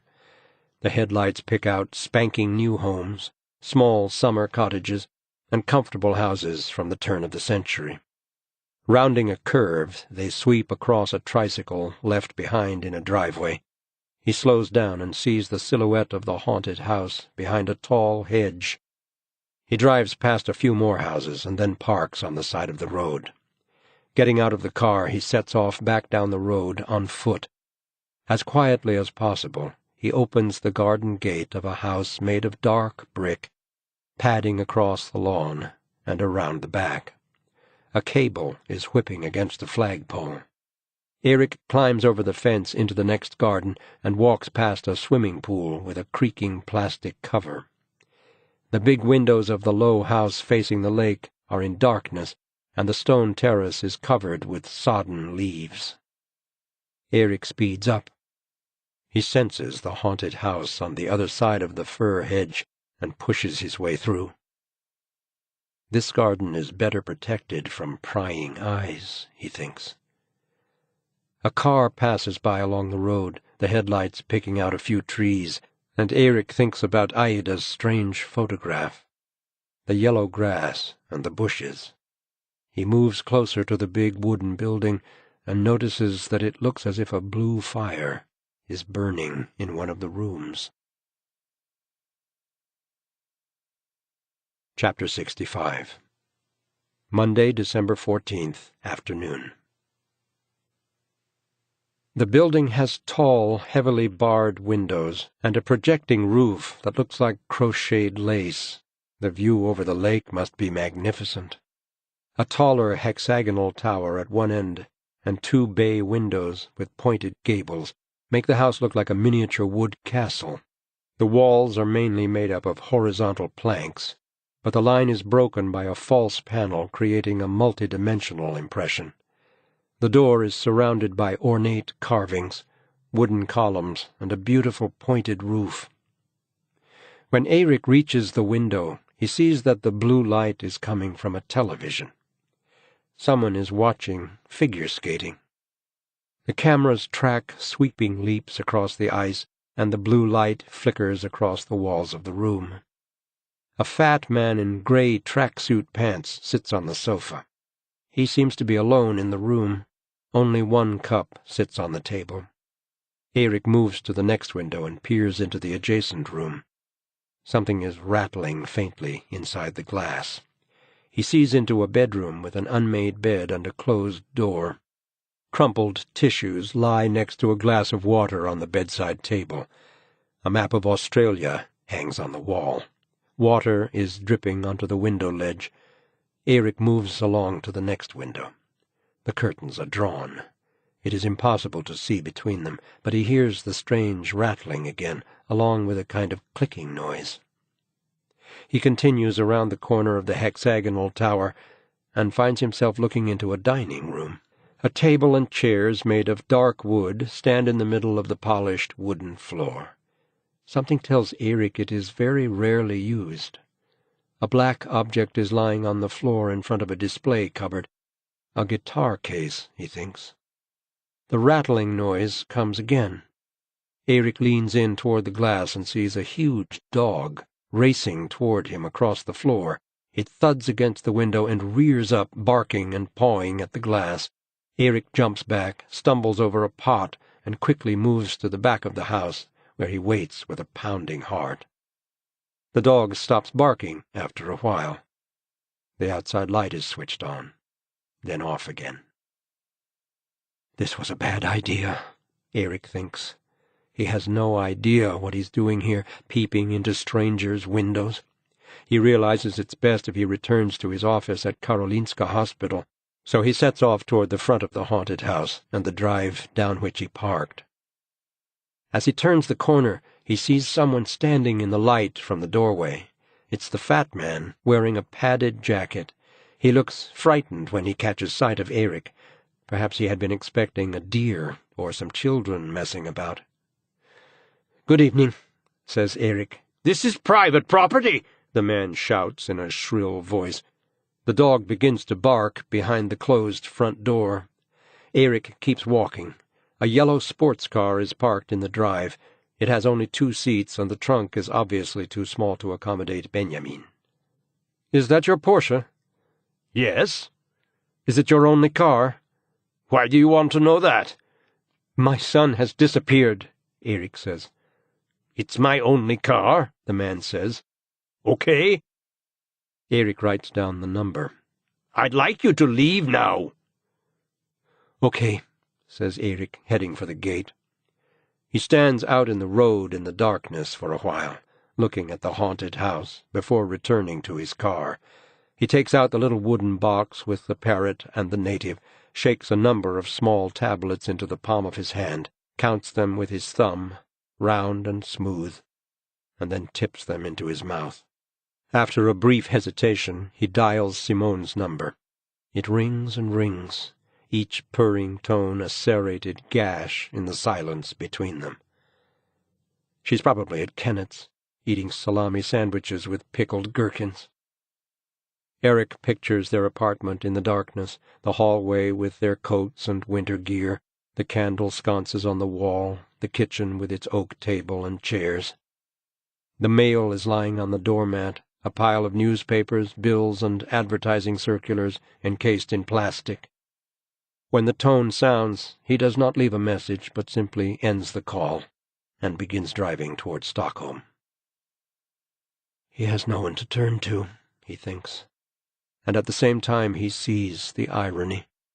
After spending so many years researching group dynamics and collective psychotherapy, he suddenly finds himself isolated and alone, without one single person he can rely on, no one he wants to talk to. And yet it was the power of groups that drove him on in his profession. He had tried to understand why people who had survived war together found it much easier to deal with their trauma than those who had faced the same kind of outrage alone.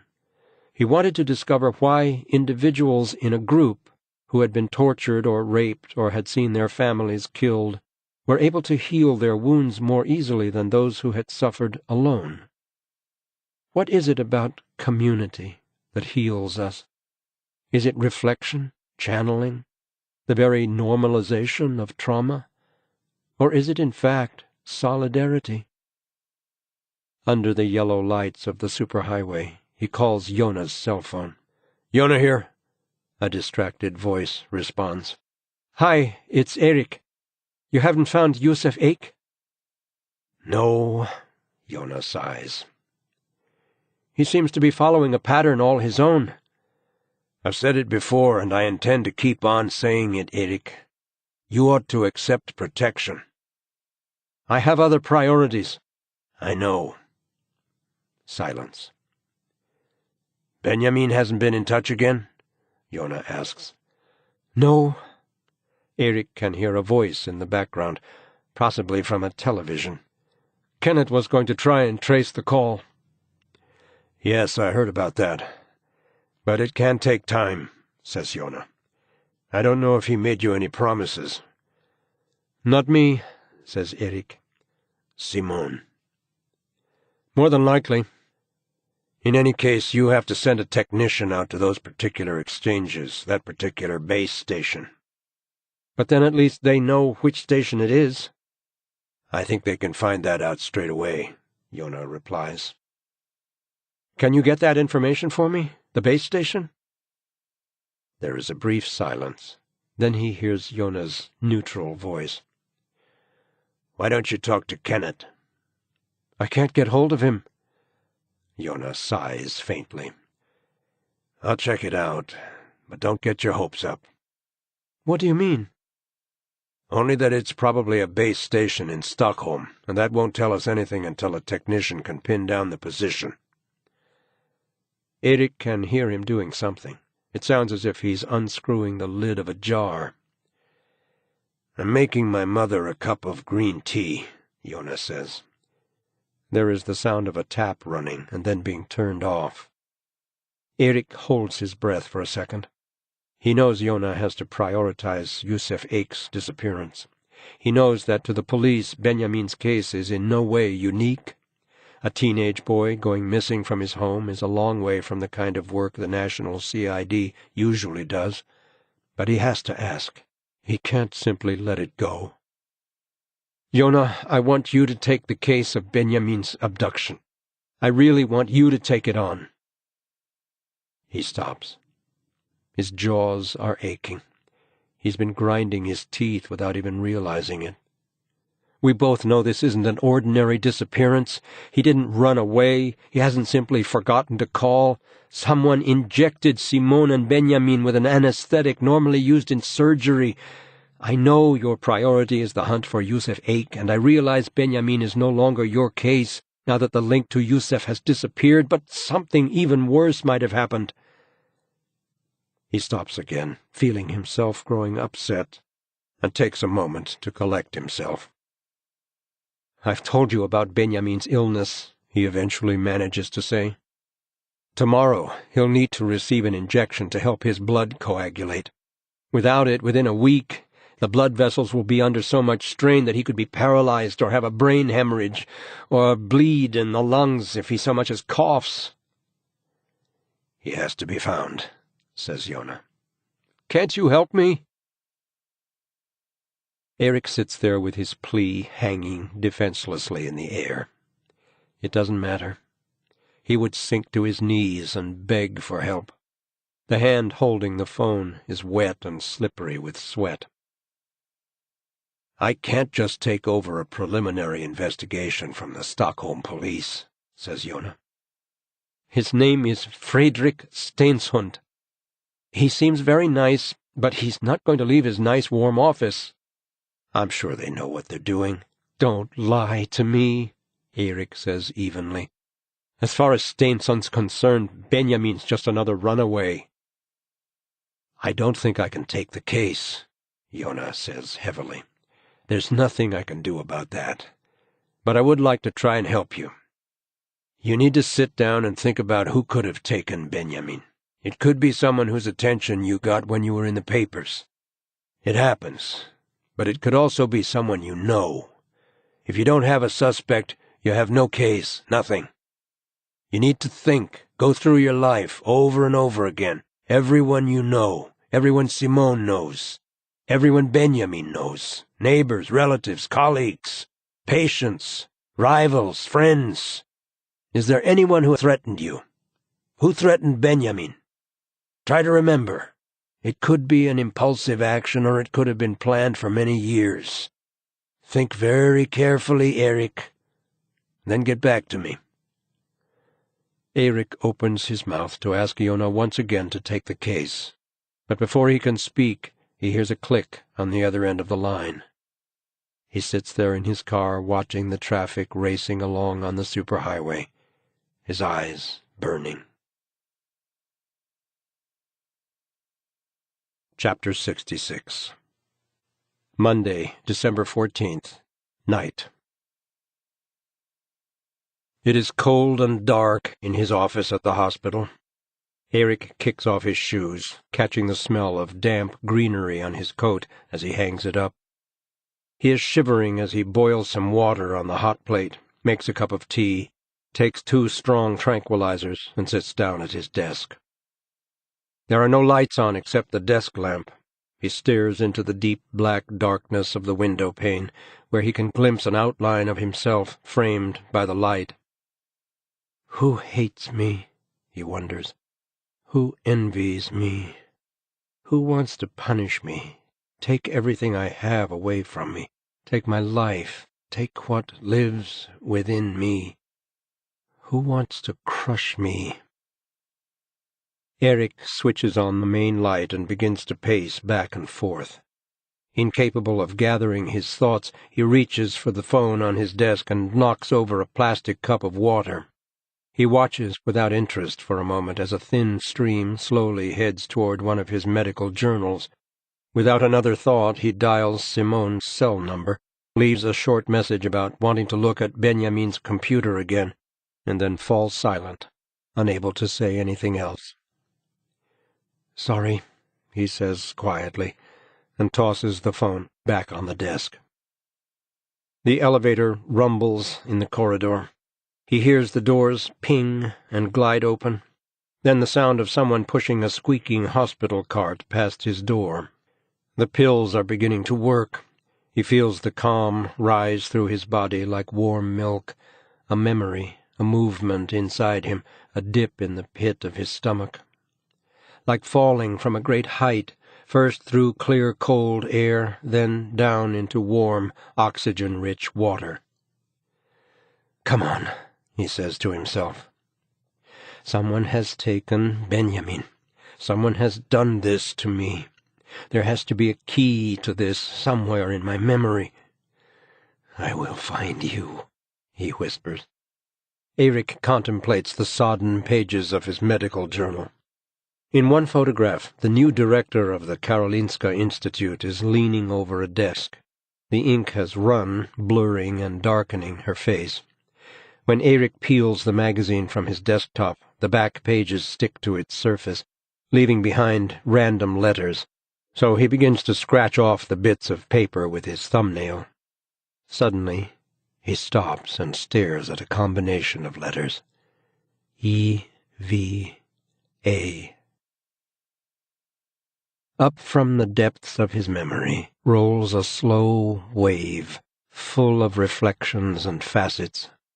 Then comes the clear image of a woman who refuses to give back what she has stolen. Her name is Eva. Her mouth is tense, with flecks of froth on the narrow lips. She is screaming at him in outraged fury. "You're the one who takes! You take and take! What the fuck would you say if I took things from you? How do you think that would feel?" She hides her face in her hands and says she hates him. She repeats it over and over again, perhaps 100 times, before she calms down. Her cheeks are white, her eyes red-rimmed. She looks at him uncomprehending and exhausted. He remembers her. He remembers her very well. Eva Blau. Right from the start he knew he'd made a mistake in accepting her as a patient. It was many years ago, when he was using hypnosis as a strong, effective element in therapy. Eva Blau. The name comes from the other side of time, before he swore off hypnosis, before he promised never to use it again. Why did Eva Blau become his patient? He can no longer remember the source of her pain. He'd met so many people with devastating histories, often aggressive, always afraid, compulsive, paranoid, sometimes with self-mutilation and suicide attempts in their background. Many came with only the thinnest of barriers separating them from psychosis or schizophrenia. They had been systematically abused and tortured. They had suffered mock executions. They had lost their children. They had been subjected to incest and rape. They had witnessed terrible things or been forced to participate in them. What was it she stole? Erik asks himself. I accused her of stealing, but what was it she stole? He can't quite pin down the memory. He takes a few steps, stops, and closes his eyes. Something else happened, but what? Did it have anything to do with Benjamin? He remembers explaining to Eva Blau that he wanted to find a different therapy group for her. Why can't he remember what happened? Had she begun to threaten him? What comes quite clearly is an early meeting here in his office. Eva Blau had shaved off all her hair and made up only her eyes. She sat down on his sofa, unbuttoned her blouse, and showed him her breasts in a matter-of-fact manner. "You've been to my house," said Erik. "You've been to my house," she responded. "Eva, you told me about your home," he went on. "Breaking in is another matter altogether." "I didn't break in." "You broke a window." "The stone broke the window," she said.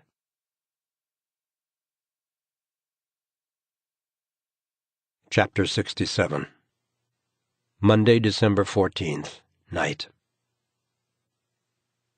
Erik begins to search through the papers he keeps in his office. Somewhere in here there will be information about Eva Blau, because whenever his patients act differently from what he expects, Erik keeps his notes handy until he can understand the reasons for these deviations. It could be an observation or some forgotten object. He rummages through papers, files, scraps of paper, and receipts with notes written on them. Faded photographs in a plastic wallet, an external hard drive, some diaries from the time when he believed in complete openness between doctor and patient, a drawing that a traumatized child made one night, several cassettes and videotapes from his lectures at Karolinska Institute, a book by Hermann Broch full of annotations. Erik's hands stop moving. Around a videotape is a piece of paper held in place by a brown rubber band.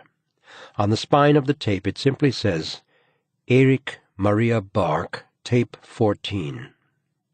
He removes the piece of paper, angles the lamp, and recognizes his own handwriting. The Haunted House. Ice-cold shivers run up his back and out along his arms, and the hair on the back of his neck stands up. He can suddenly hear the ticking of his watch. His head is pounding, and his heart is racing. He sits down, looks at the tape again, picks up the phone with trembling hands, and calls the porter's office to ask that a videotape player be sent to his office. With feet as heavy as lead, he walks over to the window again and peers out at the covering of snow in the inner courtyard. Heavy flakes drift slowly at an angle through the air, landing on the window pane before losing their color and melting from the warmth of the glass. He tells himself it's probably just a coincidence, a strange coincidence. But at the same time he realizes that some of the pieces of the puzzle may fit together. The haunted house. Those few words written on a piece of paper have the power to transport him back to the past, to the time when he was still involved with hypnosis. He knows that against his will he must walk up to a dark mirror and try to see what is hiding there, behind the reflections created by all the time that has passed. The porter taps gently on the door. Erik opens it, confirms his request, and wheels in the stand with the television and the oddly antiquated video player. He inserts the tape, turns off the overhead light, and sits down. "I'd almost forgotten this," he says to himself, pointing the remote at the machine. The picture flickers, and the sound crackles and breaks up for a little while. And then he hears his own voice coming from the TV. He sounds as if he has a cold as he dutifully notes the place, date, time, and conclusion. "We have had a short break, but are still in a post-hypnotic state." Erik is riveted by the shaky picture on the screen. It's been 10 years, he thinks, swallowing hard. The video steadies, revealing a half-circle of chairs. Then Erik appears and begins to tidy up. There is a lightness in his 10 years younger body, a spring he no longer has. Here his hair is not yet gray. The deep furrows in his forehead and cheeks do not yet exist. Almost too well, Erik remembers the atmosphere in the room that day. The group was still affected by the first phase of hypnosis before the break, when they were disturbed by the arrival of the new member. They had gotten to know one another, had begun to identify with one another's stories. The new addition was deeply unsettling. This, Erik realizes, is what he's about to see. The patients come into view, moving listlessly.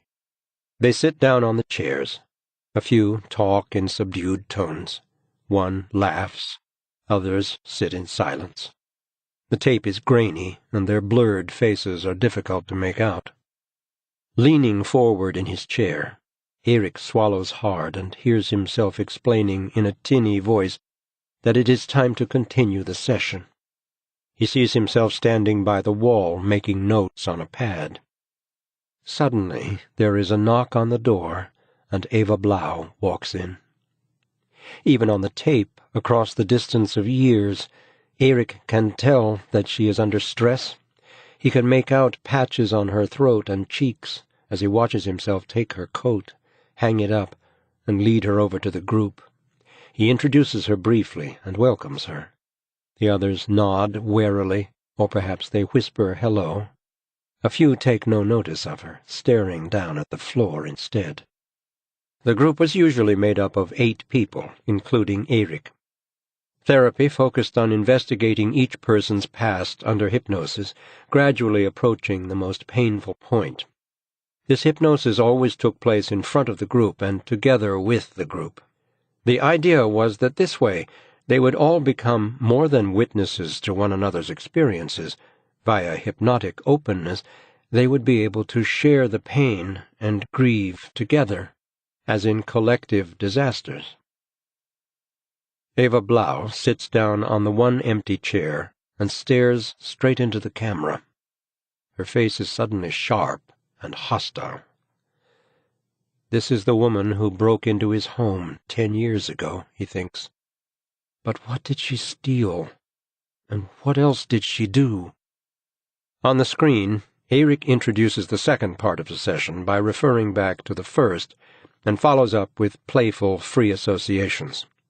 This was his way of lightening the mood, helping the group feel that a certain spirit was possible, despite the dark, bottomless undercurrents constantly swirling inside everything they said and did.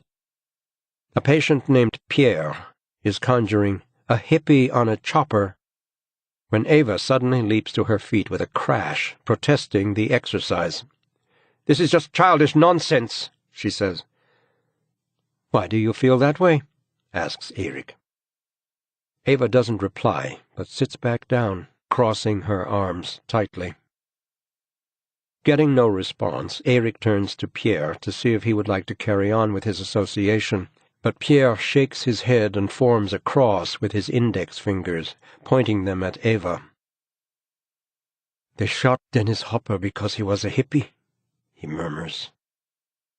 A young, stocky woman, Sibel, her name was Sibel, giggles and glances sideways at Erik. A patient named Jussi clears his throat and raises his hand in Eva's direction. "In the haunted house you won't have to listen to our childish nonsense," he says in his slow and heavy Norrland dialect. Everyone falls silent. Eva whips around to face Jussi, but whatever she means to say, something makes her change her mind. Perhaps it's the seriousness in his voice, maybe the cool expression in his eyes.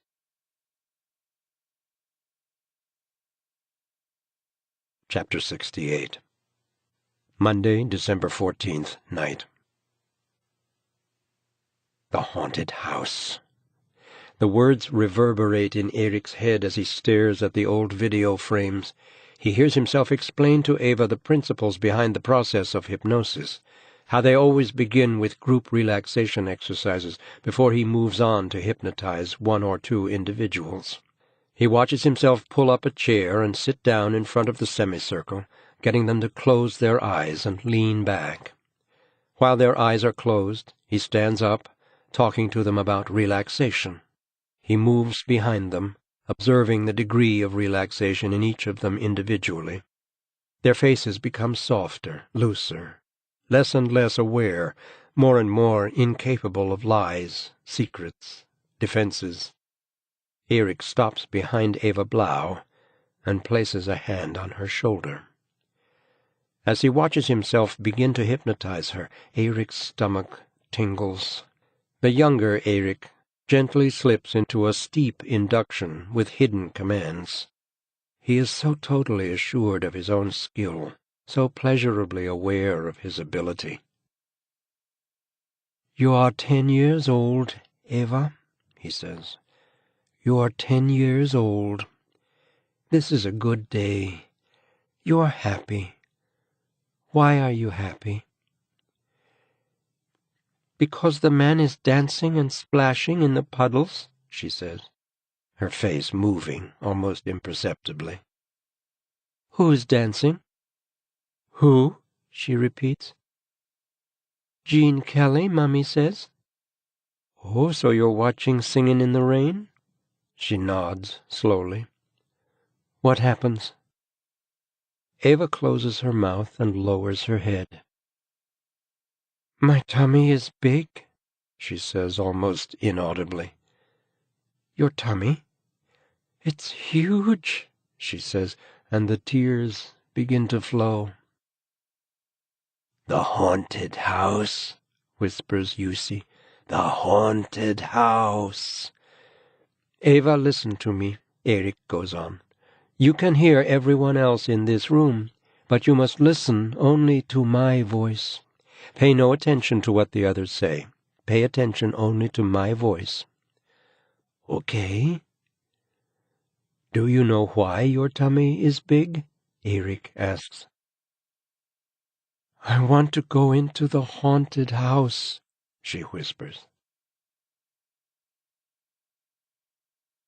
In his hospital office, Erik gets up off his chair, massages his neck, and rubs his eyes, aware that he is moving closer to his own inner rooms, closer to what has been packed away. Looking at the flickering screen, he mutters, "Open the door."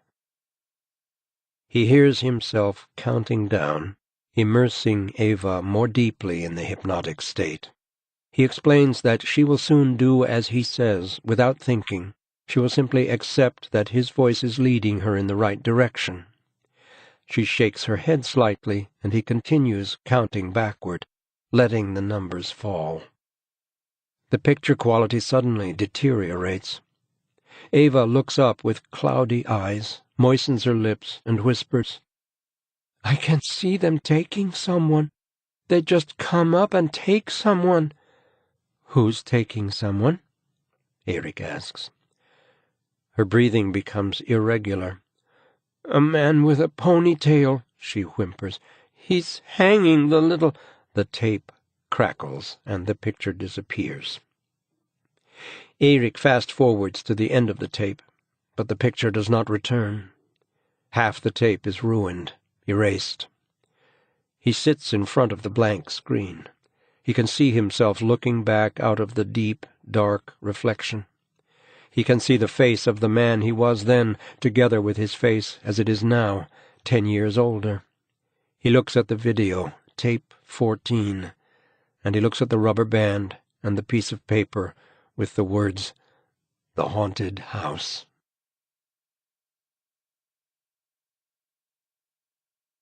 Chapter 69. Tuesday, December 15th, morning. Erik jabs repeatedly at the button until the doors of the elevator close. He knows it won't speed things up, but he can't help himself. Benjamin's words from the darkness of the car are mixed with the strange fragments of memory stirred up by the videotape. Once again he hears Eva Blau's faint voice saying that a man with a ponytail has taken someone. But there was something insincere about her mouth as she said it, something almost like a smile. There is a roaring sound high up in the shaft as the elevator moves downward with a whine. "The haunted house," he repeats to himself, hoping it's just a coincidence, and Benjamin's disappearance has nothing to do with Erik's past. The elevator stops and the doors open at the underground parking lot. He walks quickly through it and into a narrow stairwell. 2 floors down, he unlocks a steel door, continues along a white tunnel to a secure door, and leans on the alarm buzzer, eventually receiving a response from within. He explains his errand into the microphone. The storage facility contains all archived patient notes, all research and experiments, records of tests, and questionable investigations. On the shelves are thousands of files, including the results of secret tests on suspected HIV cases in the 80s, compulsory sterilizations, arguments concerning thalidomide, and dental experiments on those with mental health issues from the time when Swedish dental health reform was due to be sanctioned and children from orphanages, the mentally ill and the elderly, were forced to sit with sugar paste in their mouths until their teeth were eaten away by decay, all meticulously archived and preserved here. The door buzzes, and Erik steps into an unexpectedly warm brightness. There is something about the lighting that makes the storeroom feel pleasant, far from the windowless cavern deep underground that it actually is. The sound of opera is coming from the security guard's office, a rippling coloratura from a mezzo-soprano.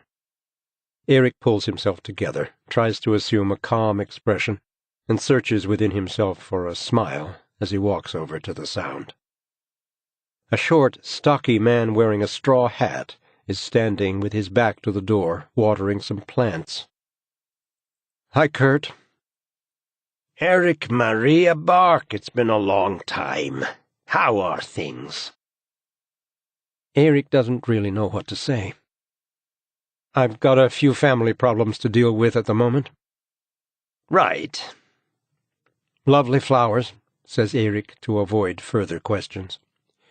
"Pansies. I love them. Connie kept saying nothing could flower down here." "What do you mean nothing can flower down here?" I said. "Look at me." "Exactly," Erik replies. "I installed ultraviolet lamps all over the place. It's like a solarium down here." Kurt holds out a tube of sunscreen. "I won't be staying that long." "Oh, just a little bit on your nose," says Kurt, squeezing out some cream and holding it up. "Thanks." Kurt, his eyes sparkling, lowers his voice and whispers, "Sometimes I walk around down here in just my underpants. But don't tell anybody." Erik smiles at him, feeling the strain on his face. There is a silence. Kurt looks at him expectantly. "Many years ago," Erik begins, "I used to videotape my hypnosis sessions." "How many years ago?" "About 10. There's a series of VHS tapes." "VHS?" "Yes, they were more or less out of date even then." "All our videotapes have been digitalized." "Good. They're in the computer archive. So how do I get access?" Kurt smiles. Erik notices how white his teeth are in his sunburned face. Well, it so happens I can help you with that. They walk over to 4 computers in an alcove by the shelving. Kurt rapidly keys in a password and clicks through folders containing recordings that have been transferred. Would the tapes have been in your name? He asks. They should be, says Erik. Well, they're not, says Kurt slowly. I'll try under hypnosis. He types in the word and carries out a new search. Huh, he says. Have a look for yourself. None of the hits have anything to do with Erik's documentation of his therapy sessions. He tries the words haunted house. He searches under Eva Blau's name, although the members of his group were not registered as patients with the hospital. Nothing, he says wearily. We ran into trouble when we were transferring a lot of the material, Kurt says. Some of it was in pretty fragile shape to begin with. Stuff got destroyed, like all the Betamax. Who transferred the material? Kurt turns to him with an apologetic shrug. Me and Connie. But the original tapes must still be around here somewhere, surely, Erik ventures. Sorry, I've no idea. Do you think Connie might know anything? No. Can you call and ask him? He's down in Simrishamn. Erik turns away, trying to think calmly. I know a lot of stuff got erased by mistake, Kurt says. Erik stares at him. This was totally unique research, he says dully. I'm sorry. I know, I didn't mean to criticize. Kurt nips a brown leaf from a plant. You gave up the hypnosis, didn't you? He says. I'm right, aren't I? Yes, but I need to check, to look at... Erik stops speaking. He hasn't the energy to explain. He just wants to go back to his office, take a pill, and sleep. We've always had problems with technology down here, Kurt goes on. Out of sight, out of mind, I guess. Every time we mention it, they tell us we have to do the best we can. Just chill out, they said, when we happened to erase an entire decade's lobotomy research. Old films, 16mm, that had been transferred onto videotapes in the 80s, but didn't make it into the computer age. It's a shame.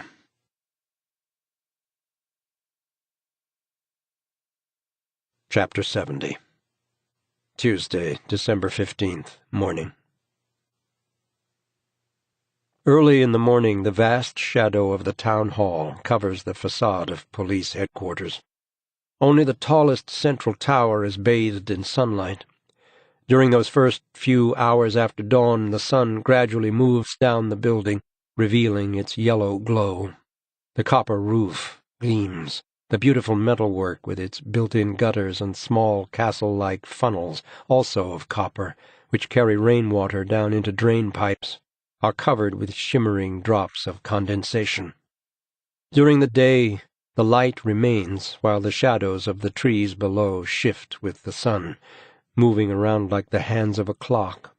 It is not until a few hours before dusk that the facade once again turns gray. Carlos Eliasson is standing by his aquarium, gazing out the window, when Joona knocks on his door and opens it. Carlos jumps and turns around. When he sees Joona, his face expresses his usual conflicted feelings.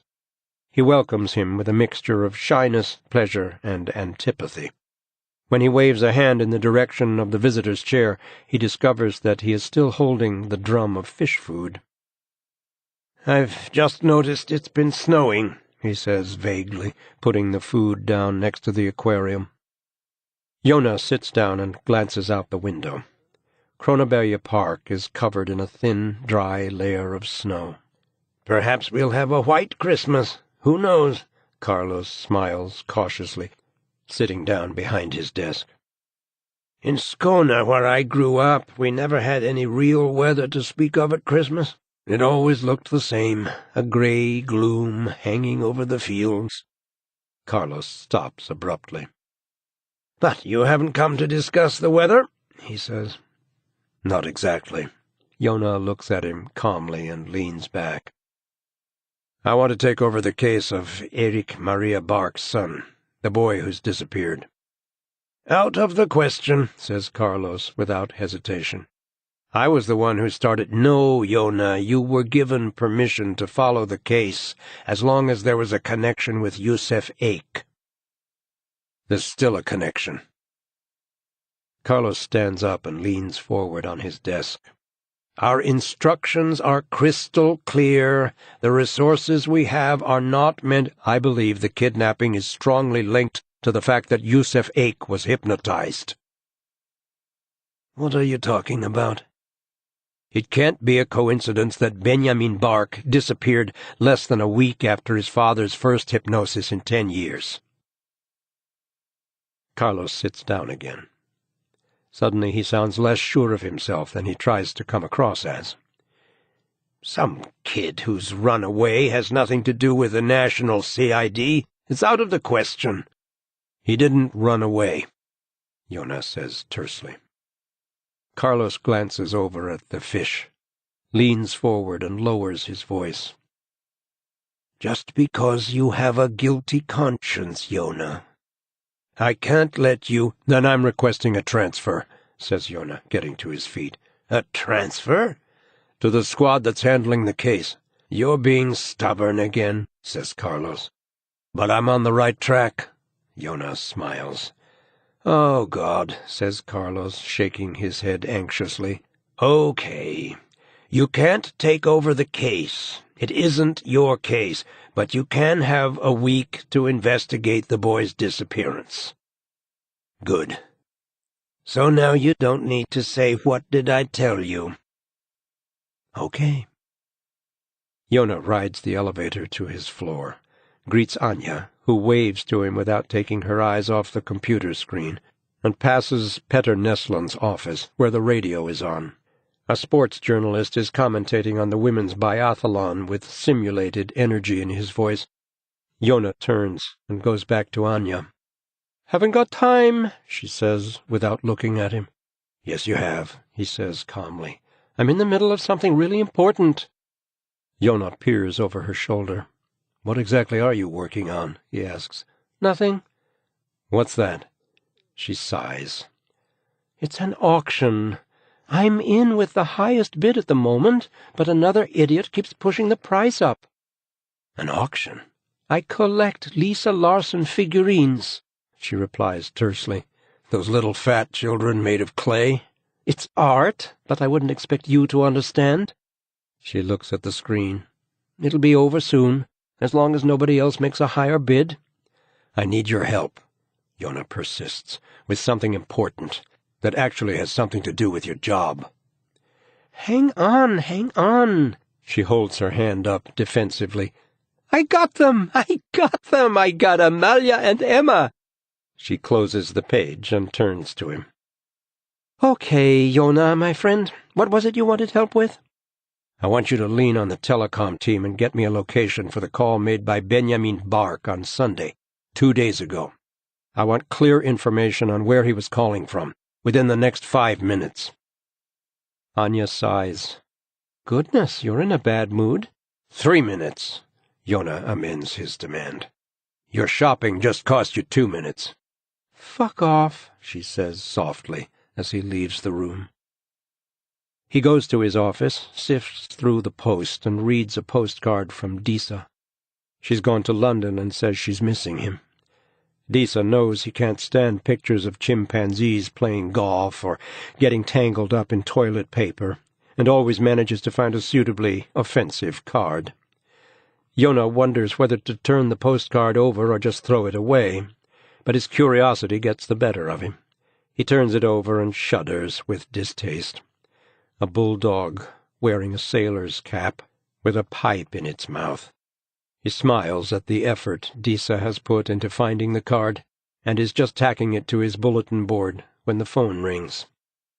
"Yes?" "I've got an answer," says Anya. "That was quick. Did you give me any choice?" "Anyway, they said they've had technical problems, but they called Kenneth Strang an hour ago and told him the base station was in Yevle." "In Yevle," he repeats. They said they haven't quite finished yet. In a day or two, or this week at any rate, they'll be able to say exactly where Benjamin was when he made the call. You could have come to my office to tell me. I mean, it's only 4 steps away. I am not your servant. No.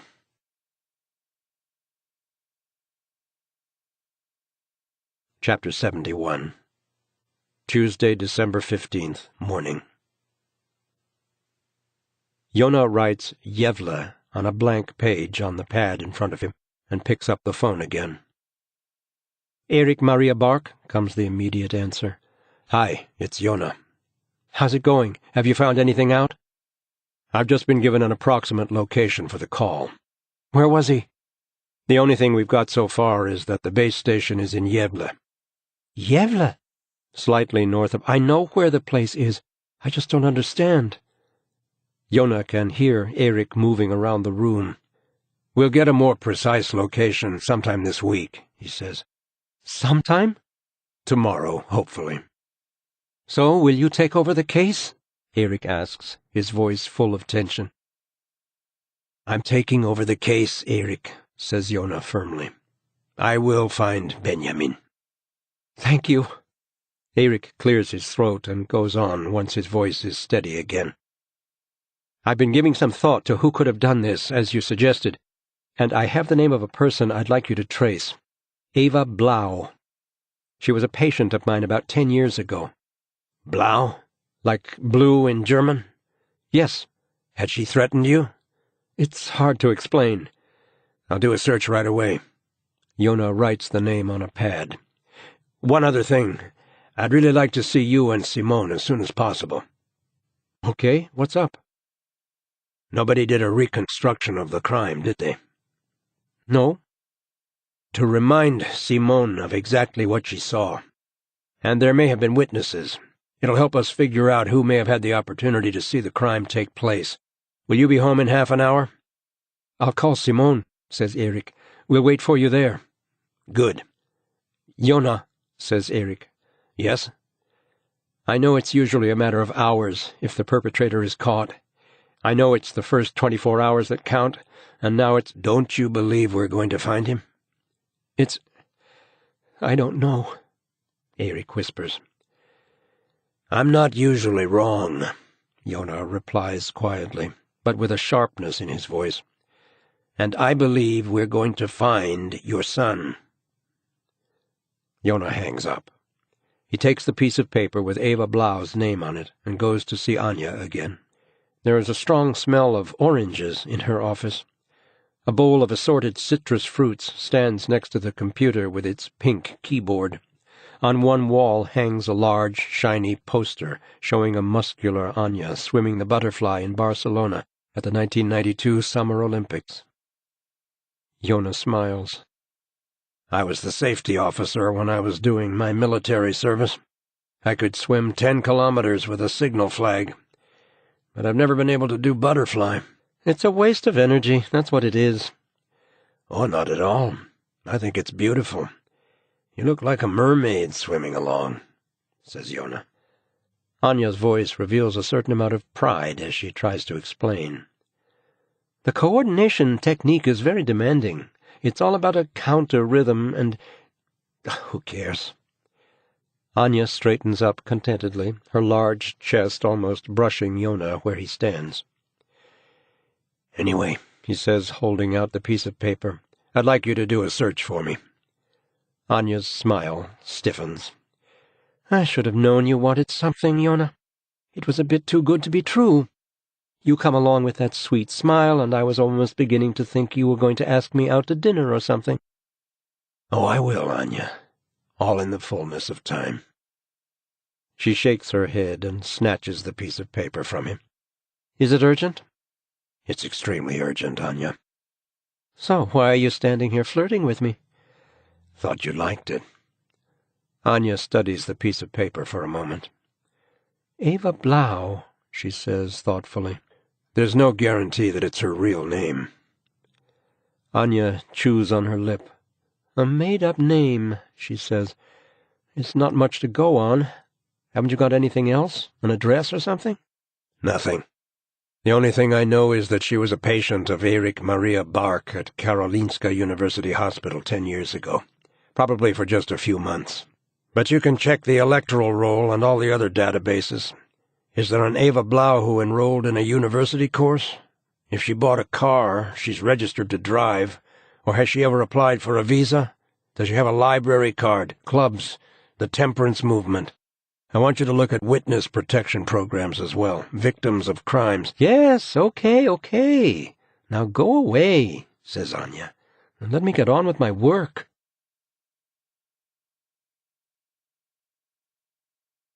Chapter 72.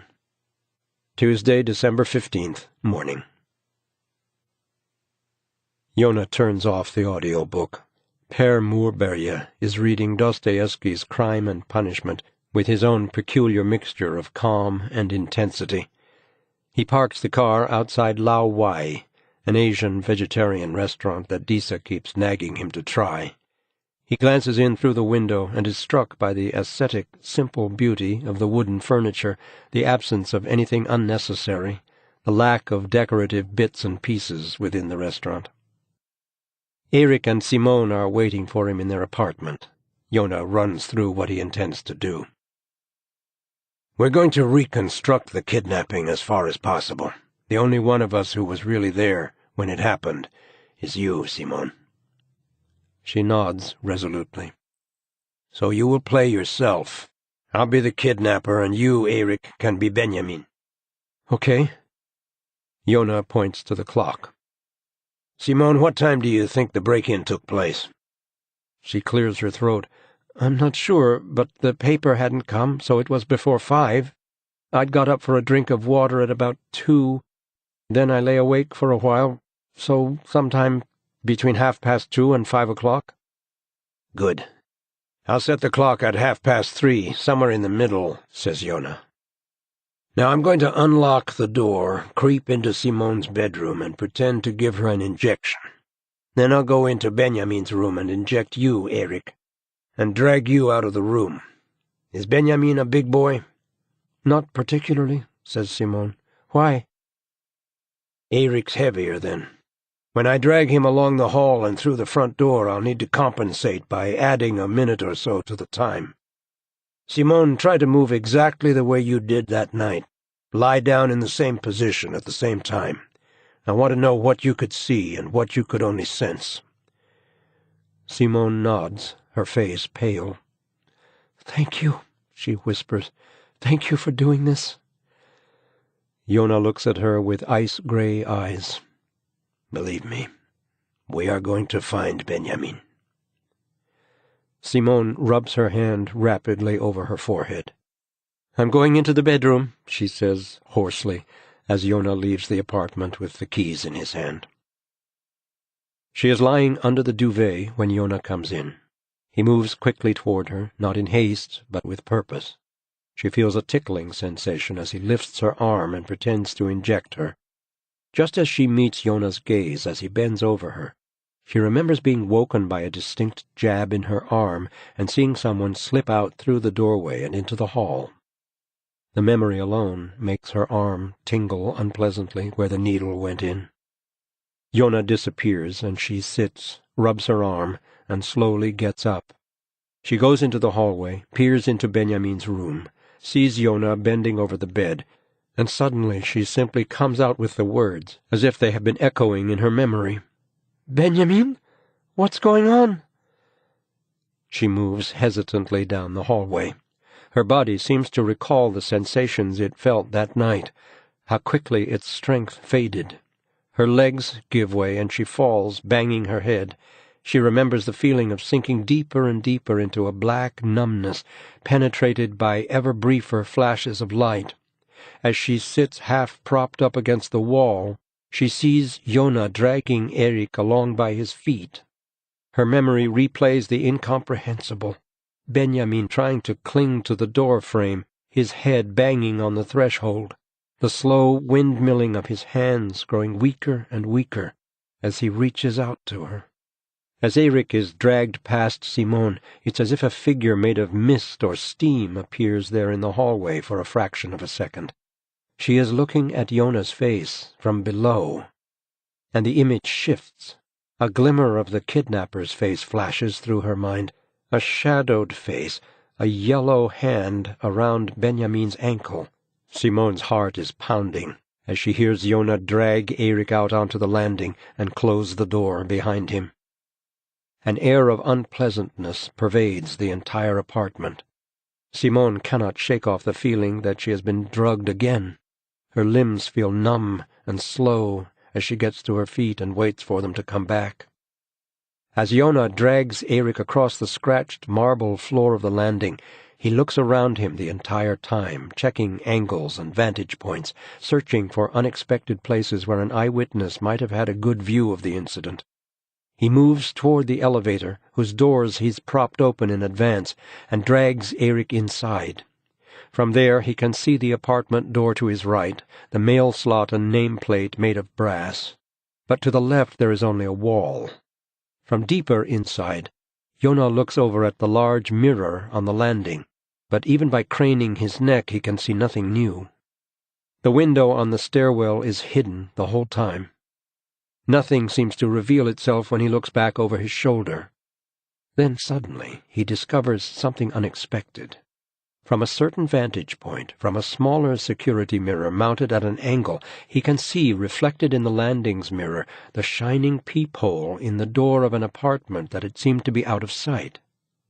Joona lets the elevator doors shut, and notes as they close that the mirror still allows him to stare straight at the door. If someone were standing inside that apartment looking out, roused perhaps by the commotion next door, that person would be able to see his face with absolute clarity right now.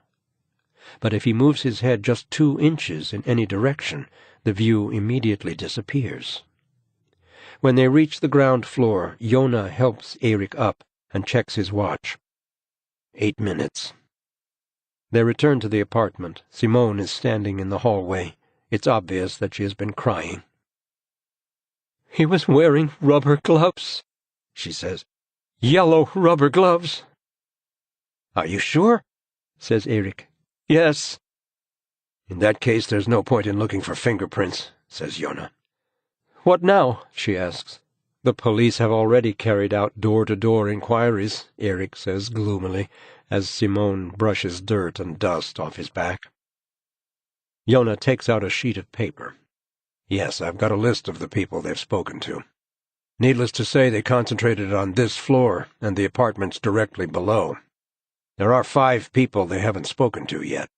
He checks the list and sees that the apartment diagonally behind the elevator has been crossed out. That was the door he could see via the 2 mirrors. "One apartment has been crossed out," he says, "the one on the far side of the elevator." "They were away," says Simone. "They still are. They've gone to Thailand for 6 weeks. Joona looks at them, his expression serious. "Time for me to knock on some doors," he says. The nameplate on the door says Rosenlund. This was the apartment ignored by the officers carrying out door-to-door inquiries, since it was hidden from view and was empty.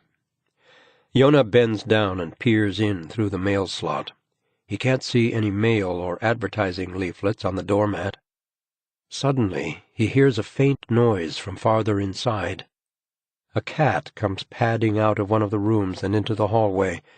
It stops dead and stares at Joona, peering through the slot. "Nobody leaves a cat for 6 weeks, Joona says slowly to himself. The cat is listening, its whole body alert. "You don't look as if you're starving," Joona says to the animal. The cat gives an enormous yawn, jumps up onto a chair in the hallway, and curls itself into a ball. Joona straightens up and glances at the paper in his hand. The apartment directly opposite the elevator is occupied by a couple. But when the police called, only Alisa Franzen was at home. The first person Joona wants to speak to is her husband. Joona rings the doorbell and waits. He remembers being young, going around ringing doorbells with Mayday flowers or an occasional charity collection box. The feeling of strangeness at looking into someone else's home, the expression of distaste in the eyes of those who open the door. He rings again. A woman in her 30s answers. She looks at him with a watchful, reserved expression that makes him think of the cat in the empty apartment. Yes? My name is Joona Linna, he says, showing her his ID. I'd like to speak to your husband. She glances over her shoulder. I'd like to know what it's about first. He's actually very busy at the moment. It's about the early morning of Saturday, December 12th. We've already answered all your questions, the woman says irritably. My colleagues spoke to you, but not to your husband. The woman sighs. I don't know if he's got time. Joona smiles. It'll only take a minute, I promise. The woman shrugs her shoulders, then yells, Tobias! It's the police! After a while, a man appears with a towel wound around his hips. His skin looks as if it's burning. He's leathery and very tanned. Hi, I was on the sunbed. Nice, says Joona. No, it isn't, Tobias Francine replies. There's an enzyme missing from my liver. I have to spend 2 hours a day on that thing. That's quite another matter, of course, Joona says dryly. You wanted to ask me something?